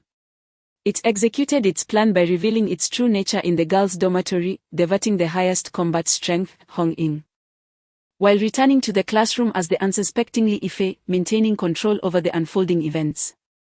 It meticulously monitored the movements of each offspring, ensuring Li Yifei garnered the spotlight without genuinely endangering itself. Yet, at this juncture, the variable, emerged once more. I seized the acclaim that rightfully belonged to Li Yifei, eliminating every offspring within the building. Though it simmered with anger, it reasoned that Li Yifei had already demonstrated his value and refrained from taking any further action. The subsequent events unfolded with remarkable simplicity. It revealed its true form and engaged in a battle with the Night Watchman, subsequently feigning death to create the illusion that the Nontuo Serpent Demon had been vanquished. This would enable Li Yifei to join the Night Watchman through this singular victory, securing a future free from worry. Alas, I saw through this scheme. Lin Chia gazed at Li Yifei with a hint of regret and sincerely remarked, "This plan is exquisitely crafted. Truly, if it were not for me, you would have had a 90% chance of success." Li Yifei stared at Lin Chia, and after a moment he smiled and applauded, "Brilliant, simply brilliant. I never imagined I would ultimately fall at the hands of you two." However, his smile swiftly faded, replaced by an expression of intense hatred in his vertical pupils. "You have obliterated my hope for survival. Tell me, how should I repay you?" Li Yifei's body began to expand rapidly, resembling a balloon, as black scales erupted across his skin, transforming him into a monstrous being with a human upper body and a serpent's tail in the blink of an eye. The next moment, piercing screams resonated throughout the auditorium. Hundreds of students, witnessing the true form of the Nontuo Serpent Demon at such close range, were rendered irrational with fear, with the sole entrance now blocked by the serpent. They could only retreat in terror to the far corner of the hall. As for An Qingyu, he had already fled to a safe distance the moment Li Yifei began his transformation, his eyes fixated upon the Nontuo Serpent Demon, filled with excitement and a thirst for knowledge. The Nontuo Serpent Demon seemed intent on targeting Lin Chia, its claws slicing through the air, aiming for Lin Chia's neck. Lin Chia regarded it with a knowing smile. His right hand reached behind him, and with a soft sound, his blade was unsheathed. Clang! The sound of collision echoed in the grand hall, causing the serpent demon's vertical pupils to constrict in surprise. This time, Lin Chia wielded his sword with a single hand, effortlessly blocking its attack. "I'm afraid you can no longer impose your will upon me," Lin Chia remarked, glancing towards the dimming sky outside. Now, night had fallen. Beneath the cover of darkness, he possessed 5 times his usual strength and speed. The Nontuo Serpent Demon was no longer his equal. With a swift motion, Lin Chia's blade easily deflected the demon's claws, and with a flick of his wrist, the blade shimmered like a phantom. 4 consecutive strikes landed on the demon's arm, causing it to shriek and retreat, angrily hissing at Lin Chia. In an instant, Lin Chia appeared before it, and as the serpent demon swiped its claws through the air with great speed, he parried each attack with a single hand. Lin Chia narrowed his eyes. "You are too slow." In the next heartbeat, he accelerated his strikes, creating afterimages in the air. The pale blue blade formed an impenetrable wall of steel before the Nontuo Serpent Demon.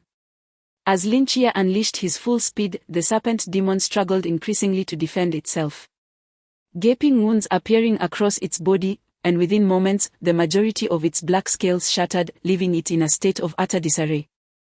Even as it utilized its crawling advantage to navigate the edges of the many walls, Lin Chia pursued it like a specter, always in close proximity. The anguished cries of the serpent demon grew increasingly piercing, its malevolent gaze fixed upon the youth before it, with eyes ablaze with boundless hatred. This time, it was ruthlessly overwhelmed in both intellect and combat prowess. Lin Chia, with a stoic expression, executed one strike after another, akin to refining an unfinished masterpiece. When the Nontuo Serpent Demon had nearly lost all ability to resist, a glimmer of golden light flickered in his eyes, and his figure shimmered. The pale blue blade carved a straight trajectory through the air, and Lin Chia had already arrived behind the Nontuo Serpent Demon. Crack! The straight blade returned to its sheath. A massive serpent's head tumbled down with a dull thud. Its furious, slit-like eyes remained fixed on Lin Chia, as if attempting to drag him down into the depths of the underworld alongside it. Lin Chia turned around, gazing at the lifeless body beneath his feet, murmuring softly, "I am sorry. Li Yifei, let us meet again in the hospital." Chapter 64, Quelling with a creak, the grand hall's door swung open once more, revealing Lin Chia, who emerged slowly while carrying a black box. Red Ing, seated on the nearby stairs, waved her hand with a smile. All settled. Indeed, Lin Chia replied. Red Ing nodded, but after a moment of hesitation, she could not resist asking, "Why didn't you allow me to take action?" "He was my classmate. To take his life with my own hands would provide him with a sense of closure," Lin Chia responded coolly. Red Ing was momentarily taken aback. To kill him with one's own hands, was that truly a form of closure? What kind of reasoning was that? Si Shaonan shot him a glance and whispered, "What a weirdo." Lin Chia was merely speaking whimsically. He feared that should Red Ing intervene, she might swiftly eliminate the serpent demon, thus preventing him from delivering the final blow, and denying Li Yifei the chance to resurrect within the realm of the gods. "Nonetheless, I owe you my gratitude. Without your help, I might have been deceived. You will receive due commendation upon our return," Red Ing remarked, giving him a thumbs up with a grin. "What about the students inside?" Lin Chia gestured towards the grand hall behind him. "Let them remain there for now. Soon someone will come to employ Dream Whisper to selectively erase all memories of the serpent demon and you, crafting a dream for them," Red Ing explained. "And how do we account for the deceased students?" Lin Chia could not help but inquire. "Moreover, you demolished an entire building. That falls beyond our concern. A specialized department will handle it, providing a reasonable explanation, perhaps an explosion in the laboratory, a large-scale fire, a terrorist attack, or even an alien invasion." "Are you certain the last one is a reasonable explanation? More plausible than the descent of myth?" "True enough." Red Ing pursed her lips, lowering her gaze slightly. "But too many students have perished. This is all my fault. Sister Red Ing, how can you blame yourself? The majority of those students had already succumbed to the serpent seed prior to this. If it weren't for you, the casualties would have been far greater." Si Shaonan consoled her, then glanced at Lin Chia and quietly added, "And you, though I am reluctant to admit it, you are indeed formidable." Lin Chia. "By the way, I've met a remarkably intelligent individual who seems quite intrigued by mythological beings. Could we recruit him into the Night Watchers?"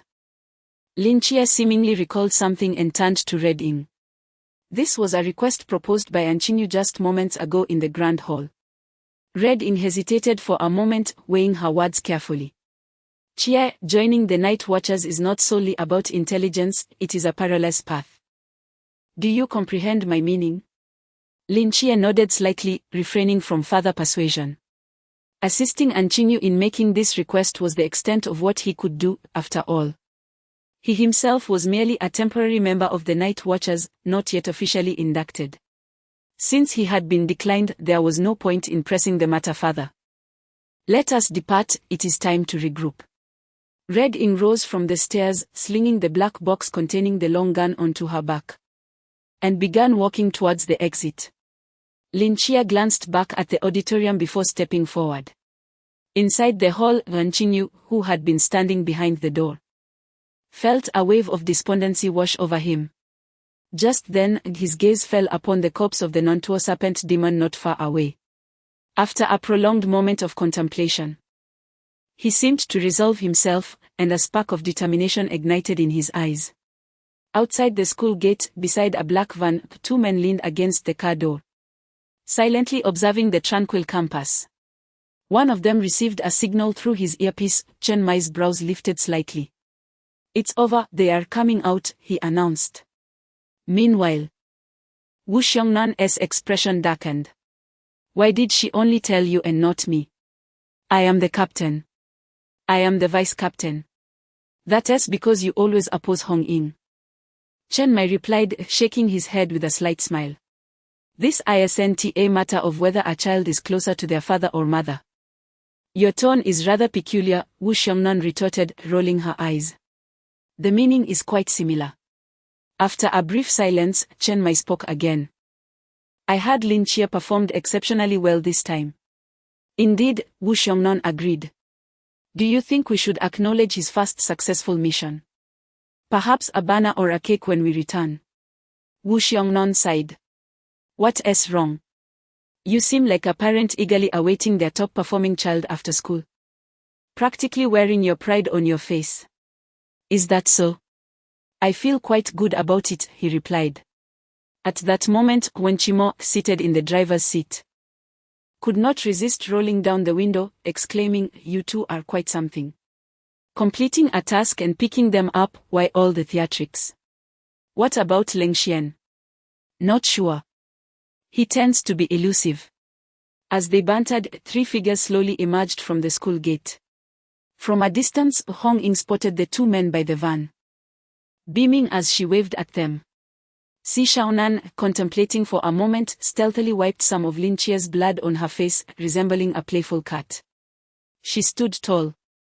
Her expression proclaiming, "Bai did not slack off." Lin Chia, bearing the black box, had his school uniform drenched in blood, nearly unrecognizable. He squinted slightly at the horizon. A hint of a smile gracing his lips. "Are you hurt?" Chen Mai inquired as Lin Chia approached. "No," Lin Chia shook his head. "How do you feel?"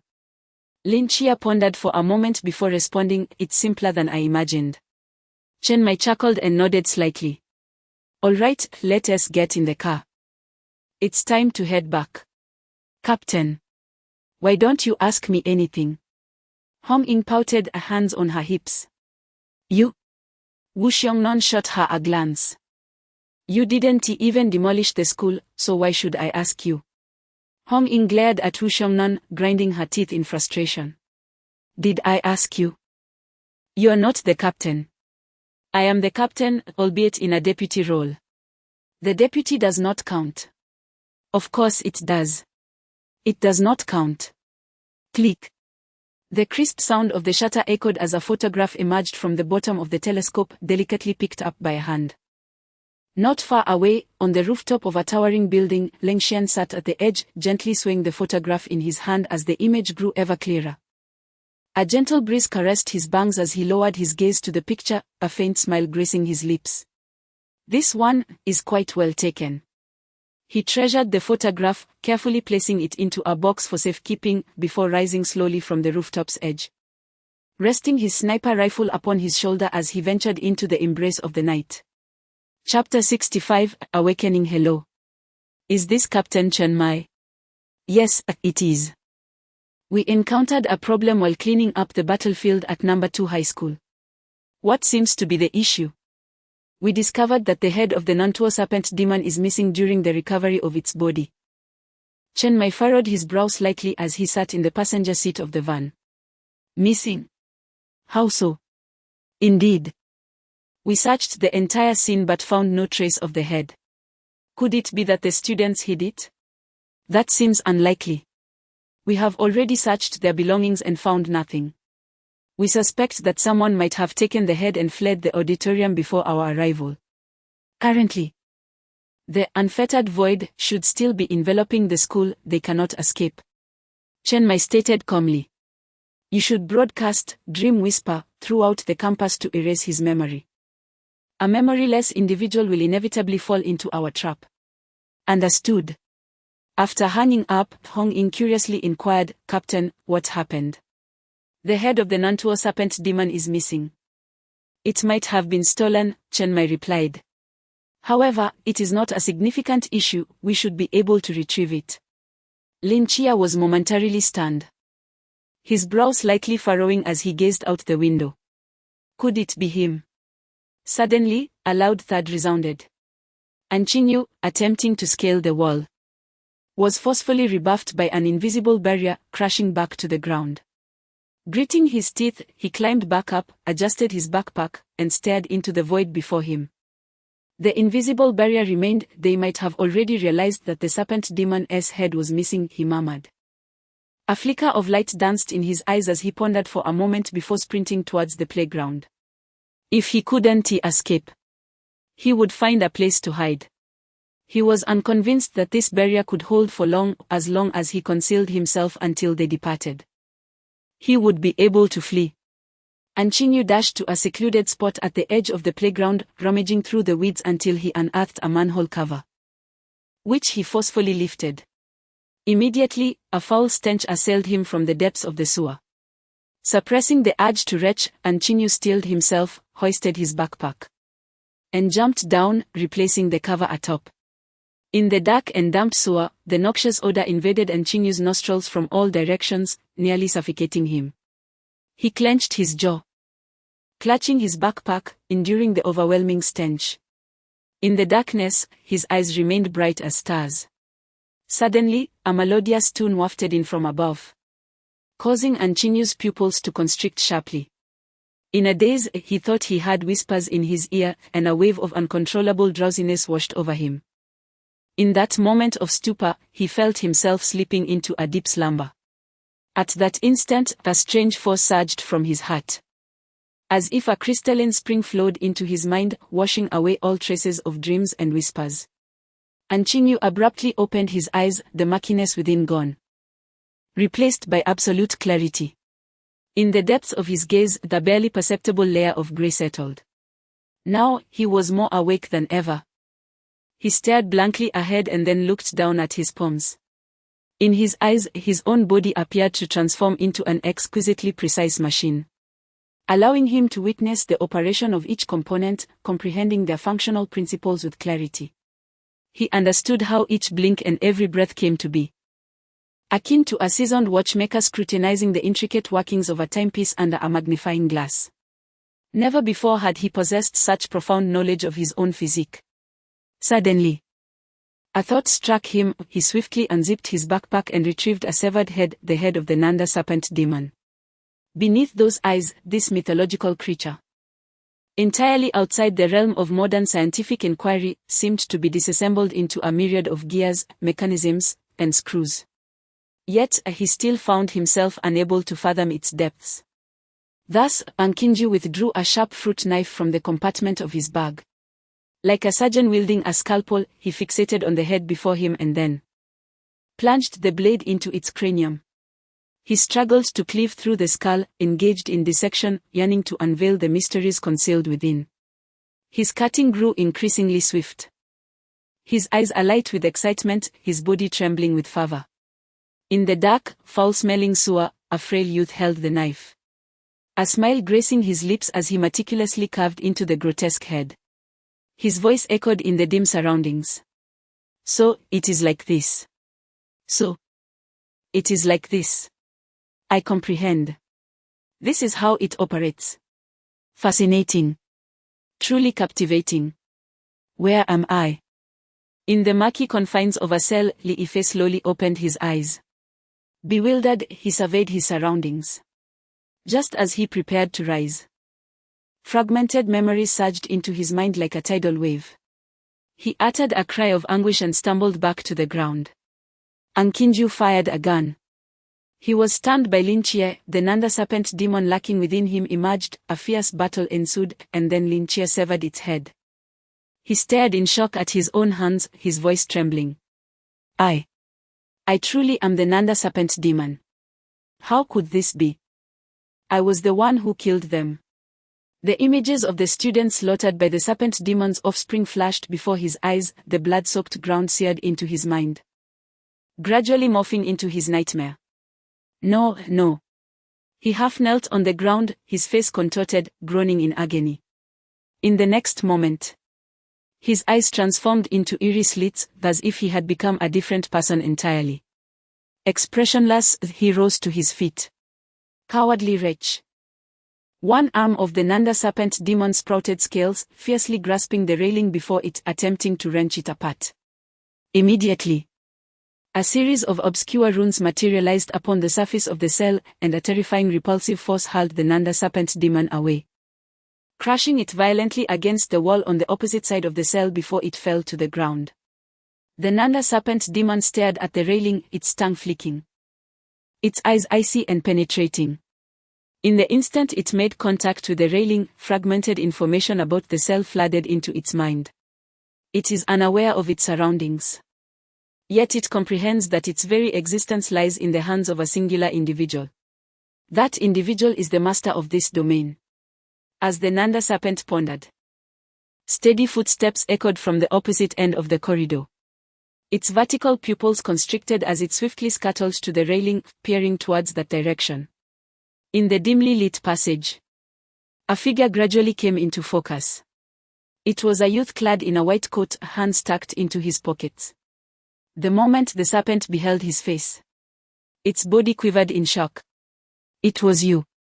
Lin Chia approached without a flicker of emotion, raising an eyebrow. Surprised, are you?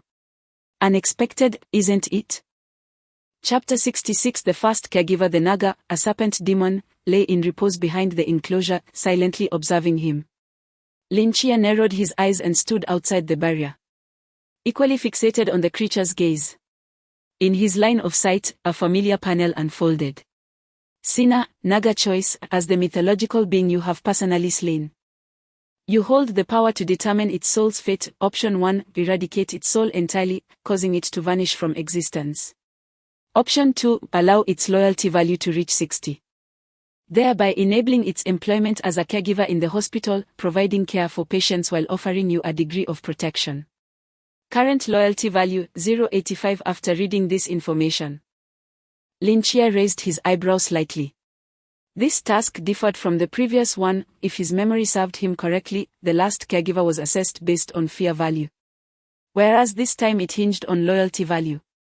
This implied that the criteria for caregivers varied according to different mythological beings. Moreover, this loyalty value was divided into two components, one being 0 and the other 85. If Lin Chia's conjecture was correct, this division stemmed from the Naga's essence being split into two distinct consciousnesses. The first value derived from the Naga itself, while the second originated from the independent consciousness of Li Yifei. I believe you are now aware of your fate. After a moment, Lin Chia spoke slowly. If you kill me, Li Yifei will perish as well. The Naga fixed its gaze upon Lin Chia. Oh. Lin Chia replied with a faint smile, do you truly believe I would be troubled by his life or death? Indeed, if he were to die, Lin Chia would feel perturbed for a time, but that would be the extent of it. Their relationship was not of such profound significance, as you should well understand. The Naga fell into silence. Having observed everything from the shadows, it was acutely aware of Li Yifei's every action. Their acquaintance had lasted a mere fortnight, and to claim their bond was particularly close would be a gross exaggeration. Furthermore, Li Yifei had once abandoned him to flee, using their emotional connection as leverage. The Naga was not so naive. What is it that you desire? I believe you have misconstrued the situation. Lin Chia replied calmly, at present, it is you who must demonstrate your worth to me. If your value does not align with my expectations, I'm afraid my hospital does not accommodate idlers. The Naga paused momentarily before speaking. I excel in disguise, capable of planting serpent seeds. Infiltration and subversion are my specialties. Insufficient. I am skilled in strategy. I can provide you with counsel. What exactly do you claim to excel in? I have not stated anything. The Naga nearly forgot that its own scheme had been unraveled by him. However, pooling wisdom was not inherently detrimental. One's intellect may not encompass every facet, and differing approaches and perspectives could yield valuable insights. Well, that is a somewhat agreeable assertion. What more do you have? Though my current combat prowess is rather limited, once I reach maturity, my true self shall possess formidable abilities, and I will be capable of shedding my skin, making it exceedingly difficult to vanquish me. Lin Chia pondered for a moment, asking, will you amuse the elderly? I will not, replied the non-tour serpent demon, momentarily taken aback. However, Li Yifei excelled in such matters. That will suffice. Lin Chia paused briefly before continuing, you may remain, but there are additional stipulations. What conditions? In instances of non-necessity, let Li Yifei govern this body. The non-tour serpent demon wrestled with the dilemma for a while but eventually nodded, very well, I agree. Freedom is undoubtedly important. Yet it does not wish to be utterly lost. Moreover, Li Yifei is also a part of it, thus relinquishing control of the body is not entirely unacceptable. Lin Chia nodded, conjuring a piece of parchment and a steel pen from the void.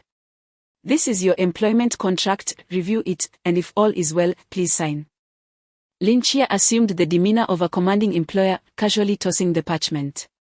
The Nantuo serpent demon grasped the paper and scrutinized it, its expression shifting dramatically.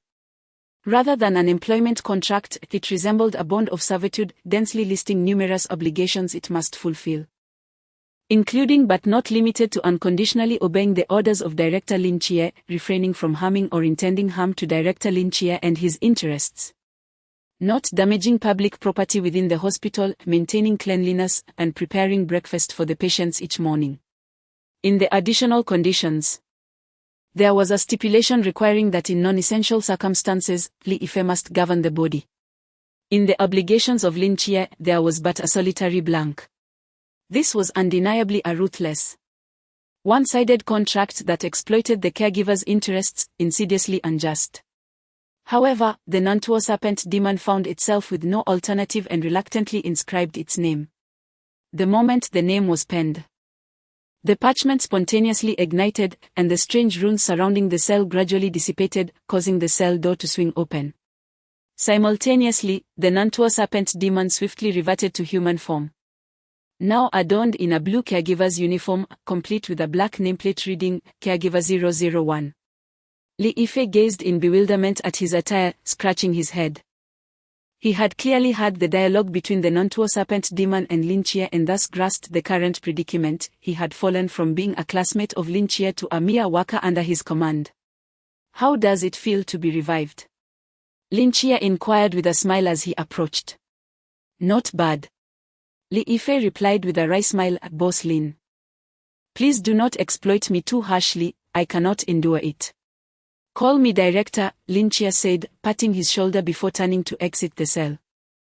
Come with me, I shall introduce you to this hospital. Li Yifei, clad in caregiver attire, let out a sigh and hurriedly followed Lin Chia. This area comprised the wards. With only one room currently open, within this hospital, there was but a solitary patient named Enai Kesai. The details of her condition could be found in the case file I had prepared. Over there lay the activity area, where, on ordinary days, one could take the elderly lady to watch television or engage in a game of chess, preventing her from merely staring vacantly at a vase in the yard. We must avoid the tragic outcome of her not only failing to recover from her mental affliction but also succumbing to dementia. This is the pharmacy, where these medications must be administered thrice daily, 2 tablets each time.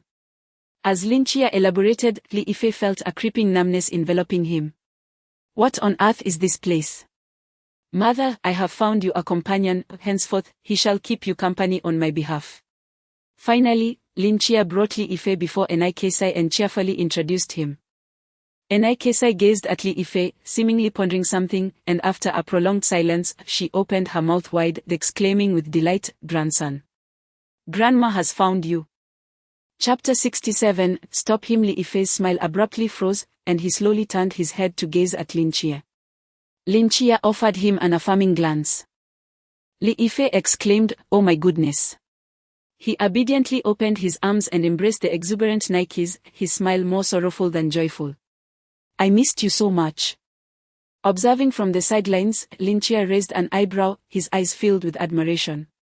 Indeed, you are remarkable. You excel in bringing joy to the elderly. Lin Chia keenly observed as Nike's healing progress surged from 21 to 23. Of course, this progress bar was visible only to him. Li Yifei remained oblivious to it.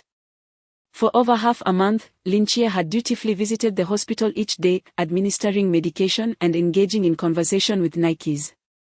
Under the dual treatment of medicine and emotional support, Nike's condition had significantly improved. At least now, she no longer sneaked into the medication room to weep while clutching a bottle. With Li Yifei accompanying her around the clock, her recovery would likely accelerate, and it wouldn't be long before she reached 50.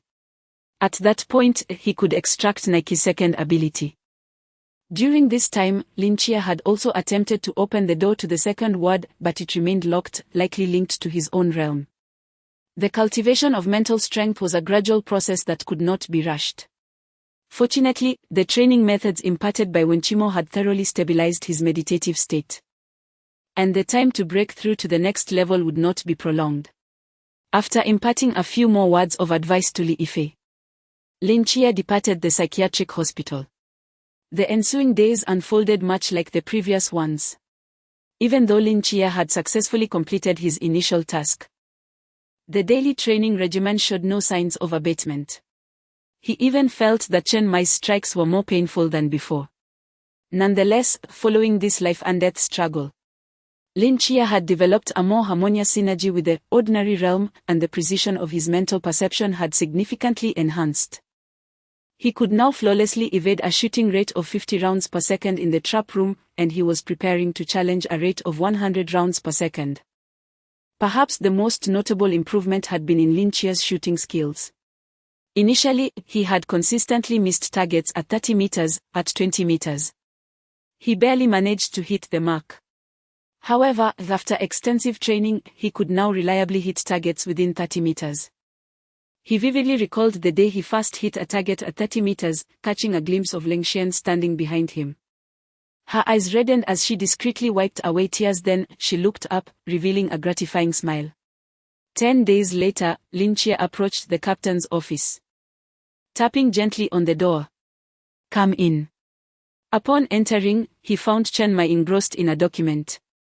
He glanced up at Lin Chia and remarked, "In a few days, the new recruit training will commence." Lin Chia was momentarily taken aback, realizing that a month had slipped by since he joined the night watch. "So, what preparations should I make?" According to past experiences, this year's new recruits training should also take place in Beijing. During this time, I will prepare the necessary materials for you to take along. By the way, during the training period, a closed management system will be implemented. Although daily necessities will be provided, their quality may not be satisfactory. I will have Hong Ying accompany you to the market to purchase some items. And I will reimburse you for the expenses. Additionally, the weather in Beijing is much colder than in Samnan, so do remember to buy ample winter clothing. And charge it to my account. The training period is particularly prone to injuries, so remember to visit me again tomorrow morning. I will give you some medicine that is far more effective than what is available on the market. Chen Mai held a small notebook, meticulously advising Lin Chia, even detailing which type of train bath would be the most comfortable. By the time Chen Mai closed the notebook, over half an hour had passed. "Did you take note of everything I just mentioned?" Chen Mai looked earnestly at Lin Chia. Lin Chia nodded emphatically, "Yes, I have taken note." "Good." Chen Mai seemed to recall something. "Make sure to purchase the train ticket to Beijing early. Those who arrive earlier can choose their own dormitory. You can buy the tickets while you are out shopping shortly. Tomorrow." Lin Chia was momentarily taken aback. "The earlier, the better." "Understood," Lin Chia nodded. Once Lin Chia left the office, Chen Mai quietly opened his wallet and glanced inside, letting out a soft sigh. That afternoon, Hong Ying and Si Shaonan took Lin Chia on a thorough exploration of Samnon City, making up for all the streets Lin Chia had never visited in his life. "Wow! Shaonan, that Peppa Pig bed sheet looks amazing. Should we buy one for Chia?" "Absolutely. That pink suitcase is also fantastic. Shall we get one?"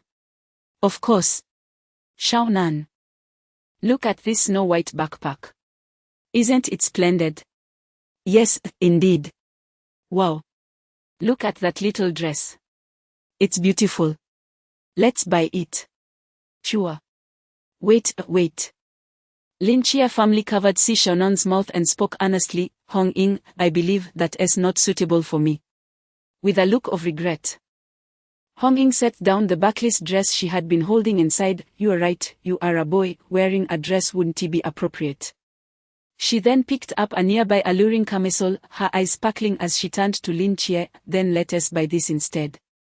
Lin Chia merely responded with silence. It wasn't until evening that Lin Chia, burdened with numerous bags, stumbled back to his room. As he surveyed the colorful array scattered around, he sat beside them, offering a helpless yet increasingly radiant smile. However, amidst the laughter, a faint trace of sorrow flickered in his eyes. He gazed out the window, where the hazy moonlight bathed the world below, pondering, "Am I really leaving?" The next morning, at the entrance of the train station, dragging 2 large suitcases. Lin Chia stood at the entrance of the train station, flanked by the other members of Team 136. Have you packed everything? Wu Xiongnon inquired fast. I've got everything. Lin Chia replied. Brother Chia, remember to use the sunscreen, hair removal cream, and body lotion I bought for you. Hong Ying said. Her eyes glistening with tears as she stood at the forefront, reluctant to part ways. I will use them, don't worry, Lin Chia responded with a hint of helplessness. Chia. Chen Mai stepped forward, his expression grave. Beijing is vastly different from our Tsangnan, it is quite far away. Moreover, the training camp has its inherent unfairness. If this were in Tsangnan, we could simply take up arms and seek justice for you, but in Beijing you will have to rely on yourself. Do not worry, I can take care of myself, Lin Chia replied earnestly. He bowed slightly to the group and said, I shall take my leave. Standing up. He waved goodbye to everyone and walked into the train station, dragging his 2 suitcases behind him. The group watched his departing figure, their hearts heavy with emotion. At that moment, Chen Mai's phone suddenly rang. Hello. What? Chen Mai abruptly looked up, pointing towards Lin Chia. Damn it, stop that kid. The others turned back in confusion. I don't know what prompted the higher-ups, but they have surprisingly scheduled the new recruit training in Tsangnon this time. Hurry, stop him. Once he enters the station, the ticket cannot be refunded. Chapter 68, A Meeting of Winds and Clouds, Shanjing City. Night Watch Training Office. What? The new recruits training is set in Tsangnon. Where is Tsangnon? Yuan Gang exclaimed, astonished as he perused the document in his hands. Before him, a languid man reclining in a chair behind the desk stretched and squinted, rising with a slight effort. A cross-shaped scar adorned his forehead. He was Xiaoping Gu, the captain of Team 006 stationed in Shanjing City. It is a small city in the southeastern region, adjacent to Huaihai City, Xiaoping Gu replied after a moment's contemplation. But hasn't the training always been conducted in Shanjing in previous years? Why the sudden change to Tsangnon this year? Yuan Gang furrowed his brow. Who knows what the higher-ups are thinking? Xiaoping Gu stood, filled a cup with water from the kettle, then lazily reclined once more. Oh no. You need only follow orders. You are the deputy captain of Team 006 and the chief instructor for the new recruits. After guiding so many cohorts, can't you adapt to a different environment? Certainly not, Yuan Gang shook his head repeatedly. I simply cannot comprehend why the location has changed so abruptly. Clearly, all the equipment and facilities here are readily available, yet they insist on transporting everything to Tsangnon. Isn't this just creating unnecessary trouble? The higher-ups must have their reasons for this decision. Our duty is to execute orders, it is not for us to question, do not inquire further. Fine then. Yuan Gang sighed. The logistics department will efficiently establish a complete training base in Tsangnon before dawn. You should gather your team and prepare for departure. Xiaoping Gu sipped his tea. Understood. Yuan Gang pondered for a moment before continuing, during my absence from Shanjing, can you ensure that no mishaps occur under your watch, Captain? Swish. A slipper flew from behind the desk, and Yuan Gang deftly sidestepped it. Immediately, Xiaoping Ji's voice erupted from behind the desk. Hey, Yuan Gang. Who do you look down upon? I am the captain of the Shanjing stationed team, do you think I am merely coasting along? Yuan Gang chuckled, tossing Xiaoping Ji's slipper out of the window before swaggering out the door. Xiaoping Gu erupted in further curses. Guangshan City. A luxurious club. Tsangnon.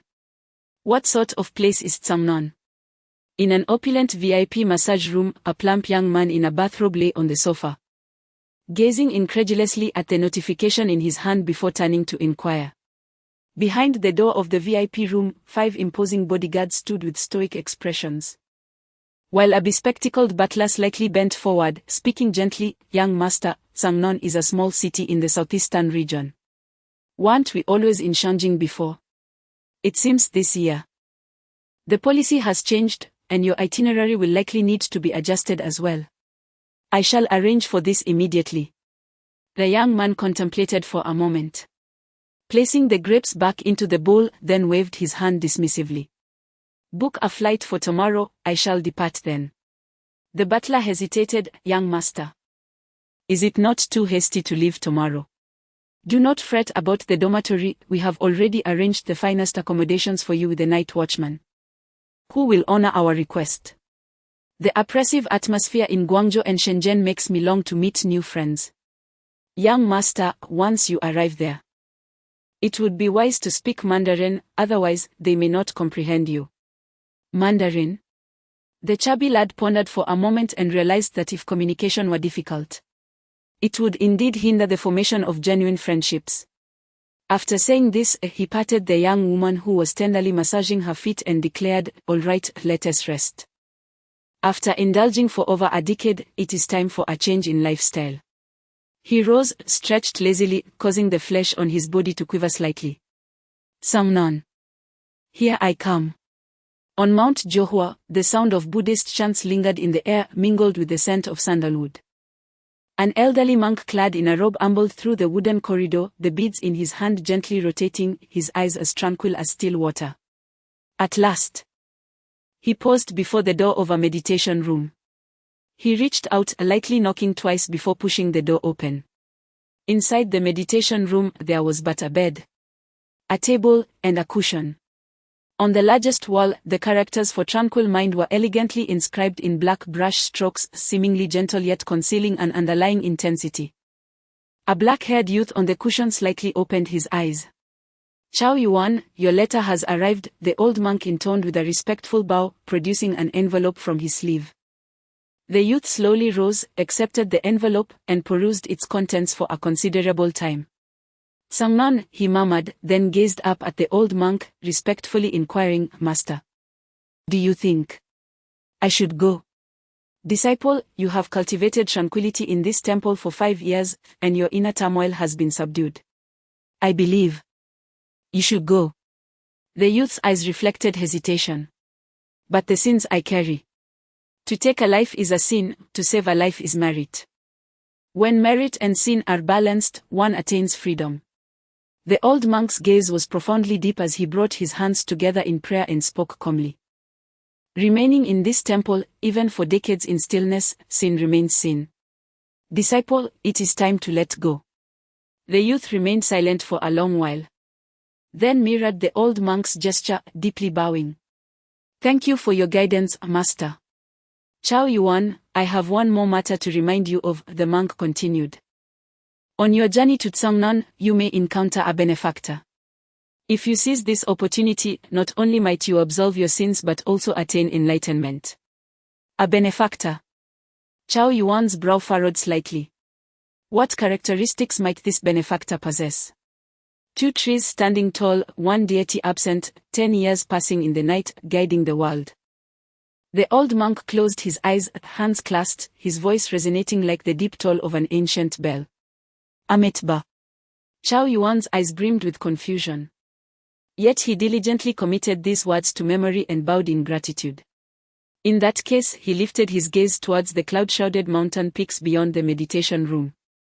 Hands clasped, and spoke serenely, I shall go.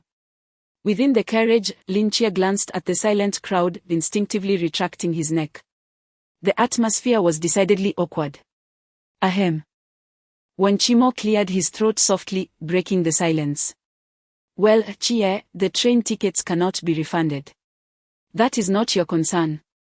So do not dwell on it, replied Chen Mai, seated in the passenger seat, his complexion slightly pale.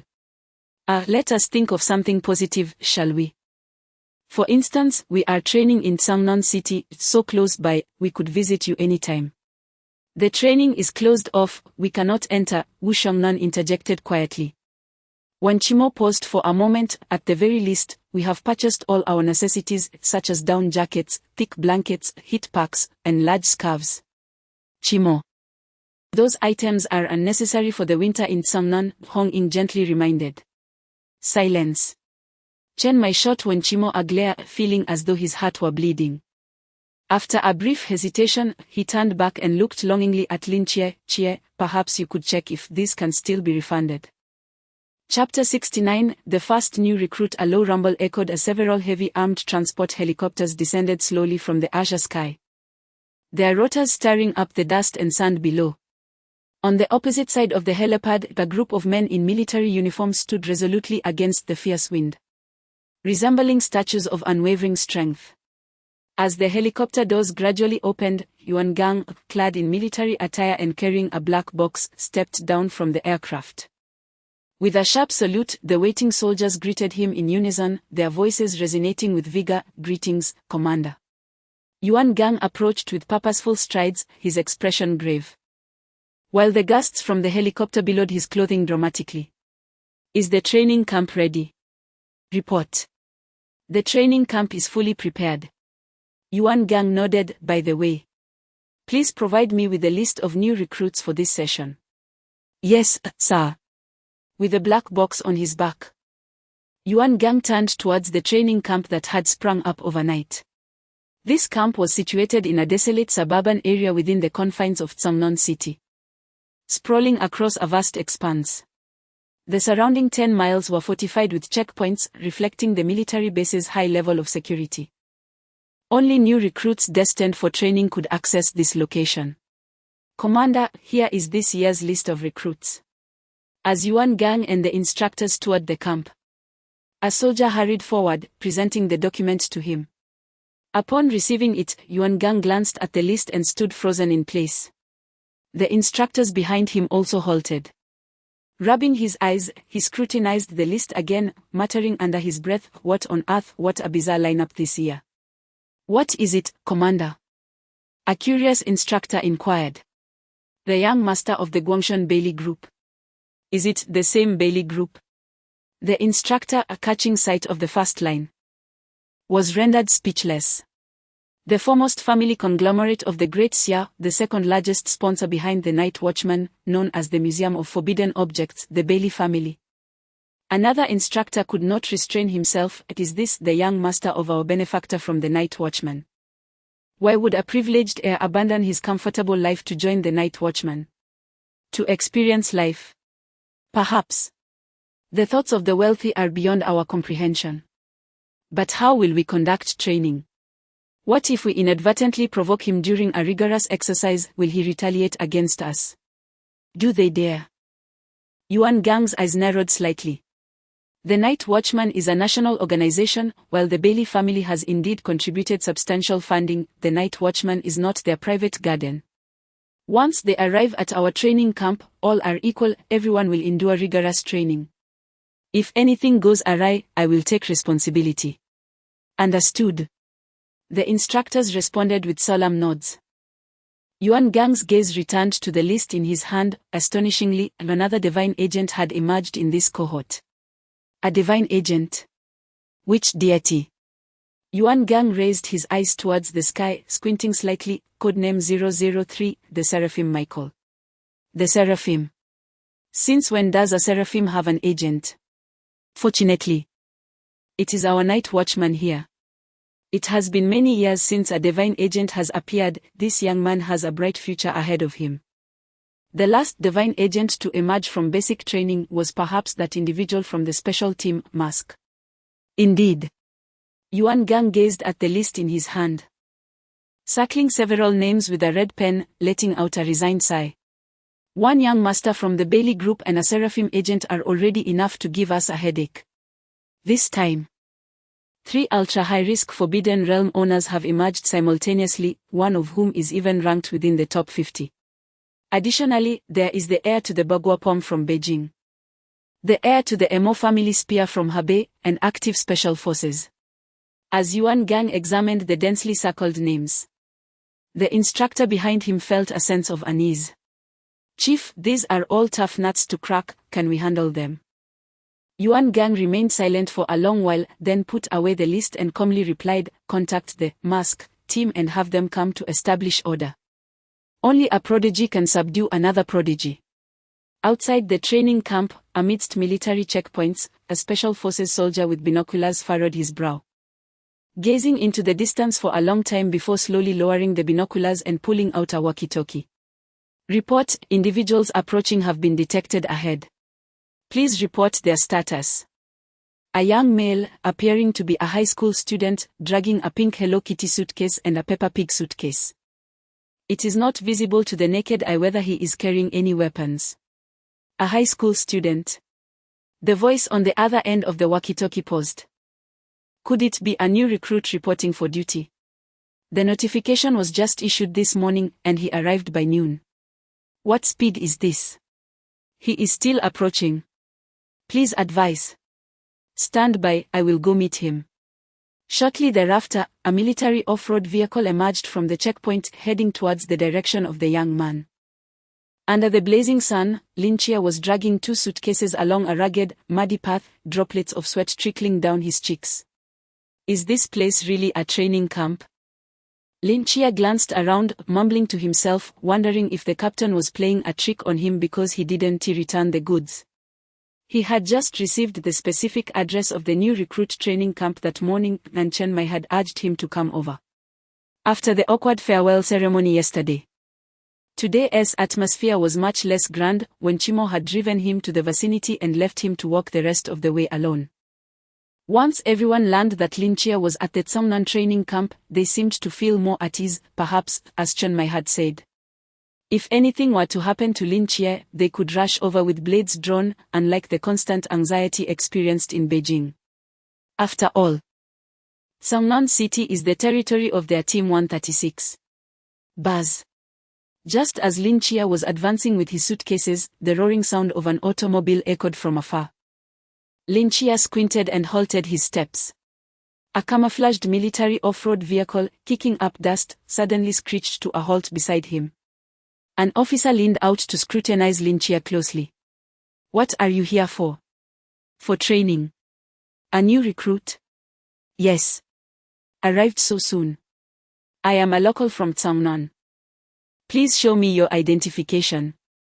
Lynchia handed the documents prepared for him by Chen Mai to the officer, who meticulously examined them for quite some time before returning the documents to Lynchia's hands and gesturing towards the rear. Get in the car. Lynchia placed his luggage in the trunk and entered the off-road vehicle. The officer drove him directly past all the checkpoints, finally halting at the entrance of the training camp. You have arrived, you may proceed inside. He indicated the grand gate ahead with a nod of his chin. Lynchia alighted from the vehicle, dragging 2 pink suitcases, and stood before the imposing iron gate, gazing upward. 039 New Recruit Training Base. This is where he would spend the next year. He is the first recruit here. Chapter 70, Bonds Stronger Than Gold. Before long, an instructor emerged from behind the door, gazing at him with a look of surprise. New recruit? Yes. What is your name? Lynchia. The instructor's demeanor shifted, his imposing figure visibly tensing as he scrutinized Lynchia, as if beholding a rare treasure. You are Lynchia? Lynchia felt somewhat uneasy under his intense scrutiny. Yes, is there a problem? None at all. The instructor shook his head, opening the gates of the training camp. You are the first to arrive this year, come on in. By the way, I am Hong Hao, your instructor. Hello, Instructor Hong. Lynchia replied politely as he stepped into the training camp. Instructor Hong nodded.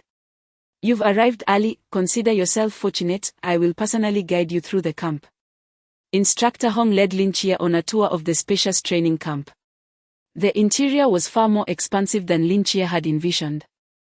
The structures were not makeshift tents or shanties, they were solid buildings formed from an unknown material, seamlessly blending with the ground as if they had sprouted from it. The ground was meticulously divided by neat lines, indicating pedestrian pathways, vehicle routes, and even marked with signs to denote the locations of the cafeteria, dormitories, and more. The varying thickness and colors of the lines were visually pleasing, a veritable boon for those with obsessive-compulsive tendencies. Had Lynchia not known that this had once been barren land, he might have believed it to be a newly completed base years in the making. Military vehicles sped along the main road, laden with crates of supplies and equipment, food, water, weapons, bedding. Lin Chia even spotted a truck overflowing with bundles of explosives. A slight twitch played at the corners of Lin Chia's mouth, as a flicker of concern for the safety of this base crossed his mind. It was worth mentioning that Lin Chia had yet to undergo any substantial collective training, having lost his sight since elementary school. He had never participated in military drills during his middle or high school years, and had scarcely taken part in physical education classes. Were it not for his dedication to personal fitness, he might have found himself in a rather feeble state now. Over there is the training ground, where most of the physical training will take place. Instructor Hong indicated towards a vast area reminiscent of an airport. Physical fitness is our primary focus. And your physique appears average, you may find it quite challenging. That is the cafeteria, a place you will both love and loathe over the next year. That is the classroom, designated for theoretical instruction. A series of abandoned buildings over there serves as the mobility training area, intended for close quarters combat, rappelling, and ziplining. And there is the shooting range.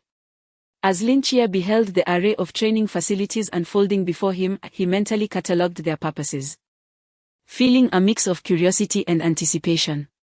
What is that? A convenience store? Lin Chia inquired, pointing towards a small shop in the distance. It was a modest structure reminiscent of the small shops typically found in schools, adorned with shelves brimming with everyday necessities. At that moment, a group of instructors stood at the entrance, gesturing towards the cigarettes displayed on the wall while engaged in conversation.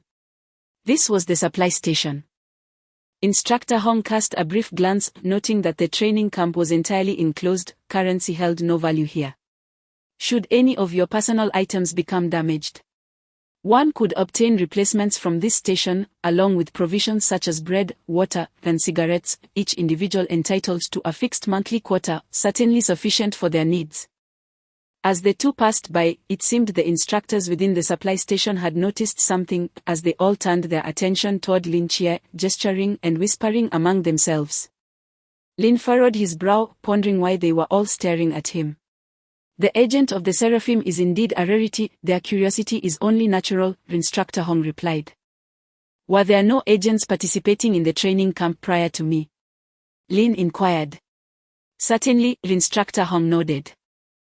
The last agent to emerge from this camp has already become the captain of the Mask Squad. Mask? Lin Chia was taken aback. If his memory served him correctly, Wen Qimo had previously shared tales of this unique squad. Which deity does he represent? That you will discover in a couple of days, Instructor Hong smiled faintly, offering no further explanation. Instructor Hong led Lin Chia to a cluster of closely knit buildings, stating, "This is the dormitory area, consisting entirely of double rooms. You are the first to arrive, feel free to choose." Lin nodded and wandered around the vicinity of the dormitory, selecting a room that faced south, offering the best lighting and comfort. A fine choice, I shall register you now, Instructor Hong noted, recording Lin Chia's room number. The training officially commenced in 3 days. So he suggested Lin take these days to rest, for after that, he would have no respite for an entire year. With that, Instructor Hong departed, leaving Lin Chia alone in the dormitory. The living conditions were cleaner than Lin had anticipated, though the amenities were rather rudimentary. The low, hard bed felt unsteady even when he sat upon it. There was no air conditioning, nor even a fan in the room. Fortunately, Lin Chia was accustomed to hardship. Such an environment was of little concern to him. He adeptly unpacked his belongings, laid out his sheets and blankets, and reclined on the bed. With no signal and no mobile phone, he found it impossible to occupy his time. The prospect of spending 3 days alone in this space was indeed stifling. Fortunately, he had a mental institution within his mind, where he could engage in tea-drinking sessions with Nikes, cultivating their relationship, or play chess and chat with Li Yifei in the activity room, never feeling the tedium. Early the next morning, Lin Chia visited the supply station to request some provisions. As the cafeteria had yet to open and finding a place for breakfast was not an option.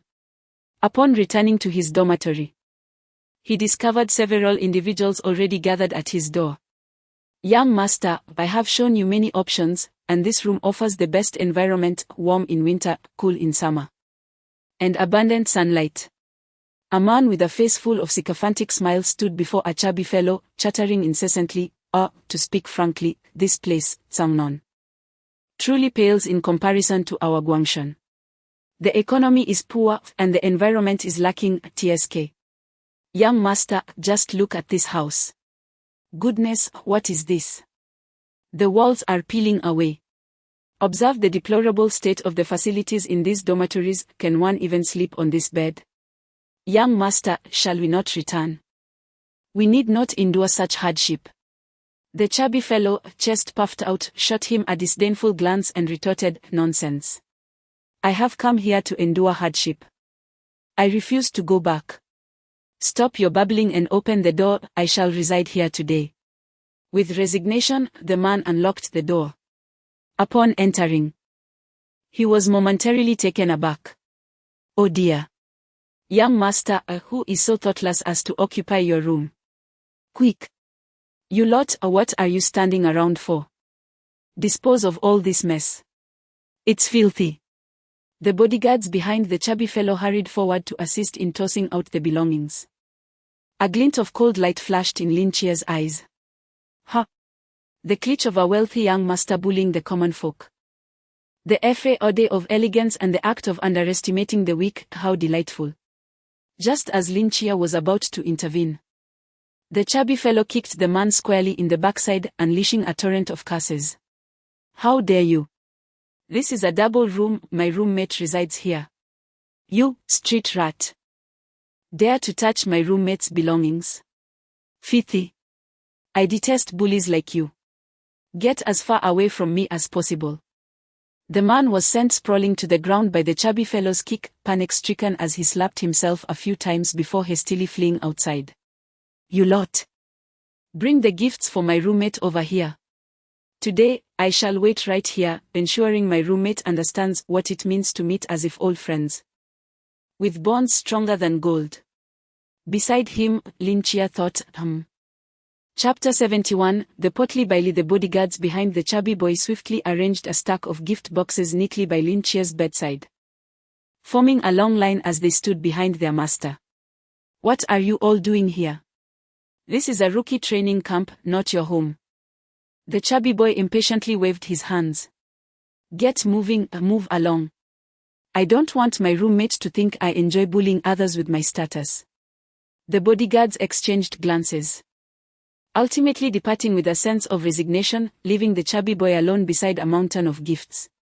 He glanced down at his attire, cleared his throat, and sat upright at the doorway. Lin Chia scratched his head, finding the unfolding situation rather perplexing. After contemplating for a moment, he slowly made his way toward his dormitory. As Lin Chia's figure appeared in the empty corridor, the chubby boy's eyes lit up instantly. He sprang to his feet, adjusted his appearance once more, revealing a set of pristine white teeth as he smiled at Lin Chia, who was approaching in slippers.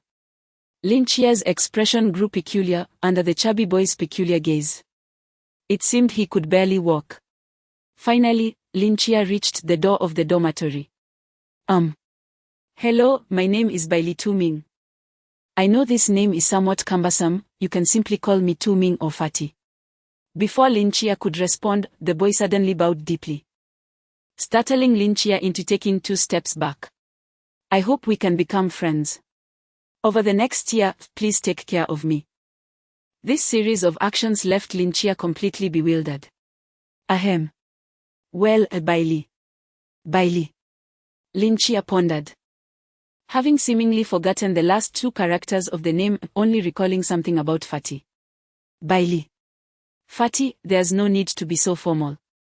The chubby boy's eyes sparkled again, as if he relished being called Bailey Fatty. I haven't asked your name yet. Oh, I'm Lin Chia. Brother Chia.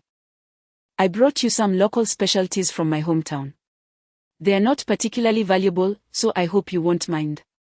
He smiled as he began to hand Lin Chia the gift boxes one by one. Lin Chia used his mental energy to scan the gifts, and his expression transformed dramatically.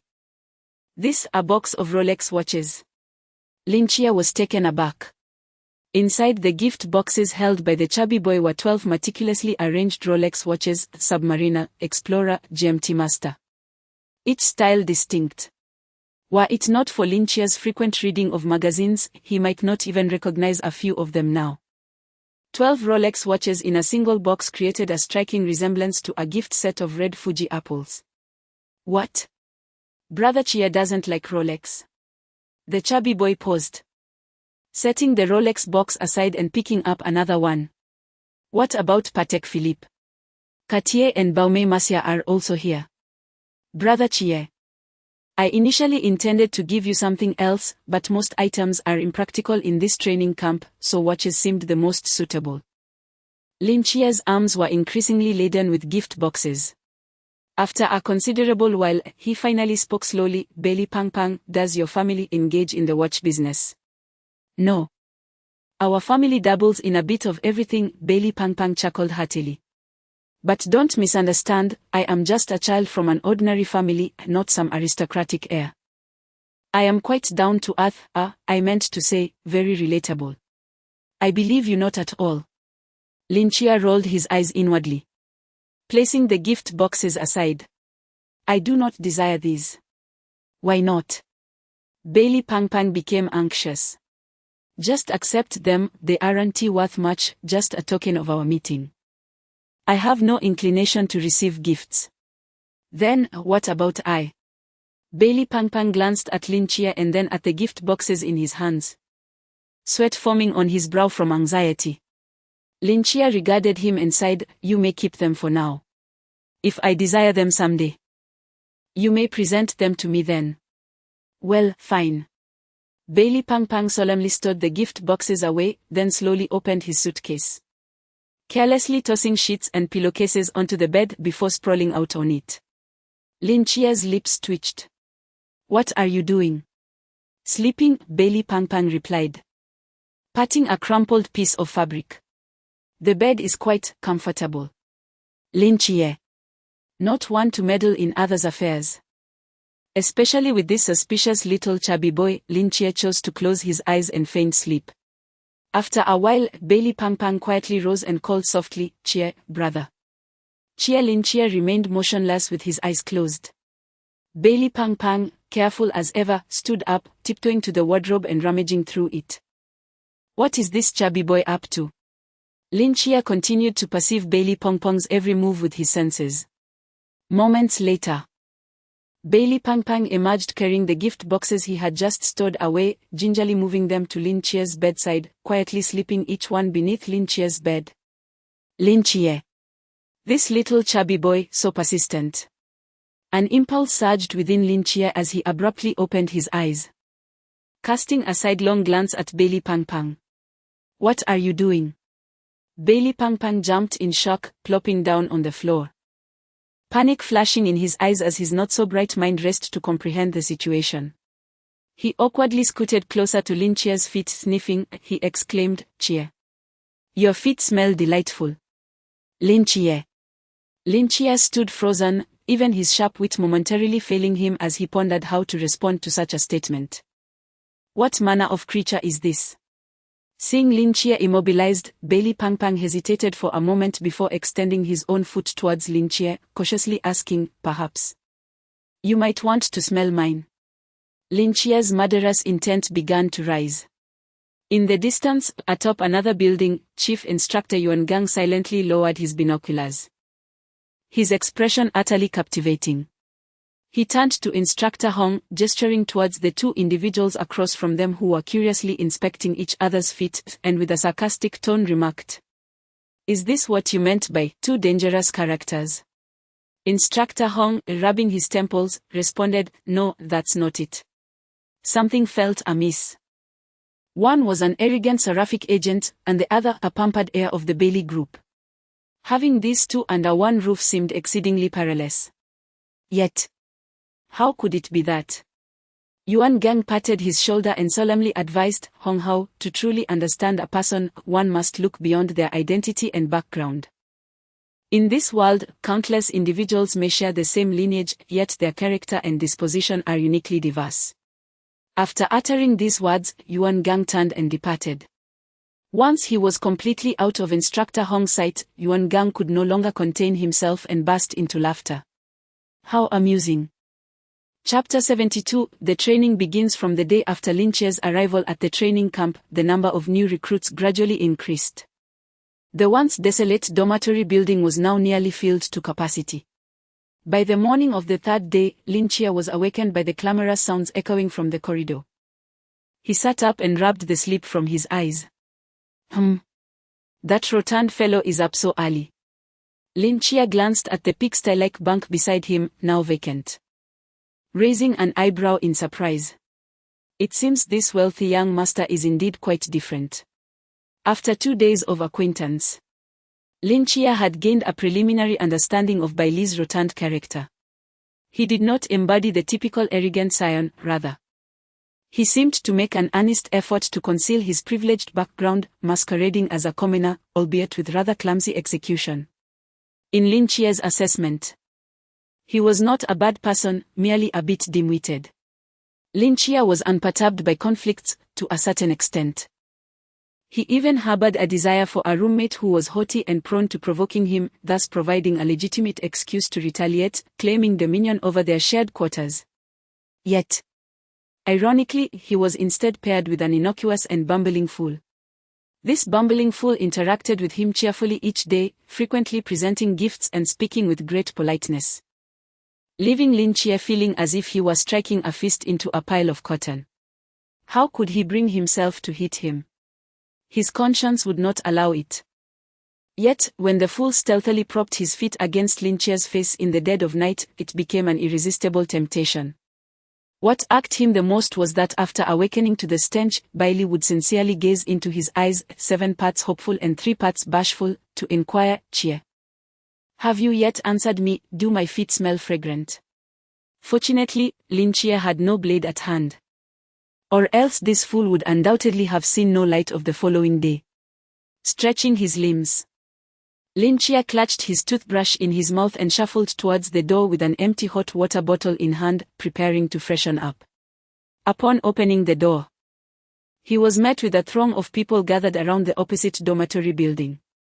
Among them, the portly figure radiating opulence was bellowing at the top of his lungs, "Comrades, I have brought some special products from my hometown for you all.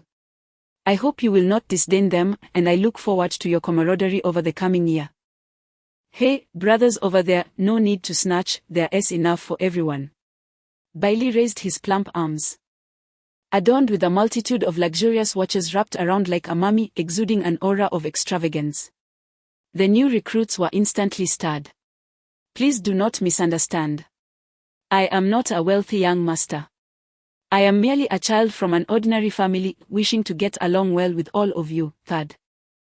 Lin Chia stared in astonishment at the chaotic scene across the way, his mouth agape, causing his toothbrush to tumble to the floor. "What on earth is this portly fellow's background?" he murmured to himself. Even among those affluent young masters, none possessed such wealth, did they? With over 200 new recruits in the camp, each receiving a luxury watch, this is akin to throwing money around. However, even amidst the uproar, some individuals in the crowd remained unfazed. Lin Chia observed a youth leaning against the wall in the corridor of the same floor, coldly scrutinizing the scene before him. He stood there as if he were in another realm, exuding a sense of incongruity, as if an invisible barrier shielded him from the surrounding clamor and chaos. His eyes tranquil as still waters. Meanwhile, on the right side, a long-haired girl stood in the corridor of the girls' dormitory, squinting at the rotund Bai Li Pang in the crowd, her gaze filled with disdain. The more Lin Chia observed, the more he realized that numerous individuals lurked in the shadows, quietly watching this farce unfold. Some wore indifferent expressions. Others displayed a mocking demeanor, some looked down upon it with contempt, while others seemed eager to act. Bai Li Pong's antics not only ignited the atmosphere in the new recruits' dormitory but also subtly unveiled a concealed tableau before Lin Chia's eyes. Likewise, as Lin Chia took note of them, they became aware of each other. At that moment, the instructor Hong, accompanied by several instructors, stormed into the dormitory area, casting an angry glance at the raucous building and bellowing, "What the hell is going on? Are we hosting a market here?" Ha! Should I invite a few strippers to entertain you? His shouts echoed between the dormitory buildings, causing the recruits gathered around Bailey Pang Pang to scatter in a panic. Leaving only him, clutching his watches, who furtively glanced down and muttered to himself, "You can't see me, you can't see me, you can't see me." The corner of Instructor Hong's mouth twitched slightly as he sternly continued, "Don't think that because training hasn't officially begun, you can act recklessly. I'll tell you. Once you pass through that door, you are soldiers. Soldiers must uphold discipline. This is your first warning. I'll let you off this time. But if I catch anyone causing trouble again, you'll regret it." Instructor Hong shouted, "Did you understand?" To which a chorus of "understood" echoed from the 3 dormitory buildings. His gaze, sharp as a blade, swept across the structures before he slowly declared, "This afternoon at 2 o'clock. All of you assemble at the training ground." With that, he turned and exited the confines of the dormitory with the other instructors. Bailey Pang Pang cautiously peered down from the corridor, hastily standing up and rushing to Lin Chia's side, exclaiming, "You scared me to death. Luckily, I hid quickly, otherwise I would have been caught." He patted his racing heart in relief. Lin Chia replied, "Alas, it seems the remaining gifts cannot be delivered." Bailey Pang Pang glanced at the watches in his hands, sighing. "Why are you so insistent on giving gifts?" Lin Chia could not help but inquire. "Without gifts, how can one foster good relationships with others?" Bailey Pang Pang replied matter-of-factly, "My dad always says that the most important thing in this world is human connections." Lin Chia rolled his eyes. If human connections were indeed the essence of this world, then society would already be doomed. After speaking, he disregarded whether Bailey Pang Pang understood or not, bent down to pick up his toothbrush, and continued towards the hot water room, leaving Bailey Pang Pang standing in place, scratching his head in confusion. In the afternoon, Lin Chia had changed into the military uniform he received from the supply station and walked straight to the training ground. Bailey Pang Pang, while attempting to fit his rear end into his pants, hurriedly followed Lin Chia, occasionally calling out, "Chia, wait for me." By the time the two arrived at the training ground, most of the participants were already present. Although they had yet to form an organized line, everyone stood casually, their heights and builds unevenly matched. On the training platform, over 20 instructors stood tall and proud, their postures as straight as ancient pines. The chief instructor, Yuan Gang, surveyed the disordered crowd below with narrowed eyes. Chapter 73, We Are the Masked Ones. "Stand at attention," roared the instructor behind Yuan Gang. Instantly, all the recruits fell silent. Although their ranks remained somewhat disarrayed, the semblance of order began to emerge. Lin Chia and Bailey Pang Pang, having arrived later, positioned themselves at the rear of the formation. Even so, they could still feel the oppressive aura emanating from the instructors on the training platform.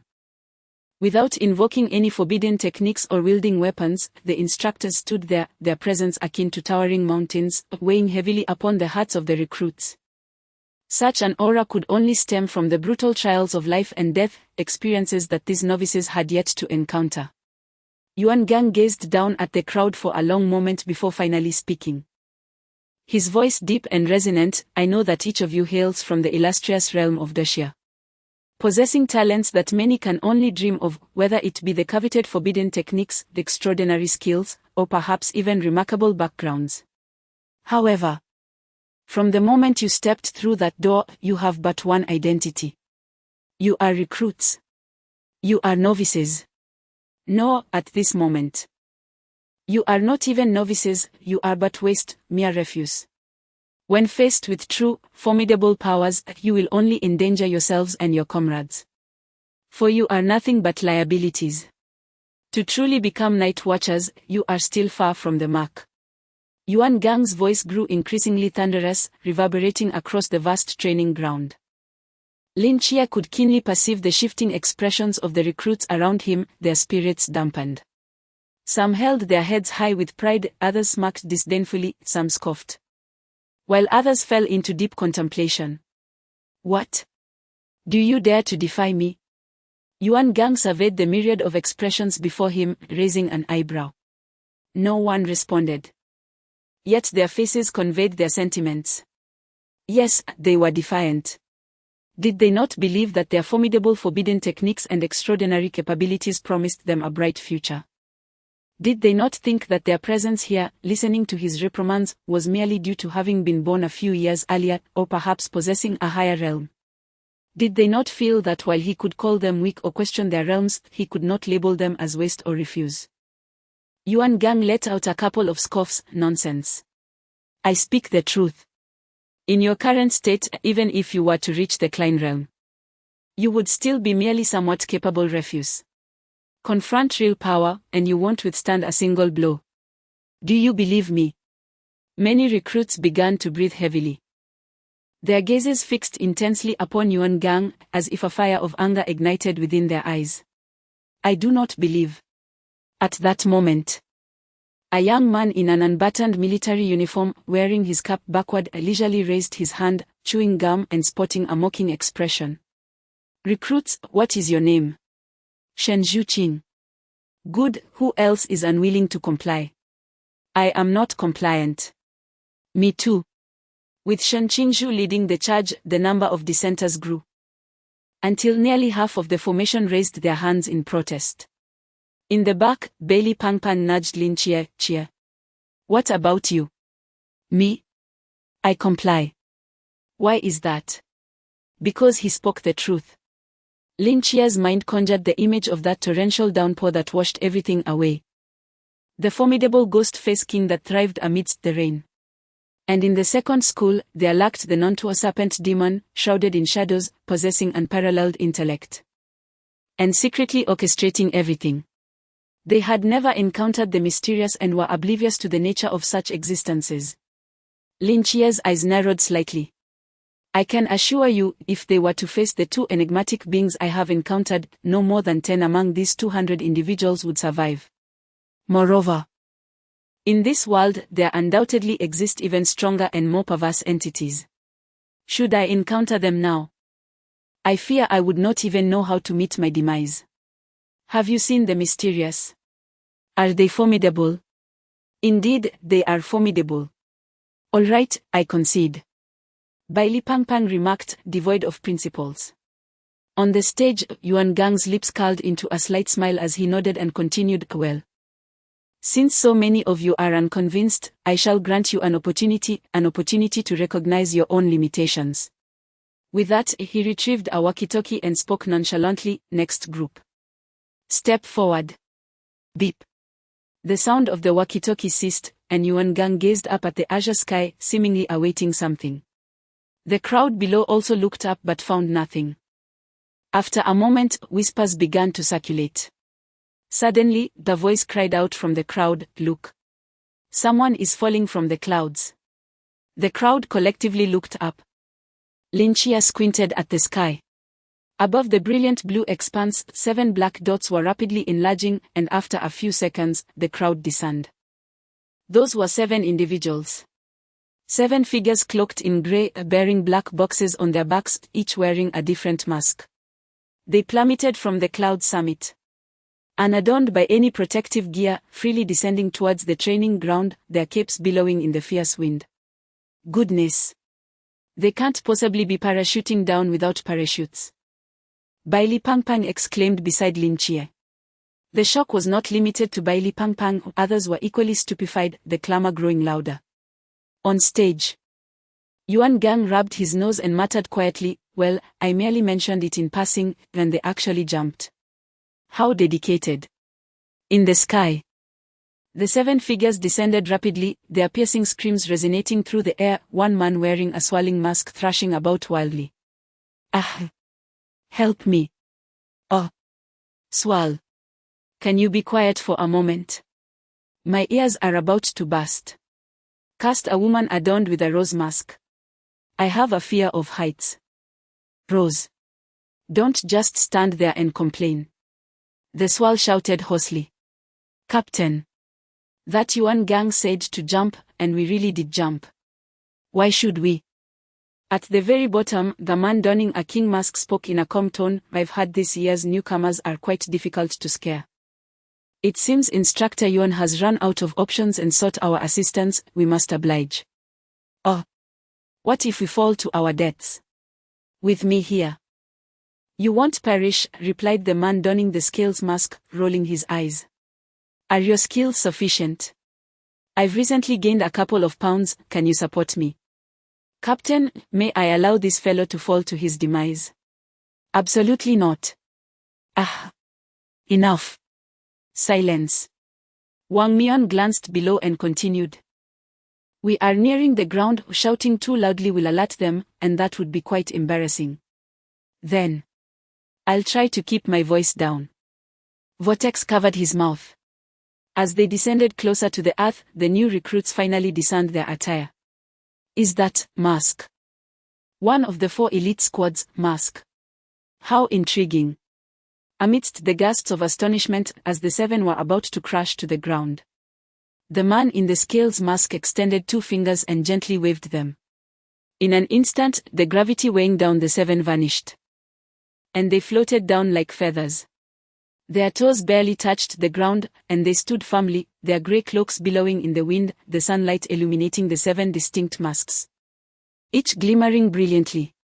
Wang Mian scanned the faces of the crowd and spoke softly, Greetings, we are mask. Before he could finish, Vortex's legs buckled.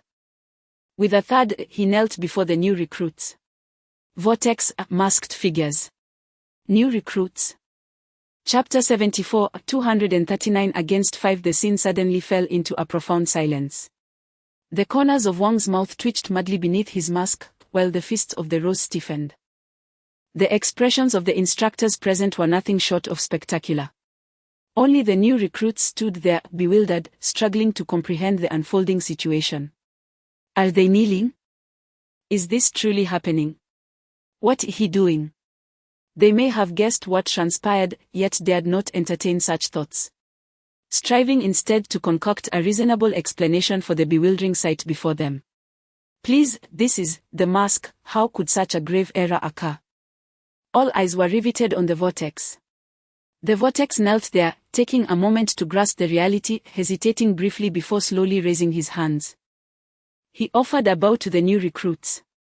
The Mask Special Team Vortex wishes everyone a Happy New Year. Upon concluding, he sprang to his feet, standing proudly as if nothing had transpired. Lin Chie.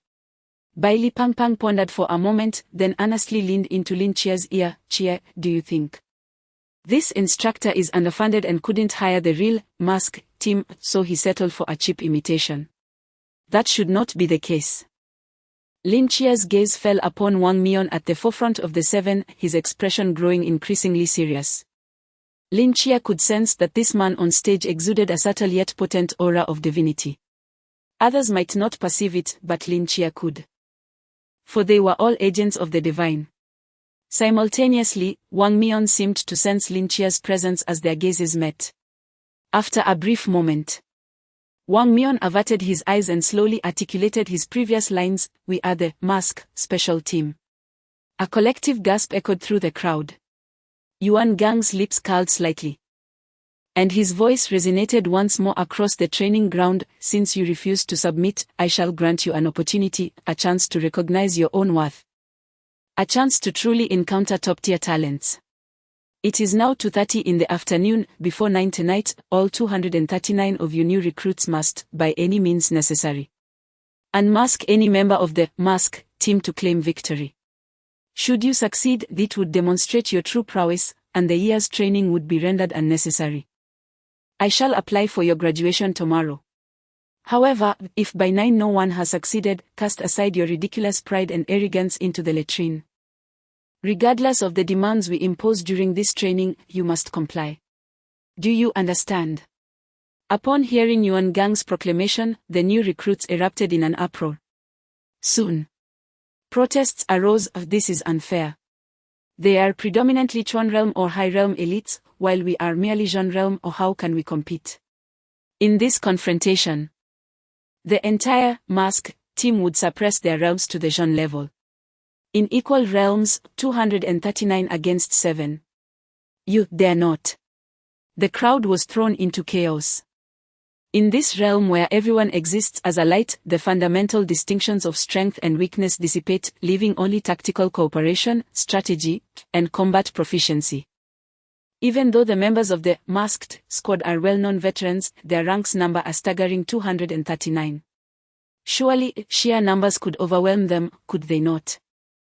The breaths of the new recruits quickened at this thought. With such a significant disparity in numbers, defeat seemed illogical. Should victory be achieved, it would not only spare them a year of rigorous training but also greatly enhance their stature. Excellent. I concur. It is settled. The atmosphere among the recruits ignited with fervor as they fixated on the 7 figures clad in grey upon the stage, their gazes intense and unwavering. Sensing their spirited resolve, Wang Mian narrowed his eyes and coolly stated, "To deal with you, we need not 7 individuals, we can vanquish you all with just 5.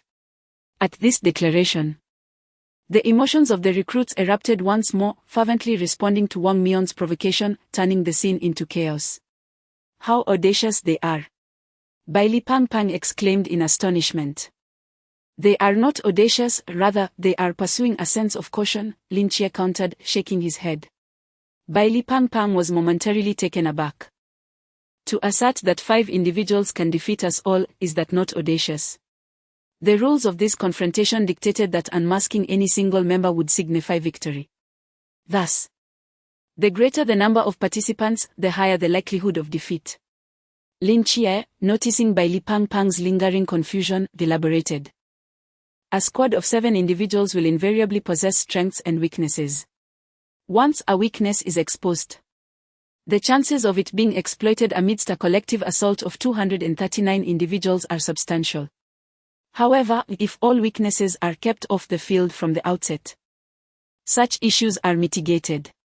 So you mean they fear that certain members may lack combat skills, thus opting to keep them off the field entirely, eliminating their vulnerabilities? Bai Li Pang Pang surmised. Precisely. So, it appears they are wary of us. Our chances of victory are considerable. Not necessarily, Lin Chia remarked, casting a glance at the fervent crowd. Although we hold a numerical advantage, we are merely a disjointed mob lacking coordination. In this context, our numbers may indeed become a liability. The 5 from the Masked Squad are akin to a sharp blade, while our 239 are but a scattered mass. Very well. Bai Li Pang Pang sighed. The outcome against the Masked Squad does not hinge on our numbers, but rather on the intelligence of our individuals. Lin Chia's gaze swept across the new recruits. As Yuan Gang observed that the crowd's energy had reached a peak, he addressed them, "The weapons you require can be found in the warehouse. The next 7 hours belong solely to you. Do not concern yourselves with the damage to facilities or structures, no matter how you transform this place, we possess the means to restore it. Now, let me witness your capabilities." With that final statement, Yuan Gang, accompanied by the other instructors, turned and departed. As planned, I, Vortex, Rose, Libra, and Moon Demon will proceed. You may return and rest. Wang Mian turned to the other 2 members and spoke briefly, prompting them to follow the instructor's lead. Ultimately, only 239 new recruits and the 5 members of the masked team remained in the venue. The atmosphere grew palpably tense. All the recruits cast malevolent glances at the 5 figures on stage. Amidst the crowd, someone raised a hand and inquired, "When shall we commence?" Libra smiled subtly, extending a finger to point towards the assembled group.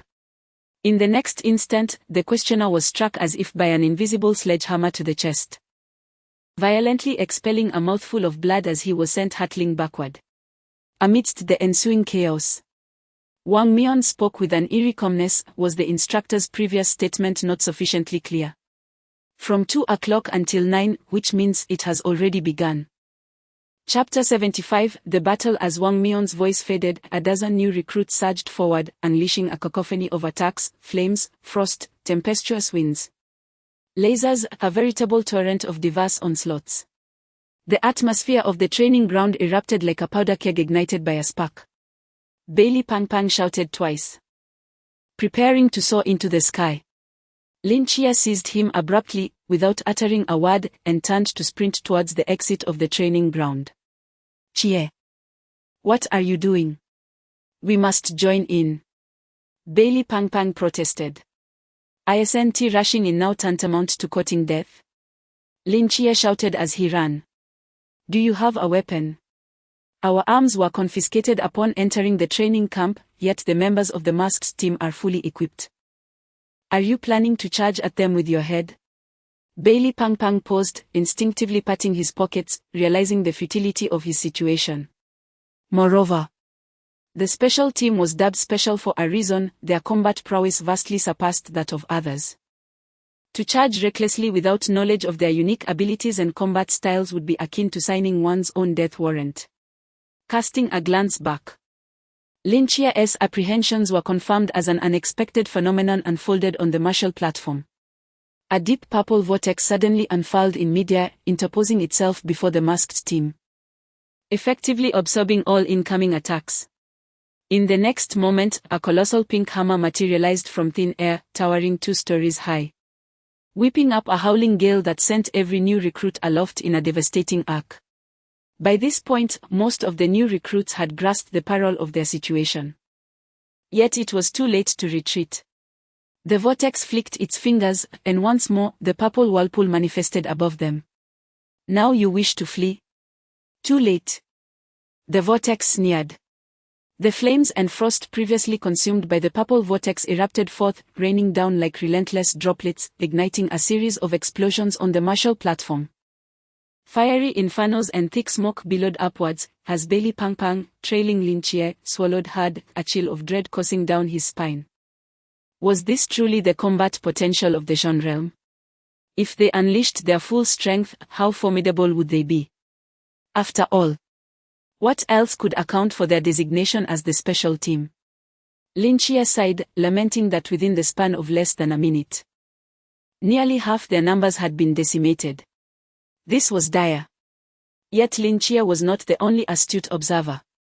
As he and Bailey Pang Pang made their hasty retreat, many others began to react, sprinting towards safety, narrowly escaping disaster. Had it not been for Lin Chie's example, the casualties would have been far greater. Amidst the billowing smoke, 5 figures clad in grey cloaks emerged slowly. The vortex surveyed the unconscious recruits around it, a smirk creeping across its face. The bunch of fools. It seems victory in this farce is all but assured. The instructors were seated before their screens, each clutching a stack of documents, shaking their heads slightly. In just one encounter, over 90 had been eliminated. It appeared we had overestimated them. Ultimately, the prowess of the false mask was simply too formidable. One of the instructors sighed, noting that deploying a top-tier team, known for having slain beings of the limitless realm, to intimidate the new recruits was a clear disparity in power.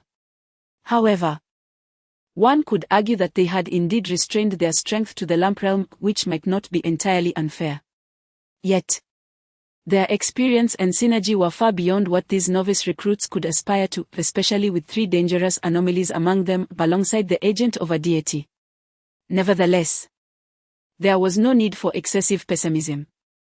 As the instructors engaged in their discussion, Yuan Gang slowly spoke up. Despite the apparent heavy losses among the new recruits, the few individuals truly capable of contending with the false mask had managed to escape. Perhaps eliminating some disruptive elements was beneficial for them. One of the instructors paused. Chief, are you implying you actually hope the recruits can prevail? No, with that individual present, they cannot win, Yuan Gang replied, shaking his head. I simply anticipate witnessing a splendid battle. 7 Knights, slow down. I can't keep up. Bailey, panting heavily, was being dragged along by Lin Choyue, struggling to catch his breath. Lin Choyue raised an eyebrow and abruptly released his grip. Then it's a matter of life and death for you, I shall proceed ahead. Seeing Lin Choyue so ruthlessly abandon him, Bailey was initially taken aback, then summoned every ounce of strength to chase after him. No. This is not good. If I'm left alone, I will surely be caught. 7 Knights. Brother 7 Knights. Wait for me. At last, Bailey, rolling and crawling, managed to catch up to Lin Choyue at the entrance of the warehouse. Gazing at the tightly closed door, he suddenly froze. Why is this door shut? Aren't we supposed to retrieve our weapons ourselves? Lin Choyue frowned slightly. They said we could fetch them. But they didn't specify that the door would be open for us to enter. Must we break this door down? Bailey approached and knocked on it. What material is this? It seems rather sturdy. Lin Choyue circled the warehouse, his expression darkening. He turned to Bailey. What is your anomaly? I have no anomaly. Bailey replied defiantly. Lin Choyue, how on earth did this fool manage to infiltrate the night watchers? This is troublesome. With a sigh, Lin Choyue remarked. My anomaly lacks the capacity for large-scale destruction, it cannot open this door. Bailey scratched his head. Oh, is that the issue? Actually, I. Step aside. Just as Bailey was about to say something, a cool, feminine voice emanated from behind him. Startled, he turned to see a tall woman standing behind him. Her long hair a vibrant red like fire, cascading down to her waist. Even the plain new recruit uniform could not conceal her graceful figure.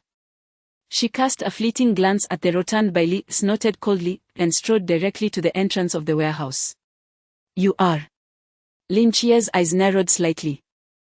He recalled this woman. She had stood on the girls' dormitory corridor earlier that morning, disdainfully observing the commotion instigated by Bailey in the opposite dormitory building. They had exchanged a glance, one that Lin Chia still vividly remembered, filled with an aggressive intensity. Mali, she replied tersely, extending her fair hand to gently rest upon the surface of the warehouse door. In the next moment, the entire structure began to tremble violently. Chapter 76 A Moon Demon. As Molly's paw made contact with the warehouse door, the metallic barrier began to tremble at an almost imperceptible frequency, emitting a sharp hum from within. In the next instant, several terrifying fissures appeared on its surface. Withdrawing her hand, Molly executed a swift kick against the door, shattering it into multiple fragments that crashed to the ground. Amidst the swirling dust, Molly brushed off the debris from her hands and entered the warehouse with an expressionless demeanor. Such formidable destructive power, Lin Chia mused, his gaze fixed on the scattered metal shards while stroking his chin pensively. Outside, Bailey, plump and wide-eyed, stared intently at Molly's retreating figure, swallowing hard. What is wrong with you? Lin Chia inquired, noticing Bailey's peculiar expression. Chia. Bailey leaned closer, whispering conspiratorially. Don't you think she is quite impressive?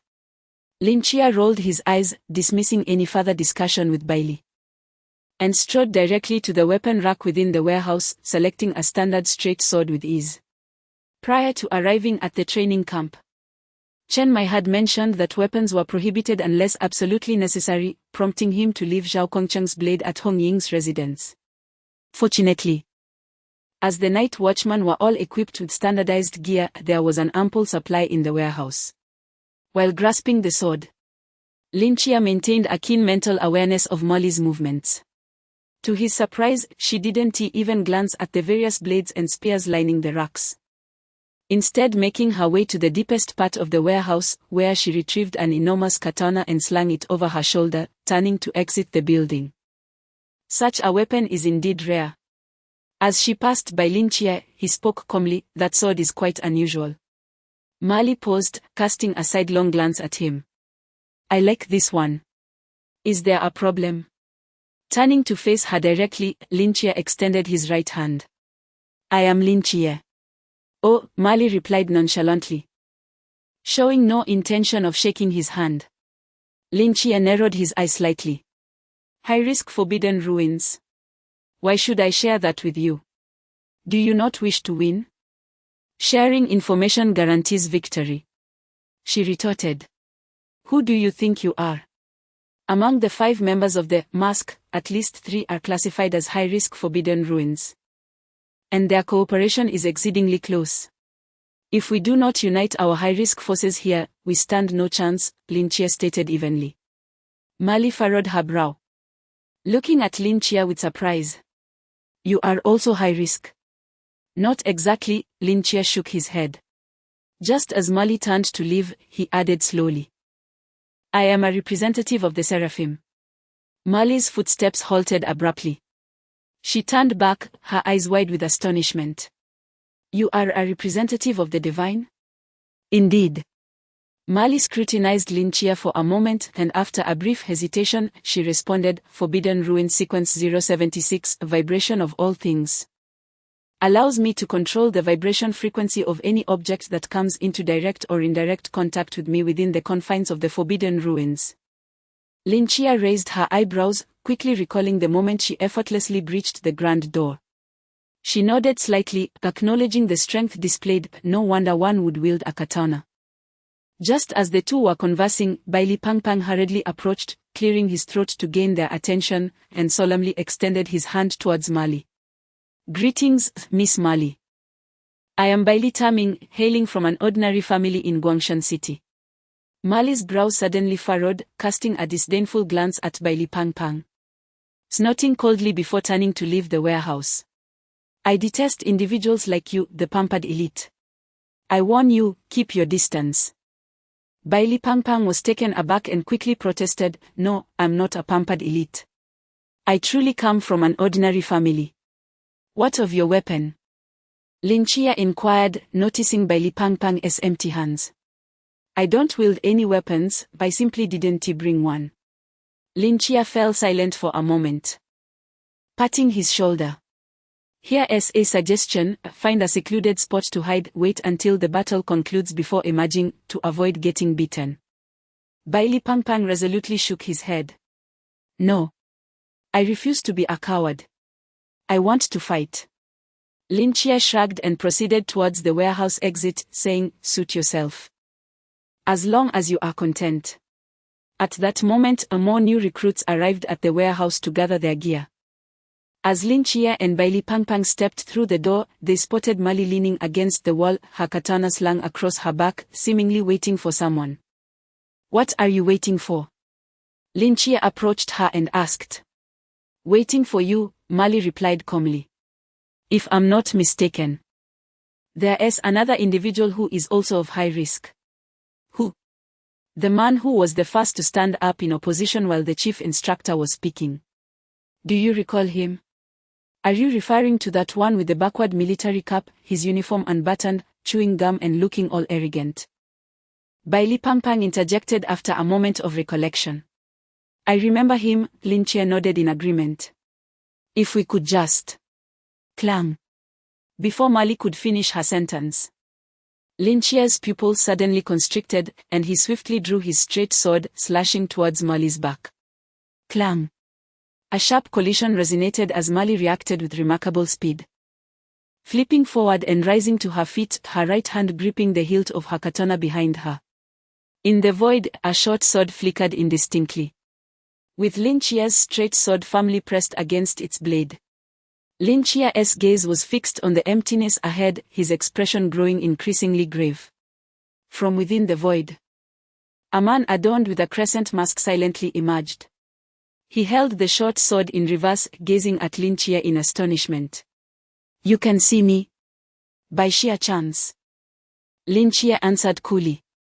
The moon ghost scrutinized Lin Chia's eyes, and after a moment of realization, he exclaimed, I see now, you are the agent of that seraph. Your aura resembles that of the captain. Behind Lin Chia, Mali's expression was one of intense anger. Had it not been for Lin Chia's timely intervention to thwart the assassination attempt, she would likely have found herself eliminated without understanding how. Upon this thought, a surge of anger welled within her, prompting her to draw forth the great sword from her back with a sudden fervor, its blade trembling with an ominous frequency. Lin Chia, wielding his straight blade, deflected the moon demon's short sword and, without a moment's hesitation, leapt backward with great force. In the next instant, the great sword in Mali's grasp descended. With a resounding whoosh, the air before the blade quivered violently. Followed by a terrifying vibration that projected the blade's energy through the air, cleaving the earth's surface as it struck the warehouse wall, leaving behind a ghastly gash. A thick cloud of dust billowed forth, and amidst the fissure stood the moon demon, eerily calm, with its right arm now vanished. Indeed, this is a perilous forbidden realm. The moon demon spoke softly, as the ethereal moonlight swirled in the air, soon coalescing into a new arm. Chapter 77, Breakthrough. Mali, wielding a great sword, gazed at the moon phantom with astonishment. How could this be? Is this regeneration? No, at the moment the blade made contact with his body, half of him disintegrated into moonlight, evading the attack. Lin Chia, utilizing his mental prowess, observed the unfolding events with clarity, frowning as he remarked, "A troublesome forbidden ruins. It seems he is alone for now." His eyes scanned the surroundings, growing increasingly bright. This was an opportunity. If we can unmask him, victory is ours. Upon hearing Lin Chia's words, Mali's gaze ignited with fervor. And the dozens of newly armed recruits who had just emerged from the warehouse turned in unison toward the solitary moon phantom. This was a lone member of the Mask organization. The moon phantom sensed the hostile stares directed at him, his lips twitching slightly. This was not how he envisioned things unfolding.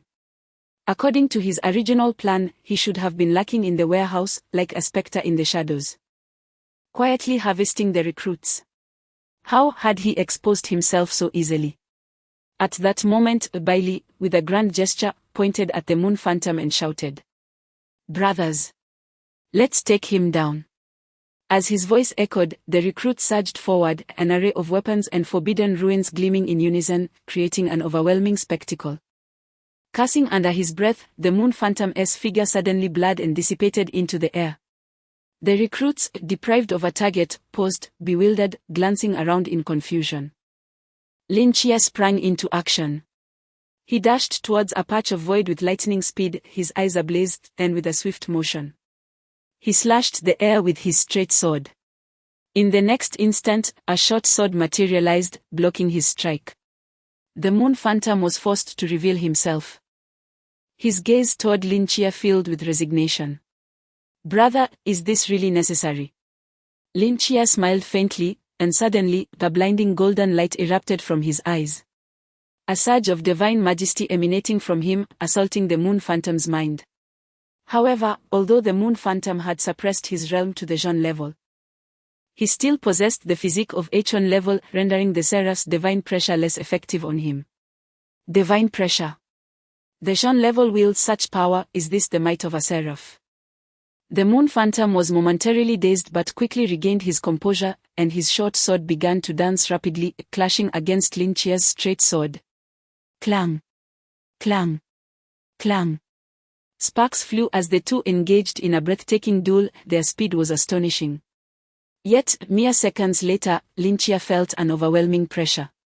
The moon phantom, after all, was a member of the Mask, and his swordsmanship was no trifling matter. Having only recently begun his training, Lin Chia found himself at a disadvantage in their confrontation. Fortunately, he was not alone in battle. Those few seconds he bought allowed the recruits to encircle the moon phantom once more, completely cutting off all avenues of retreat and commencing a relentless onslaught. Amidst the torrential barrage of attacks, the moon phantom could only rely on his moonlight transformation ability and extensive combat experience to barely hold on. It was fortunate he could also transform his mask into moonlight, or else it would have been shattered by the successive explosions long ago. Where are those four fellows? We agreed to fight as a team. Why has it turned into a situation where I am facing a horde alone? Amidst the throng, Yugue struggled to evade the onslaught of attacks, cursing under his breath. Just as his words faded, a figure stealthily appeared atop a building to the east. It was a man donned in a scale-like mask, and the moment he materialized, Lin Chia's expression grew grave. On the rooftop, the man known as Tionping silently surveyed the chaotic battlefield below. With a gentle clap of his hands, he murmured, "Force field conversion."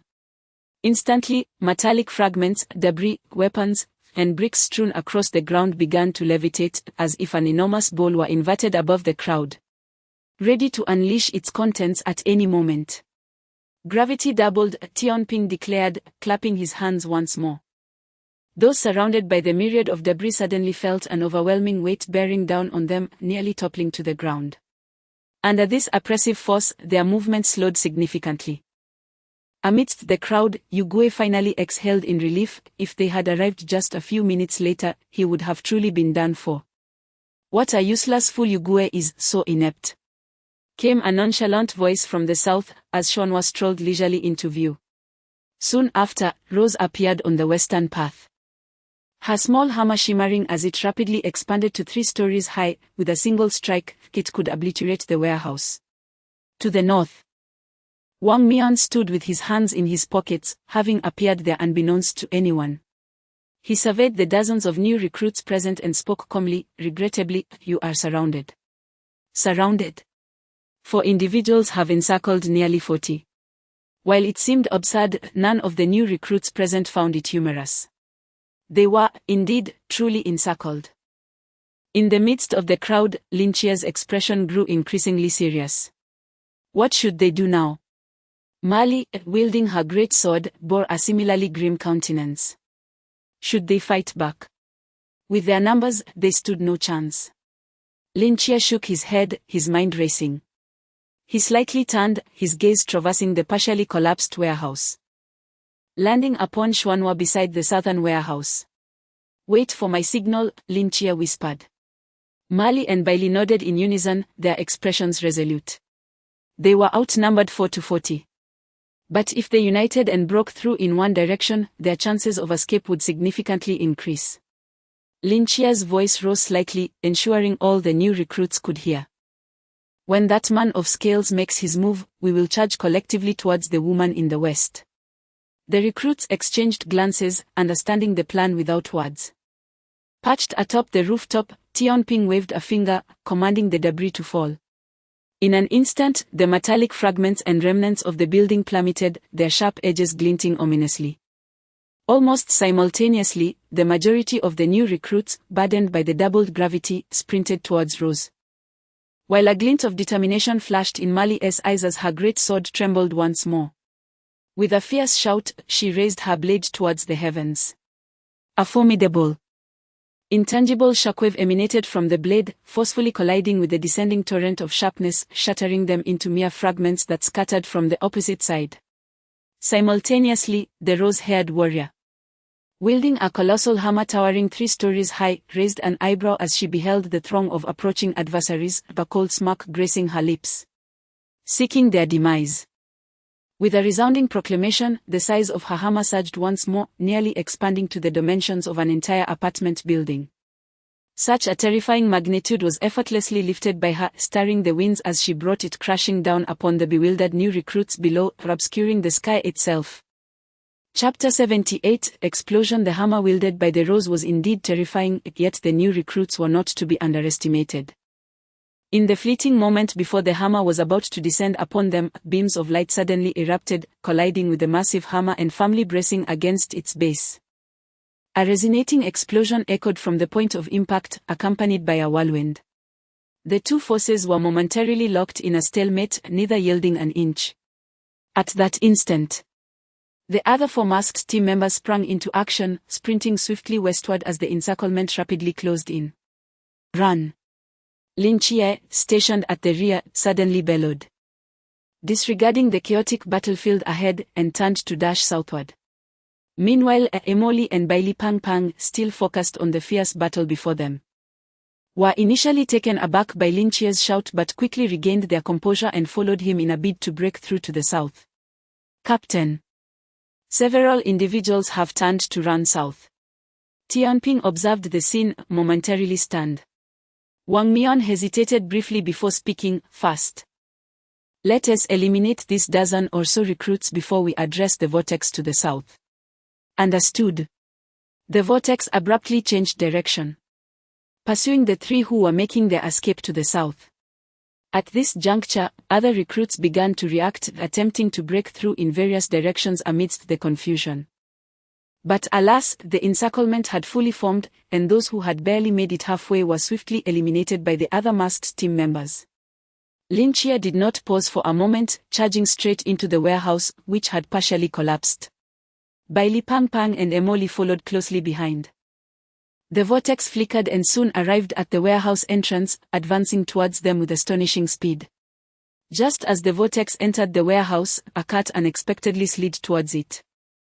The vortex was momentarily taken aback, instinctively sidestepping the cat, but in the next instant, a round object gently fell from above, landing precisely in the cat. The vortex looked up to see Lynchia standing on the beam, a slight smile gracing his lips, before he turned and leaped onto a nearby weapons rack, swiftly making his escape. Peering down, the vortex caught a glimpse of the cat's contents in the dim light from outside. It was laden with neatly arranged bundles of explosives. Atop the explosives was a bomb with a countdown of merely 2 seconds remaining. The vortex's pupils constricted in an instant. Boom! A blinding flash of fire mingled with billowing smoke, propelling the remnants of the warehouse into the air, while the deafening sound of the explosion reverberated throughout the training base. As the entire cut of explosives detonated, the other grenades, detonators, and gunpowder within the warehouse also ignited, resulting in a cataclysmic secondary explosion. The members of the masked team, who had just eliminated dozens of recruits, simultaneously changed their expressions. Flames roared like pillars, and thick smoke billowed. The 4 members of the masked team hurriedly approached the wreckage of the warehouse, their faces etched with grave concern.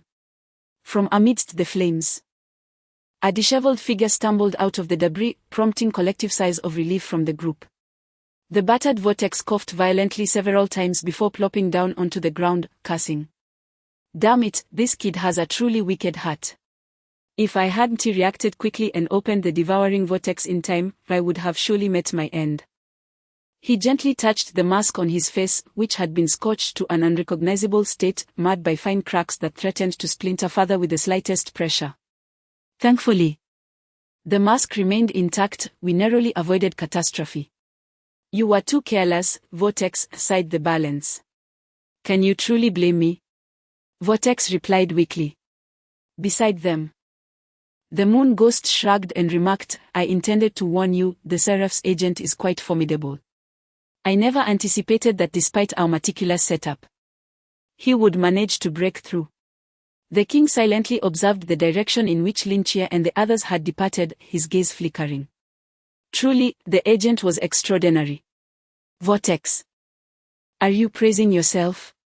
Vortex scratched his head. Lynchia turned to glance at the warehouse engulfed in flames and calmly stated, It's safe, they haven't pursued us. Bailey, panting heavily, exclaimed, Chia, you were so ruthless, he wouldn't have been killed outright, would he?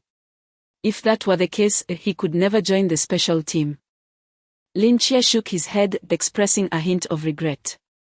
Alas, it seems we didn't manage to destroy his mask, otherwise, we would have already secured victory. Is it really acceptable to abandon the others like this? Asked Mali, who was shouldering a katana, her gaze fixed on Lynchia. They had no chance of escaping. Lynchia replied calmly.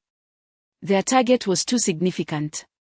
Our successful breakout was due to our small number, we were merely 3.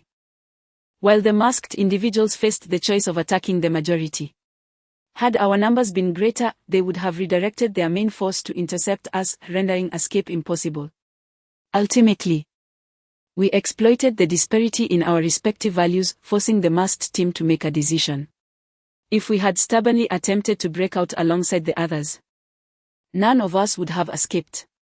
Mali remained silent. What shall we do next? Bailey inquired.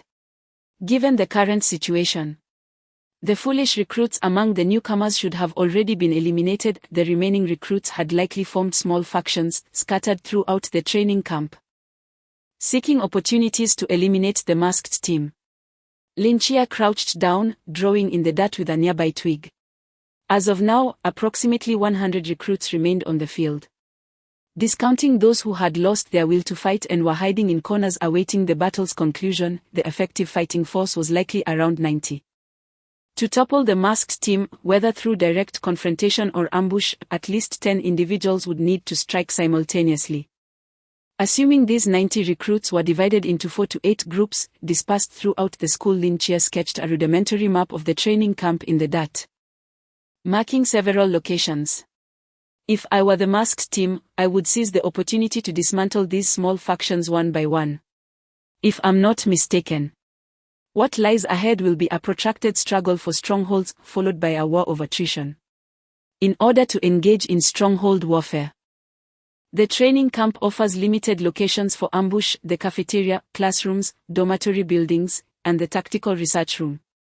I surmise that the next target of the masked team is likely the dormitory building. Lin Chia marked a pentagram at the dormitory's location. But why? Bailey Pang Pang could not comprehend.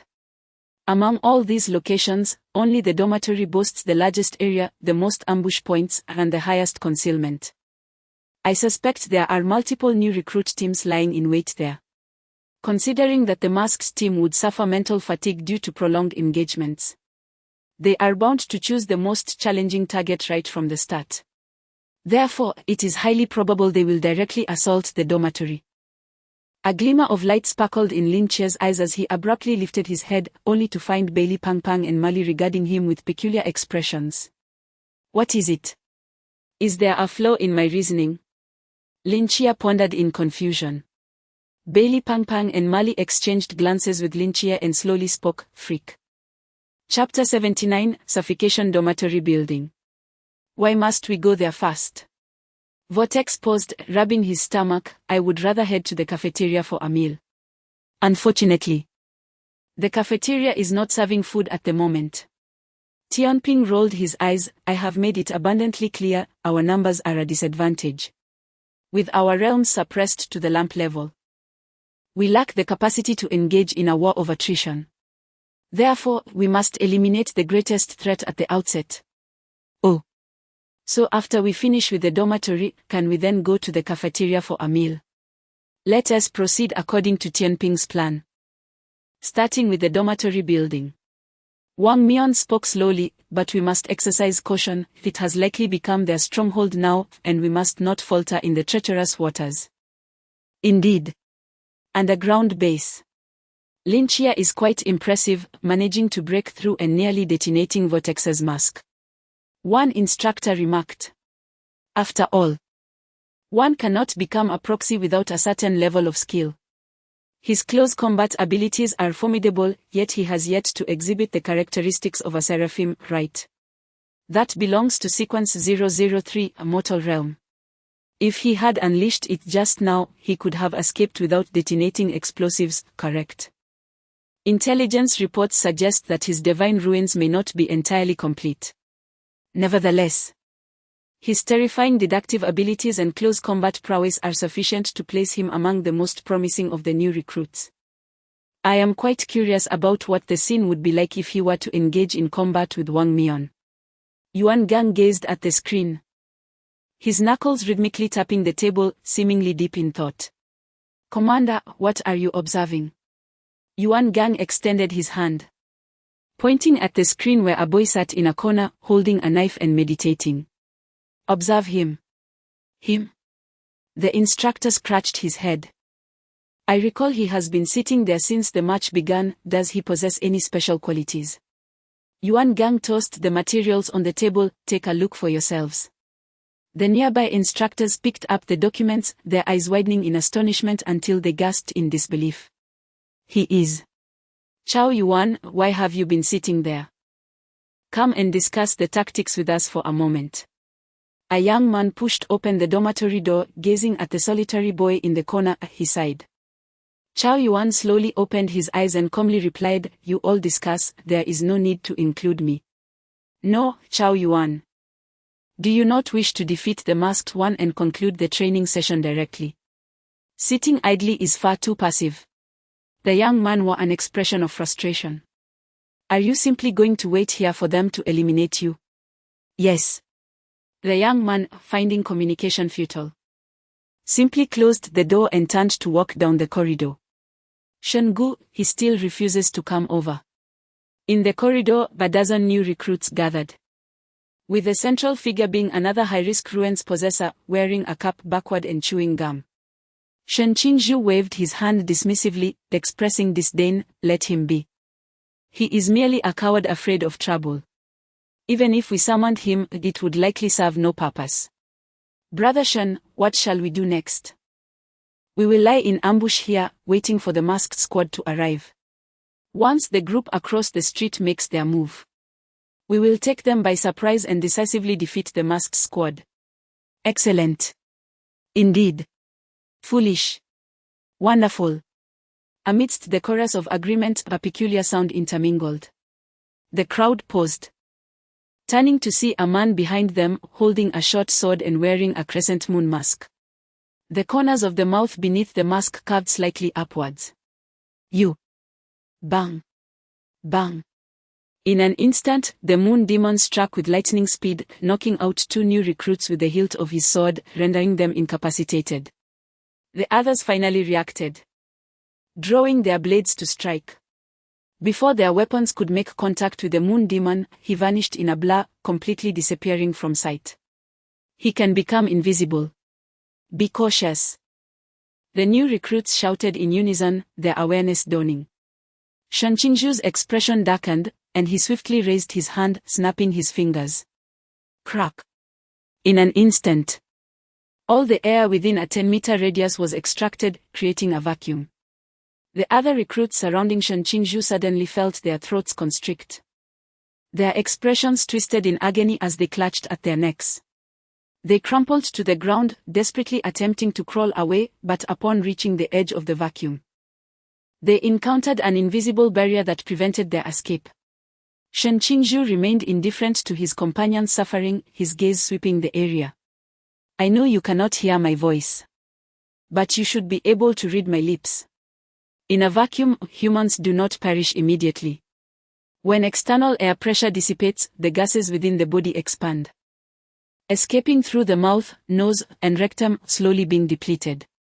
Meanwhile, microbubbles in the blood vessels expand, causing a foamy blockage that leads to internal bleeding. Humans can survive in a vacuum for no more than 16 seconds, then 7 seconds have already elapsed. You would do well to remove your mask now, or else I would not hesitate to eliminate you along with them. A murderous intent flared in Shen Qingzhu's eyes. Just then, the flash of sword light appeared before his neck. His pupils constricted in instinctive response as he drew his blade to defend himself, but at that moment, the moon demon reappeared, delivering a powerful kick to his chest that sent him flying. Shen Qingzhu tumbled outside the forbidden space, and the gas within the area rushed back in. The recruits, who had been crumpled on the ground, gasped for air and began to cough violently. Cough, cough, cough. You madman. The moon demon, gripping his short sword, glared at Shen Qingzhu with a chilling gaze. In a single confrontation, you resort to such ruthlessness. Shen Qingzhu chuckled, rising from the ground. If not this way, how could I provoke you into action? Now, matters will be much simpler. Puff. Shen Qingzhu extended his hand, grasping at the air, and immediately the surrounding atmosphere rapidly compressed towards the moon demon, forming a high-pressure cage that not only confined the moon demon but also incessantly pressed inward upon its form. The icy glint in the moon demon's eyes flashed fiercely, as half of its body transformed into moonlight, forcefully piercing through the confines of the air. The short sword in its hand darted towards Shen Qingzhu like a bolt of lightning. Shen Qingzhu clapped his hands, conjuring a barrier of air that stood resolutely before him. In a swift motion, he retreated, seizing the collars of several new recruits and hurling them into the corridor of the dormitory behind him. At that moment, the short sword of the moon ghost had nearly breached the air wall. Shen Qingzhu took a deep breath and, using the chewing gum in his mouth, blew a bubble, directing it towards the moon ghost. In the next instant, a violent explosion erupted with a thunderous roar. Chapter 80, General. The sound of explosions. In another dormitory building, several new recruits abruptly stood up, their expressions shifting as they gazed toward the source of the explosions. Should we go over there and lend a hand? They seem to be in trouble, one of them inquired, furrowing his brow. Perhaps you should focus on your own safety first, a voice drifted in from afar. Almost simultaneously, the purple vortex swiftly coalesced below. Boom! The remnants of the explosion that had been drawn into the vortex erupted forth, accompanied by terrifying shrapnel and flames, instantly reducing half of the dormitory building to rubble. Amidst the shattered debris, a concrete sphere slowly unfurled, and several new recruits shot out from within. "We are being ambushed. Charge!" the leading recruit shouted. His long blade emanating a crimson glow as he surged toward the vortex, a cascade of colorful attacks following closely behind him. The gravitational field inverted. A crisp clap echoed from a distance, and a balance scale hovered in the air, pointing towards the crowd. Instantly, the gravity affecting the recruits was reversed. They felt an unexpected lightness as a force yanked them skyward, causing their formation to disintegrate in an instant. At that moment, a colossal hammer's shadow swooped down from above. Rose, also suspended in midair, wielded the massive hammer and called out, "Here we go." Boom! The hammer sent the airborne recruits flying. Even those who managed to evade the blow with their abilities were ensnared by the scale's gravitational field, only to be struck again. In less than half a minute since emerging from the vortex, this squad of over a dozen recruits was completely annihilated. Boom! A blinding flash erupted from another dormitory building. The balance scale, accompanied by Rose, gradually descended while casting a glance toward the commotion. Wasn't Moon Ghost supposed to engage another group? Why has it escalated to such a spectacle? The vortex murmured. Beside him, Wang Mian narrowed his eyes slightly. "It seems Moon Ghost has encountered formidable foes, we should head over as well." In a mere flicker, the four figures darted toward the direction of the explosion. Once they departed, Lin Chia in the distance slowly lowered his binoculars, his expression growing solemn. "Indeed, they have been defeated, and without the slightest chance to retaliate," Mali remarked calmly. "The masked team is resolutely committed to a blitzkrieg strategy. Under such a relentless assault, this hastily assembled squad cannot withstand it." Lin Chia shook his head. "What now? Shall we remain idle observers?"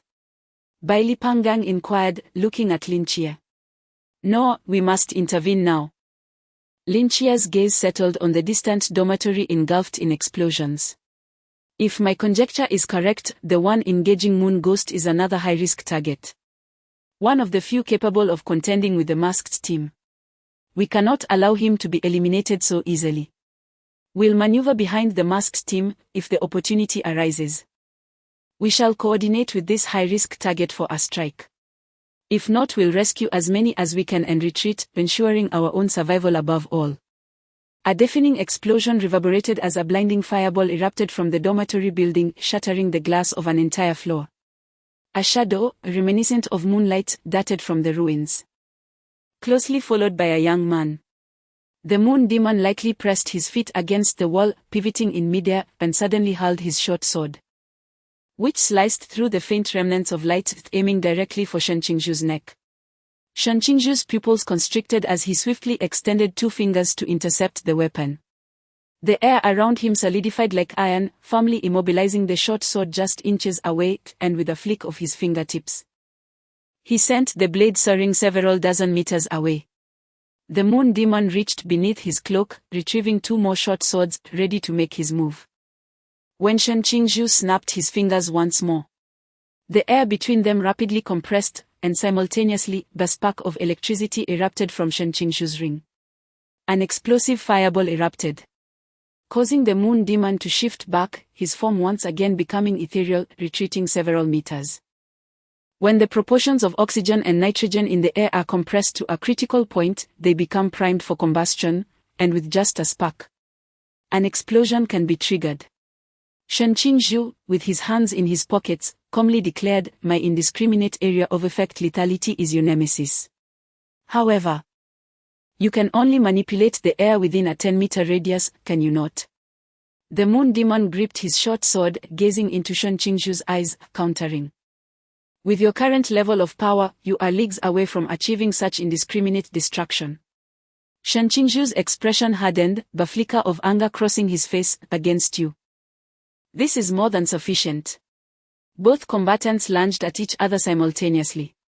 At that moment, a massive hammer descended from above. Shen Qingzhu's pupils dilated in shock as he abruptly halted, extending his hands as he prepared to confront the hammer hurtling towards him. The air within a 10-meter radius around him compressed rapidly, solidifying into a wall of air that shielded his head. With a resounding clang, the hammer struck down. causing the ground around Shen Qingzhu to sink slightly, fissures rapidly expanding from beneath his feet. A muffled grunt escaped him, blood trickling from the corner of his mouth as he staggered and fell to the ground. The air wall shattered inch by inch, and the massive hammer shrank swiftly, ultimately returning to the hands of the Rose, who toyed with it as if it were a mere trinket. In the Forbidden Ruins Sequence 068, Air Manipulation. Yet another exceedingly dangerous realm. Tian Ping strolled beside the vortex, speaking softly. "No wonder Instructor Yuan urged us to intervene, this is indeed quite troublesome. It is said that among the new recruits, aside from the agents, there are 3 exceedingly hazardous individuals, that woman wielding the katana, this man controlling the air. And where is the last one?" The vortex cast its gaze around. "They should be lurking nearby, we must remain vigilant," Wang Mian remarked coolly. No sooner had Wang Mian spoken than the windows of the dormitory buildings on either side shattered explosively, revealing a myriad of ominous gun barrels, rifles, submachine guns, sniper rifles, and even several grenade launchers. In the corridor stood over 20 new recruits, their fingertips radiating various hues of light, their expressions menacing as they stared at the masked figures.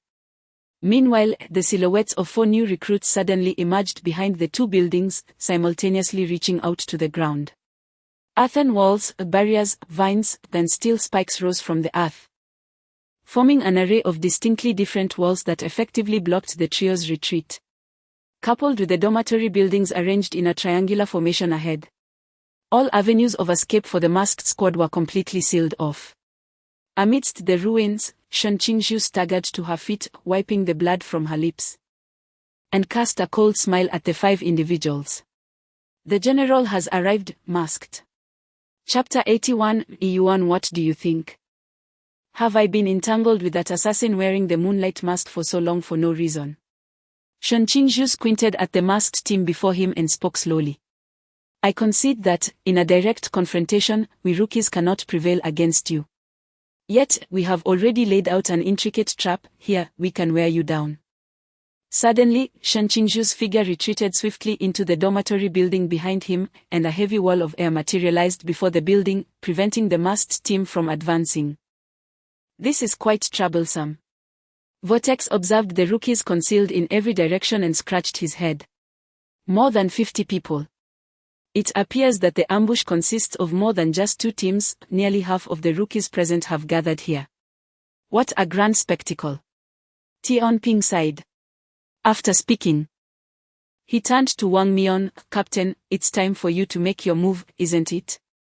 Wang Mian stood silently, remaining uncommunicative. Inside the dormitory, Shen Qingzhu gazed down at the 5 individuals below and gently waved his hand. "Attack." Tat tat tat tat tat. The firearms stationed at the surrounding windows erupted simultaneously, the dark muzzles belching forth blinding flames, bullets pouring forth like a relentless tide toward the 5 individuals at the center. In addition to grenades and bullets, the rookies capable of launching attacks also joined in, unleashing a frenzy of elemental forces mixed with various peculiar assaults, cascading down like a torrential rain. Vortex inhaled deeply, conjuring a massive purple vortex above the heads of the crowd, engulfing all incoming attacks. He could only maintain this lamp level for a limited time. Shen Qingzhu observed the scene below and remarked coolly. Indeed, mere seconds later, the purple vortex above began to violently oscillate. "Captain, I can't hold on much longer." Vortex's complexion turned ashen as he turned to Wang Mian. The myriad attacks intertwined to create a dazzling spectacle, illuminating Wang Mian's white mask. Beneath the mask, his calm eyes flickered with a glimmer of brilliance. His hand gently rested on the sword hilt, and with a sudden surge of strength, clang. The blade emerged half an inch from its sheath. In an instant, the multitude of attacks seemed to be paused, suspended in midair, moving at a snail's pace toward the masked group.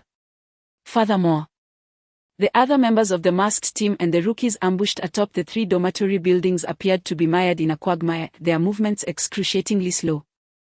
In this decelerated world, Wang Mian quietly drew forth the black blade from his waist. As he moved, the blade's surface gleamed brighter, emanating a terrifying aura of pressure. Wang Mian stepped forward and, in an instant, swung his sword. The intertwining lights of the blade converged before him, forming a net of swords. Yet it too lingered in the air at an exceedingly slow pace, enveloping him within. Crack! The black blade was sheathed. Instantly, everything around returned to normal. In the next moment, a series of grotesque slashes erupted from Wang Mian's center, instantaneously shattering the 3 surrounding dormitory buildings into fragments. Yet skillfully avoiding any harm to the rookies, preserving their lives. Boom! The 3 dormitory buildings, severed into dozens of fragments, collapsed with a thunderous roar. The billowing clouds of smoke engulfed the 5 members of the central masked team, accompanied by gasps of astonishment, as the entire dormitory area transformed into a desolate ruin. In the distance, Lin Jie and his companions, poised to encircle the masked one, stood in stunned silence. Is this the Zhong realm? Mali gazed blankly ahead, murmuring to herself. To slow down time while simultaneously unleashing such astonishing blade radiance, what on earth is his divine realm? Lin Jie furrowed his brow. His eyes filled with confusion. Perhaps they had been at a sufficient distance from the dormitory buildings, thus avoiding being ensnared within that peculiar temporal stasis, allowing them to witness the entirety of Wang Mian's blade technique. Yet the dilemma remained: a being of the Zhong realm, even if he were an agent of the divine, could not possibly manifest 2 entirely unrelated abilities simultaneously, could he? In truth, his divine realm merely governs time. Bai Li Pang Pang scratched his head. As for the exceedingly powerful blade radiance, one could interpret it as him having cheated. Cheated? The black blade in his hand is a forbidden object capable of unleashing the restricted domain of sequence 301, E1, which condenses his speed into a blade force. The faster the speed, the stronger the blade force. Although the inherent danger level of this forbidden object is not particularly high in the hands of that individual, it possesses lethality comparable to that of a highly dangerous entity. Moreover, Wang Mian can wield blade forces akin to the Zhong realm simply by employing the acceleration of the Zhong realm. Thus, even when suppressing his own realm to that of Zhong, he still wields the lethality of the Zhong realm. How utterly monstrous! Lin Jie couldn't help but scoff. Furthermore, if Wang Mian could unleash such outrageous attacks solely within the Zhong realm, how formidable would he be if he were to fully liberate his potential? Is this the caliber of a special team leader, truly a prodigy among prodigies? Then, who is the deity behind him? Suddenly, Lin Jie recalled something. The deity's code name is 017, the god of time, Kronos. Mali gazed at the distant ruins, speaking slowly, for he himself is the leader of the masked team. Donning a mask of Wang, and as the agent of the god of time, he is sometimes referred to as the Time King of the Mask. Lin Jie's expression grew grave. Previously, while studying the goddess of night, Nyx, he had also taken the opportunity to delve into other deities of Greek mythology, Kronos, as the 2nd-generation king of the gods, possesses divine power that ranks among the pinnacle of deities. Correspondingly, as his agent, Wang Mian's strength must be extraordinarily formidable. However, despite Kronos' might, Nyx, the goddess in the hospital, belongs to the pantheon of creator gods. In terms of lineage, she is considered Kronos' elder. If he were to fully harness Nyx's abilities, he would undoubtedly not be Lin Jie's match. By the way, how do you know so much about Wang Mian? Lin Jie seemed to recall something and turned to Bai Li Pang Pang. Ah! Bai Li Pang Pang cleared his throat. For the E1 in his possession was a gift we had previously bestowed upon him to win him over. I often used that knife to swat mosquitoes when I was young. Lin Jie. Your family? Mali furrowed her brow slightly, as if recalling something. A flicker of astonishment appearing in her eyes. What name did you just say? Bai Li Pang Pang was taken aback. Then his heart soared with joy as he earnestly gazed into Mali's eyes, extending his hand once more. Miss Mali, allow me to reintroduce myself. I am Bai Li Taming. Bai Li. Mali murmured, recognized as part of the Bai Li family, known for the Forbidden Object Museum. Bai Li Pang Pang cleared his throat a couple of times, lowering his voice and gesturing lightly. Let us keep this discreet, low-key. I am merely a child from an ordinary household. Mali regarded him with an intensified disdain in her gaze, snorting coldly before turning her head away, entirely disregarding Bailey Pongpong's outstretched hand. I detest the sons of wealthy families, the richer, the more loathsome. Bailey Pongpong's expression suddenly became rigid. Chapter 82, Strike me swiftly with his divine wasteland and that forbidden artifact, his combat prowess has far surpassed the Jean realm. Perhaps he could single-handedly confront all 239 of our recruits without much difficulty. Jasmine's expression darkened, realizing that in this battle we have no chance of victory.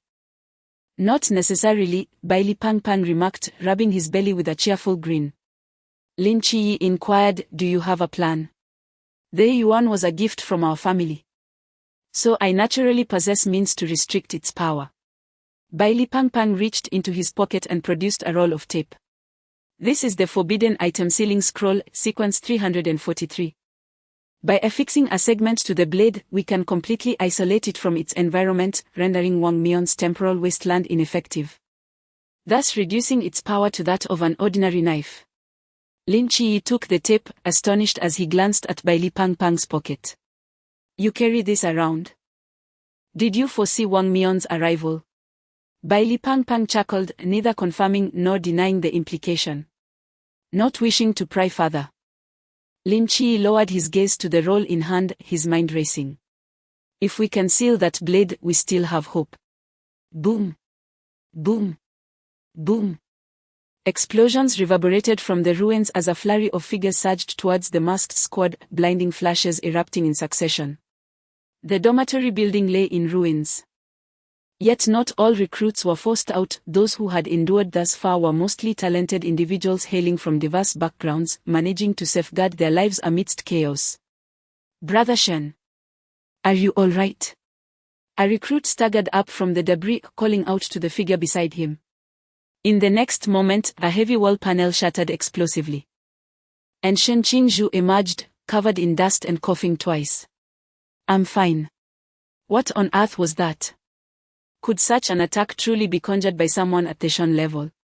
Shen Qingzhu's gaze fell upon the masked squad, entangled in combat with the other recruits, his expression grave. Brother Shen, we still have about 30 fighters left. Should we engage? Yes. Shen Qingzhu spat, tossing aside his military cap. A fierce determination crept across his face. The ambush is gone, we'll confront them head-on.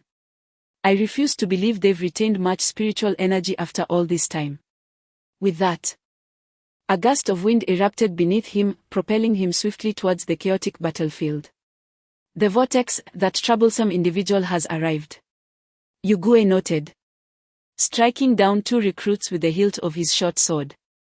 Out of the corner of his eye, he spotted Shen Qingzhu charging towards him and called out to Vortex, why are you calling me? My forbidden wasteland is ill-suited for battling him, you go. TCH. Always ordering others around, Vortex muttered, turning to confront the oncoming Shen Qingzhu. The two figures rapidly closed the distance, and in an instant, a violent explosion of air erupted as dazzling purple whirlpools blossomed, the two forces colliding with tremendous intensity.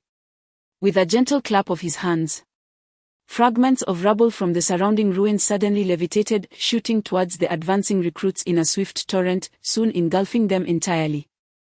Just as he prepared to continue his role as a long-range artillery, a head unexpectedly emerged from the debris beneath his feet. His expression shifted, and without hesitation, he retreated a few steps. With a subtle curl of his fingers, sharp shards of stone encircled the intruder completely. Intriguing, someone dares to ambush me here. He narrowed his eyes slightly. The figure slowly crawled out from the wreckage, brushing off the dust from his face to reveal an excessively youthful visage. Clutching a blade, he calmly shook his head, stating, I did not lay an ambush for you, I was merely resting inside when the building collapsed, and upon emerging, I found you. He scanned the surroundings, lightly tapping the stones around him with his fingertips, nodding, yes, please eliminate me. Taken aback, he queried, what did you just say? Eliminate me? Do you not wish to resist? That would be futile, the young man shrugged. Moreover, I fear that if I were to resist, you would not endure the consequences. After a moment's thought, he added, "None of you would withstand it. Are you looking down on me?" He was amused by the audacity of this recruit. "You speak boldly for someone so inexperienced. Do you truly believe you could slay me?" He stroked his chin, pondering deeply before nodding earnestly. "Perhaps I could." "Oh." His eyes narrowed dangerously. "Then come, give it a try." "I shall not," he replied decisively, "once I draw my blade. I can no longer restrain myself, and I do not wish to inflict further bloodshed." With that, he cast his blade to the ground, clasped his hands together, and bowed his head reverently, murmuring, "Amitabha, you must attempt it." The curiosity within him was fully piqued at this display. "I shall not. Try it. What harm could come from it? I assure you, you cannot injure me. I cannot take that risk. Please. Just draw your sword. Come, strike me. Amitabha." Just as he was about to retort, his expression shifted as he once again floated back several meters. A terrifying shockwave surged past, fracturing the ground beneath him. And as the debris began to rise, it was ensnared in a peculiar force field, suspended in midair. Furrowing his brow, he turned to the right, curling his fingers. And the floating bricks shot forth like a volley of arrows. Not far off, Mali, wielding a katana, stomped forcefully onto the ground, unleashing an invisible shockwave that radiated from her, shattering all debris in the air. "Ah! It's that fierce woman." Rosie, swinging a hefty hammer, caught a glimpse of Mali, who was locked in a standoff with him, her eyes gleaming with excitement. She immediately abandoned the recruits before her, hefted her hammer, and charged towards Mali, declaring, "Leave this fierce woman to me." The gaze of the rose sparkled with brilliance, as if beholding a rare treasure in Mali. The colossal hammer in her hand swelled in size, swirling with a tempest as it descended upon Mali with great force. In Mali's eyes, a flash of murderous intent ignited, as she gripped her katana and met the hammer's charge head-on. Boom! Simultaneously, Lin Chia's figure emerged abruptly, rushing directly behind Chao Yuan, seizing his collar and swiftly pulling him away from the balance. Chao Yuan snapped back to reality, gripping Lin Chia's wrist in response, and the two came to an abrupt halt. "What are you doing?" Chao Yuan furrowed his brows and inquired. "I am simply taking you away," Lin Chia replied calmly. "Do you truly believe you can triumph over him?" "I have no intention of winning, I merely wish to be eliminated sooner." Lin Chia rolled his eyes. Having finally entered the fray and just saved the first person, only to discover that this individual was a peculiar soul solely intent on being eliminated. "Oh. Do as you wish then," Lin Chia coldly remarked, unwilling to squander any more time on such a lethargic individual. He turned to pursue other battlegrounds. "Chie. Chie. There is someone here I can't pull out by myself," Bailey shouted, tugging at a rookie who was half-trapped in the ruins. Upon hearing this, Chao Yuan, who had been about to turn back in search of balance, trembled.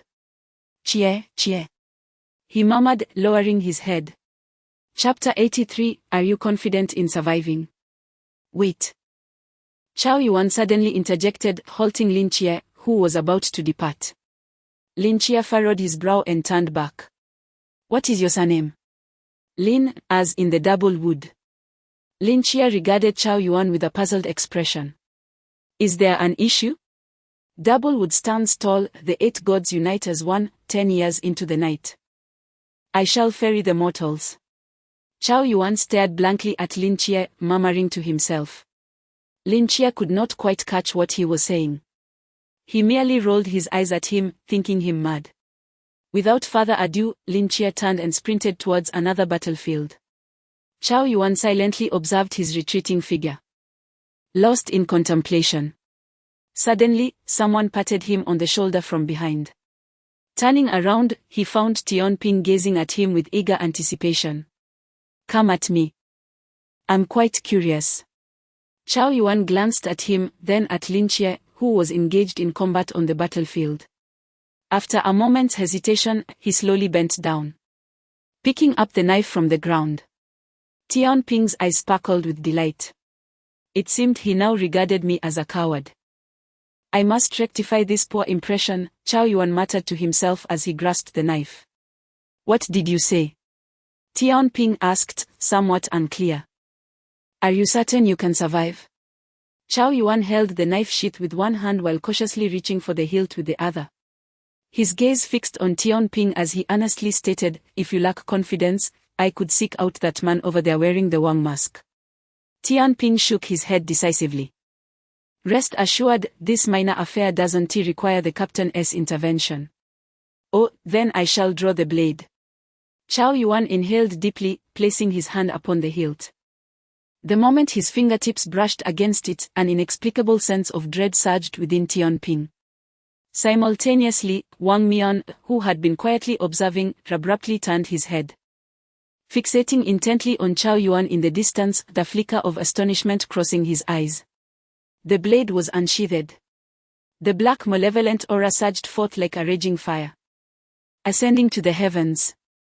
Tendrils of pitch-black flames erupted from Chow Yuan's skin, instantly incinerating his upper garment, revealing a robust body marred with scars. The black malevolent flames intertwined around him, gradually solidifying into a grotesque, humanoid exterior. It resembled both man and demon. With a slight smirk. A wisp of wit in that fleeting moment, he was reminded of the earnest gaze of the young boy who had just asked him, "Are you certain you can survive? Are you sure?" What assurance could he have? This blade truly thrust Tian Ping into the abyss of life and death. If he did not unleash his potential, relying solely on his current state, he would undoubtedly perish beneath this strike. Just as he prepared to release his boundaries, a sudden blur obscured his vision. And a figure abruptly materialized before him. It was a man donned in aching mask, wielding a black blade. Clang! The sharp sound of collision erupted. Dazzling sparks igniting in the dusk as the masked figure's blade clashed with Chow Yuan's, unleashing a tempest centered around the two. Following this, a terrifying blade aura surged forth from the masked figure, sending Chow Yuan, along with his weapon, hurtling into the distant ruins. The masked man sheathed his sword and turned to Tian Ping, expressing a hint of exasperation. "Tian Ping, you have underestimated your opponent." "That is not." Tian Ping rubbed his eyes, still in disbelief. What was that entity? The Forbidden Realm Sequence 031, Black King Annihilation. It was my first encounter with a human from such a highly ranked Forbidden Realm. Indeed. The top 30 in the Forbidden Realm sequence are referred to as the domain of deities, implying that the majority of these 30 realms belong to divine beings. And additionally suggesting that those who possess these 30 realms have transcended into the realm of the divine. Sequence 031, Black King Annihilation, exists in a true sense beneath the deities and above all mortals. The masked man observed Chow Yuan, who was rising from the ruins, and remarked softly, "This power is overwhelming, yet he is too weak, to the extent that upon utilizing the Forbidden Realm, he completely loses consciousness, driven solely by instinctual combat. This is indiscriminate attack in its truest form, capable of striking even his own allies in a frenzy." I understand now. Tian Ping's body began to rise. As he focused intently on the frenzied Chow Yuan before him, stating earnestly, "I was careless before, now. I shall devote my utmost effort to confront this madman." He interlocked his fingers, causing the scattered weapons and bricks around him to levitate, forming a vast array suspended in the air, all aimed at Chow Yuan below. Chow Yuan gripped his blade, his blood-red eyes fixated on the airborne Tian Ping, black malevolent flames swirling around him, a sinister smile creeping across his lips. In the next moment, he vanished, ghosting through the ruins. "Go!" Tian Ping commanded with a light flick of his fingers. And the multitude of bricks and weapons swiftly adjusted their trajectory, launching forth like a barrage of bullets, causing the ground to tremble slightly. Boom! The black flames erupted. And with a flicker of blade light, Chow Yuan effortlessly cleaved through the descending debris, moving with astonishing speed, and in an instant, he was beneath Tian Ping. With a powerful push from his legs, he leapt high into the air. Just as his blade was about to make contact with the body of the scale, it suddenly soared several meters higher in a staggering motion. In a frenzied state, Chow Yuan realized a grave dilemma: he couldn't reach it. He. As the scale ascended, it taunted the bewildered Chao Yuan below, "You can't fly, are you frustrated? Chao Yuan, how shameless can that guy be?" In the distance, Bai Li Pang Pang, observing the battle, couldn't help but curse, "That fellow is too strong. If it were a one-on-one duel on the ground, aside from Wang Mian, no one else would stand a chance against him, so we can only hold him off like this." Lin Chi, stroking his chin, murmured, "That guy just now was unexpectedly powerful." After a moment of hesitation, his gaze fell upon Wang Mian in the distance, his eyes narrowing slightly. "Take care of yourself," Lin Chi said as he patted Bai Li Pang Pang's shoulder, and in a flash, he vanished from the spot. Bai Li Pang Pang was about to say something when Lin Chi had already disappeared. He scratched his head, letting out a helpless sigh. Just then, a shadowy figure stealthily approached him from behind. The hilt of a short sword was raised high, striking fiercely towards the back of Bai Li Pang Pang's head. Crack! A dazzling golden barrier suddenly appeared around Bai Li Pang Pang, deflecting the short sword wielded by the shadowy figure. Bai Li Pang Pang, taken aback, slowly turned to face the embarrassed figure, tilting his head in confusion. "Hey, were you just trying to ambush me?" Chapter 84, The Great Error. The Moon Demon, skeptical of the situation, drew another short sword and struck once more at the golden barrier. This time, he aimed with the sword tip. Crack! A crisp sound echoed as the tip of the short sword chipped away at the barrier, yet the golden shield remained utterly intact. "Moon Demon, my apologies. But with my Yaoguang protective charm, such attempts cannot harm me." Bai Li Fati cheerfully pointed to the necklace adorning his chest and added, "By the way, its rank is 171. Classified as a high-risk forbidden relic." In the next instant, the golden shield encircling Bai Li Fati converged, transforming into two rapidly spinning halos that surged towards the Moon Demon. The Moon Demon swiftly retreated, his form blurring as he vanished into thin air. "Invisibility?" Bai Li Fati raised an eyebrow, retrieving an old monocle from his pocket and placing it upon his nose. The lens shimmered with a pale blue radiance. Tilting his head, he waved his hand, sending the two halos hurtling through the air. Clang! Clang! Two short swords emerged from the void, intercepting the halos. The Moon Demon stumbled, astonished as he gazed at Bai Li Fati. "You can see me too?" Eye of True Sight, rank 315, specifically designed to pierce illusions and falsehoods. Bai Li Fati adjusted his monocle with a grin. The Moon Demon seemed to have an epiphany. "You are the young master of the Bai Li family. Please refrain from calling me that, I am merely the child of an ordinary family," Bai Li Fati replied earnestly. Moon Demon, cough, cough. "Seeing them so engaged in battle, Oh, no, I should lend a hand as well." With a flourish, Bai Li Fati reached into his pocket, much to the Moon Demon's incredulity, and produced a broom. Not the small household broom, but a large street broom crafted from finely bundled twigs. Gripping the broom, Bai Li Fati swung it fiercely towards the Moon Demon, unleashing a tempest that carried crackling arcs of electricity, shattering the rubble before him. Yet, the gale showed no signs of waning, only intensifying as it barreled toward the Moon Demon. Moon Demon, what the? With little time to ponder, the Moon Demon's form dissipated into moonlight, narrowly evading the onslaught. But the tempest continued unabated, racing toward the chaotic fray involving Mali and Rose. As their weapons clashed repeatedly, both fighters turned to witness the ferocious whirlwind approaching. Exclaiming in unison, "What the hell?" they promptly dashed in opposite directions. "Fati, can you not aim your attacks?" Mali shouted at Bai Li Fati. Cough, cough, cough. "I'm so sorry, I'm so sorry, I'm so sorry." Bai Li Fati bowed repeatedly in apology, hastily stowing the broom back into his pocket. He rummaged again and emerged with a grand sword. "Moon Demon, what on earth are you?" A character from Doraemon. If Thunderstorm is off the table, then I have no choice but to resort to this. Bai Li Pang Pang, emulating the stance of Doraemon, raised his grand sword high above, invoking the chant, "Transform into 3000." With a swift motion, the sword in his hand suddenly split into countless phantoms, densely suspended in the air, their tips aimed menacingly at the moon demon below, emanating a chilling radiance. The moon demon swallowed hard at the sight. Was this the essence of the Forbidden Artifacts Museum? Wasn't this akin to cheating?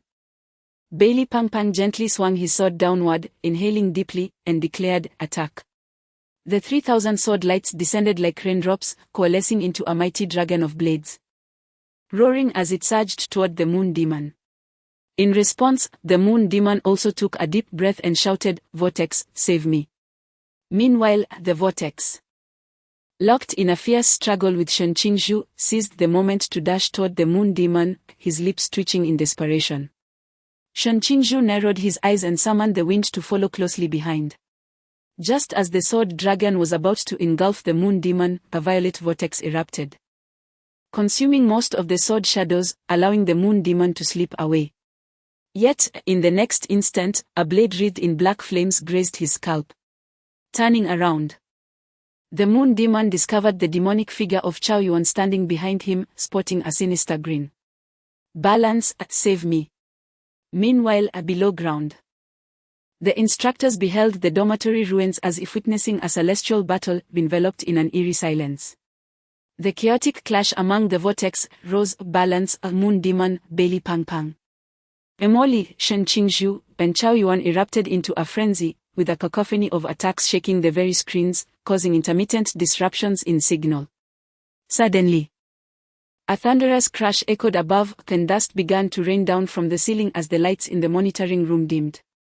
The instructors exchanged glances, contemplating, should we relocate? Surely, they won't collapse this place, will they? It's 10 meters underground, how could a group of Lamp Realm fighters? One instructor pointed at the screen, plunging everyone back into silence. I find it increasingly evident that the decision to deploy the masked team to maintain order was remarkably astute. The instructors fervently nodded in agreement. Had they resorted to their previous methods, pitting instructors against newcomers, the consequences would have been dire. The emergence of such prodigious talents during a training session was astonishing. Yuan Gang leaned back in his chair, a smile gracing his lips, pondering that perhaps in a few years, the long-awaited 5th Special Team would finally come into being. "Commander, do you believe they could evolve into the 5th Special Team?" One instructor asked in astonishment. "Your assessment of them is so high. In recent years, the mysterious occurrences in our Great Seer have proliferated and intensified. Beyond the night watchmen stationed in various cities, the 4 special teams are becoming increasingly strained. The upper echelons of the night watchmen have begun planning for the reformation of the 5th Special Team," Yuan Gang continued, his fingers tapping on the desk. "Since the fall of the Blue Rain Team, the 5th Special Team has remained vacant due to a lack of candidates. Now, I see hope in them. Fate, that elusive entity, has always been beyond our comprehension. These children may one day find themselves perishing on the battlefield, or perhaps some will retreat to safer grounds. Yet, undoubtedly, a few among them will mature into the true pillars of the nation, ultimately forming the 5th Special Squad." Upon finishing his words, Yuan Gang cast his gaze upon a particular screen. Perhaps the grand era is on the verge of dawning. As dusk gradually deepened, the night enveloped the sky. Outside the chaotic battlefield, Wang Mian stood at the very edge of the ruins, like an outsider, gazing into the distance. There, a youth approached, wielding a blade, slowly making his way forward. Upon seeing the newcomer, a subtle smile graced Wang Mian's lips. "I have awaited your arrival for quite some time." Chapter 85. The War of Agents. Lin Che came to a halt, fixing his gaze upon Wang Mian's eyes, and slowly spoke, "To abandon the siege on a specific team member in favor of challenging you, the captain, to a duel, is undoubtedly the most foolish decision I could make in this battle. Yet, indulging in a capricious act now and then is not entirely unwelcome. The crux of winning this confrontation lies in unmasking a particular false agent rather than eliminating them all." And Lin Chia was acutely aware that the most judicious strategy would be to collectively target a vulnerable point, rather than mindlessly seeking one-on-one duels. However, Lin Chia's desire to glean more knowledge about the divine agents outweighed his wish to win this battle. A decade ago, the Seraph, for reasons unknown, cast a glance in his direction without uttering a single word, thereby designating him as an agent, yet his own divine ruin remained incomplete. All these inquiries weighed heavily on Lin Chia's heart, with no one available to provide answers. Wang Mian, being the first divine agent to appear before him, was an opportunity he did not wish to squander. I know there are many questions that plague your mind. Wang Mian rested his hand upon the hilt of his sword, speaking calmly. Once this battle concludes, regardless of the outcome, feel free to seek me out for a discussion. Thank you. Lin Chia sincerely expressed his gratitude, mirroring Wang Mian's gesture by placing his hand on the hilt of his own weapon. Are you certain you still wish to employ that auxiliary tool in our duel? Lin Chia's gaze fell upon the black blade at Wang Mian's waist. Wang Mian arched an eyebrow. How can it be considered cheating if I wield my own weapon? Unprincipled. Thank you for the compliment. Clang. Lin Chia made the first move. Drawing his straight sword, he moved with remarkable swiftness, akin to a wraith gliding through the ruins. The day had nearly passed. And with the enhancement of the Starry Night Dancer, Lin Chia's speed was astonishing. Observing Lin Chia's rapidity, Wang Mian let out a soft exclamation, then moments later, the blade named Yuan slowly emerged from its sheath. Swish! The formless divine ruin unfurled, and to Lin Chia's perception, Wang Mian's speed in drawing his sword became a blur. Were it not for his mental acuity, he might have failed to even notice Wang Mian's strike. Subsequently, an exaggerated blade aura sliced through the air, hurtling toward Lin Chia. In the instant Wang Mian drew his sword, Lin Chia's terrifying dynamic vision had already anticipated the trajectory of the blade, prompting him to adopt an evasive posture in advance. Thus, despite the astonishing speed of the blade aura, Lin Chia managed to sidestep just in time, narrowly avoiding it. The blade aura grazed the tips of Lin Chia's hair, severing a lock of black strands. Following this textbook-worthy evasion, Lin Chia charged directly toward Wang Mian. Oh! Wang Mian appeared taken aback by Lin Chia's agility, pausing momentarily before unleashing a second, third, and fourth strike. A dense web of blade auras interlaced before Wang Mian, and Lin Chia narrowed his eyes, pushing his dynamic vision to its utmost limits. To him, Wang Mian's movements gradually slowed, and he seemed to discern the gaps between each strike. In but a fleeting moment, his eyes began to ache from the strain. Lin Chia forcefully blinked twice, and in the next moment, the dense network of blade energy had arrived before him. Without a trace of hesitation, Lin Chia abruptly leaned backward, as if he were about to fall heavily to the ground. Simultaneously, he thrust the straight blade in his hand into the ground, barely stabilizing his backward-leaning posture, evading the lowest edge of the blade energy's web. The sharp energy grazed the tip of his nose, and Lin Chia could even sense the chilling aura emanating from it.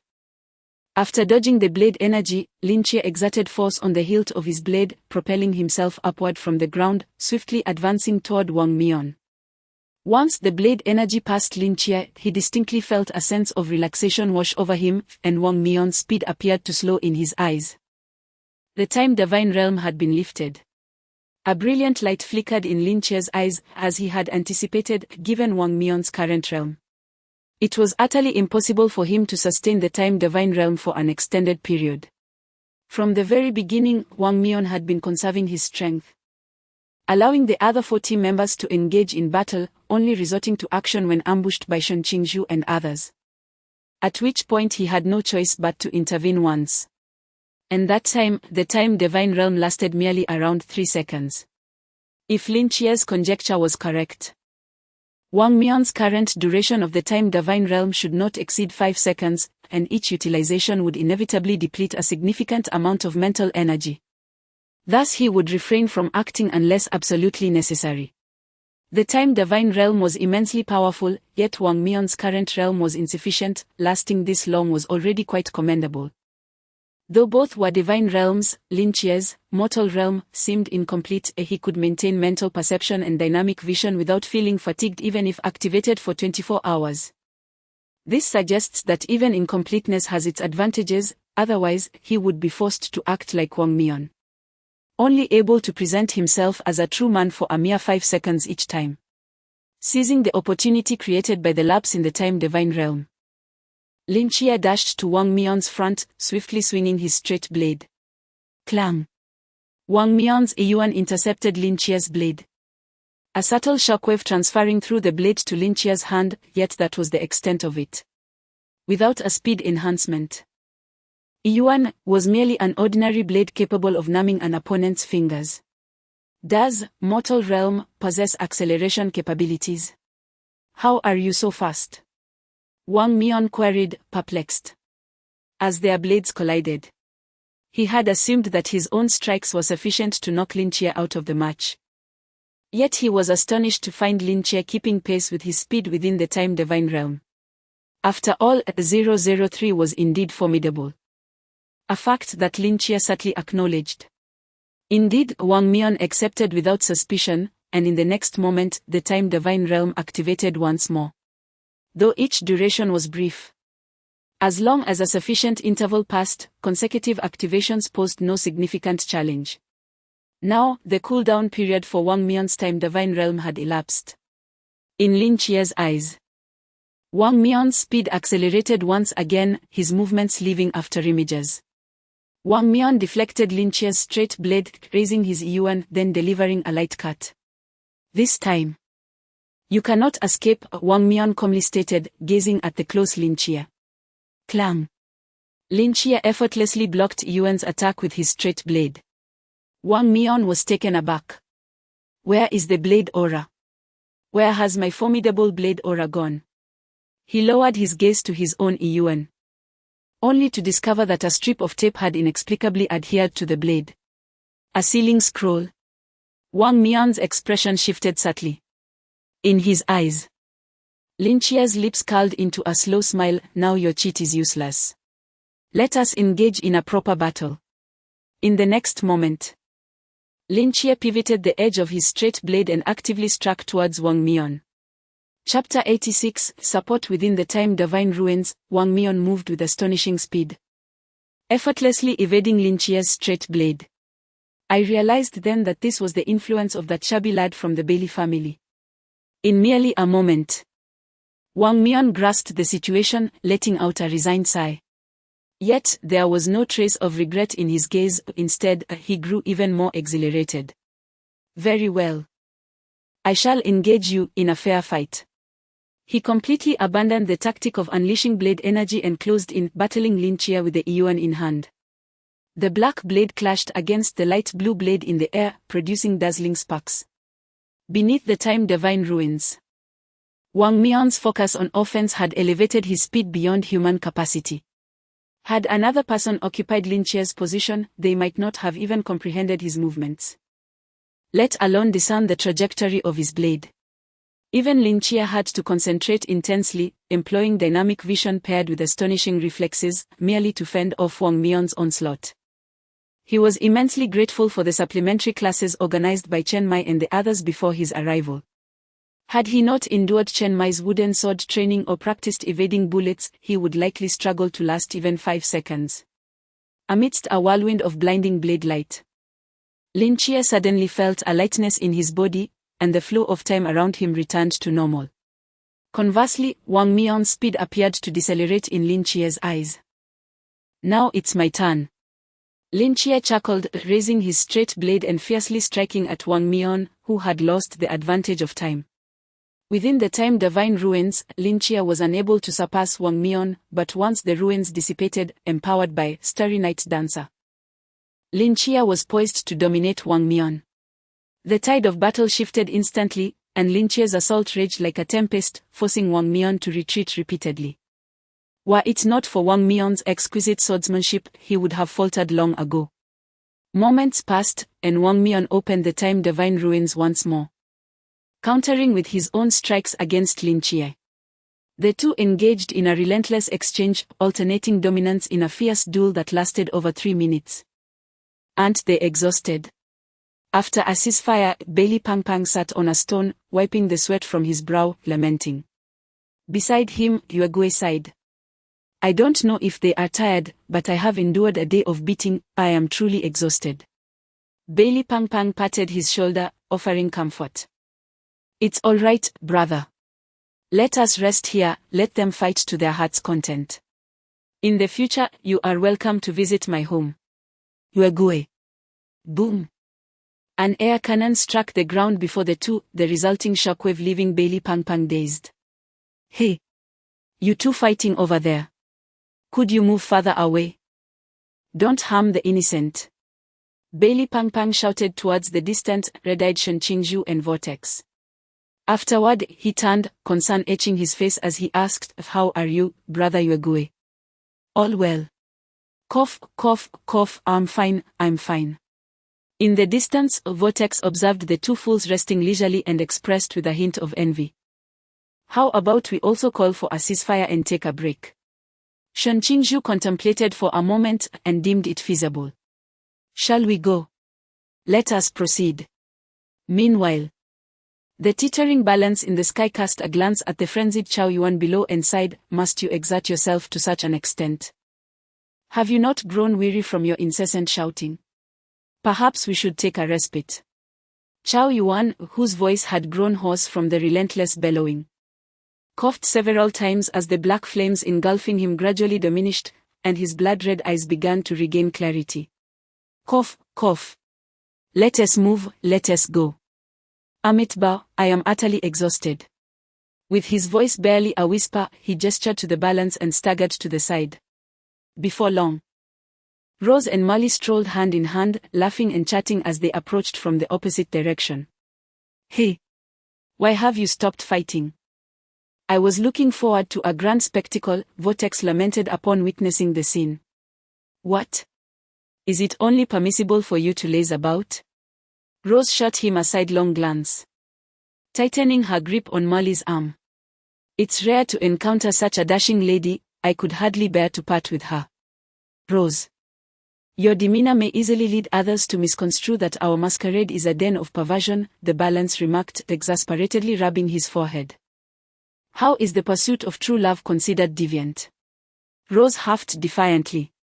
Upon our return, I shall change my codename. Change your codename? No longer Rose. From now on, I shall be known as Lily. Instantly, the gazes of those present turned peculiar, and Bailey Pang Pang's hand trembled, causing the grand sword in his possession to clatter to the ground. Molly discreetly withdrew her hand from Rose's arm, approached Bailey Pang Pang, and abruptly stated, Make way. Please. Oh, okay. Thus, the 8 individuals huddled together on a stone, relishing the sight of the two combatants engaging in a fierce struggle in the distance. Go, Captain. The captain is the most dashing. Vortex shouted at the top of his lungs. Bailey Pang Pang, unwilling to be outdone, chimed in, Chi, you can do it. Overcome him.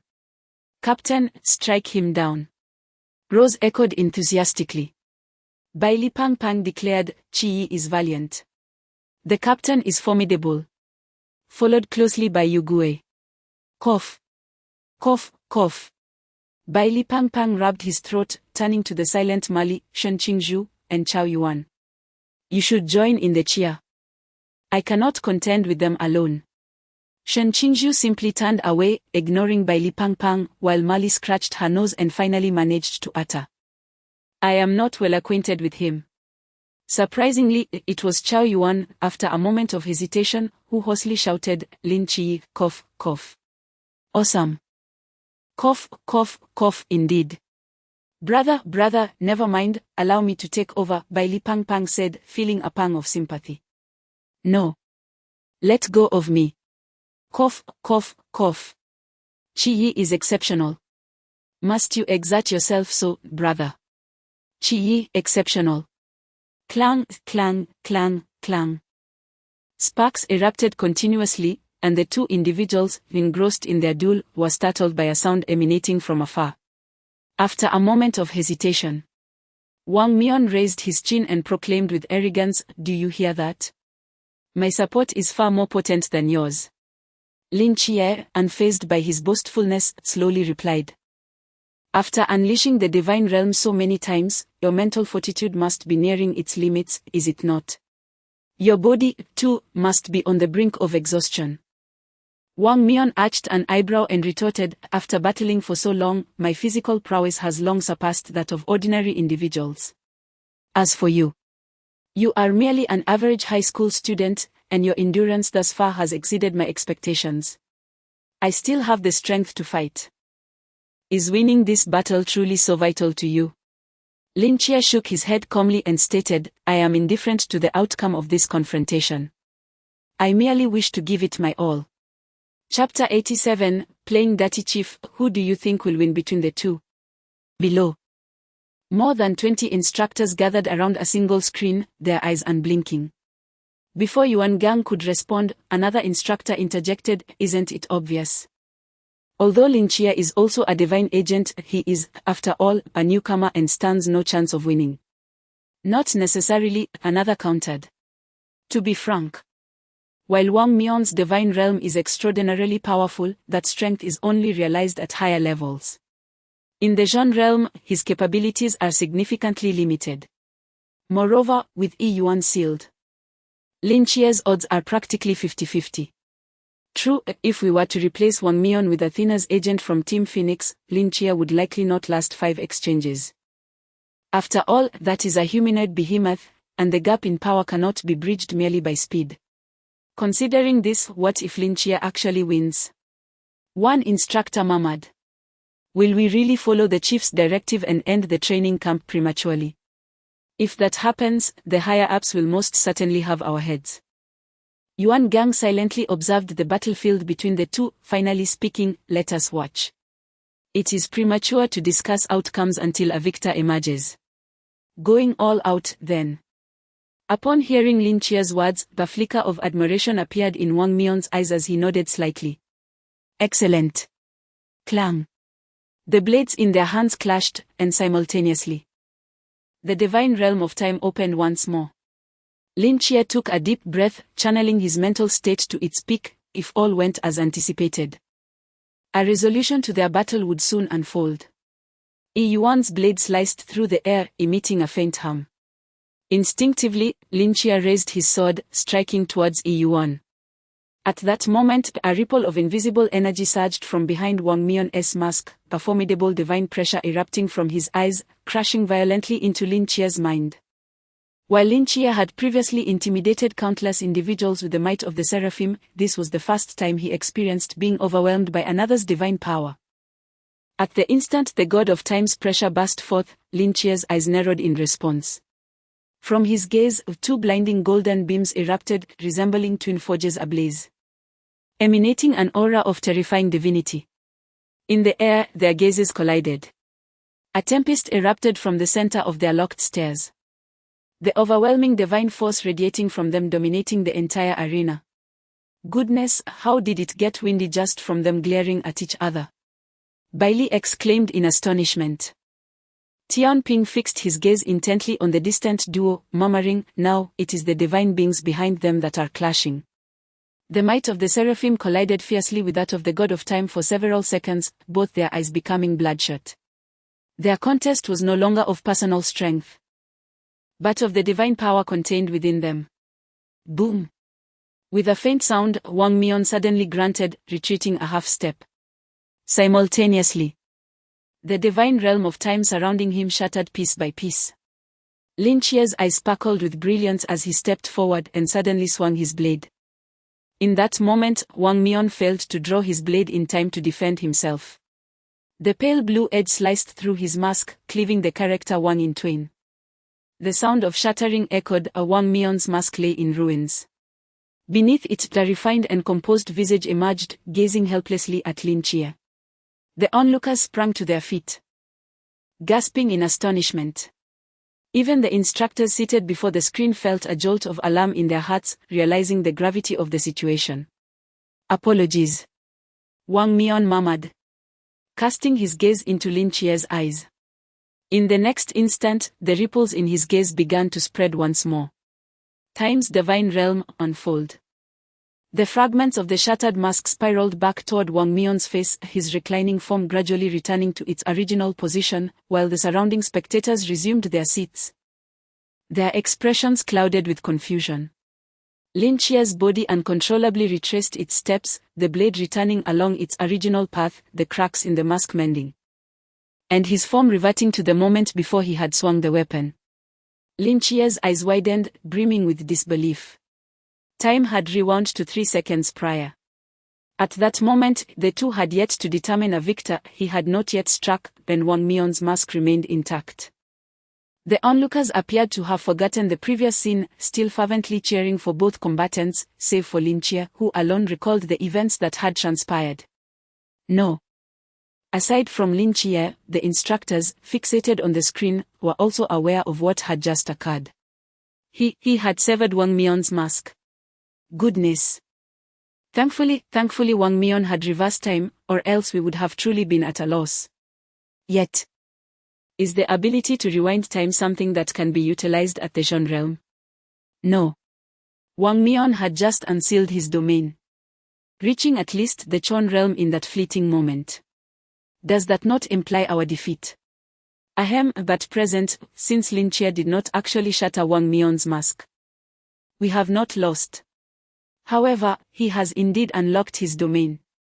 Is this not a form of trickery? The affairs of scholars cannot be deemed as underhanded.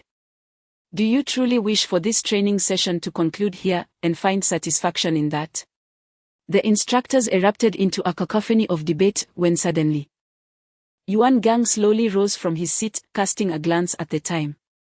It was already 9 o'clock, the battle had concluded. Chief, what of the outcome? Yuan Gang met his gaze and spoke with calm resolve. The training must continue. It is not merely for our pride. It is for the future of these children. On the ground, Lin Chia lowered his gaze to the blade in his hand, then back at Wang Mion before him. After a moment, realization dawned upon him. You are playing tricks. Shoo. Wang Mion placed a finger to his lips and leaned closer to Lin Chia's ear, whispering, Lin Chia, I concede that I lost to you just now, but this new recruit's training must proceed. Do you understand what I mean? Lin Chia's expression turned peculiar. You want me to pretend I didn't win? What if everything that just transpired was merely an illusion? This is the essence of the matter. Wang nodded thoughtfully and continued, rest assured. Your performance has not gone unnoticed by the instructors. After this battle concludes, you shall have the opportunity to approach them as a victor and request certain compensations. Lin Chia raised an eyebrow, asserting, I am a person of principle. Wang speculated. I believe it would not be an issue for them to offer you a red envelope of 500,000. Lin Chia interjected, as for my principles. Wang added, they might even present you with a forbidden item for self-defense. Clearing his throat, he concluded, in that case, I owe you a favor. Wang gazed into Lin Chia's eyes, stating, as the leader of the masked squad, I owe you a debt of gratitude. Deal. Chapter 88, The future awaits as time expired. The battle came to a close. Instructor Yuan Gang's voice resonated through the loudspeakers of the base, clear and echoing in every corner. The members of the masked squad, who had been anxiously awaiting the outcome, finally breathed a sigh of relief. That was terrifying. I almost thought our captain was going to lose.